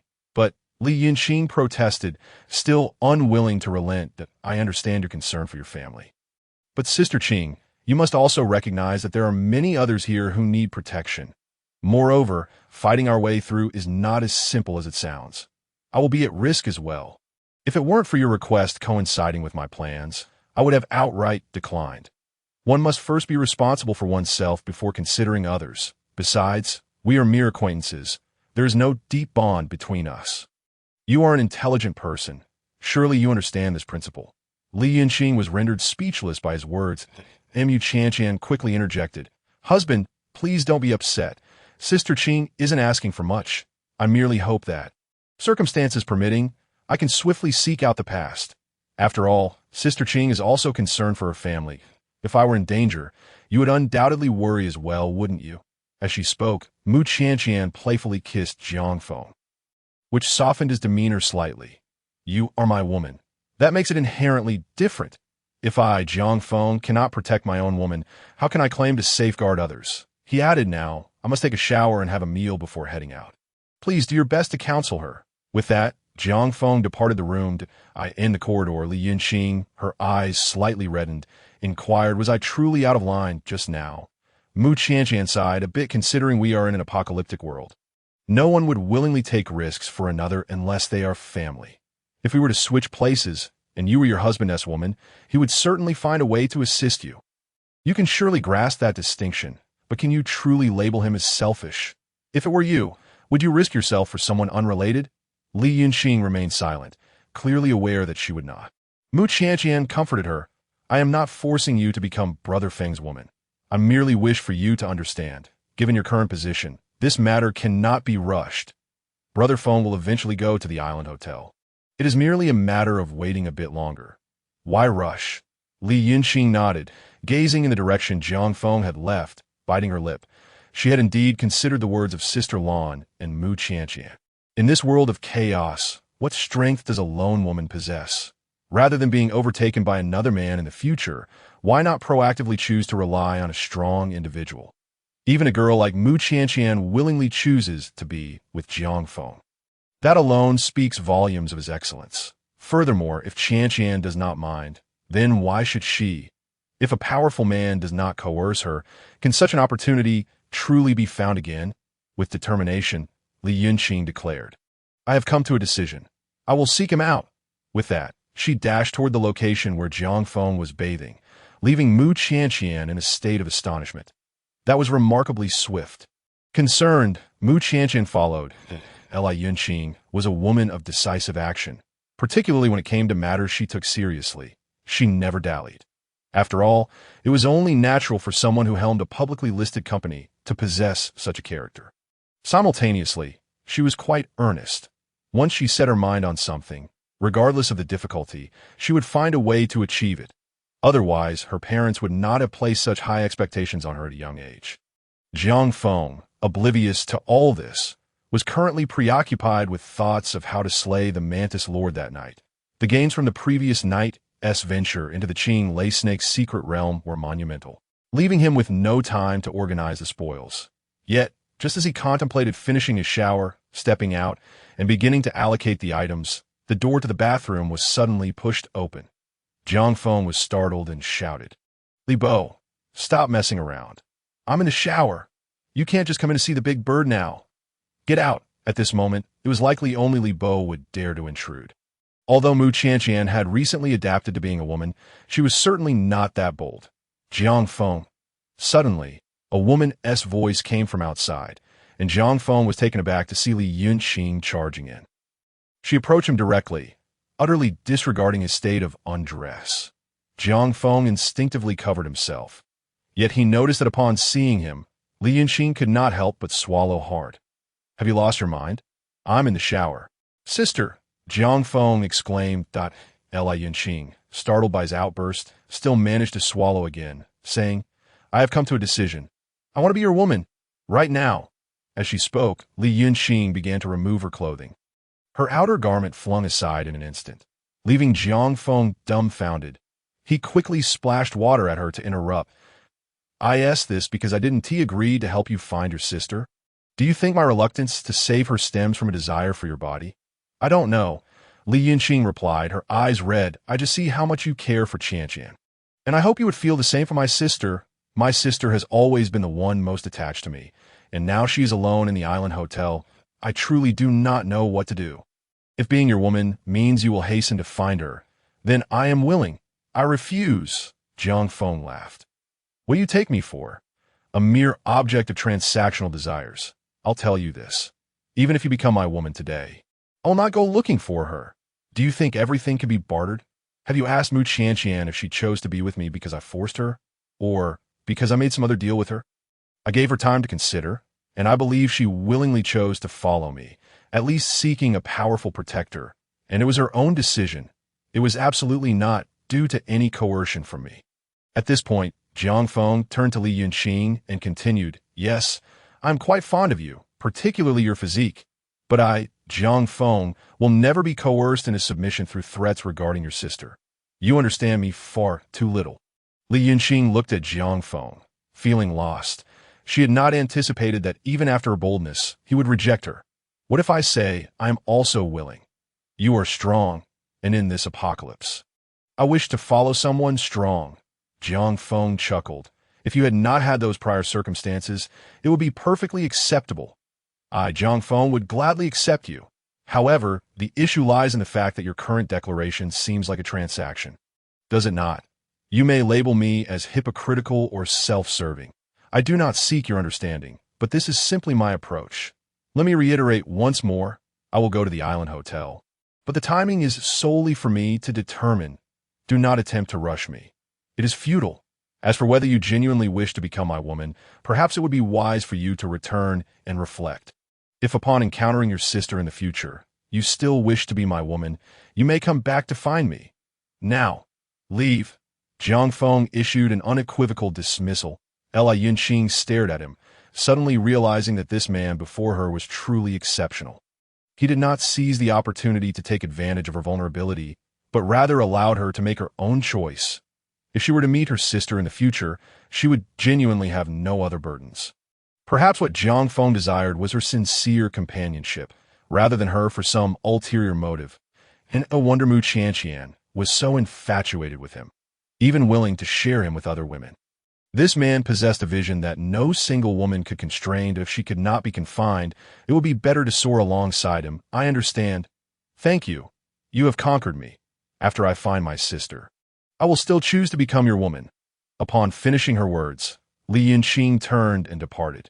Jiang Feng could not help but swallow hard as he gazed at Li Yunqing's clothes, drenched from the water. Fortunately, he had managed to hold himself together.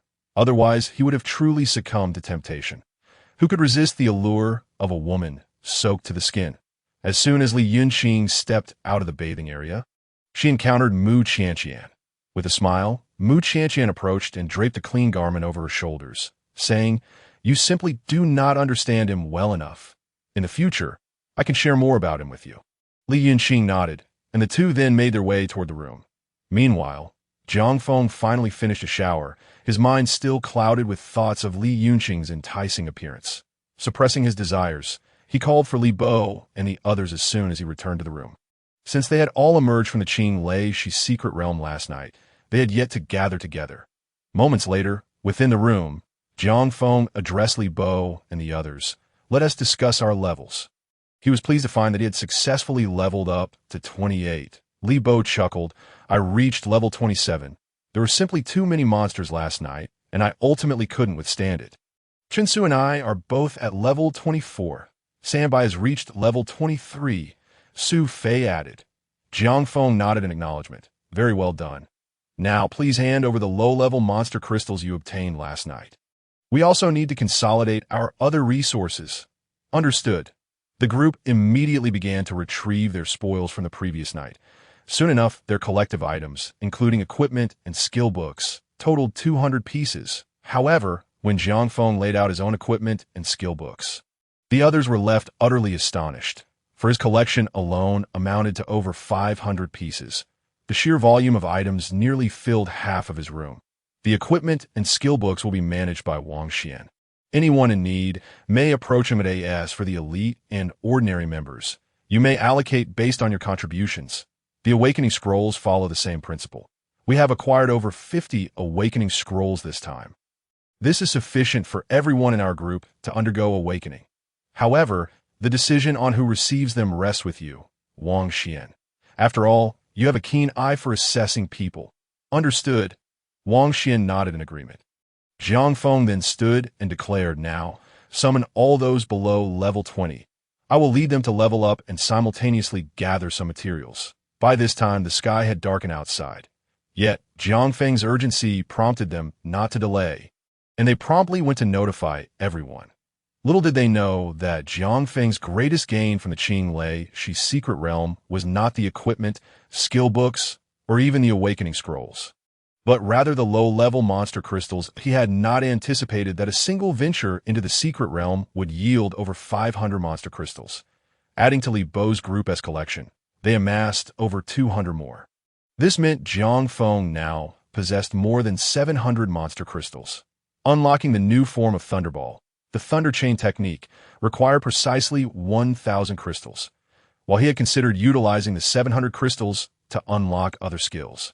After careful deliberation, he chose to focus on Thunderball. Firstly, this skill would soon undergo a significant transformation. Secondly, against the Mantis Lord, unlocking the Thunderball Technique would not be advantageous, as that skill required charging, and the Mantis Lord would likely not grant him the opportunity to do so. Thus, it was preferable to directly activate the Thunder Chain Technique to strike it down. Now that he had reached level 28, the suppression effects would dissipate, making the task of slaying the Mantis Lord far less daunting. However, before proceeding, he needed to eliminate a wave of lower-level monsters to gather the final 300 monster crystals. Seizing the remaining time, Wang Xian selected a few individuals to hasten their class awakenings. Those with combat professions could seize this opportunity to level up. Ultimately, when all had gathered outside the office building, aside from a few, an additional 7 individuals had joined, bringing the total number of combat professionals in Jiang Feng's team to over 15, thus bolstering their combat strength. Without further ado, Jiang Feng organized the team and set off to engage the monsters. Thunderballs were cast liberally, sweeping from level 1 zombies straight through to the level 20 Qing Shi. This commotion left the occupants of Building A in confusion. They were accustomed to leveling during the day. Why were they working late into the night? Li Yu observed the scene, his palms clammy with sweat. The unusual circumstances suggested that Jiang Feng was up to something, and his own situation appeared precarious. Merely half an hour later, Jiang Feng finally gathered the last 300 low-level monster crystals, bringing his total to 1,030. Simultaneously, Lan Jie and the others experienced significant level advancements, with Lan Jie, Tainan, and Zhenbei reaching level 21. Qianqian and Wang Xian took the opportunity to advance to level 23, while those who had just awakened stood at level 16. Nevertheless, that was quite commendable. Jiang Feng glanced at the amassed low-level monster crystals, and without a trace of hesitation, he called out internally, "Unlock the new form of Thunderball." Ding! Do you confirm the unlocking of the new form of Thunderball? Thunder Chain Technique? Confirmed. Jiang Feng responded decisively. The next moment, the system's voice echoed, "Ding! Congratulations, you have unlocked the new form of Thunderball, gaining the Thunder Chain Technique. You may control its activation or deactivation at will." Ding! The Thunderball skill tree has been fully unlocked. It has been automatically removed from the skill tree. Listening to the series of system notifications, Jiang Feng could not help but swallow hard. After so much effort, had the Thunderball finally reached its culmination? He was eager to test it out. However, as the saying goes, one should use their best resources wisely. The debut of his Thunderchain technique must be against the Mantis Lord.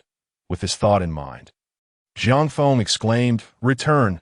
I must confront the Mantis Lord once more." With that, he led his team back into the office building, and in truth, he still had 30 low-level monster crystals remaining. But at that moment, he did not intend to use them.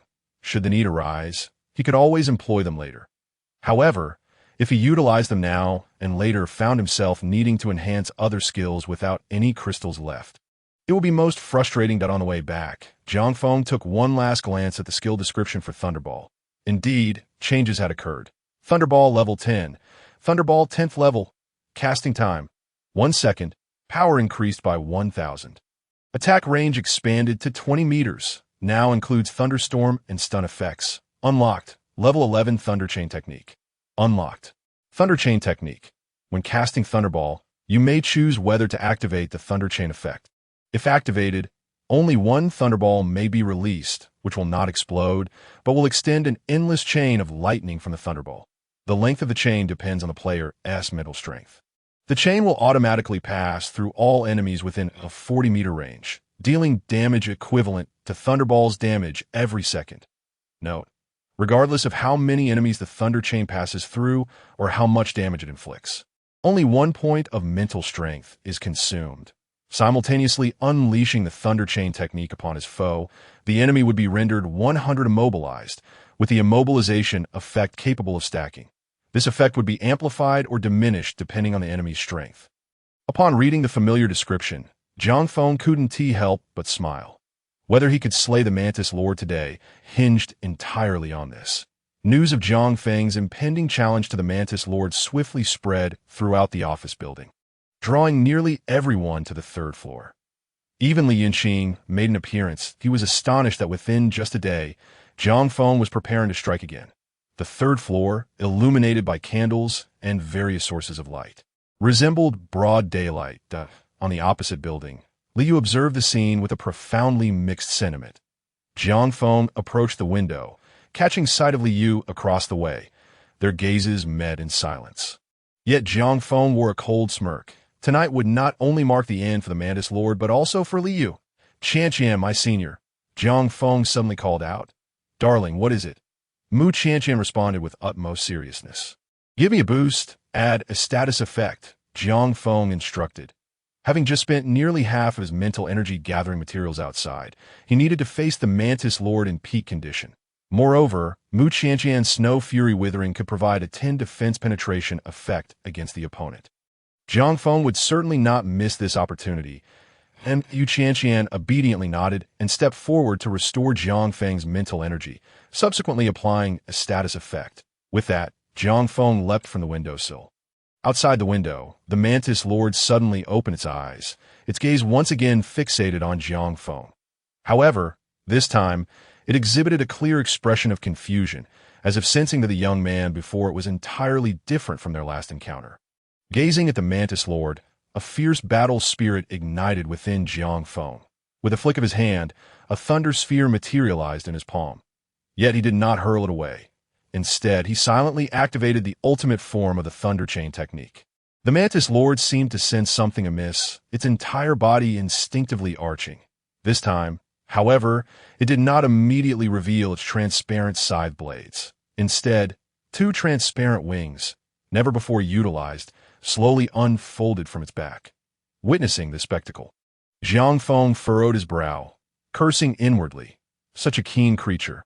It appeared even its wings would come into play. "I shall see if you can evade my Thunder Chain technique." Jiang Feng waved his hand, and in an instant, a bolt of lightning arced from the thunder sphere, piercing towards the distant Mantis Lord. As the thunder chain shot forth from Jiang Feng's hand, it resembled a divine lightning bolt racing toward the Mantis Lord. This astonishing sight left the onlookers in sheer awe, igniting a flurry of speculation. What skill is this? Isn't that Wen Ji's Thunder Sphere technique? What on earth is this lightning? I told you Wang Iacin, T playing the same game as us. How could there be lightning involved? Bro, are you certain Wind Gu isn't cultivating in the realm of immortals? This is practically divine lightning from the cultivation world. Not just divine lightning. Isn't the lightning tribulation in the cultivation world meant to strike people down? My goodness, Wind Gu can't really be cultivating, can he? At the same time, Liu in the opposite building was equally stunned, his mind racing with questions. What skill is this? I've never seen anything like it. Are lightning element mages really this formidable? Why is it that, as a fire element mage, I remain oblivious? Does the strength of lightning element mages not pertain to me as a fire element mage? Chunya covered her mouth in disbelief, speechless for a long while. The thoughts swirling in the minds of the crowd were fleeting, while the scene on the ground was rapidly evolving as Jiang Feng unleashed the Thunder Chain technique. The Mantis Lord indeed reacted, but its first instinct was not to charge forward. Instead, it flapped its wings and took to the air. The Thunder Chain technique could reach enemies within a maximum range of 40 meters.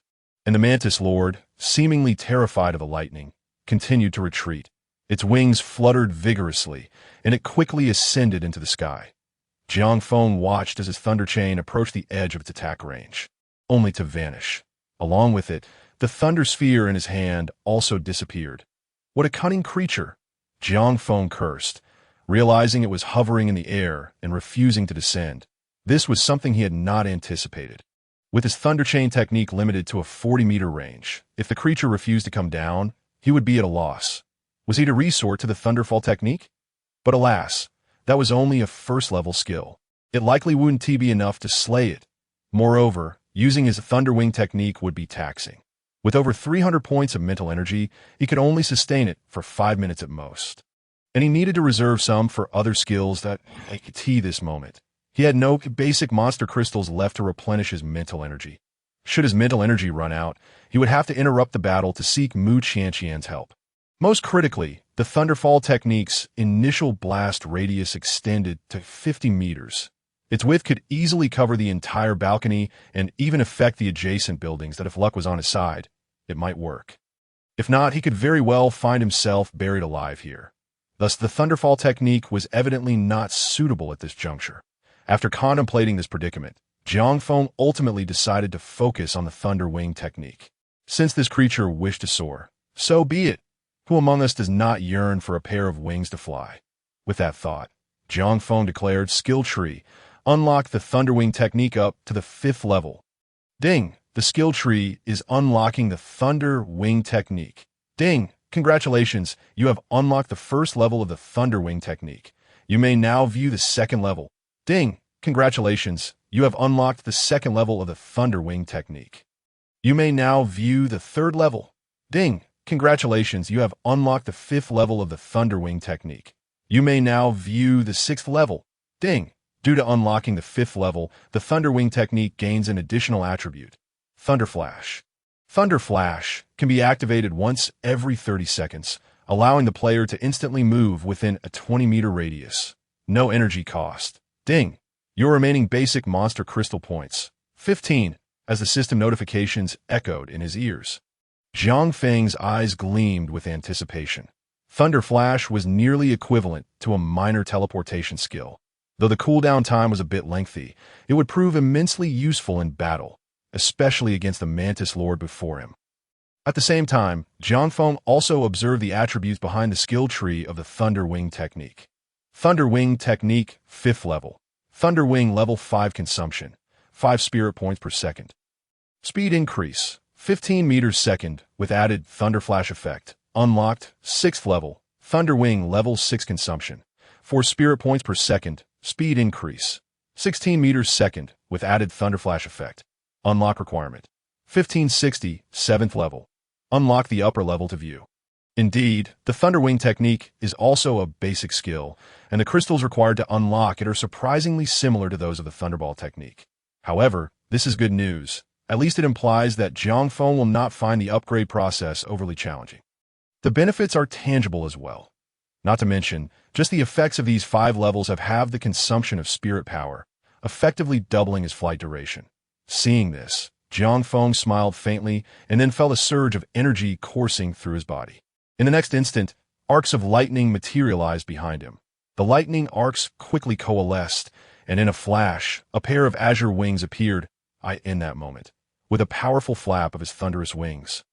Jiang Feng soared into the Li Bo had previously witnessed the Thunderwing technique and remained unfazed. However, the others present were witnessing it for the first time, their expressions a mixture of shock and awe. Su Fei exclaimed, "Damn, he can fly too? Bozy, what has Fengge taken?" He added emphatically, "I don't care anymore. From now on, Fengge is my father, my biological father. That's what I say. Even Jesus couldn't change that." Chen Su shouted in excitement. Nearby, Mu Qianqian covered her mouth in astonishment, her face a portrait of disbelief. As for Li Yunqing, she was utterly entranced, her mind echoing a singular thought. "If I find your sister, and you still decide to be my woman, you can come find me." Watching Jiang Feng ascend, she felt a momentary urge to act immediately. Such a powerful man, if missed, would truly be irreplaceable. Across the building, Qinya was equally dumbfounded, her entire being trembling. She incessantly questioned herself. What manner of man did I forsake? What did I do wrong to witness this moment? She resolved that as long as she lived to see Jiang Feng again, even if he were to berate her, she would do everything in her power to win him back. Little did she know, this was already a futile hope. Jiang Feng's display of the Thunderwing technique stunned everyone. Yet, some might question why, despite possessing the Thunderwing technique, he did not directly charge into building A to eliminate Liu. This was primarily due to the immense spirit power consumption of the technique prior to its enhancement. Additionally, Jiang Feng's spirit power at that time was relatively low, making such an action exceedingly perilous. Furthermore, if he were to enter, what if Liu, in a moment of desperation, detonated the entire building?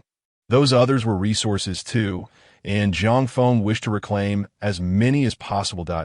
In this apocalypse, humans are also a form of resource. With the Thunderwing technique, Jiang Feng shot upward like a bolt of lightning.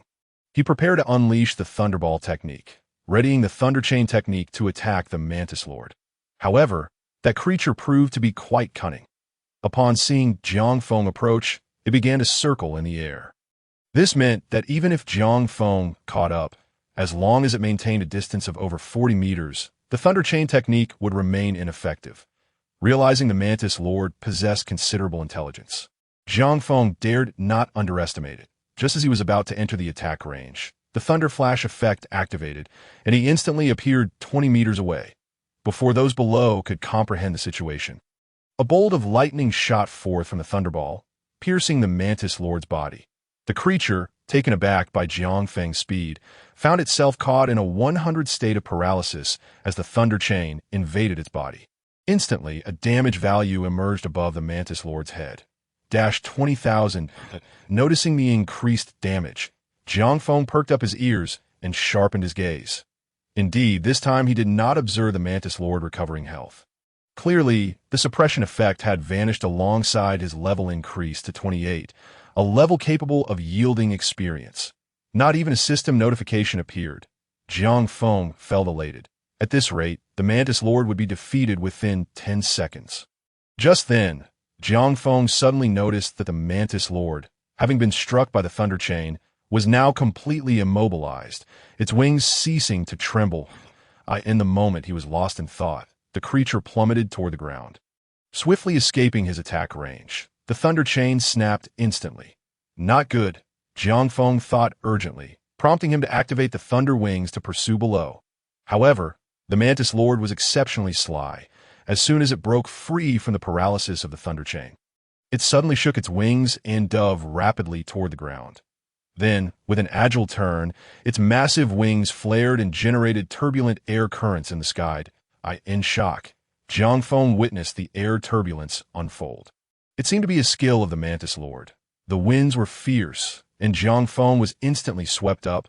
Losing control over his descent, he found himself suspended in midair, completely at the mercy of the chaotic winds. As the Mantis Lord landed, its wings flapped vigorously, creating even greater turbulence, which began to push Jiang Feng higher into the air. Fuming at the cunningness of this beast, Jiang Feng realized it was not allowing him to approach. He swiftly conjured the Thunder Shield technique. forming a series of shields in front of him to block the turbulent winds below. However, his Thunder Shield technique was only at level 0.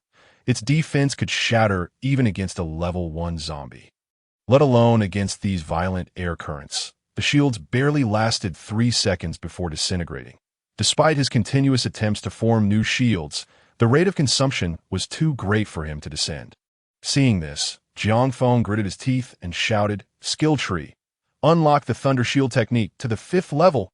Ding! Congratulations, you have unlocked the first layer of the Thunder Shield technique. You may now view the second layer. Ding! Congratulations, you have unlocked the second layer of the Thunder Shield technique. You may now view the third layer. As the system notifications echoed, he quickly unlocked the 5th layer. Ding! Congratulations, you have unlocked the 5th layer of the Thunder Shield technique. You may now view the 6th layer. Ding! Due to unlocking the 5th layer of the Thunder Shield technique, the effect movement has been activated. Movement. You can freely control the positioning of the conjured Thunder Shields, allowing for customizable arrangements. Ding! You currently have 0 primary monster crystals remaining. Listening to the notification of having exhausted his primary monster crystal points, Jiang Feng gritted his teeth. If he could not defeat the Mantis Lord this time, he would have no choice but to give up. He glanced at the Thunder Shield technique skill tree and noted, 5th level, Thunder Shield level 5, casting time, 0.5 seconds, defense increase, 500, size, 0.8 meters in length and width, casting range, 15 meters, movement effect added, activated, 6th level, Thunder Shield level 6, casting time, 0.4 seconds, defense increase, 600 size, 0.9 meters in length and width. Casting range, 16 meters. Movement effect added. Activation requirement, 060, 7th level. Unlock the upper level to view. Upon reviewing the attributes, a glimmer of joy flickered in Jiang Feng's eyes, with a remarkable 500 increase in defense. He could surely hold out for a minute or even a minute and a half. Moreover, the defensive range had expanded to 0.8 meters in length and width, which was undoubtedly excellent news. The casting range was equally crucial at this moment. With a thought, Jiang Feng conjured a Thunder Shield measuring 0.8 meters in length and width, positioning it 15 meters below him. Following this, he summoned a second, third, and 4th shield. Indeed, this time the Thunder Shield remarkably did not shatter once. Under Jiang Feng's adept manipulation, the 4 Thunder Shields swiftly coalesced into a colossal barrier measuring 1.6 meters in both length and width, shielding him from below. In an instant, the airflow was abruptly severed. Overjoyed, Jiang Feng plunged downward. Following this, he replicated the process, continuing to gather Thunder Shields in a mere span of 10 seconds, he had descended a full 30 meters, drawing ever closer to the Mantis Lord on the ground. Observing this, the Mantis Lord began to exhibit signs of agitation, and moments later, it flapped its wings, attempting to ascend and engage Jiang Feng in aerial combat. However, Jiang Feng was not one to grant such an opportunity. Sensing the moment, he unleashed the lightning flash effect, propelling himself into the attack range. The next instant, a chain of lightning surged into the Mantis Lord's body. Indeed, as the lightning chain penetrated that beast, it ceased its frantic wing flapping. Its massive form began to plummet downwards. This time, Jiang Feng had learned from experience, following the Mantis Lord's descent closely, ensuring it remained within a 40-meter attack range. The Mantis Lord continued to struggle, its pincers relentlessly swiping at Jiang Feng. Yet, under the effects of paralysis, its movements were painfully slow, allowing Jiang Feng to evade effortlessly. Watching the damage numbers above its head, 20,000 minus 20,000. He noted its health plummeting rapidly. The onlookers around erupted in cheers. Brother Feng is incredible.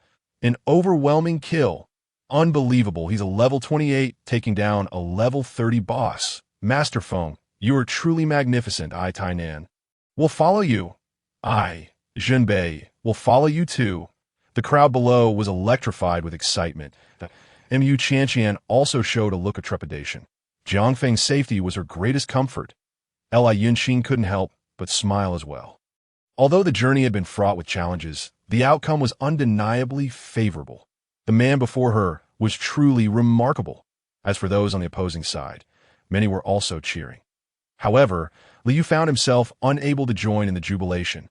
Leaning against the wall, his entire being felt as though it had been shaken to its core.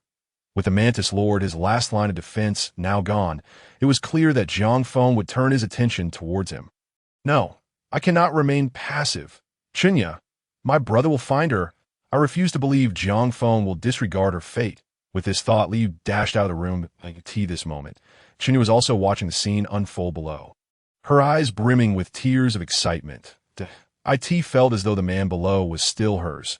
As time passed second by second, when the ninth tier of the lightning chain executed its attack, Jiang Feng and his companions finally witnessed it. The Mantis Lord's health had completely depleted.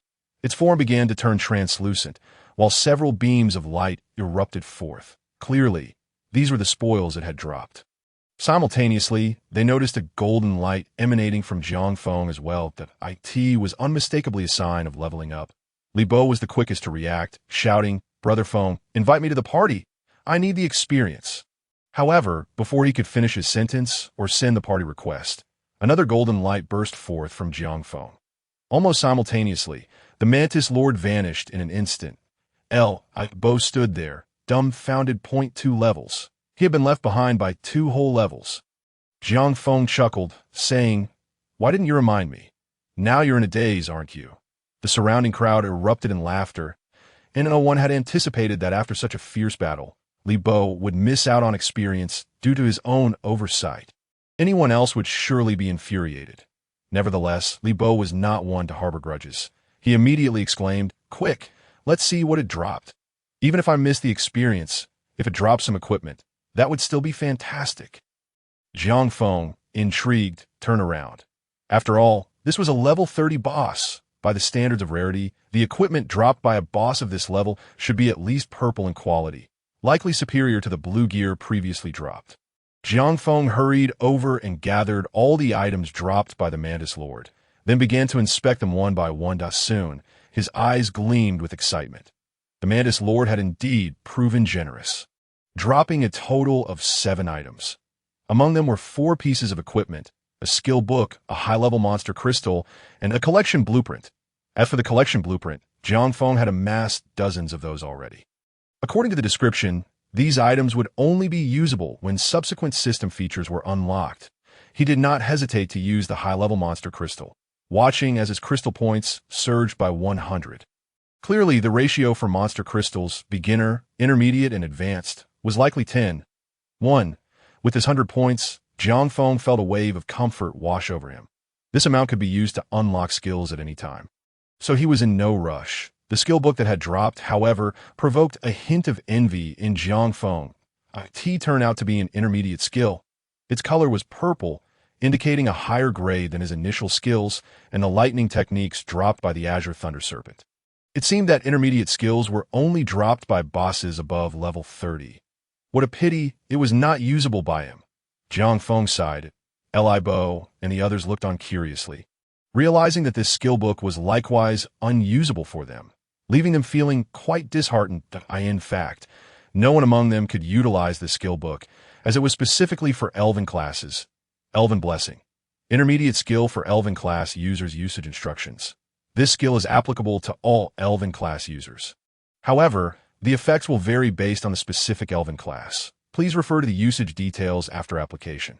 Reading the description, Jiang Feng was utterly speechless. Goodness, this skill even alters its attributes based on the class. No wonder it was an intermediate skill. It had to be more powerful than beginner ones. However, since it was unusable, Jiang Feng did not dwell on it and shifted his focus to the last 4 pieces of equipment. All 4 were purple in quality, representing the highest tier of equipment Jiang Feng and his companions had encountered thus far. He first handed the 4 pieces to Wang Xian for identification before examining them one by one.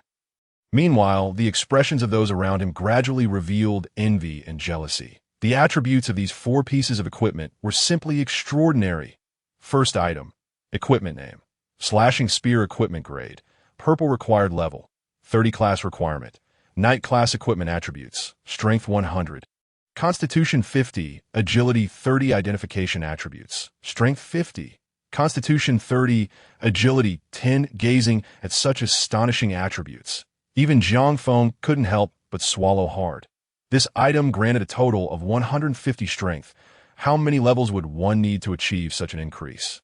It was evident that if he could obtain a staff of this caliber, his mental power would surely surge by at least half. Yet, the unfortunate reality was that he had yet to encounter a staff he could wield. Brother Feng, this slashing spear is incredibly precious. Li Bo gazed at Jiang Feng, intrigued by how he would handle the situation. Beside him, Zhao Sanbai looked at Jiang Feng with a glimmer of anticipation. After all, he was the only one here who was truly compatible with the others simply could not unleash its full potential, of course. Zhao Sanbai was only at level 23, and wielding it was not as simple as it sounded. Jiang Feng smiled and tossed it towards Zhao Sanbai. Overjoyed, Zhao Sanbai caught it and immediately knelt down. I, Zhao Sanbai, will never forget Brother Feng's nurturing. If I betray you in this life, may the heavens strike me down with 5 bolts of lightning. And may I, Zhao Sanbai, suffer a terrible fate. Jiang Feng was taken aback by Zhao Sanbai's solemn vow. However, it was evident that he was genuinely grateful to in this apocalyptic world. Acquiring such a formidable weapon would undoubtedly enhance his strength significantly. Jiang Feng had given it to him without hesitation, which filled him with gratitude. You are our core member.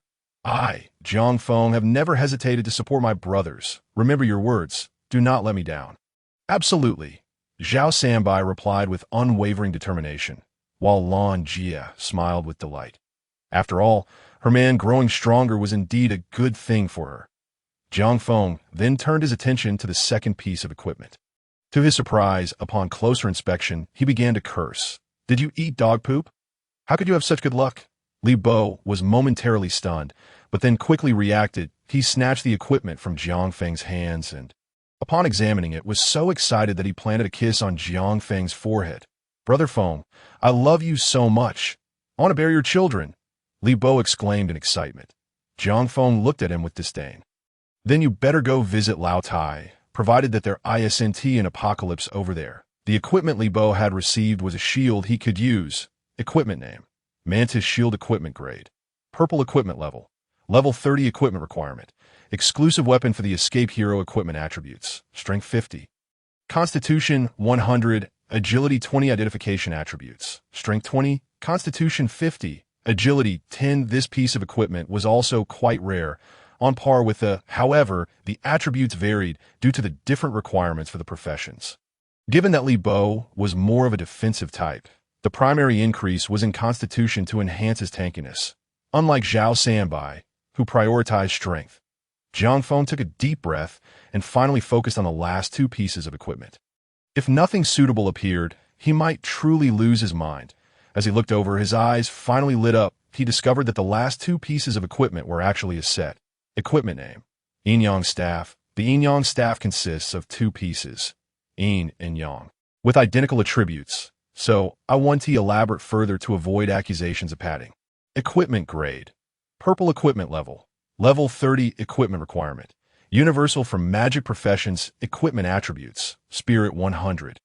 Constitution 20. Agility 20 Identification Attributes. Spirit 50. Constitution 10. Agility 10 Additional Attributes. Elemental Affinity. Players will gain certain attributes based on their profession after use. None have been used yet. Set Attributes. The Yin Yang Staff is a set. If both pieces exist within a team, it will enhance player skill effects by 10. Jiang Feng gazed at the attributes without a hint of hesitation and immediately grasped the Yang Staff tightly. In the next moment, he indeed witnessed the staff begin to transform. Bolts of lightning danced across its surface, and the entire appearance of the staff began to change, culminating in a gem pulsating with electric energy at its top. When he looked again, the properties had indeed shifted. Equipment name: Yin Yang Staff. Yang. Equipment Grade: Purple Equipment Level. Level 30 Equipment Requirement. Lightning Specific Staff. Non-reversible. Equipment Attributes: Spirit 100. Constitution 20. Agility 20 Identification Attributes. Spirit 50. Constitution 10. Agility 10 Additional Attributes. Lightning Elemental Affinity. All skill damage increased by 10. Set Attributes. The Yin Yang Staff is a set. If both pieces exist within a team, it will enhance player skill effects by 10. Looking at the equipment's attributes, Jiang Feng felt a surge of excitement. Finally, he had obtained an equipment piece, and it boasted the strongest attributes he could currently acquire.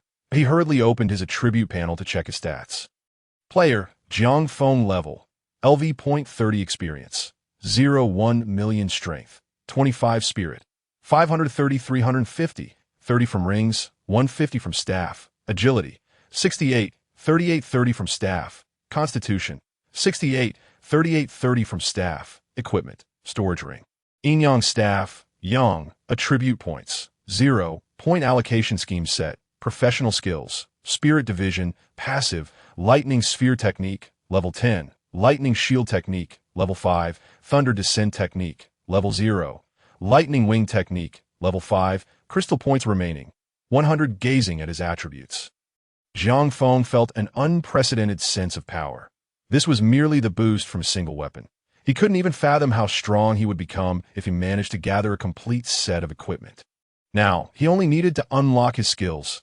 However, 100 points were ultimately too few, so he decided to revisit that later. Jiang Feng turned to hand the other staff over to Mu Qianqian. Senior sister, this is for you. Mu Qianqian was taken aback. She clearly understood that this was the last purple item dropped by the Mantis Lord. Was Jiang Feng truly giving it to her? Husband, she hesitated, still unable to believe that he would bestow upon her such a powerful piece of equipment. Qianqian, why are you still in shock? You are Brother Feng's woman. Even Zhao Sanbai is one. Do you not deserve to possess it? Lan Jie hurriedly encouraged her, and Yu Qianqian looked at Jiang Feng's beaming face and finally accepted the staff. Almost simultaneously, Jiang Feng and the others observed that the Yin-Yang staff began to change as well, evidently adapting to Mu Qianqian's sorceress profession as a healer. The sorceress also utilized the staff, making it a perfect match. Soon, the staff's appearance morphed into a wand-like shape, looking exceedingly beautiful, and when Mu Qianqian held it, she radiated an ethereal charm. What do you think? Jiang Feng inquired. Having adapted to the sorceress attributes, all my skill effects have increased by 10, and with the set attributes, does this mean I'll be teaming up with you in the future? Husband, Mu Qianqian asked. Jiang Feng nodded. Who else would you want to team up with? I'll team up with you. From now on, I'll be your little tail, Mu Qianqian said as she nestled into Jiang Feng's embrace. Jiang Feng promptly sent a team request. Once Mu Qianqian accepted, they both noticed a status icon appearing above their team. Yin-Yang staff set attribute. Skill effect 10. Li Yinxing, watching the scene unfold, felt a twinge of envy. Indeed, Mu Qianqian was his woman. What was wrong with him pampering her? If it were himself, he would surely indulge in such affection as well. Unfortunately, he is not in that position at present. Li Yinxing even contemplated that if only her younger sister could encounter such a powerful and loving man, perhaps she would not have to worry so much about her well-dashed tea this moment. Li Bo had finally passed his phase of excitement and turned to say, Brother Feng, I sent tea at time too. He glanced at the office building across from them. The implication was clear. The Mantis Lord had also been slain. The spoils had been distributed, so it was time for revenge for grievances and retribution for enmity. Jiang Feng noticed this and shifted his gaze to the office building as well, his expression instantly turning icy. Indeed, after such a prolonged delay, it was finally time to resolve this festivity. With that, he released Mu Qianqian and turned towards the office building across the way. Observing this scene, Li Yinxing couldn't help but clench her fists. After all, Jiang Feng had promised that once he dealt with matters here, he would set off for the island hotel. A tea seemed that day was not far off, perhaps even tomorrow. However, just as she anticipated Jiang Feng as command to mobilize everyone to hunt for Liu, the entire night sky suddenly brightened. It was nighttime, shrouded in darkness. This abrupt illumination instantly captured everyone's attention. They all assumed it was a sign of an impending storm. But who could have predicted that the next moment, a voice resonated throughout the night sky. Ding! Congratulations to Jiang Feng, a player from the Dragon Country, for being the first to slay a level 30 Lord Boss. Reward. All attributes 50, free attribute points 50. Additional rewards. 1 transfer scroll, 1 level 1 city construction token 1. Furthermore, the game will initiate a monster ride in 10 minutes. Description of the monster ride. During this period, monsters will actively seek out and attack players hiding within buildings. And monsters will continuously respawn until the monster riot concludes. The duration of the monster riot is 1 hour. Players are urged to survive within this hour. A warm reminder. Players who have reached level 30 but have not completed the transfer quest will not gain experience during this event. Please ensure the survival of your teammates. Players below level 30 will receive substantial experience. Seize this opportunity and do not miss out. Additionally, bosses of the commander rank and above will not participate in this event. After the monster riot ends, monsters will return to normal until tomorrow at 9 a.m. At 9 a.m. sharp tomorrow, the game system will undergo its first maintenance, lasting 24 hours. During the maintenance, monsters will be in a state where they cannot attack or be attacked, allowing players to develop, change shelters, or expand their ranks. Following the maintenance, the novice protection period will completely conclude and all monsters will respawn across the globe, seeking out and attacking players. Reminder, after this maintenance, a new set of features will be unlocked and new quest items will be added, such as transfer scrolls and city construction tokens. Stay tuned for further details. The system's announcements echoed continuously, leaving everyone gasping in astonishment. It turned out that their prolonged safety within the buildings was due to the novice protection period. And now, that protection was about to end. It dawned on them that since the game's arrival in the real world, besides Jiang Feng, no one had managed to slay a Lord-level boss. It made sense, as Jiang Feng had unlocked the Lightning Sphere skill to its new form, the Lightning Chain, thanks to the enhancement from his skill tree. With its almost absurd stagger effect, he had managed to defeat the Mantis Lord. Those without a skill tree stood little chance of achieving such feats. However, it was reasonable to assume that many players had reached level 30. After all, Jiang Feng had awakened a full 3 days later than others, while the first batch of players had likely already attained level 30, albeit without the opportunity to slay any Lord-level bosses. And indeed, that was the case that very moment. In another part of the Dragon Country, Li Longjiang gazed at the fallen rhino boss lying in a pool of blood before him, letting out a sigh. He hadn't anticipated being a step too late. This Jiang Feng was truly fortunate. He must be among the first batch of awakened professionals. Beside him, a quirky short-haired girl remarked, "Brother isn't bad either. But this boss's defense was too high. Otherwise, you would have been first, Xiaoya.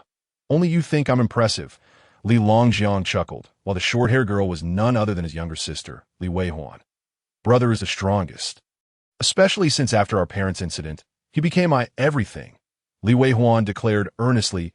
Li Longjiang patted his sister's head and reassured her, "Don't worry. I won't let anyone or any monster bully you." Meanwhile, in another part of the Dragon Country, a woman wielding dual pistols looked towards the night sky and commanded, "Prepare everyone below. The monsters are about to riot." "Yes, Sister Yin," someone responded. "Right, Sister Yin? We must send Lianer and the nanny to the basement. I will personally stand guard over them," Tang Yun asserted. "Understood." Just then, another person rushed in. "Sister Yin, the Northwest Wolf has sent someone again, claiming that if you become his woman, he will immediately send protection for you." "Tell him to get lost," Tang Yun retorted angrily. "Yes, although I, Tang Yun, have been married before, I will not be with such a pervert." As she spoke, Tang Yun gazed towards the horizon. "Jiang Feng, if only I had such a man to protect me. I would have to fight so desperately." "Lianer, rest assured, your mother will protect you until you grow up." The thought of her only 1.5-year-old daughter filled Tang Yun with unparalleled determination. Outside the Dragon Country, in the Cherry Blossom Country, Koizumi Jiro, a martial arts master, stared at the sky, his expression darkening. Dragon Country. Why must it be the Dragon Country? If it weren't for Idagawa's interference, I would have been the first to slay a Lord-level boss. Damn it, Idagawa. You will pay for this. Once the Dragon Country rises, where will the Cherry Blossom Country stand? Similar situations unfolded across the globe, with discussions abounding regarding Jiang Feng's true identity. Was the Dragon Country truly on the brink of rising amidst this global catastrophe? Some anticipated it, while others were filled with dread. After all, the outcome of this worldwide disaster remained uncertain, and resources were limited. In the later stages, players would not only face endless monsters, but also contend with other players vying for resources. Within the Su Corporation's office building, the crowd did not react with excitement to Jiang Feng's name being broadcast by the game system. Their focus was on the impending monster riot. All eyes were on Jiang Feng, clearly waiting for his decision. "Brother Feng, it seems we may have to delay our vengeance against Li Yu," Wang Xian cautioned. The countdown clock, indicating less than 8 minutes to the riot, flickered ominously in the air, reminding everyone of the imminent chaos. Jiang Feng nodded and replied, "Li Yu is but a pest. Our immediate priority is to find a way to survive this monster riot." Wang Xian, relay the message. Send all secondary and civilian professionals, along with those unwilling to awaken their classes, to the top floor. The remaining combat and support professionals prepare for the monster riot, as long as there are those willing to step forth and fight. All suitable equipment shall be distributed without delay. Additionally, arrange for individuals to transport as much food as possible within 5 minutes. All provisions must be moved to the top floor. After 5 minutes, I shall detonate the 3 floors below. We will commence our defense from the 4th floor. Good. Wang Xian hurried off to make arrangements. Li Bo and others also displayed resolute expressions, awaiting Jiang Feng's directives. The decision to begin defense from the 4th floor was primarily due to the presence of a balcony on the 3rd floor that it was likely that monsters would invade from there. Thus, we could only fortify from the 4th floor. Jiang Feng had already devised a strategy for their defense. Li Bo, you, along with Su Fei, Zhao Sanbai, and Chen Su, shall split into 3 teams to secure one side of the stairs on the 4th floor, as well as the 2 elevator exits. Although there is currently no electricity, those monsters may attempt to ascend through the elevator shafts. Qian and I will guard the other side of the stairs. Additionally, appoint someone to relay messages. Should any area falter, all personnel must immediately retreat to the 5th floor, and so forth. Understood. Li Bo and the others acknowledged and set about their tasks, observing the bustling figures around her. Li Yinqing found herself momentarily at a loss as to what to do to Yu Qian. Noticing her hesitation, tugged at Jiang Feng's sleeve. Jiang Feng, seeing this, called out, "Yinqing, come here." Li Yinqing hesitated but approached nonetheless. Jiang Feng retrieved an awakening scroll from his possession and handed it to her. "The situation is urgent, so I shall not waste words. Awaken your class immediately. If you wish to fight, I can provide you with equipment. If you do not wish to, find a place upstairs to hide." Li Yinqing was uncertain how to respond. However, upon seeing the awakening scroll extended towards her, she gritted her teeth and accepted it without hesitation. "If I awaken as a combat class, I shall remain," Li Yinqing declared, then unfurled the scroll. Though she had only been here for 2 days, Jiang Feng's character had already won her over. The camaraderie among this group instilled in her a sense of hope for survival. Everyone was striving valiantly to endure. What reason did she have to cower behind them? If she awakened as a combat class, yet lacked the courage to fight, how could she consider herself worthy of being Jiang Feng's partner? At the very least, Mu Qianqian had the courage. A radiant light enveloped Li Yunqing in an instant. In the next moment, Jiang Feng and Mu Qianqian beheld her transformation. A pristine, unblemished aura emanated from her, making her appear as though she had descended from the heavens. "What class?" Jiang Feng inquired, curiosity piqued. The change in the Yunqing's form suggested her awakened class would be anything but ordinary, at the very least. The magnitude of her transformation rivaled that of Mu Qianqian. Yet it remained unclear whether she had awakened as a combat, support, or crafting class. Li Yunqing paused before responding. "It seems to be a support class. Though the name is a bit. What is it called?" Mu Qianqian asked, intrigued. "Light Goddess," Li Yunqing replied, a touch of embarrassment coloring her cheeks, for the title seemed rather self-aggrandizing. Light Goddess, she mused, aware that while her appearance was not lacking, to refer to oneself as a goddess felt somewhat vain. Jiang Feng reassured her there is no need for embarrassment. The class is assigned by the game system, not self-proclaimed. However, what skills does this class possess? Li Yinqing glanced at him and replied, "The Light Goddess belongs to the fairy category. She has 2 skills, Radiant Illumination and Sacred Light Shield. Radiant Illumination, as a fairy goddess of light. Wherever she shines will reduce the monster's defense by 20. Sacred Light Shield can actively grant allies a shield. enhancing their defense by 30. Listening to Li Yunqing's description, Jiang Feng couldn't help but be astonished. Both skills were area effects. One diminished damage, while the other bolstered defense. This class was clearly tailored for chaotic battles. Your class is excellent. When a monster surge, your contributions will be invaluable. Are you willing to assist Li Bo and the others? Jiang Feng inquired. Yunqing nodded eagerly. You saved me. I naturally wish to stand alongside you. Jiang Feng nodded in approval. Then go. Li Yunqing affirmed, immediately seeking out Li Bo. Jiang Feng then checked the time. Only 5 minutes remained until the monsters would erupt. He too needed to spring into action. Jiang Feng, accompanied by Mu Qianqian, conducted one final inspection of the 3rd floor, ensuring that all personnel had evacuated before they ascended to the 4th floor. Subsequently, Jiang Feng arrived at one of the stairways, and with a swift motion, he hurled a thunderball downwards towards the 3rd floor. Moments later, a resounding explosion echoed as the thunderball detonated, instantly reducing the structure below the 3rd floor to rubble, blocking off the staircase leading to the 4th floor with debris. Jiang Feng then proceeded to another stairway and the 2 elevator entrances, demolishing them before turning to the individuals responsible for relaying messages and shouting. Notify everyone. Prepare for battle. Understood. Someone immediately transmitted the message.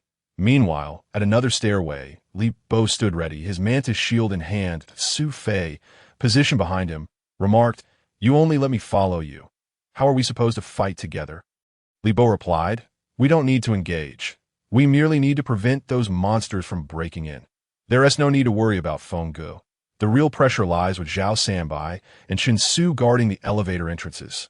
Wang Xian mentioned that if those monsters cannot breach our defenses and Feng Ji's, they will likely intensify their assault on Chen Su and Zhao Sanbai. As they spoke, they noticed Li Yunqing rushing towards them. I just awakened my class. Feng Gu sent me to find you. What class? Li Bo asked hurriedly. Light Goddess. Li Yunqing quickly shared her skills that Li Bo and Su Fei were momentarily taken aback. This is perfect timing. With the second sister-in-law's defensive skills, I will surely hold my ground, Li Bo declared. Fei Zi, make sure to protect the second sister-in-law. The rest is up to me. Su Fei replied earnestly. The two were oblivious to the fact that Li Yunqing's cheeks had turned crimson at being referred to as a second sister-in-law. Was that truly directed at her? Indeed, it was, for Mu Qianqian was Jiang Feng's first partner, and if she too became Jiang Feng's partner, that would indeed make her the second sister-in-law. The mere thought sent a deeper flush across Li Yunqing's face. However, Li Bo's next words pulled her back to reality. Second sister-in-law, prepare. The monster riot is about to commence. Stay behind me. Jiang Feng turned to remind Mu Qianqian, almost instantaneously as his words fell. The chaotic countdown in the air finally reached 0. In the next moment, the world fell eerily silent. It was as if time itself had paused, leaving everyone in an unsettling hush. However, this tranquility was abruptly shattered. A cacophony of roars and screams began to surge from all directions. Jiang Feng gazed through the window, horrified to see that the zombies he had slain just hours earlier had all respawned. They charged towards the office building as if driven mad. The creatures on the street also surged into the nearby structures, which were evidently devoid of any living souls. Thus, the majority of the monsters ultimately converged upon their 2 fortunate office buildings, where survivors resided. Through the glass, they could see the horde outside, an overwhelming mass of zombies, ferocious dogs, and venomous snakes, among countless others. The 3 floors of the 2 office buildings crumbled under the onslaught. Yet they still could not withstand the relentless assault of these monsters. The noise beneath them grew increasingly thunderous, as if the creatures were fervently attempting to breach their defenses. The entire building trembled under the pressure of their attacks, filling Jiang Feng with dread. Although they could fight and retreat, should they ascend too high, even Jiang Feng would be unable to detonate the floors below. After all, if the area below were to be obliterated, the entire structure might well collapse, leaving him to wonder how many he could save alone. As he pondered this, the tumult below grew louder and closer, indicating that the monsters were intent on breaking through. Jiang Feng cast one last glance outside, noticing that many individuals in the opposite office building were frantically waving torches in their direction, seemingly pleading for help. Yet, with Liu preoccupied with his own survival, there was little hope of protection for them. Jiang Feng had no time to spare, as he too had many to safeguard. If blame were to be assigned, it rested solely on those who had initially chosen the wrong side. Everyone was an adult and must bear the consequences of their choices. Bang! At last, the stones blocking the passageway were blasted apart. Simultaneously, Jiang Feng saw several zombies surge through the stairwell. Mu Qianqian, being a girl, was understandably frightened and let out a scream. Husband, Jiang Feng's expression hardened, and the next moment he conjured a lightning sphere with a flick of his hand.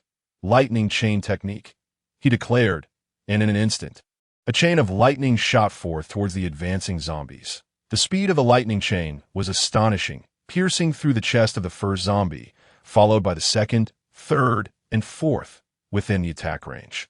The lightning chain was effectively limitless. As long as it remained within the confines of its reach, it could traverse through all enemy forms. Jiang Feng and Mu Qianqian observed that any zombie struck by the lightning chain could not withstand even a second. They were instantaneously obliterated. The countless zombies amassed in the corridor were evaporated in the blink of an eye, as if they had never existed, leaving nothing but a ground strewn with materials. In stark contrast, the battles in the other three locations were significantly more intense. After all, the disparity in strength between them and Jiang Feng was considerable. Over at Li Bo's location, he stood resolutely at the forefront, bolstered by a shield from Li Yunqing, which further enhanced his defensive capabilities. Su Fei positioned himself behind, ever vigilant against any monsters that might slip through their defenses. Li Bo's approach was straightforward. He employed the giant shield technique, effectively barricading the creatures attempting to burst forth from the stairwell. His giant shield was remarkably resilient, making it an ideal barrier to seal off the stairway. With Li Yunqing's assistance, their defenses became even more formidable. In comparison, the situation was dire for Zhao Sanbai and Chen Su. The situation with the Qing Lei serpent eggs had ultimately fallen to Lan Jie. Concerned for her safety, Zhao Sanbai wielded his battle knife and gun, tirelessly clearing the beasts flooding up from the elevator shaft. Meanwhile, Chen Su stood guard at the elevator door with his sword, blood spilling profusely as he fought. Although Jiang Feng could not see their predicament, he could surmise their struggles, that he had contemplated using the lightning shield technique to block the stairway and aid the others. But the technique had a limited range. Once he exceeded that distance, the shield would dissipate, leaving him no choice but to remain stationed there alone. The second wave of monsters soon surged forth, only to be swiftly dispatched by Jiang Feng's lightning chain technique. However, as he awaited the third wave, he was taken aback to find the monsters huddled at the corner of the stairway, unwilling to advance. Clearly, these creatures recognized his formidable strength and were reluctant to meet their demise. Jiang Feng shook his head in disbelief. The game system had only mentioned a monster riot, but never indicated an increase in their intelligence. He feigned a retreat, and indeed, the monsters surged forward. But upon his mere step back, they shrank away once more. Observing this, Jiang Feng muttered, "Truly cunning beasts. Qianqian, go assist Chen Su and the others. I can manage here. Be careful, husband." Mu Qianqian replied without hesitation, promptly turning to leave. Upon seeing her approach, Chen Su shouted, "Sister-in-law, hurry, there are injured people over there." Mu Qianqian rushed towards him, while Chen Su, still concerned for her safety, called out, "Tainan, protect my sister-in-law." "Understood, Su Ge," Tainan replied. Jiang Feng remained where he was. Observing the monsters that dared not approach, he felt a sense of helplessness. There was little more he could do. Whether they could withstand this monster riot remained uncertain. The survival of many now depended solely on their own efforts. In this apocalypse, hiding away would not ensure perpetual safety.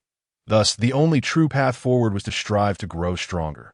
Jiang Feng glanced outside, realizing that the situation in Building A was far worse than theirs. Liu had indeed blasted 2 floors, collapsing everything beneath the 5th floor of the office building, temporarily staving off the monster's onslaught. Yet this was merely a temporary reprieve. How many more floors could he destroy? Ultimately, the office building would succumb. Time ticked away, and as the clock struck the 10th minute of the monster riot, Zhao Sanbai's side could no longer hold out. The onslaught of creatures was simply too overwhelming. Reluctantly, he instructed his messenger to alert everyone to commence evacuation. Before long, they retreated to the 5th floor. The river breeze effortlessly obliterated the 4th floor. Following the explosion, the group was granted a fleeting respite. Yet, within a mere 5 minutes, the collapsed passageway was once again cleared. The battle resumed, plunging into a state of deadlock. The 30th minute, they were compelled to retreat to the 6th level. Jiang Feng opted to bring down the 5th floor once more. It was the last layer he could demolish. He sensed the building's fragility after this detonation. Should he persist in his assault, the few remaining load-bearing columns would likely shatter. The situation across in Building A corroborated his fears. For Li Yu dared not target the 6th floor. Jiang Feng observed that many had retreated to the rooftop, while shadows of monsters began to stir on the 7th and 8th floors. Li Yu's whereabouts remained a mystery. There was no sign of flames, leaving them uncertain of whether he had perished or hidden away. As the clock struck the 40th minute, Jiang Feng and the others still holding out witnessed individuals on the opposite building succumbing to despair and choosing to leap from the heights, rather than face a gruesome demise at the hands of the relentless undead. Perhaps jumping was their only means of reclaiming agency over their fate.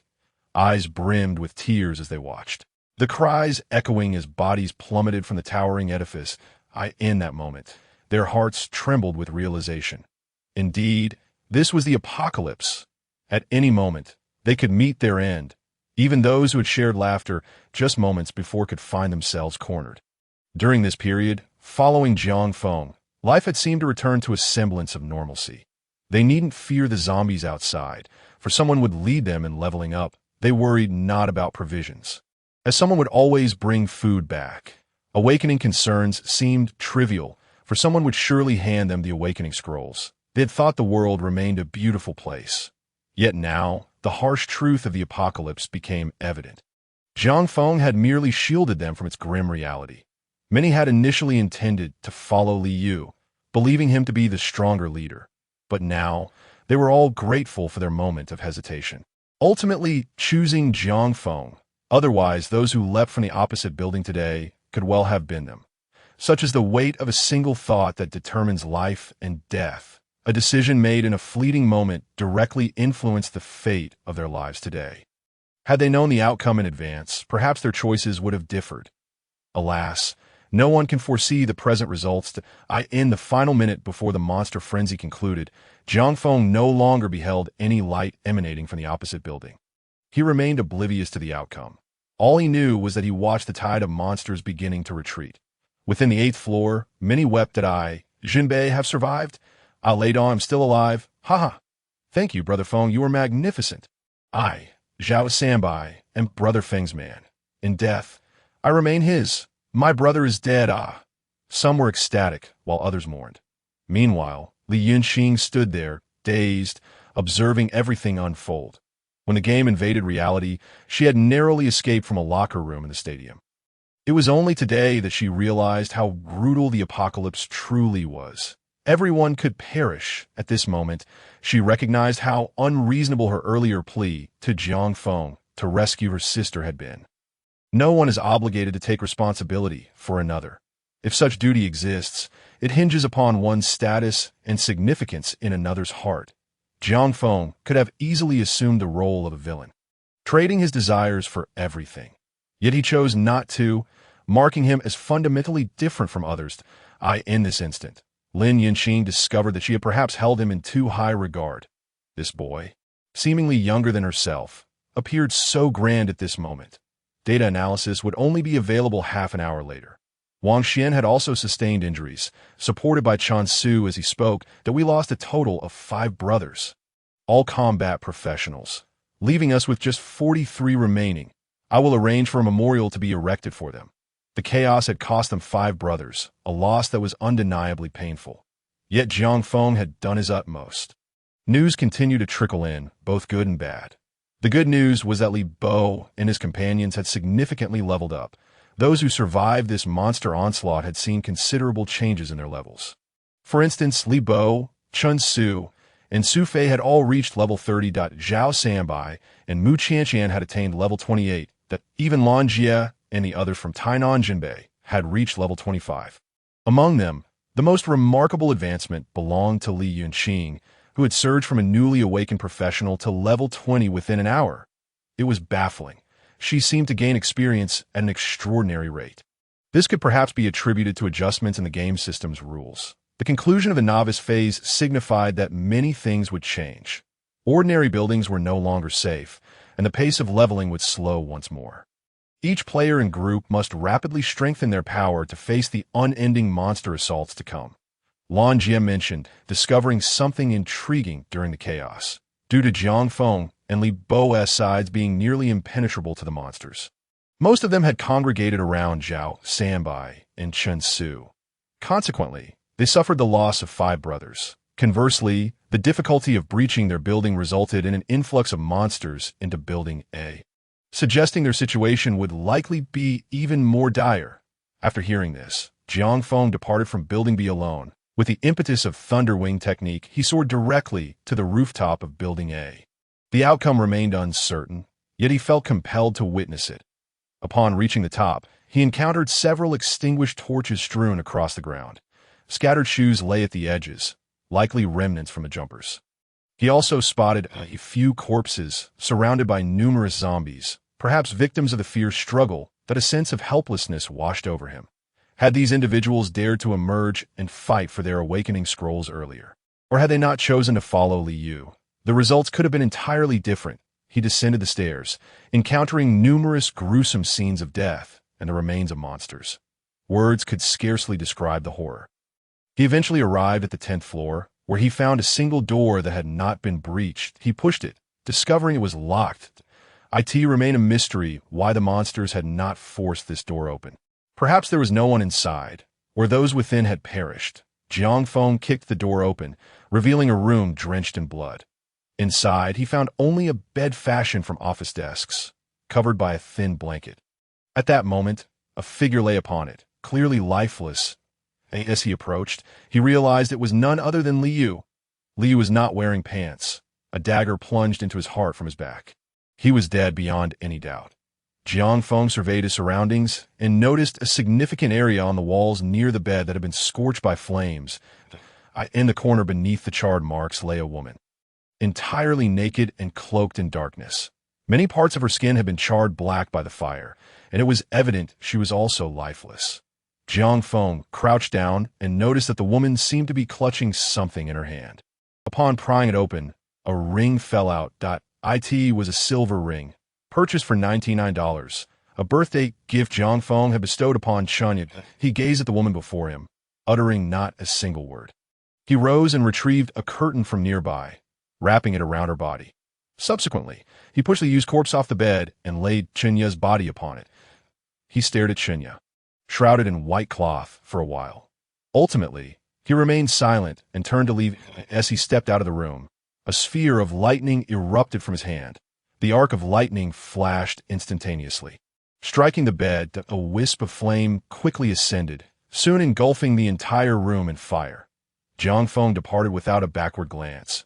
Returning to Building beat up many people, peering through the windows, witnessed the inferno erupting from the room in Building A, speculating on the cause. Meanwhile, Jiang Feng returned alone to his room, collapsing into sleep. This slumber was far from restful, as he spent the entire night plagued by nightmares. He dreamt of Chunya, bloodied and staring at him, questioning why he had not saved her. In his dream, Jiang Feng remained mute, simply gazing back at her. He could not recall when Qianqian had crawled into his embrace. All he remembered was that on that morning, Qianqian had been exceptionally considerate, refraining from waking him in her usual special manner. Instead, she had nestled quietly in his arms, resembling a tranquil cat. Outside, the sky had brightened. Qianqian, noticing Jiang Feng's awakening, spoke. "There's still 2 hours until 9 o'clock. Husband, won't you sleep a little longer?" Jiang Feng shook his head. "There are many matters to arrange. After 9 o'clock, the game will undergo maintenance. We will have a whole day to go wherever we please." "What about you? Will you return to find your family?" Mu Qianqian shook her head. "They're all in Haishur, far from here, and it's impossible to reach them. Besides, I am very afraid to see them." Mu Qianqian did not elaborate further. Jiang Feng refrained from questioning her more, simply holding her tightly. Suddenly, Mu Qianqian said, "Husband, no matter how many women are by your side in the future, please do not abandon me." "All right." Jiang Feng was taken aback, gazing in her misty eyes, and nodded. "So, shall we go to the island hotel next?" Mu Qianqian inquired. Jiang Feng nodded affirmatively. "We must go. After a day, the novice protection period will end. That place is easy to defend, yet difficult to attack, making it a perfect stronghold." As he spoke, Jiang Feng retrieved the reward given by the system last night, a level 1 city construction token. He had not bothered to examine it yesterday, uncertain of its purpose. Was it merely for constructing a city? But what effect would that city have? Jiang Feng pondered as he looked it over. And soon, information emerged. Level 1 city construction token. Possessing this token allows for the construction of a city, accommodating a population limit of 10,000. Usage. After setting the main city location, the system will automatically construct it. City effects. No monsters will spawn within the city limits. City attributes. After construction, details can be viewed. Reminder. Current city functions are not yet activated. Please use after game maintenance. Upon reading the introduction of the city construction token, Jiang Feng's eyes brightened. And oh wonder, the system rewarded this item. With it, he could establish a city that provide a fixed safe zone. At least in that place, monsters would not spawn, and they would only need to guard against dangers from outside the city. It seemed imperative to hasten their journey to the island hotel. If that location could be converted into a city, the environment should be quite favorable. Jiang Feng contemplated, seeing him deep in thought. Mu Qianqian chose not to speak further, quietly resting in his embrace. That it was not until Wang Xian's voice echoed from outside that Jiang Feng and Mu Qianqian finally rose from bed. Upon opening the door, Wang Xian remarked, "Brother Feng, it's almost 9 o'clock. Many brothers wish to return home and seek their families." 10 minutes later, in front of the office building, everyone had gathered. Jiang Feng addressed them. "In 1 minute, the game system will initiate maintenance. The duration will be 24 hours. Whether you wish to find your families or depart, the choice is yours. For those who wish to continue following me, you must reach the island hotel before 9 o'clock tomorrow morning." Upon hearing Jiang Feng's words, excitement rippled through the crowd. Many among them were locals, such as Li Bo and Chen Su, who also wished to return home, hoping against hope that their loved ones were still alive. Just as Jiang Feng finished speaking, the system's voice indeed sounded. "The time is now 9 o'clock. Ding! The game system is about to undergo maintenance and updates. Following this maintenance, a plethora of functions and items will be unlocked. During the maintenance period, monsters will not attack players proactively and cannot be attacked." The system reiterated last night's reminder before commencing the countdown. 10, 9, 8, 7. As the countdown reached 1, everyone witnessed the distant monsters becoming translucent. Simultaneously, the information of these monsters transitioned to an unviewable status. In an instant, all monsters ceased their movements, resembling mere statues. Observing this scene, Jiang Feng called out, "What are you waiting for? Time is limited to 24 hours. Upon hearing his words, the crowd hurriedly departed. However, some appeared hesitant, unable to fully believe this was real. After all, they'd been hiding in this place for so long. And suddenly being able to venture out was almost beyond their imagination. Li Bo and his companions also left. Watching as the group of over 40 dwindled to just a few, Jiang Feng felt a sense of helplessness. Zhao Sanbai and Lan Jie remained behind, primarily because both Lan Jie and Zhao Sanbai hail from other cities, making it impossible to return and come back within a day, while some vehicles might still be operational. The streets were now wider than the roads. Attempting to drive back would depend on whether the roads were passable. Jiang Feng glanced at the remaining individuals and suddenly realized that Li Yinqing was not among them. "Has Yinqing left as well?" Jiang Feng inquired. Lan Jie responded, "She is in her room." Last night's monster uproar. Jiang Feng immediately understood. The disturbance from last night was a global event, not confined to their location, and likely affected the island hotel as well. Yinqing may not have thought much of it at the time, but after calming down, she probably realized the implications, making her hesitant to go to the island hotel. Perhaps fearing the sight of her sister's corpse, Jiang Feng stated, "Regardless, we must go check. You go call her, we will depart in 10 minutes. "Understood." Lan Jie nodded. 10 minutes later, Li Yunqing finally emerged from the office building alongside Lan Jie. Everyone cast one last glance at the building before following Jiang Feng towards the Huan Dao Hotel. Qian inquired along the way, "Darling, didn't you receive a transfer scroll last night? When do you plan to use it?" Jiang Feng replied, "Let us wait a bit longer. It's rare to have a day off. We shouldn't squander it on this. Moreover, it seems we can't use it just yet. We must wait until tomorrow when the game maintenance concludes and the first transfer quest opens." Mu Qian then understood. What kind of quest the first transfer scroll would entail was still a mystery to Jiang Feng himself. If it were easy to resolve, that would be one thing. But if it turned out to be complicated, perhaps requiring a journey to other secret realms, it would undoubtedly introduce a great deal of uncertainty. The immediate priority was to secure their base. Everything else could be postponed for now. As they conversed, Li Yunqing approached. Upon seeing her, Qian smiled understandingly and went to chat with Lan Jie. "First, I have made up my mind. Once we reach the Huan Dao Hotel, regardless of the outcome, I am willing," Li Yunqing stated straightforwardly. Jiang Feng nodded in agreement, choosing not to elaborate further. After all they had been through, Li Yunqing should have a clear understanding of her desires. If Jiang Feng were to refuse her now, it would indeed seem somewhat pretentious. The group soon crossed the street and beheld the artificial lake. Here, the monsters were all, without exception, in a phantasmal state. They pressed on without pause, and after 40 minutes, they circumvented the lake and arrived at the entrance of the Huan Dao Hotel. However, upon sighting the hotel, they were taken aback. At the only entrance stood a gigantic monster. Its green face adorned with sharp fangs, clutching a massive bone club in its hand. It was evidently a boss-level creature. Due to the ongoing game maintenance, they could not see its specific stats. But the sheer height of 5 meters made them swallow hard. As they navigated past this boss, they noticed several individuals in security uniforms busily transporting something into the hotel. Upon spotting Jiang Feng and his companions, the security personnel instantly became vigilant, promptly retreating into the hotel. Jiang Feng glanced at them before beckoning. "Let us go." The group then approached the hotel entrance. Along the way, Jiang Feng observed that the Huan Dao Hotel appeared unscathed by the monster invasion. Compared to other buildings outside, it was remarkably well preserved. Were it not for the severely damaged streets outside, they might have questioned whether the world had truly ended. Jiang Feng quickly deduced that this was likely due to the green-faced boss stationed at the hotel entrance. This boss had probably appeared during the early days of the game's onset, and was likely of considerable level. Its presence effectively sealed off the hotel, preventing external monsters from approaching while trapping those inside. Even if someone inside had fortuitously obtained an awakening scroll, the lack of suitable low-level monsters outside for leveling up deterred them from venturing out. After all, no one would be foolish enough to challenge a boss at level 0. That would be tantamount to seeking death.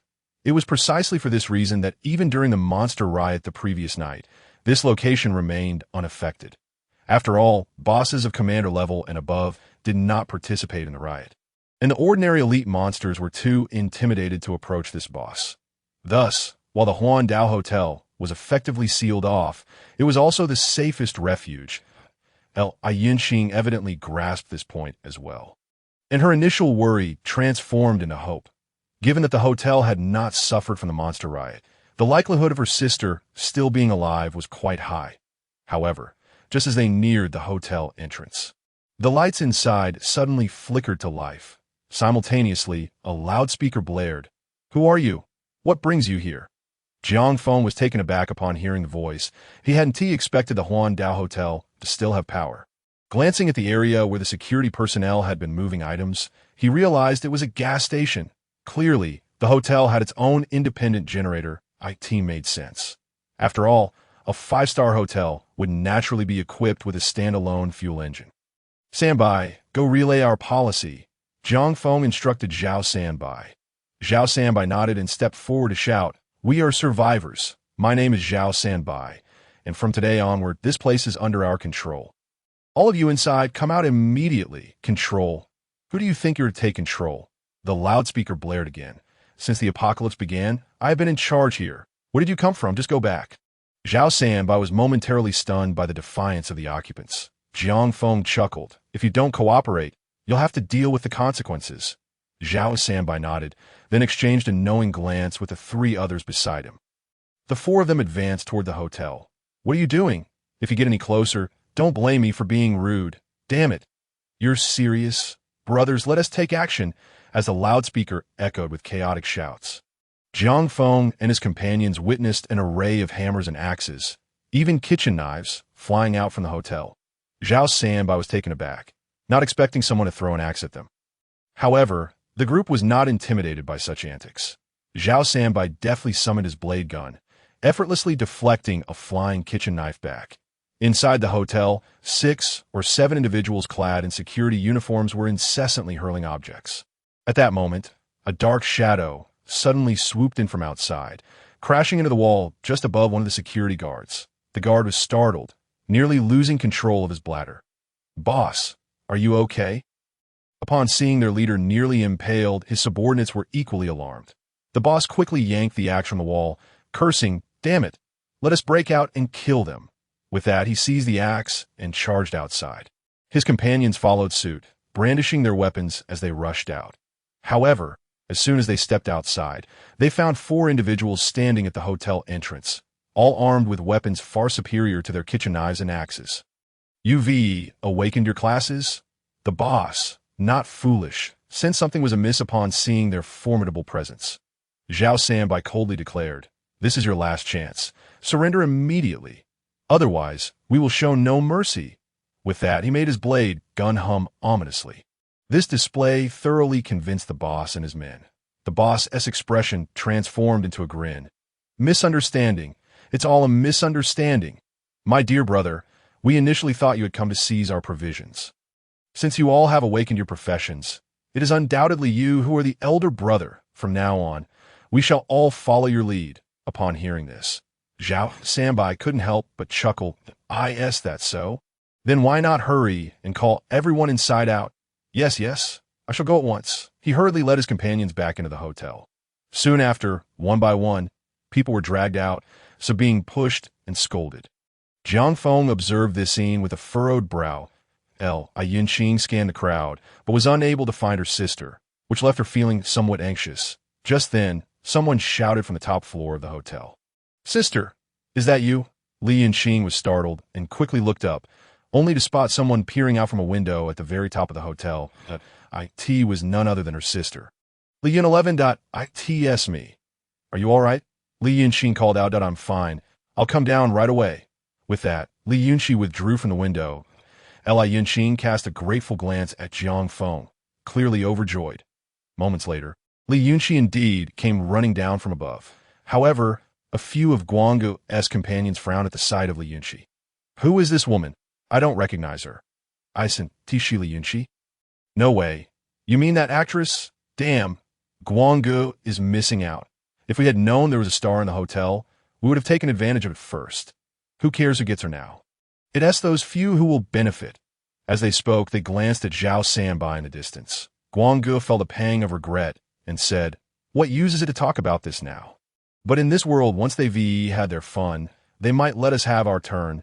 Moreover, the most important thing is by sticking with them, we have a chance to awaken our professions. If we awaken our professions, we could have our pick of any woman." "Indeed." The younger brothers nodded in agreement. Guanggu then thought to himself, "Since I can't have Li Yunqing, I might as well offer her up. It could earn me some benefits. Right?" With that in mind, Guanggu approached Zhao Sanbai with a smile. "Brother, did you see that woman over there? Li Yunqing is a major star. We didn't know she was in the hotel. So we're still clean. I'm offering her to you." "Brother, just wondering if you could spare me a scroll for awakening." The bald man looked expectantly. In his view, amidst the apocalypse, aren't all men the same? By voluntarily offering a treasure this time, he was sure to gain something in return. Zhao Sanbai's expression darkened at his words.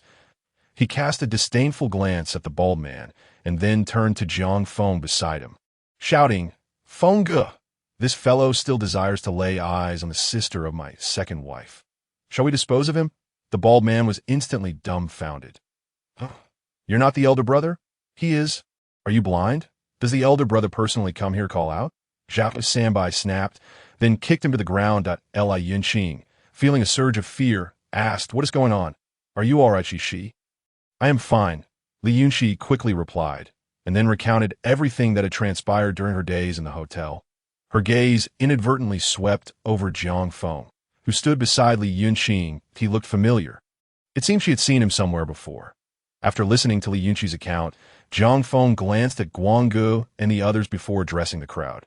This place is now under my command. Let me outline my policies. Those who wish to stay are welcome, and I am willing to provide awakening scrolls for those who wish to join us in slaying monsters. For those who do not wish to stay, you are free to leave at any time. And for those who simply wish to survive without venturing out into dangers, I can provide the most basic sustenance. However, these individuals must contribute to the upkeep of others. You have 10 minutes to consider. Additionally, I do not want any internal strife within my team, including personal grudges. If there are any, settle them now. You have 10 minutes to think it over. I will not intervene in any matters.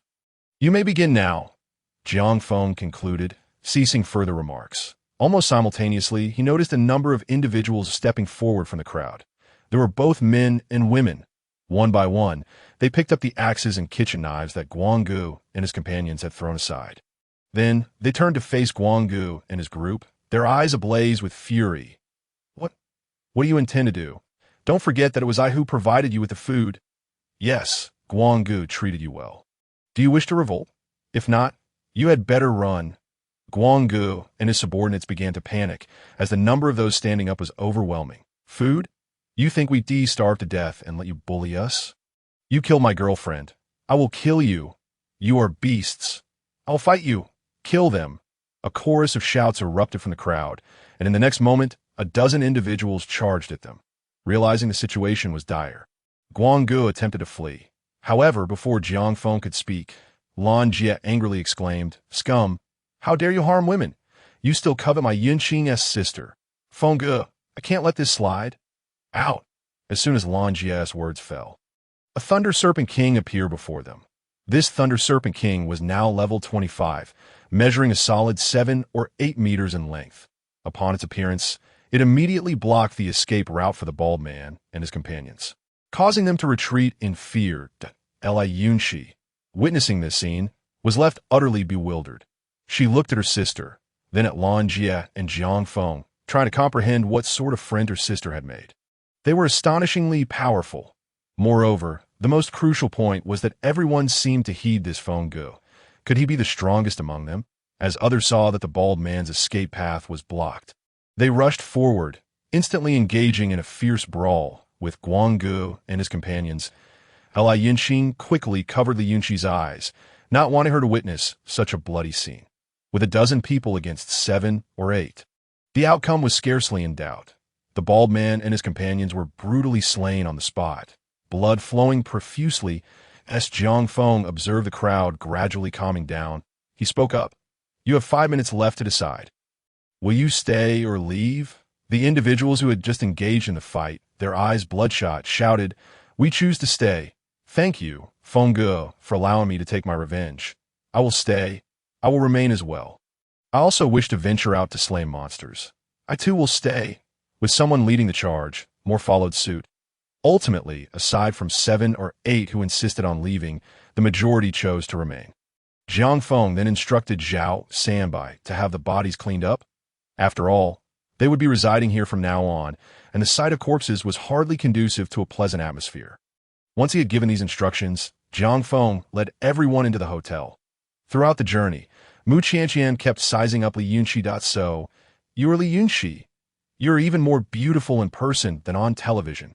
Do you have a boyfriend at present?" Qianqian curiously inquired. Upon hearing her question, Jiang Feng felt a sense of unease. "That I don't," he replied. "As an artist, I am not permitted to engage in romantic relationships." Li Yunxi lamented. Yet her gaze inadvertently drifted towards Jiang Feng. Observing this, Mu Qianqian sensed an opportunity and cheerfully remarked, "What do you think of our brother Feng?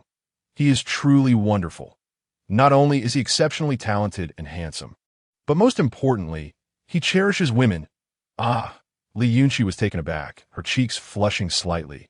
"But this is my first time meeting him. Yet I can't shake the feeling that I've seen him somewhere before. Perhaps it was in a dream." Mu Qianqian chuckled. Meanwhile, Li Yunxi, standing by, felt a twinge of embarrassment. After all, Li Yunqi was her younger sister. Did Mu Qianqian genuinely wish for Jiang Feng to take both her and her sister under his wing? The mere thought of such a scenario made her cheeks burn. However, the real issue was that Li Yunqi seemed to be covertly glancing at Jiang Feng. Could it be that she had truly developed feelings for him? Qianqian, stop teasing. Jiang Feng interjected, his expression rife with awkwardness. You may have recognized me because I previously trained near the artificial lake. You can see it from here. You trained across from the artificial lake? Were you the one who defeated that giant snake? Li Yunqi exclaimed, her surprise evident. Yes. Jiang Feng nodded. The brilliance in Li Yunqi's eyes became unmistakable. She had witnessed the entire event and, at that moment, regarded him as a divine figure. Yet, to her astonishment, she found herself face to face with him today. Yunqi, mind your gaze, Li Yunqi admonished, her embarrassment palpable. Her sister had never looked at a man in such a manner before. And Qianqian, you ought to refrain from provoking her. Brother Feng already has you. Li Yunqi paused, disappointment clearly evident in her eyes. However, Mu Qianqian simply laughed. But I don't mind. Haven't I told you? Brother Feng is so remarkable. It would be unfair for him to have only me. Yunqi, you like Brother Feng, don't you? Would you like to be his girlfriend? I don't know. Moreover, who would willingly share their partner with another woman? Li Yunqi's cheeks turned crimson, leaving her at a loss for words. Li Yunqi, upon hearing her sister's words, was momentarily speechless. It felt all too familiar, as if she had said something similar not long ago. Observing Mu Qianqian's seriousness, Jiang Feng sought an excuse to slip away and gauge the situation. Mu Qianqian was indeed audacious, attempting to persuade her friend to share a relationship. Although Li Yunqi was undeniably beautiful, Li Yunqi had already consented to be his partner. While they had yet to solidify their bond, it was merely a matter of time. Now, with Li Yunqi entering the picture, was he truly expected to embrace both sisters? Watching Jiang Feng depart, Mu Qianqian chuckled. Did you see him? He is quite adorable. He even appears shy. Yunqi, I am serious. Don't you have feelings for Brother Feng? I admire him somewhat, but I cannot take him from you. What does that matter? Your sister will soon be. Qianqian, Li Yunqi could no longer contain herself and quickly interrupted Mu Qianqian. The latter stuck out her tongue and said, Sister Qing, I'm only looking out for you. Brother Feng's name will undoubtedly be broadcast frequently. Those wishing to pursue him will likely have to form a long queue. If we don't seize the opportunity now, it may be too late. Yunqi, think it over. I must take my leave. With that, Mu Qianqian turned to chase after Jiang Feng. Husband, wait for me. Once Mu Qianqian had left, Li Yunqi finally exhaled in relief. However, she soon noticed her sister gazing in Jiang Feng's direction, seemingly lost in thought. You wouldn't really consider saying yes, would you? You've just met him. Li Yunqi's cheeks were aflame as she replied, but sister, he was incredibly handsome that day. Moreover, relying on you in the entertainment industry. With the world in such turmoil, I must find someone to lean on. I believe he would be a good choice, and besides, Sister Qianqian doesn't mind. As she spoke, an idea struck her sister. You wouldn't have agreed to be with Qianqian. Would you? No. Don't say such nonsense. I haven't. Li Yunqi's face flushed. Yet she soon heard Li Yunqi sigh in relief. That's good. That's good. I'm not particularly familiar with Qianqian. I wouldn't mind competing for him. But if you are also involved with Brother Feng, then I would truly feel awkward pursuing him. After all, that would make him my brother-in-law. Competing for my brother-in-law would be somewhat bizarre. I won't concern myself with you. You must make your own decision. Li Yunqi felt utterly embarrassed and turned to seek out Jiang Feng. Li Yunqi had always been one to make swift decisions regarding her likes and dislikes. Otherwise, she wouldn't have forsaken a life of luxury to immerse herself in the entertainment industry. Ultimately, it was a matter of her own preference, for Jiang Feng. Perhaps witnessing his combat prowess previously, coupled with the current peculiar circumstances, had already sown the seeds of affection within her heart. Now, upon finally encountering him in person, those feelings had erupted forth. Jiang Feng circled the hotel, quickly grasping the situation. The topmost floor of the hotel, previously mentioned, was off-limits to the public. The total number of individuals present, excluding those who had departed, was approximately 400. This was indeed a considerable number. especially for a hotel. Many had likely chosen to leave during the chaos, resulting in fatalities. For 400 individuals to remain was already a remarkable feat. Jiang Feng instructed Zhao Sanbai to ensure everyone was settled. Just keep the peace. The rest can be arranged once Wang Xian and the others return tomorrow. After giving these instructions, Jiang Feng led Mu Qianqian and Li Yunxing to the topmost floor, as they needed a place to spend the night. This floor boasted the best amenities in the entire building. Brother Feng, there are plenty of rooms here. Tonight, even if everyone has a separate room, it would still be more than sufficient, Li Yunxi introduced. The top floor was spacious, equipped with bathing facilities, rest areas, KTV, and other luxurious entertainment options. Jiang Feng surveyed the rooms and found them satisfactory that I'll head to the rooftop to assess the surroundings. You all tidy up the rooms. We'll stay here tonight, and tomorrow we can relocate. With that, Jiang Feng stepped outside. Li Yunxi questioned, "Where else can we go? Are we leaving here tomorrow?" "No," Li Yunxing interjected. "Brother Feng has acquired a city building permit. Once the system maintenance is complete tomorrow, he will be able to construct a city. At that point, we can all reside in a much safer city." "A city?" Li Yunxi's eyes widened in astonishment. "Isn't that where princes reside? Qianqian, doesn't that make you a princess? You could also become a princess if you wish. Shall we take care of the prince together?" Li Yunxi nodded vigorously, her expression earnest. Upon witnessing this, Li Yunxing wore a look of utter desolation and turned to leave. Yet, it did not take long for Li Yunxi to come to a startling realization. "Wait a moment. Qianqian, how could Brother Feng possess a city construction decree? Isn't the drop rate for such items still not activated? I only recall that man named Jiang Feng from last night, who was rewarded by the system with one." Before Li Yunxi could finish her sentence, she suddenly froze in place. "Indeed, Brother Feng is Jiang Feng. You still haven't grasped that?" Mu Qianqian chuckled. Li Yunxi, however, stood completely still, taken aback. Brother Feng is actually Jiang Feng, the man who was publicly announced by the game system. He must be incredibly powerful. Li Yunxi's eyes sparkled with excitement. "Now do you understand why I urged you to act swiftly?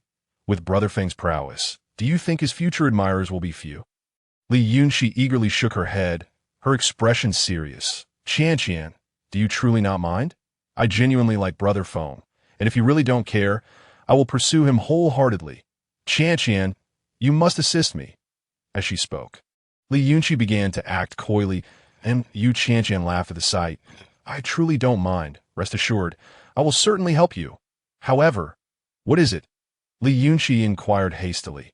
After a moment of contemplation, Mu Qianqian replied, "But I fear Brother Feng might hesitate. Right now, what you lack the most is time. After all, a lengthy night breeds many dreams. I think if you are truly resolute, we should seize the opportunity boldly." "Ah, is it really that thrilling? Please, tell me what to do." Li Yunxi's face was alight with anticipation. Mu Qianqian smiled. "Tonight is definitely not feasible. Tomorrow, Brother Feng will be busy constructing the city. Once the city is finished, it will resolve a significant issue. Therefore, Brother Feng's mood tomorrow night will surely be quite good. I will find an excuse to spend the night with Lan Jie. And you, my dear, must bathe and prepare yourself. Then stealthily slip into Brother Feng's room tomorrow night. By then, even if Brother Feng wishes to refuse, he may find it too awkward. After all, you would have been so proactive." Li Yunxi felt her cheeks flush. Whispering, "Qianqian, you are quite mischievous, but I really adore this bold plan." "Huh, then why don't you hurry and pick out a stunning outfit? I'm on it." Li Yunxi hurriedly rummaged through her wardrobe, pulling out her most alluring garments in preparation for the grand showdown tomorrow night. Meanwhile, on the rooftop, Jiang Feng surveyed his surroundings. Initially, he intended to claim this space, using the artificial lake as a natural barrier. However, with the sudden acquisition of a city construction decree, it seemed the entire artificial lake would soon be enclosed within the city's walls. Although plans often fail to keep pace with changes, having such a picturesque artificial lake within the city would not be too shabby. Just as Jiang Feng pondered these matters, Li Yunxing approached him. "I have something on your mind?" Jiang Feng inquired, noticing her furrowed brow. "Yunxi seems quite fond of you. She has always been like this.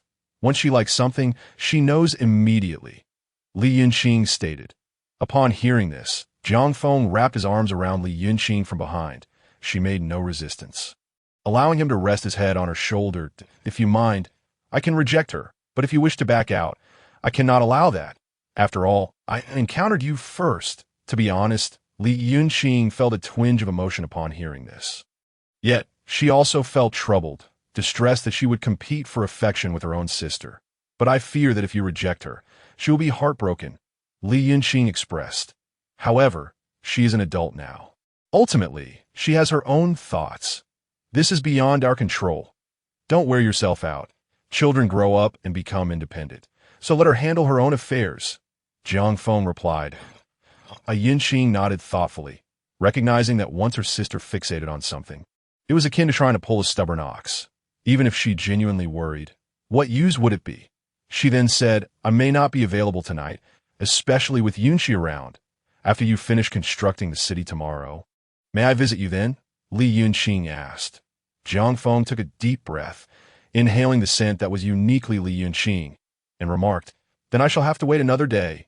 But tomorrow night, there shall be no further delays." Li Yunqing playfully tapped Jiang Feng on the forehead, smiling. "You already have Qianqian. Aren't you satisfied?" Jiang Feng chuckled. "You both are like beautiful scenery. Who would complain about having too much of it in their home? Furthermore, you and she are entirely different vistas. She is as gentle as flowing water, while you shine with radiant sunshine. If given the chance, I must see you play tennis. That scenery would undoubtedly be even more stunning." Li Yunqing lowered her head shyly, saying, "Is the scenery tomorrow night not as beautiful as tennis? I want to savor that scenery's essence right now." Jiang Feng lifted Li Yunqing's chin, gazing in her exquisite face before leaning in for a kiss. On the first night after leaving the office building, many were unable to sleep, filled with excitement. Since their arrival in the game world, they had been hiding within the confines of the office building. Now, having transitioned to a more comfortable environment in a five-star hotel, it was only natural for many to feel exhilarated and somewhat disoriented. Even Jiang Feng felt this was the first time he had slept on such a soft bed in a long while. He even wondered if, once his city was constructed, the system would provide bedding as well, that if not, he would need to discreetly collect the bedding from the hotel into his storage ring, ensuring he could continue using it post-construction. Such thoughts felt rather petty. Lying on such a soft bed was indeed quite relaxing. It was no wonder wealthy individuals of the past preferred high-end hotels. The experience was truly worlds apart from that of simple inn. "What are you thinking?" Just then, Mu Qianjian entered, clad in her sleepwear after finishing her bath. The silk pajamas clung to her form, making her utterly captivating. Jiang Feng instinctively drew Mu Qianjian into his embrace, saying, "Naturally, I was thinking of you. I don't believe it. You must be thinking of Sister Qing. Is she not coming to keep you company tonight?" Mu Qianjian asked. Jiang Feng smiled, replying, "Do you wish for her to accompany me?" "Don't you want to?" Mu Qianjian retorted. Jiang Feng merely smiled, flipping Mu Qianjian beneath him, whispering, "I wish for both of you. How daringly forward of you." "Ah, be gentle," Mu Qianjian shyly said, yet Jiang Feng seemed reluctant to engage in conversation any longer. That night, Jiang Feng unleashed his full combat prowess once again, with the sounds of cannon fire echoing throughout the night. The two of them indulged for a full 4 hours before Mu Qianjian finally drifted off to sleep, thoroughly satisfied. However, they remained oblivious to the fact that those 4 hours had subjected Li Yunqing and Li Yunxi, who were resting in the adjacent room, to a prolonged ordeal. The soundproofing in the five-star hotel was generally commendable. Yet, under the current circumstances, the streets outside were devoid of passing vehicles, and other rooms were silent, lacking music or television sounds. This rendered the night extraordinarily quiet, allowing even the slightest commotion to be heard next door. Li Yunqing and Li Yunxi's cheeks flushed crimson, and though they remained silent, their hearts soared to the clouds. They were truly capable of stirring things up. Li Yunqing covered her face, pondering whether she too would engage in such madness the following night. Meanwhile, Li Yunxi was even more direct. She bit her nightgown, contemplating whether Jiang Feng would be even more fervent after she stealthily entered his room the next evening. This night was destined to stir one's heart and evoke anticipation. Early the next morning, Wang Xian and the others returned, bringing with them nearly 600 individuals. Of course, among them, their relatives numbered few. the majority being other survivors they encountered along the way.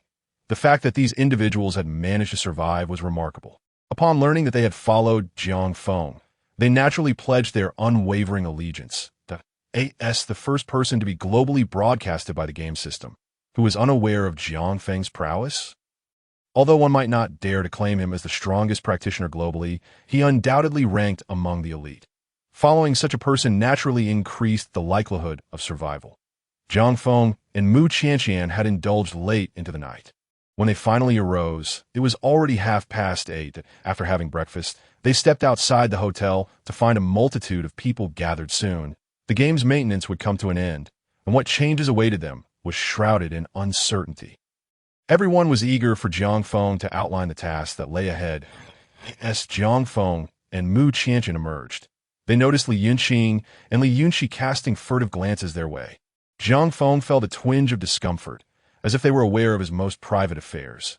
Yet, Mu Qianqian appeared unfazed, linking her arm with Jiang Feng's and smiling joyfully. Brother Feng, sister-in-law, sister-in-law, Li Bo called out from below.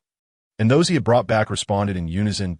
Li Bo then approached and whispered, "So, how do you find the arrangements, brother?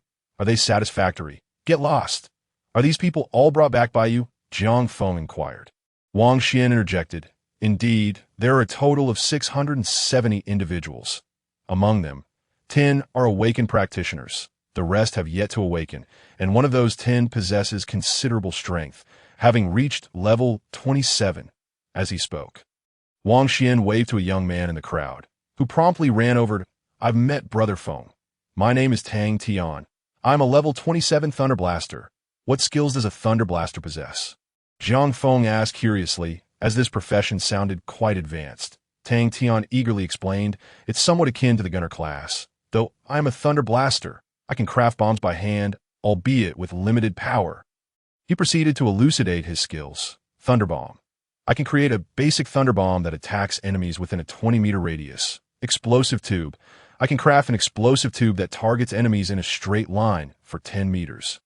The production of this explosive tube consumes less material but boasts greater power, albeit with a limited range. Jiang Feng regarded the young man with admiration, stating, "Your ability to reach level 27 on your own attests to your talent. You shall become a core member of our team. Thank you, Brother Feng." Tang Tian promptly bowed in gratitude. Li Bo, exasperated, added, "Brother Feng, you don't know, this lad had a spar with me yesterday. He only agreed to join after learning I was affiliated with you. His attack power is genuinely formidable, and his skill in crafting bombs consumes merely the debris of buildings." Tang Tian sheepishly scratched his head. "I didn't initially realize that Brother Bo was with Brother Feng. I admire Brother Feng for becoming the first to be globally broadcasted by the system." Jiang Feng smiled and replied, "Once you arrive, you are brothers. We shall fight together in the future. The time is getting late, and the maintenance is about to conclude."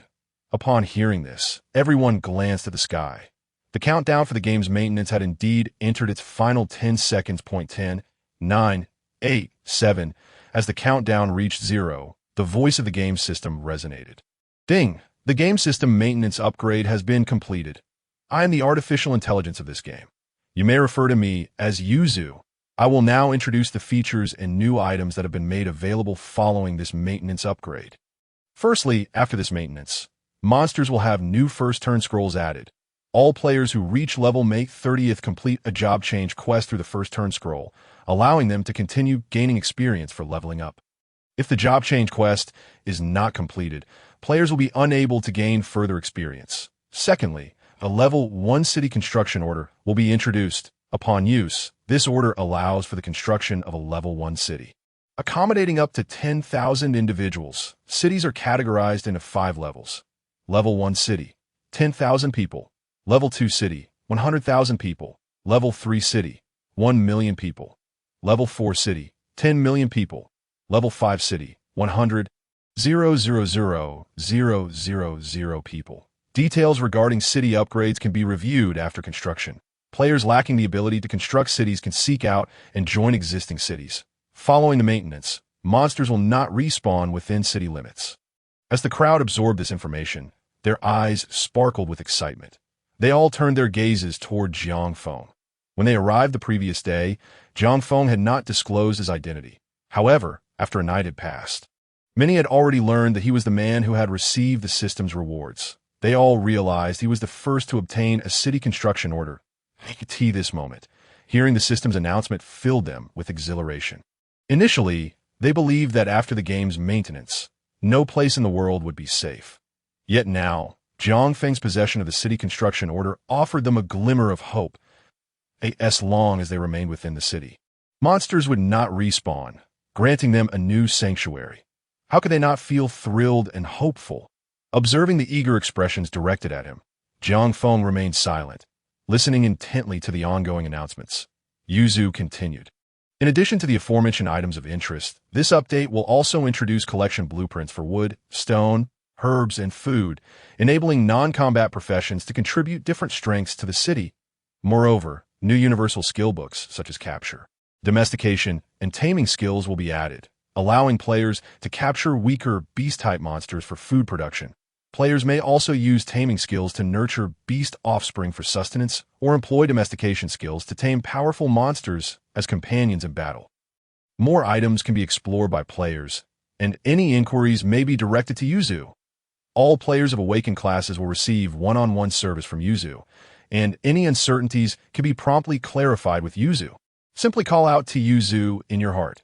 Next, we present the updates for the game settings. Following this maintenance introduction, certain experience suppression effects will be lifted.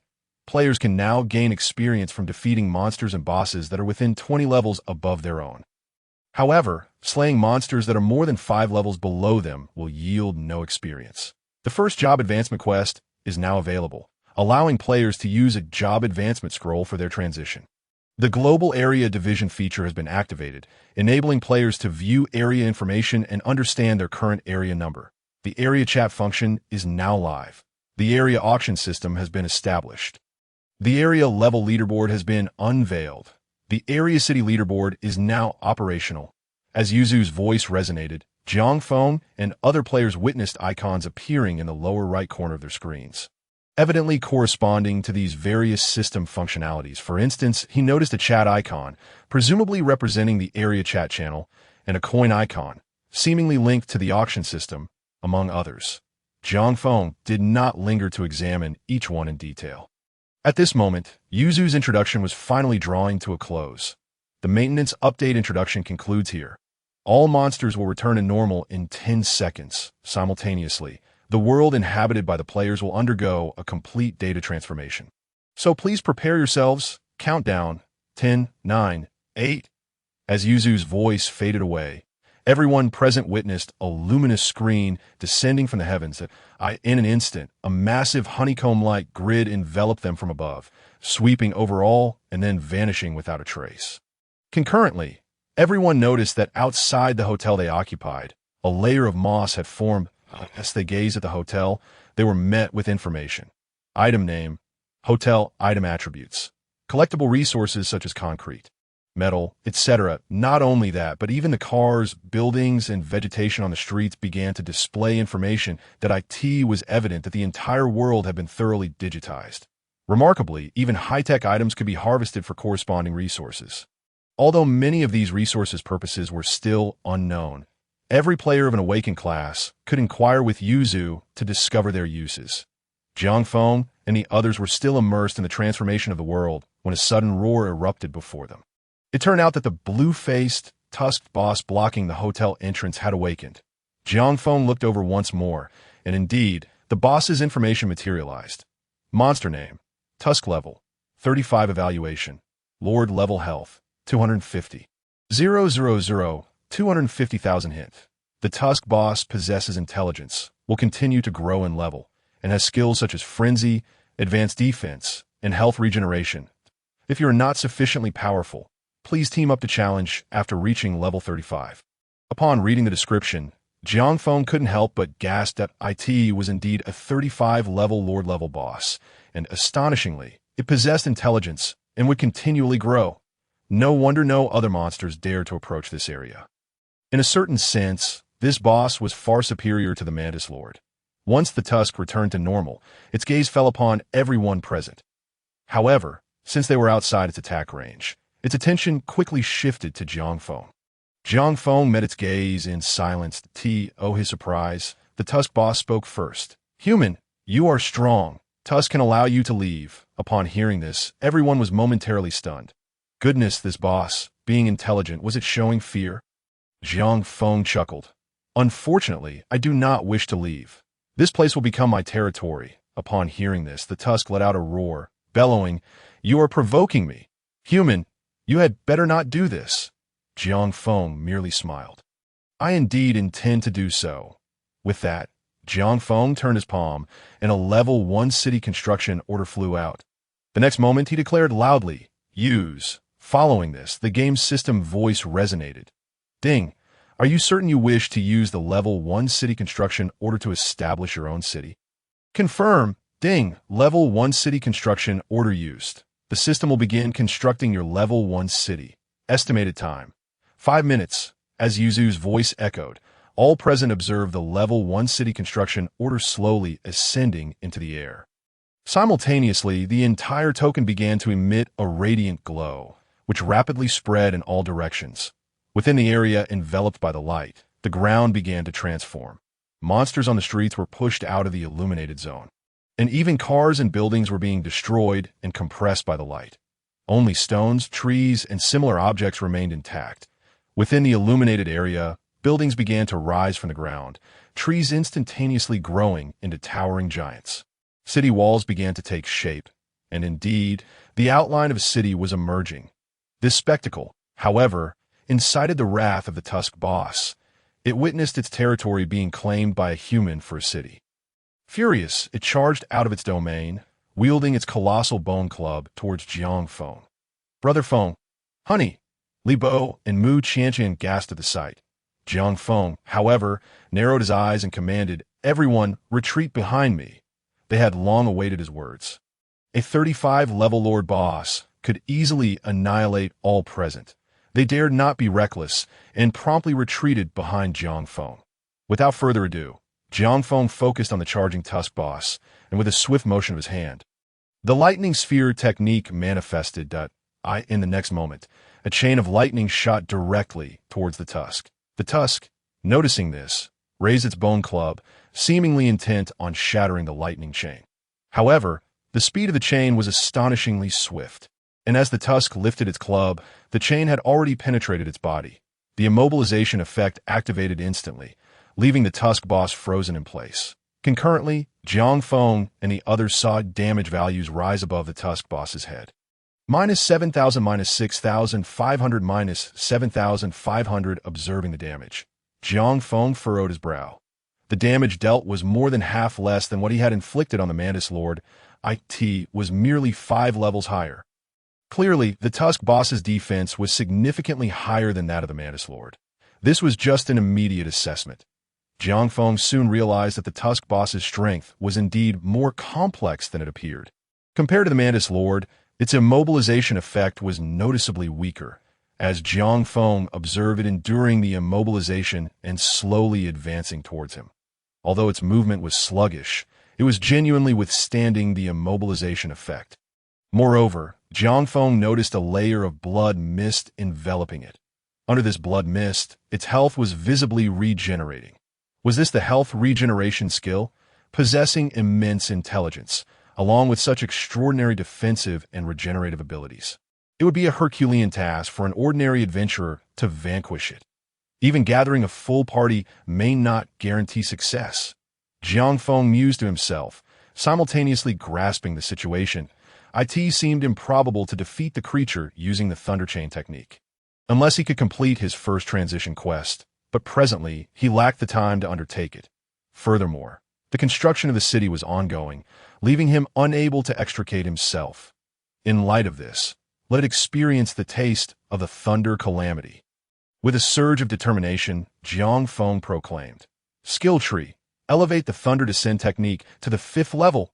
Ding! Congratulations, you have unlocked the 1st level of Thunder Descend technique. You may now view the 2nd level. Ding! Congratulations, you have unlocked the 2nd level of Thunder Descend technique. You may now view the 3rd level. Ding! Congratulations, you have unlocked the 5th level of Thunder Descend technique. You may now view the 6th level. Ding! You have unlocked the 5th level of Thunder Sphere Technique. Suppression effect has been activated. Ding! You currently have 25 monster crystals remaining. As the system notifications echoed, Jiang Feng promptly opened the skill tree panel to examine the details.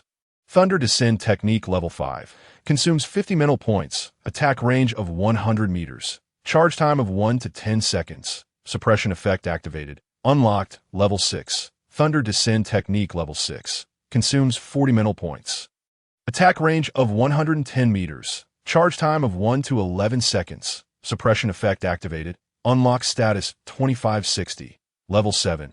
Activate upper levels for viewing, suppression effect. All monsters within the coverage of Thunder Descend Technique will experience a speed reduction of 50 to 100, subject to strength variations. Gazing at the skill tree description, Jiang Feng's eyes lit up with excitement. The 5th level of Thunder Descend Technique had halved the mental consumption and doubled the attack range. Most importantly, the charge time had reached 10 seconds, signifying a substantial increase in power. After all, the longer the charge time for Thunder Descend, the greater its impact. Thus, enhancing this charge time would exponentially amplify its might. Coupled with the suppression effect, it could be deemed a formidable clearing technique. Jiang Feng bit his lip, his eyes shimmering with anticipation. This would be the 2nd time he cast Thunder Descend since acquiring it. The previous instance was during an experiment at the artificial lake, and he was eager to witness the awe it would evoke this time. Observing the lumbering fang-toothed boss, Jiang Feng swiftly raised one hand high and shouted into the air, "Thunder Descend." The sound of his voice instantly captured everyone's attention. Li Bo's breath quickened in excitement. He had witnessed this Thunder Descend technique before, and was astonished that Jiang Feng was about to unleash it again. As Jiang Feng's voice fell, the very essence of the surroundings transformed. The previously clear sky was suddenly engulfed by a fierce wind, and a mass of dark clouds seemingly materialized from thin air. Within the clouds, lightning danced, illuminating the ground with brilliant flashes, amidst the whirlwind and rolling thunder. A colossal thunder sphere slowly emerged from the clouds. Jiang Feng's palm remained raised, the charge continuing 0.5 seconds, 6 seconds, 7 seconds.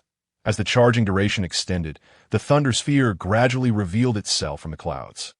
The onlookers beheld the immense thunder sphere, dwarfing the sun as it approached. Although the attack was not directed at them, the overwhelming pressure compelled many to brace themselves against the walls, as the intensity threatened to force them to their knees. Li Yunxi exclaimed to her sister, "Sister, did you see this? This is precisely what I witnessed before. It's him, truly him. Now do you understand why I admire Feng Ge? He is incredible, fulfilling all my fantasies of the man I desire. He is my prince, and I idolize him. I must become his princess." In truth, Li Yunxing was oblivious to her sister's words, for she was entranced by the sight before her, gazing at the enormous thunder sphere descending from the heavens. Her breath quickened. What kind of man had she found? He was astonishing, and he never pressured her. To be his woman was truly an honor. Li Yunxing felt grateful for her choice, relieved that she would become his woman tonight. What woman could resist such a powerful man? Meanwhile, Li Bo shouted, "This is madness. Who dares to claim Feng Ge isn't cultivating immortality?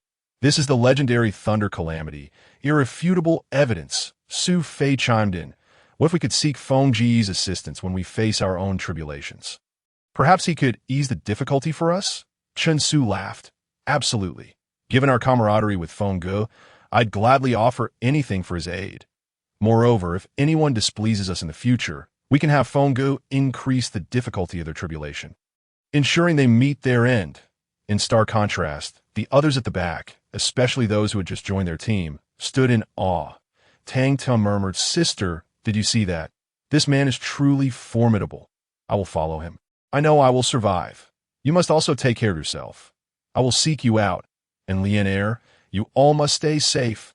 Amidst the astonishment of the crowd, Jiang Feng's charge finally culminated. In the next moment, the gigantic thunder sphere surged forth from the clouds, plummeting towards the fang-toothed boss below. I could see that instant. The world seemed to change colors. The winds howled, and the thunderclouds roiled, resembling the apocalypse itself. Jiang Feng and his companions were left in awe, Witnessing the other monsters on the streets outside, the fang-toothed boss tremble in fear at the sight of the colossal thunder sphere, many retreating in terror.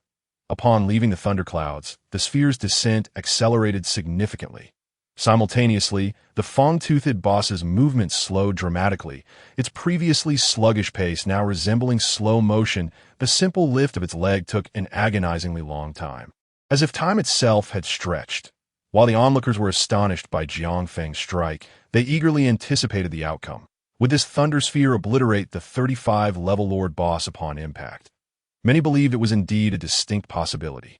Jiang Feng, observing the descending thunder sphere, was equally astounded. He had not anticipated that, after extending the charge time to 10 seconds, the thunder sphere would exhibit such terrifying power. This was merely the 5th level. What kind of might would be unleashed if he were to unlock the 10th level and introduce a second special effect? What if he were to unlock the new form at the 11th level? The river breeze was almost beyond imagination. However, just as they awaited the final outcome, the situation in the arena shifted once more. As the Thunderball drew ever closer to the ground, cracks began to appear on the surface below. In the distance, automobiles were being flattened under the immense pressure. Within the entire area of the Thunderball's attack, the ground resembled a landscape that had been trampled by a heavy iron sphere. With a noticeable indentation at its center, the formidable boss with fangs was suddenly brought to its knees with a resounding thud. Despite its desperate attempts to rise, it was utterly incapable of doing so. Ultimately, even its once proud head bowed low, and its entire form succumbed to the ground. Watching this scene, Jiang Feng felt an exhilarating rush in his heart. Had the power of this thunder technique truly escalated to such an exaggerated level due to the unlocking of the skill tree? Meanwhile, the others behind him were already rendered speechless, a level 35 Lord-class boss, reduced to kneeling by a single skill from Jiang Feng. If they possessed such strength, they would have soared to the heavens long ago. Yet, what of Jiang Feng? He not only assisted them in their growth, but also provided them with equipment, skill books, and refuge. Reflecting on the earlier encounters with the bald-headed Liu and others, one could not help but feel a sense of lament. This exemplified the vast chasm between individuals. In this era, the disparity between people was far greater than that between man and beast. As the crowd remained enveloped in shock, a sudden voice echoed in the air. Ding! Yuzu detected a large-scale area damage skill that had begun to affect the construction of the city. Construction time 1 minute. Players are advised to cease attacks immediately, or it may result in the failure of city construction. Upon hearing this announcement, the heavyweights in the back were momentarily stunned. This warning was utterly unexpected. Even Jiang Feng had not anticipated that his intention to slay a boss would inadvertently hinder the construction of the city. However, upon reflection, it was understandable. Yuzu had only just established the ground, and now his Thunderball had created a crater, thus impacting the city's construction. But could they abandon this now? If they did, wouldn't the Fang boss launch an attack? Moreover, after the city was completed, detonating such a Thunderball within the city walls would only lead to greater losses. With this thought, Jiang Feng gritted his teeth and decided to set aside the issue for now. He could always seek another city construction decree later. However, this boss was definitely his target. Qianqian, Li Bo, form a party, Jiang Feng commanded. This time he had learned to be prudent and gathered the team in advance, knowing that others might lack experience. After all, they were now facing a boss that was 20 levels higher than them. This meant that even level 15 players could reap experience from this boss. It would be foolish not to take advantage of it. He even invited Li Yunxing to join. Had it not been for Li Yunxing not yet awakening her profession, she might have been included as well. Tang Tian, realizing he also had a chance, was ecstatic that a level 35 Lord-class boss. This could potentially elevate him by 1 or 2 levels. However, just as everyone eagerly assembled the party and awaited the experience to flow in, an unexpected scene unfolded. The Fang boss, who had been brought to its knees by the Thunderball, suddenly spoke. "Powerful human! I concede. Please spare my life." Concede? Jiang Feng was taken aback. Did this boss truly surrender? Could it be that it was frightened? Unbelievable. My brother Feng is just too formidable. The crowd buzzed with excitement. Yet Jiang Feng replied coolly, "You might as well perish. At least I would gain experience. Sparing you brings me no benefit. upon hearing this. The Fang boss hastily responded, "I am willing to serve you, my master. I shall reside in your city and defend you against those monsters." Jiang Feng's eyes lit up at this proposition. Although no monsters would spawn within his city, there would always be threats lurking outside. Furthermore, with the end of the novice protection period following game maintenance, it meant that monsters would inevitably launch assaults on the city. Having such a boss to guard his gates was indeed a stroke of brilliance. Moreover, this boss possessed intelligence and could level up. This implied that it could continuously assist in safeguarding the city. Even when Jiang Feng had to venture out, he could rest assured. Just as Jiang Feng was contemplating this, the Fang boss spoke again. It seemed to sense Jiang Feng's hesitation regarding its terms and added, "I'm willing to offer a king-level scroll as a token of my loyalty. Please accept, my master." With that, a scroll soared towards Jiang Feng. He couldn't help but smile broadly. Though he hadn't slain the creature, it had voluntarily bestowed upon him a reward. This was quite advantageous. While he may not gain experience, having such a formidable beast to guard the city was tremendously worthwhile. "Very well," Jiang Feng declared, waving his hand. Instantly, the colossal thunderball in the air began to dissipate. Jiang Feng halted the Thunder Technique's assault. As the thunderball vanished, the fierce winds also subsided, the dark clouds cleared, and sunlight flooded back in. Concurrently, the crowd heard Yuzu's voice once more. "Ding! Congratulations! Your city construction has been completed. Following this, a 1-hour siege battle will commence. If you can withstand it, this city will be entirely yours. If you fail, other players may seize it, but they too must undergo the siege battle." Siege battle countdown. 10, 9, 8, 7. Listening to the system's countdown, Li Bo suddenly felt tense. One by one, they drew their weapons, clearly preparing for battle. They had previously endured the chaos of monster riots and knew just how brutal it could be. Although they now had the city's protection, a monster siege was evidently no trivial matter. There was a real chance of fatalities. However, Jiang Feng waved his hand and commanded, "Everyone, stand down." He then turned to the Fang boss, saying, "Since you pledge your loyalty to me, you shall face this battle. Unleash your full power and show me whether you are worthy of guarding this city, as my master commands." The Fang boss replied, rising to shoulder its bone club and striding out of the city. At that moment, Jiang Feng and his companions ascended the city walls. From their vantage point, they could see countless undead and thunder serpents gathering outside the walls, their eyes filled with madness, poised to attack at any moment. As the Fang boss exited the city, the monsters instinctively took a step back. Yet under the system's programming, they ultimately launched their assault on the city. And Yu Qianqian voiced her concerns. "Darling, do you think the Fang boss can hold its ground?" Jiang Feng shook his head. "I don't know, but let's allow it to try. If it cannot fend off these insignificant creatures, it might as well transform into experience."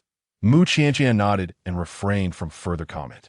Meanwhile, Wang Xian expressed his apprehension, saying, "Brother Feng, we should prepare everyone just in case the Fang boss fails." The Jiang Feng nodded in agreement, allowing Wang Xian to make the necessary arrangements. Meanwhile, outside the city, a grand battle erupted in an instant. Countless monsters surged toward the city gates. The fearsome boss, wielding a massive club, struck down dozens with a single swing. With a powerful stomp, he crushed an entire swath of creatures beneath his feet. The disparity in levels and ranks was overwhelmingly significant. Even monsters exceeding level 20 appeared utterly feeble before him. However, the sheer number of monsters outside was staggering. Just as Jiang Feng and his companions began to doubt whether the toothy boss could hold back such a tide.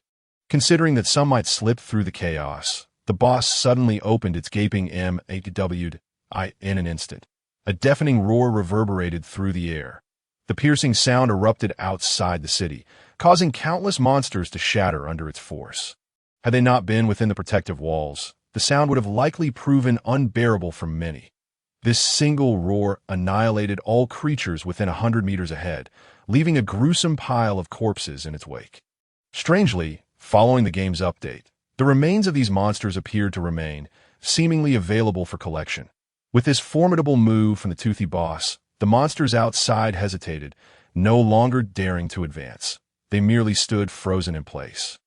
eyes fixed on the spectacle, none brave enough to approach. Witnessing this scene, Jiang Feng finally nodded in satisfaction. With such a powerful boss guarding the city, he could finally enjoy a peaceful night's sleep. Beside him, Li Bo chuckled. This is simply delightful. Letting the boss guard the city for us. Feng Ge, you truly are brilliant, thinking of such a clever tactic. Jiang Feng observed that the siege outside would likely remain tranquil for the next hour. Thanks to the boss's intimidation, he then began to scrutinize the entire city. Many others, like him, were now taking the opportunity to appreciate the vast expanse of the city. The area was indeed substantial. The original location of the island hotel had transformed into the very heart of the city. However, the hotel was no more. In its place stood a classical Chinese palace in front of the palace. A dense array of buildings lined the streets. Outside of these structures stood the city walls. The extent of the walls was even greater than Jiang Feng had anticipated, encompassing multiple blocks ahead. Moreover, it enveloped the entire artificial lake behind. Consequently, the artificial lake had become the city's idyllic backyard. Standing atop the walls and gazing back, the scenery was truly delightful. Would living here be wonderful? Jiang Feng inquired. Li Bo and the others erupted in laughter. This is simply splendid. Feng Ge is magnificent. Feng Ge is incredible, they exclaimed in unison. Beside them, Mu Qianqian joyfully dove into Jiang Feng's embrace. Jiang Feng glanced outside. Indeed, the monsters and the toothy boss had reached a stalemate. He dismissed the sight and retrieved an awakening scroll, handing it to Li Yunxi, who had not diverted her gaze from him. Go ahead and awaken your class. You can follow your sister and lend a hand. Thank you. Li Yunxi replied eagerly to Li Yunxing smiled and added, Thank you, brother Jiang Feng. Jiang Feng chuckled but remained silent. Urging her to awaken her class, promptly, Li Yunxi wasted no time. Seizing the scroll and tearing it open, a beam of white light enveloped her. Jiang Feng and the others observed subtle changes in her appearance. Her ears had transformed, becoming slightly pointed, adding a touch of playfulness to her already perfect demeanor. Li Bo and the others gasped in astonishment. This starlet is truly something else. She was already stunning. And now she is even more beautiful. Indeed, did you not notice the hint of an elfin grace about her? What a pity. She just made things easier for Jiang Feng. Li Bo remarked, Isn't Feng Ge interested in Li Yunxi? I was preparing to pursue Li Yunxi. Chun Su chimed in. Are you still unaware of Feng Ji's character? Li Bo replied. Feng Ge's nature is quite simple. Everything belongs to him. As for you, perhaps you should contemplate her instead. He gestured toward a woman in the crowd, her face dotted with blemishes, likely weighing over 300 pounds, who was currently smiling at Chun Su. The sight nearly caused Chun Su to tumble from the city wall. What class? Jiang Feng asked as the light dissipated. Li Yunxi beamed. I'm an elven goddess. Thank you, brother Jiang Feng. In a sudden display of affection, she unexpectedly kissed Jiang Feng on the cheek. The kiss was so abrupt that by the time Li Yunxing reacted, it was already too late. She covered her face in shock, her mind swirling. Just yesterday, Jiang Feng had kissed her, and now her sister had also initiated a kiss. Was this not a recipe for chaos? Jiang Feng, taken aback, awkwardly rubbed his cheek and said, Enough of this. Let us discuss your skills. Li Yunxi, sticking out her tongue, replied, I'm an elven class. I have 3 skills. Elven Pact deliberately binds a contract with designated monsters and players. Similar to taming, but without the rebellion probability. The bound player can control the life and death of the monsters with a mere thought, ensuring absolute loyalty. However, this skill has a long cooldown, usable only once a day. Elven Healing Light can heal monsters. As long as the monster is alive, it can be revived, requiring more uses for more severe injuries. Lastly, Elven Voice can listen to the monster's innermost thoughts, understanding what they wish to convey. Listening to Li Yunxi's introduction, Jiang Feng nodded in approval. This class was indeed formidable. While lacking combat skills, it was an exceptionally vital support role. Not to mention, the Elven Pact alone would be highly sought after. After all, the ability to acquire a completely loyal monster was invaluable. Just imagine binding a boss as one's battle pet. How impressive would that be? Li Bo and the others also seemed to realize this. They immediately crowded around. Sister Yunxi, you are my dear sister. You must help your brother secure a monster binding contract. Exactly, I'll find a monster myself. You just need to assist with the binding. Beautiful starlet, I too desire a monster. Sister-in-law, sister-in-law, look at my sister-in-law. You are indeed my dear sister-in-law, so please help me out. Li Yunxi, initially delighted at the prospect of helping others, felt her spirits dampen upon hearing someone call her sister-in-law. Why sister-in-law? Does Jiang Feng have other women besides Qianqianjia? Yunxi, Li Yunxing exclaimed, her cheeks flushed. Meanwhile, Chinsu interjected, he does. Your sister is one of them. Although Feng Ge had yet to act, everyone understood. She would eventually become Feng Ji's woman. And being your sister, she would be the second sister-in-law. Wu Ti Shi, stop talking nonsense. Yunxi, don't pay them any mind. Li Yunxing urged, her face glowing with embarrassment. Yet Li Yunxi looked at her sister and couldn't help but smile. All right then, sister-in-law it is. As long as it is a sister-in-law, that's sufficient. Upon hearing this, Li Yunxing was rendered utterly speechless. Beside her, Jiang Feng cleared his throat twice and cast a glance at Mu Qianqian, who, in turn, flashed an expression of self-satisfaction, as if to say, I've helped you secure a pair of sisterly beauties. Don't you think you should commend me? Jiang Feng, with a face full of helplessness, murmured, you truly are my wonderful wife. Thank you, dear husband, Mu Qianqian replied with a smile. Jiang Feng, feeling exasperated, noted that they were still entangled with Li Yunxi, and thus interjected, if anyone needs to bind a contract, please seek Yunxi again tomorrow. After the siege battle concludes, help me bind that tooth boss first. Upon hearing this, the crowd reluctantly dispersed. Yunxi nodded in agreement. I could see this moment. Only 10 minutes had passed. Realizing they still had some time, Mu Qianqian decided to take Li Yunxi back, claiming they needed to arrange the room, especially since the hotel had vanished. The newly appeared palace naturally required some decoration before they could settle in. Primarily, they needed to spread the bedding collected from the hotel last night. Of course, whether they were plotting something else remained a mystery. Jiang Feng stood atop the city wall, gazing outward, waiting for the hour to elapse. Suddenly, he recalled the game's system broadcast and inquired, Yunxing, what was the primary business you engaged in previously? Li Yunxing paused for a moment before responding. It involved many aspects, but my parents started in the internet sector.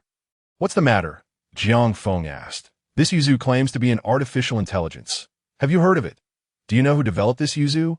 Li Yunxing was taken aback, not expecting Jiang Feng to pose such a question. In truth, she had never contemplated this matter. After all, with the world transformed into its current state, who would ponder who developed a game system akin to a deity? After a moment's thought, Li Yunxing replied, although Yuzu claims to be an artificial intelligence, with our current technology, we could only create a world like that within a game. The integration of the game world with reality is simply impossible. Yet, it has indeed come to pass. Jiang Feng remarked, though we cannot explain why it has genuinely occurred, it is evident that it has my inquiry is not aimed at these aspects. I merely wish to know what kind of company could develop such a world-changing game. One that could be said to alter the fate of humanity itself. Li Yunxing pondered before saying, it's difficult to determine. There are several companies in the country capable of this. There are also foreign companies. And globally, the number increases even more. Domestically, we have Fengshuan technology, potato technology, and the Four Young Masters technology, among others. I previously heard my parents mention that the Four Young Masters company is developing the most advanced artificial intelligence for their games. However, I don't know if it has succeeded. Jiang Feng nodded. Although such ideas seem somewhat unrealistic, understanding Yuzu, which claims to be an artificial intelligence, could only be beneficial if they could learn about Yuzu's future functionalities and settings. They could prepare in advance. However, realizing this notion would likely prove exceedingly challenging. Jiang Feng was merely engaging in casual conversation. Time passed gradually. Soon, the countdown for the siege dwindled to a mere 15 minutes. Strangely, the monsters outside had yet to launch another attack. Just as it seemed the siege would conclude under the intimidation of the tooth, a sudden roar erupted from the ruins outside the city. The sound was monumental, instantly capturing everyone's attention, even causing the tooth boss to glance over. As everyone's gaze turned, They soon beheld flames erupting from the ruins beyond the city wall. The flames appeared with astonishing speed, immediately cleaving a gap in the debris, incinerating the nearby monsters into ashes. In the next moment, three heads quickly emerged from the breach in the ruins, followed by a colossal creature resembling a lizard. Upon seeing this monster, Jiang Feng and the others immediately received its information. Monster name: three-headed fire, lizard level, 35 evaluation, Lord level health, 230,000 warning. A formidable fire element boss, possessing powerful fire-based attack magic with astonishing might. Gazing at the attributes, Jiang Feng and the others were left wide-eyed. Good heavens, another Lord-level boss. It appeared that the siege monsters included not only ordinary creatures, but also this powerful Lord-level boss. Jiang Feng quickly commanded, "All personnel, remain vigilant. Be cautious of those ordinary monsters." Understood. The crowd replied in unison, and Jiang Feng prepared himself, urging Li Yunqing, "Go find Qianqian and Yunxi. Be careful they don't run into trouble." Li Yunqing nodded and promptly exited the city. As it turned out, Jiang Feng's concerns were not unfounded. The moment the three-headed fire lizard appeared, it charged straight for the tooth, while the ordinary monsters, previously hesitant, now surged forward as well. Clearly, these creatures intended to take advantage of the chaos to invade the city. Jiang Feng stood atop the city wall, observing the approaching monsters, and swiftly hurled a thunderball at them. In the next instant, a thunderous explosion resounded, obliterating the foremost monster into a puddle of flesh. Simultaneously, the other range classes on the city wall commenced their attacks. In an instant, utter chaos erupted outside the city walls.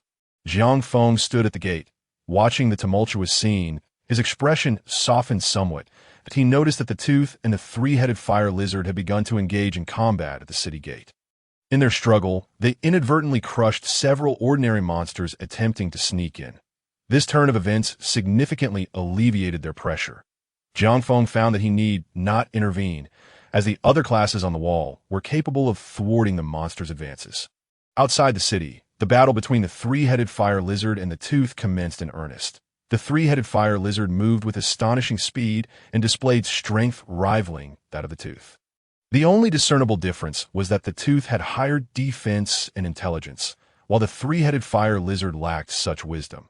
After exchanging blows for a time, the three-headed fire lizard seized an opportunity and bit down on the tooth's shoulder, flinging it away. Nevertheless, the tooth's defense was formidable. Aside from 2 bloody punctures on its arm, it seemed unscathed as it charged back into the fray. Witnessing this, the three-headed fire lizard raised its 3 heads, releasing 3 streams of fire directly at the tooth. True to its name, the creature could indeed breathe fire from each of its heads. However, it evidently underestimated the tooth's capabilities, for it was, after all, a boss endowed with intelligence. Upon witnessing the instantaneous emergence of 3 flames, the creature known as Liaoya forcefully struck a nearby pair of architectural remnants with a mighty blow. In the next moment, a multitude of debris was sent soaring into the air. The three-headed fire lizard, swift in its reaction, directed its 3 fiery heads towards the wreckage and unleashed a torrent of flames. Before the remnants could settle, Liaoya was reduced to mere ash. Seizing the opportunity, Liaoya launched itself forward, closing the distance to the three-headed fire lizard. Grasping a bone club in hand, it aimed to strike at one of the lizard's heads. The moment the lizard's head registered the attack, a jet of flame erupted in response. Astonishingly, the bone club withstood the onslaught of fire, its material defying the flames. Yet the club could not penetrate further. Just as the other 2 heads of the lizard were preparing to retaliate, Liaoya's aura surged, causing its fur to stand on end in a menacing display. This appeared to be its berserk skill. Empowered by this frenzy, onlookers, including Jiang Feng, witnessed Liaoya thrust the searing bone club directly into the mouth of one of the lizard's heads. As the club, glowing with heat, entered, it emitted a plume of white smoke, filling the air with the scent of charred flesh. But this was merely the beginning. As Liaoya withdrew the bone club, it violently severed the lizard's head from its body. The remaining 2 heads, racked with agony, unleashed flames at Liaoya. However, with a nimble roll, Liaoya maneuvered behind the three-headed fire lizard, raising the club to block the flames from the two heads, despite the intense heat turning the club red-hot. In a shocking turn of events, Liaoya yanked the club and drove it into the lizard's body. The glowing club pierced through the lizard's flesh, leaving it in a state of writhing agony. As the lizard struggled, the color of the club began to normalize, but soon, the three-headed fire lizard succumbed to its wounds. Collapsing in a pool of blood, it was evident that Liaoya had claimed victory over the formidable beast.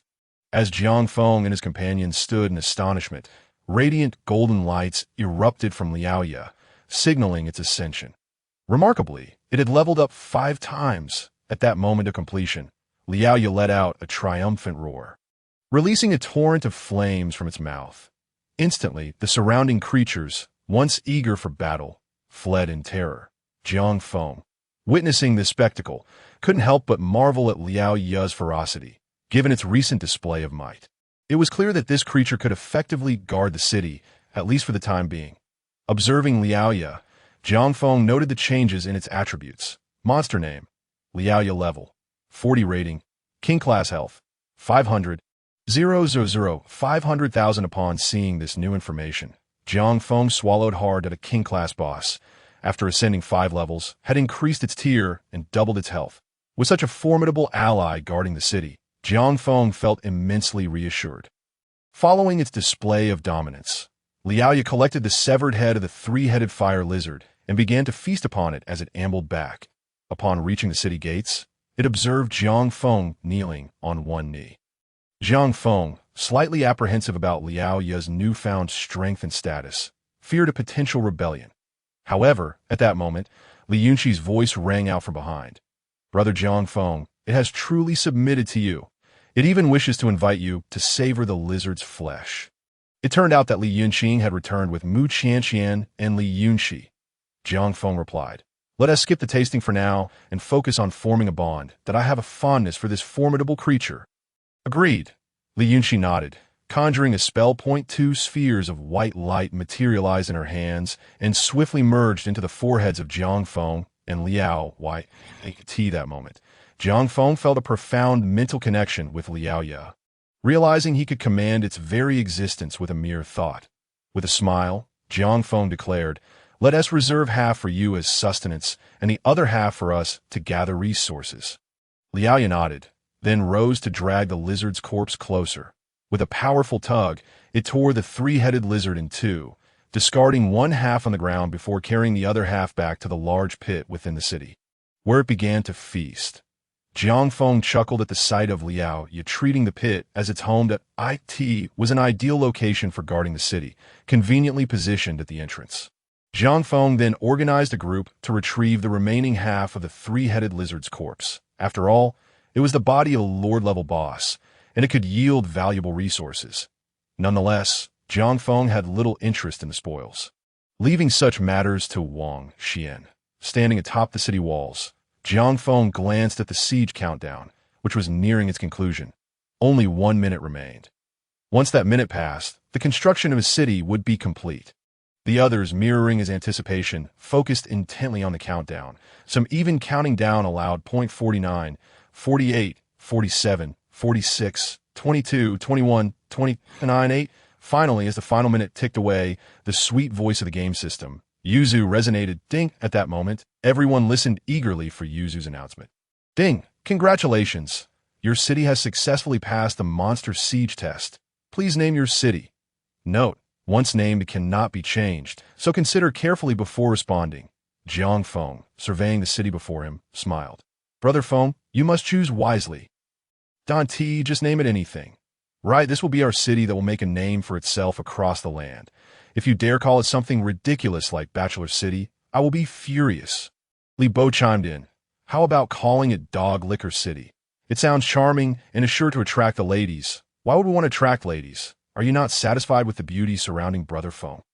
I just thought it would be nice to bring in some ladies, so we could find partners. Find partners? Are you out of your mind? If the ladies see how powerful Brother Feng is, who would be interested in us? Sugo added, exactly. By the time we find partners, Brother Feng will already have a harem of beauties. In that case, let us name it Man-S City, so the women will think twice before approaching. Come here, the one who suggested Dog Liquor City. I guarantee I won't spare you. I'm not a dog licker. I've only ever licked Brother Feng. As Li Bo and the others engaged in a heated debate over the city's name, Jiang Feng interjected decisively. Let us call it Jiang City. Ding. Are you sure you want to name it Jiang City? Confirmed, Jiang Feng replied. Ding. Congratulations, your city has been named Jiang City. You can now view the city information. Upon hearing Yuzu's voice, the group ceased their chatter. Jiang City? It is somewhat acceptable, yet lacks depth. You must understand Feng Gu. His cultural level is not particularly high. Nevertheless, I still take pride in the name I have chosen for my city. Licking Dog City, which showcases my skills. Come on, say another word, and I shall not hesitate to strike you down. A licking dog ends up with nothing in the end. Do you not realize this? Indeed. Have you seen Feng Gu ever licking? Yet, even beautiful starlets initiate kisses towards him. My friends, you must comprehend that we are not the same as Feng Gu. He does not need a lick. The beauties come to him naturally. If we do not lick, where will the beauties come from? Jiang Feng, listening to their incessant chatter, felt a sense of helplessness, just as he was about to descend the castle tower. Yuzu's voice suddenly rang out once more, this time notably louder. Ding! Global announcement. Player Jiang Feng from the Dragon Kingdom's Area 30205907 has completed the construction of a Level 1 city first. The city is named Jiang City, City Number 1, System Reward. All attributes 50, free attributes 100, friendly reminder. The first in all aspect upon a game's launch will receive attribute rewards. Other players, please strive harder. Upon hearing the system's notification, Jiang Feng could not help but feel a surge of joy. He had not anticipated that constructing a city would yield rewards, and this time, the free attributes had increased by 100. It should be noted that the previous reward for free attributes was merely 50 points. Could it be that the absence of item rewards is the reason? Jiang Feng was too lazy to inquire with Yuzu. Presuming that to be the case, it seems that in the future, one must always strive to be first. The added attributes are quite substantial, capable of significantly widening the gap between himself and the second place. He absolutely could not afford to relinquish this opportunity. Jiang Feng pondered himself. Upon hearing the announcement, Li Bo and the others were equally ecstatic. Incredible. Just wait. I am heading to the regional chat channel to show off. Haha. And I'm going to. I'm also a brother of Jiang City, number 1. If you show off without me, will it even be good? The master of show-offs has arrived. Meanwhile, in various corners of the globe, countless other players also heard this global announcement in Sakura country. Koizumi Jiro, gazing at a city construction token that had just dropped into his hands, exclaimed angrily, Jiang Feng, how is it him again? This is unfair. His city construction token was provided by the system. Yuzu, you are cheating. Ding, please be mindful of your words and actions. Why did you not slay the Lord-level boss first? Yuzu's voice reverberated. Koizumi Jiro's face turned a deep shade of anger. Edo River, you scoundrel, how dare you expel me? Just wait. In a certain area of the Dragon Kingdom, Li Longjiang inquired, how about this place, Han Hong? Li Weihuan smiled. Han Hong likes it very much. Let us settle here, brother. That big brother Jiang Feng has already completed the city construction, and we cannot fall behind. Brother is the best. Indeed, Li Longjiang nodded and promptly used the level 1 city construction token in his possession. In a city filled with ruins, a skeletal lord collapsed with a resounding crash. As they surveyed the dropped items, someone suddenly exclaimed excitedly, Yunjia, we have it. It's a city construction token. We can also build a city. Tang Yun eagerly accepted the token handed over by her subordinate, her eyes glistening with moisture. Lian Air, Mother can finally provide you with a safe haven. Yunjia, we are in the same area as Jiang Feng. Why don't we seek him out? A nearby subordinate queried in confusion to slay this skeletal lord.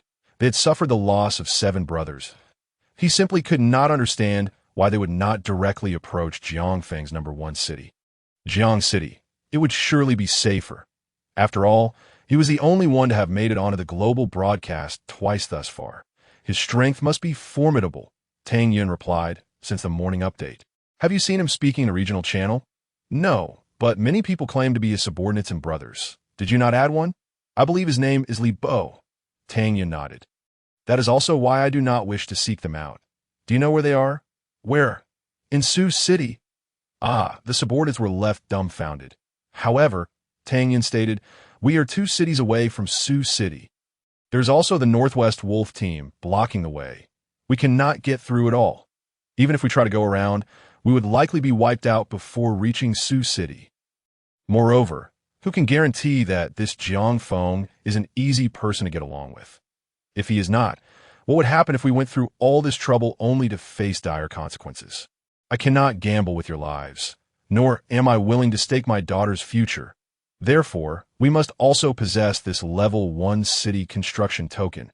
Upon hearing this, the subordinate no longer spoke further. Yet admiration gleamed in his eyes that a woman leading them to survive in an apocalyptic world must possess immense courage and determination. They had seen none other than Tang Yun. Just as the world trembled once more at the mention of Jiang Feng, he found a spot on the castle tower to sit down. After hearing Yuzu's announcement, he also noted an unprecedented change. That was the area number 3020-59007. This seemed to be the area number they were in, though he was uncertain of the criteria for its division. Could it be that the globe has been divided into countless areas? Is each city an area, or is it based on a certain area size? While Jiang Feng was contemplating, Yuzu's voice echoed in his mind. Ding! Area division is based on a specific size. Several previous cities may coexist within one area. Moreover, areas do not interconnect at present, even at the borders. One cannot traverse between areas. The area number is randomly generated and bears no sequential order.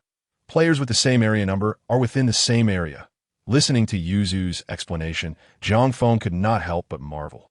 This artificial intelligence is indeed impressive. With that thought, Jiang Feng decided to focus. Taking the rare opportunity to calm his mind, he needed to thoroughly examine the information regarding his city, as well as the newly added features after this maintenance, particularly the trading and chat systems, which he had yet to explore. With this in mind, Jiang Feng opened the first feature, City. As Jiang Feng accessed the city interface, the attributes of the city quickly appeared. City name, Jiang City. City number, 1. Ranked by order of construction. Area number, 3020-59007. City level, 1. Capable of accommodating 10,000 people. City attributes. Currently, the Lord can be 1 person, and the King can be 2. City dungeon. Currently available for opening. Cooldown time of 7 days. Dungeon progress. Normal. Not cleared. Observing the information, Jiang Feng found himself intrigued. He had not anticipated that the city system would include a city dungeon. This could indeed be a valuable asset, allowing everyone to level up. Furthermore, what was the situation with the Lord and the King? Jiang Feng then inquired in his mind. Yuzu, please provide information regarding the Lord and the King. Ding! The information is as follows. Yuzu's voice promptly responded that a level 1 city can establish 1 Lord and 2 Kings. The Lord receives attributes. All attributes 50, free attribute points 50. The King receives attributes. All attributes 30. Free attribute points 30. Moreover, as the city's level increases, the number of kings will also rise, while the attributes of both the Lord and Kings will enhance. But there will always be only 1 Lord. Listening to this introduction, Jiang Feng couldn't help but swallow hard. Goodness, he truly did not anticipate that his casual inquiry would yield such unexpected rewards. Contemplating this, Jiang Feng immediately rose to his feet. City Lord selection, Jiang Feng. Ding! The statue of the City Lord is under construction, taking 10 seconds. 1, 2, 3. The voice of Yuzi indeed resonated. As the countdown progressed, Jiang Feng and the others beheld a radiant light forming near the area where the tusked boss resided. Within the luminous orb, sounds of knocking and hammering could be heard. This commotion instantly attracted the attention of countless onlookers. Even Li Bo and others glanced over with curiosity. Brother Feng, what on earth are you up to? Yeah, what is this thing? Goodness, judging by the noise, it must be something substantial. Several of them speculated. Jiang Feng remained silent, merely smiling. Once this statue was completed, it would surely incite their envy soon. The 10 seconds elapsed. As the countdown reached its conclusion, the white light began to dissipate, and the hammering ceased. Simultaneously, everyone present was astonished to witness a colossal statue, towering at an impressive 10 meters, emerging behind the pit where the tusked boss dwelled. The statue stood majestically with its hands clasped behind its back, exuding an aura of dominance and grandeur. Jiang Feng simultaneously received a prompt from a system. Ding! Congratulations, your statue has been completed, and the city lord has been bound. Ding! Congratulations, you have received a reward of 50 to all attributes and 50 to free attributes. Ding! Currently, your city has 2 vacancies for the kings. Please establish them promptly. Upon hearing the system's notifications, Jiang Feng felt no urgency. The successive attribute rewards left him pondering just how extraordinary his attributes had become. He decided to take a glance at his attribute panel. Player, Jiang Feng class. Thunder Mage position. Level 1 City Lord level. LV. 30 experience. 1 million strength. 177 spirit. 830 30 from ring. 150 from staff. Agility. 218. 188 30 from staff. Constitution. 218. 188 30 from staff. Equipment. Storage ring. Yin Yang staff attribute points. 0. Allocation plan set. Class skills. Spirit division. Passive. Thunderball Technique, level 10. Thunder Shield Technique, level 5. Thunderfall Technique, level 5. Thunderwing Technique, level 5. Remaining crystal points. 25. Gazing at his nearly 1,000 points of spirit, Jiang Feng couldn't help but swallow again. The boost in attributes was astounding. He had yet to gather all his equipment, yet his spirit had already surpassed 800. The thought of what would happen once he fully equipped himself was almost unfathomable. Just as Jiang Feng reveled in his excitement, voices from Li Bo and the others broke through. Goodness, I thought it was someone else. Turns out it's just this old Six's own statue. Damn, it's so flashy. Is he afraid no one will recognize him? Ha! Not gonna lie, Brother Feng's statue is quite impressive. You've got to be kidding. If my statue were this big, I'd outshine him in looks. Exactly, Brother Feng is too narcissistic. Only Qian and a few others can stand it. If I were a woman, I definitely wouldn't be able to handle it. Are you struggling with Brother Feng's narcissism or his prowess? Jiang Feng couldn't help but laugh. Only these brothers dared to jest about him in his presence. After a moment's thought, Jiang Feng stood and asked, "Do you truly believe this statue is narcissistic?" "I assent to it. Indeed, Brother Feng, you're exceedingly self-absorbed. I wouldn't erect a statue for myself. That's just too ostentatious." "Exactly, Brother Feng knows me well. I, Chinsu, have always been quite low-key. Right, such things are beneath me." Seeing their reactions, Jiang Feng chuckled. "Well, that poses a dilemma. A level 1 city can establish 1 city lord and 2 kings. Since you all seem disinterested, I shall seek others. Sanbai, Tainan, are you interested in becoming kings? There are attribute bonuses." Jiang Feng called out. Meanwhile, Li Bo and the others, who had just been disdainful, suddenly lit up at the mention of kings. "What? There are 2 kings. Brother Feng, you must grant me one. I, Li Bo, have always been obedient to your commands." "Brother Feng, don't listen to his nonsense. We shared a bed back in college." "What of it? Brother Feng, you remember when I picked up the soap for you in college. You mustn't forget." "Brother Feng, you promised to take care of me for life. Regardless, Brother Feng, please don't trouble Sanbai and Tainan." "Yes, Sanbai and Lanjie are busy during the day and have no time for the responsibilities of being a king." "Exactly. Tainan and the others are still too young. I wouldn't feel secure in trusting them with this task. Let us reluctantly take on the kingship ourselves." Jiang Feng observed their drastic change in attitude. Unable to contain his amusement, finally, he remarked, "Weren't you all quite boastful just a moment ago? Where has that rebellious spirit gone? I must remind you, there are only 2 king positions in a level 1 city. You need to divide them among yourselves. Once you've decided, let me know. Is there really a need to divide? I'm the second in the dormitory hierarchy. I must have one. Then I agree. I'll take third. I want one too. Su Fei, wait for the next round. Why should I? Damn, I'm not satisfied. Chinsu, if you don't give it to me, I'll tell that chubby lady you like her. Come on, Su Fei, let us settle this one-on-one. I'll lift you up and toss you. Bring it on. I'm not afraid of you. Today I'll take you down." As they began to bicker amongst themselves, Jiang Feng simply moved to the side and sat down, watching the entertainment unfold as he spoke. "Yuzi, please introduce the city dungeon system." As Jiang Feng's voice echoed, Yuzi followed suit. "Ding! The city dungeon is a multiplayer online dungeon.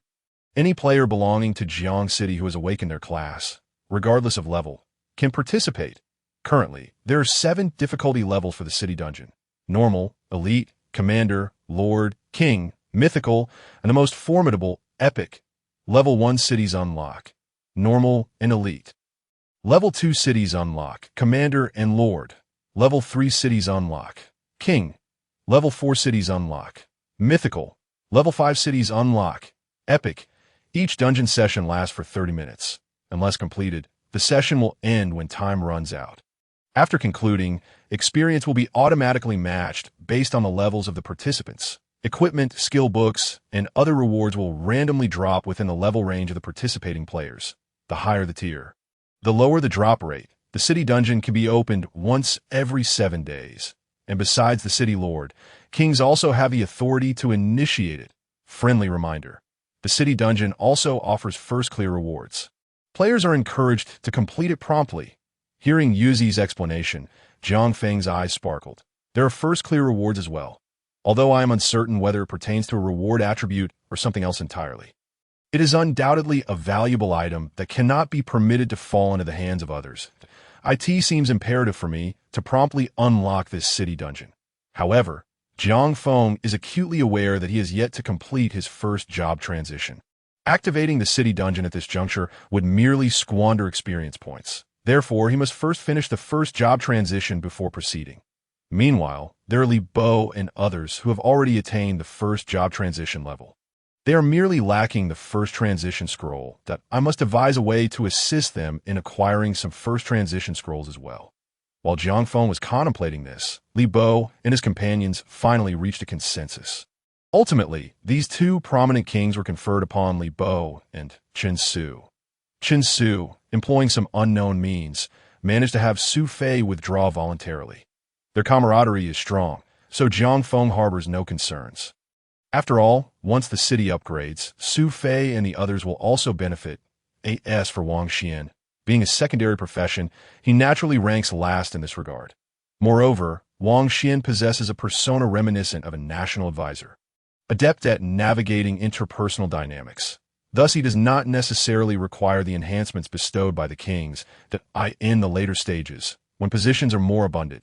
It would be fitting to grant him a symbolic kingship as well. Jiang Feng promptly took action, designating Li Bo and Chen Su as the 2 prominent kings, aptly named the Shield King and the Sword King, which aligns well with their respective professions as the settings were finalized. 2 luminous orbs indeed began to materialize before Jiang Feng's statue. Clearly, as kings, they too would possess statues, albeit on a smaller scale than Jiang Feng's. Upon witnessing the spectacle, Li Bo and Chen Su straightened their postures, almost inscribing the word king upon their visages. Jiang Feng, however, remained indifferent to their display and quickly turned his attention to other systems. He activated the regional chat, and in no time, a luminous screen appeared before him. Countless messages were dancing across the screen. 3020590007. A Kuei. Can everyone see what I'm saying? I am Xiao Kuei's mother. Mother, are you still alive? 3020590007. Xiaolon. Are there any older brothers or sisters who could spare some food? I have not eaten for several days at the Tianqing cinema. Father, are you there? 3020590007. Wang Chong. Does anyone know where Jiang Feng City is? I wish to seek refuge with him. I am a yoga instructor, and my physique is quite commendable. 3020590007. Fatty. Indeed, does anyone know where Jiang Feng City is? Jiang Feng, please make your presence known. As Jiang Feng observed the incessantly flashing messages, he noted that each individual had a unique regional identification preceding their statements. Clearly, those speaking were affiliated with this designated area. That moment, seeing so many people conversing elicited a smile from Jiang Feng. Truth be told, it had been quite some time since he had encountered such a gathering. Although these were merely messages, they signified that there were still individuals, like himself, who had managed to survive.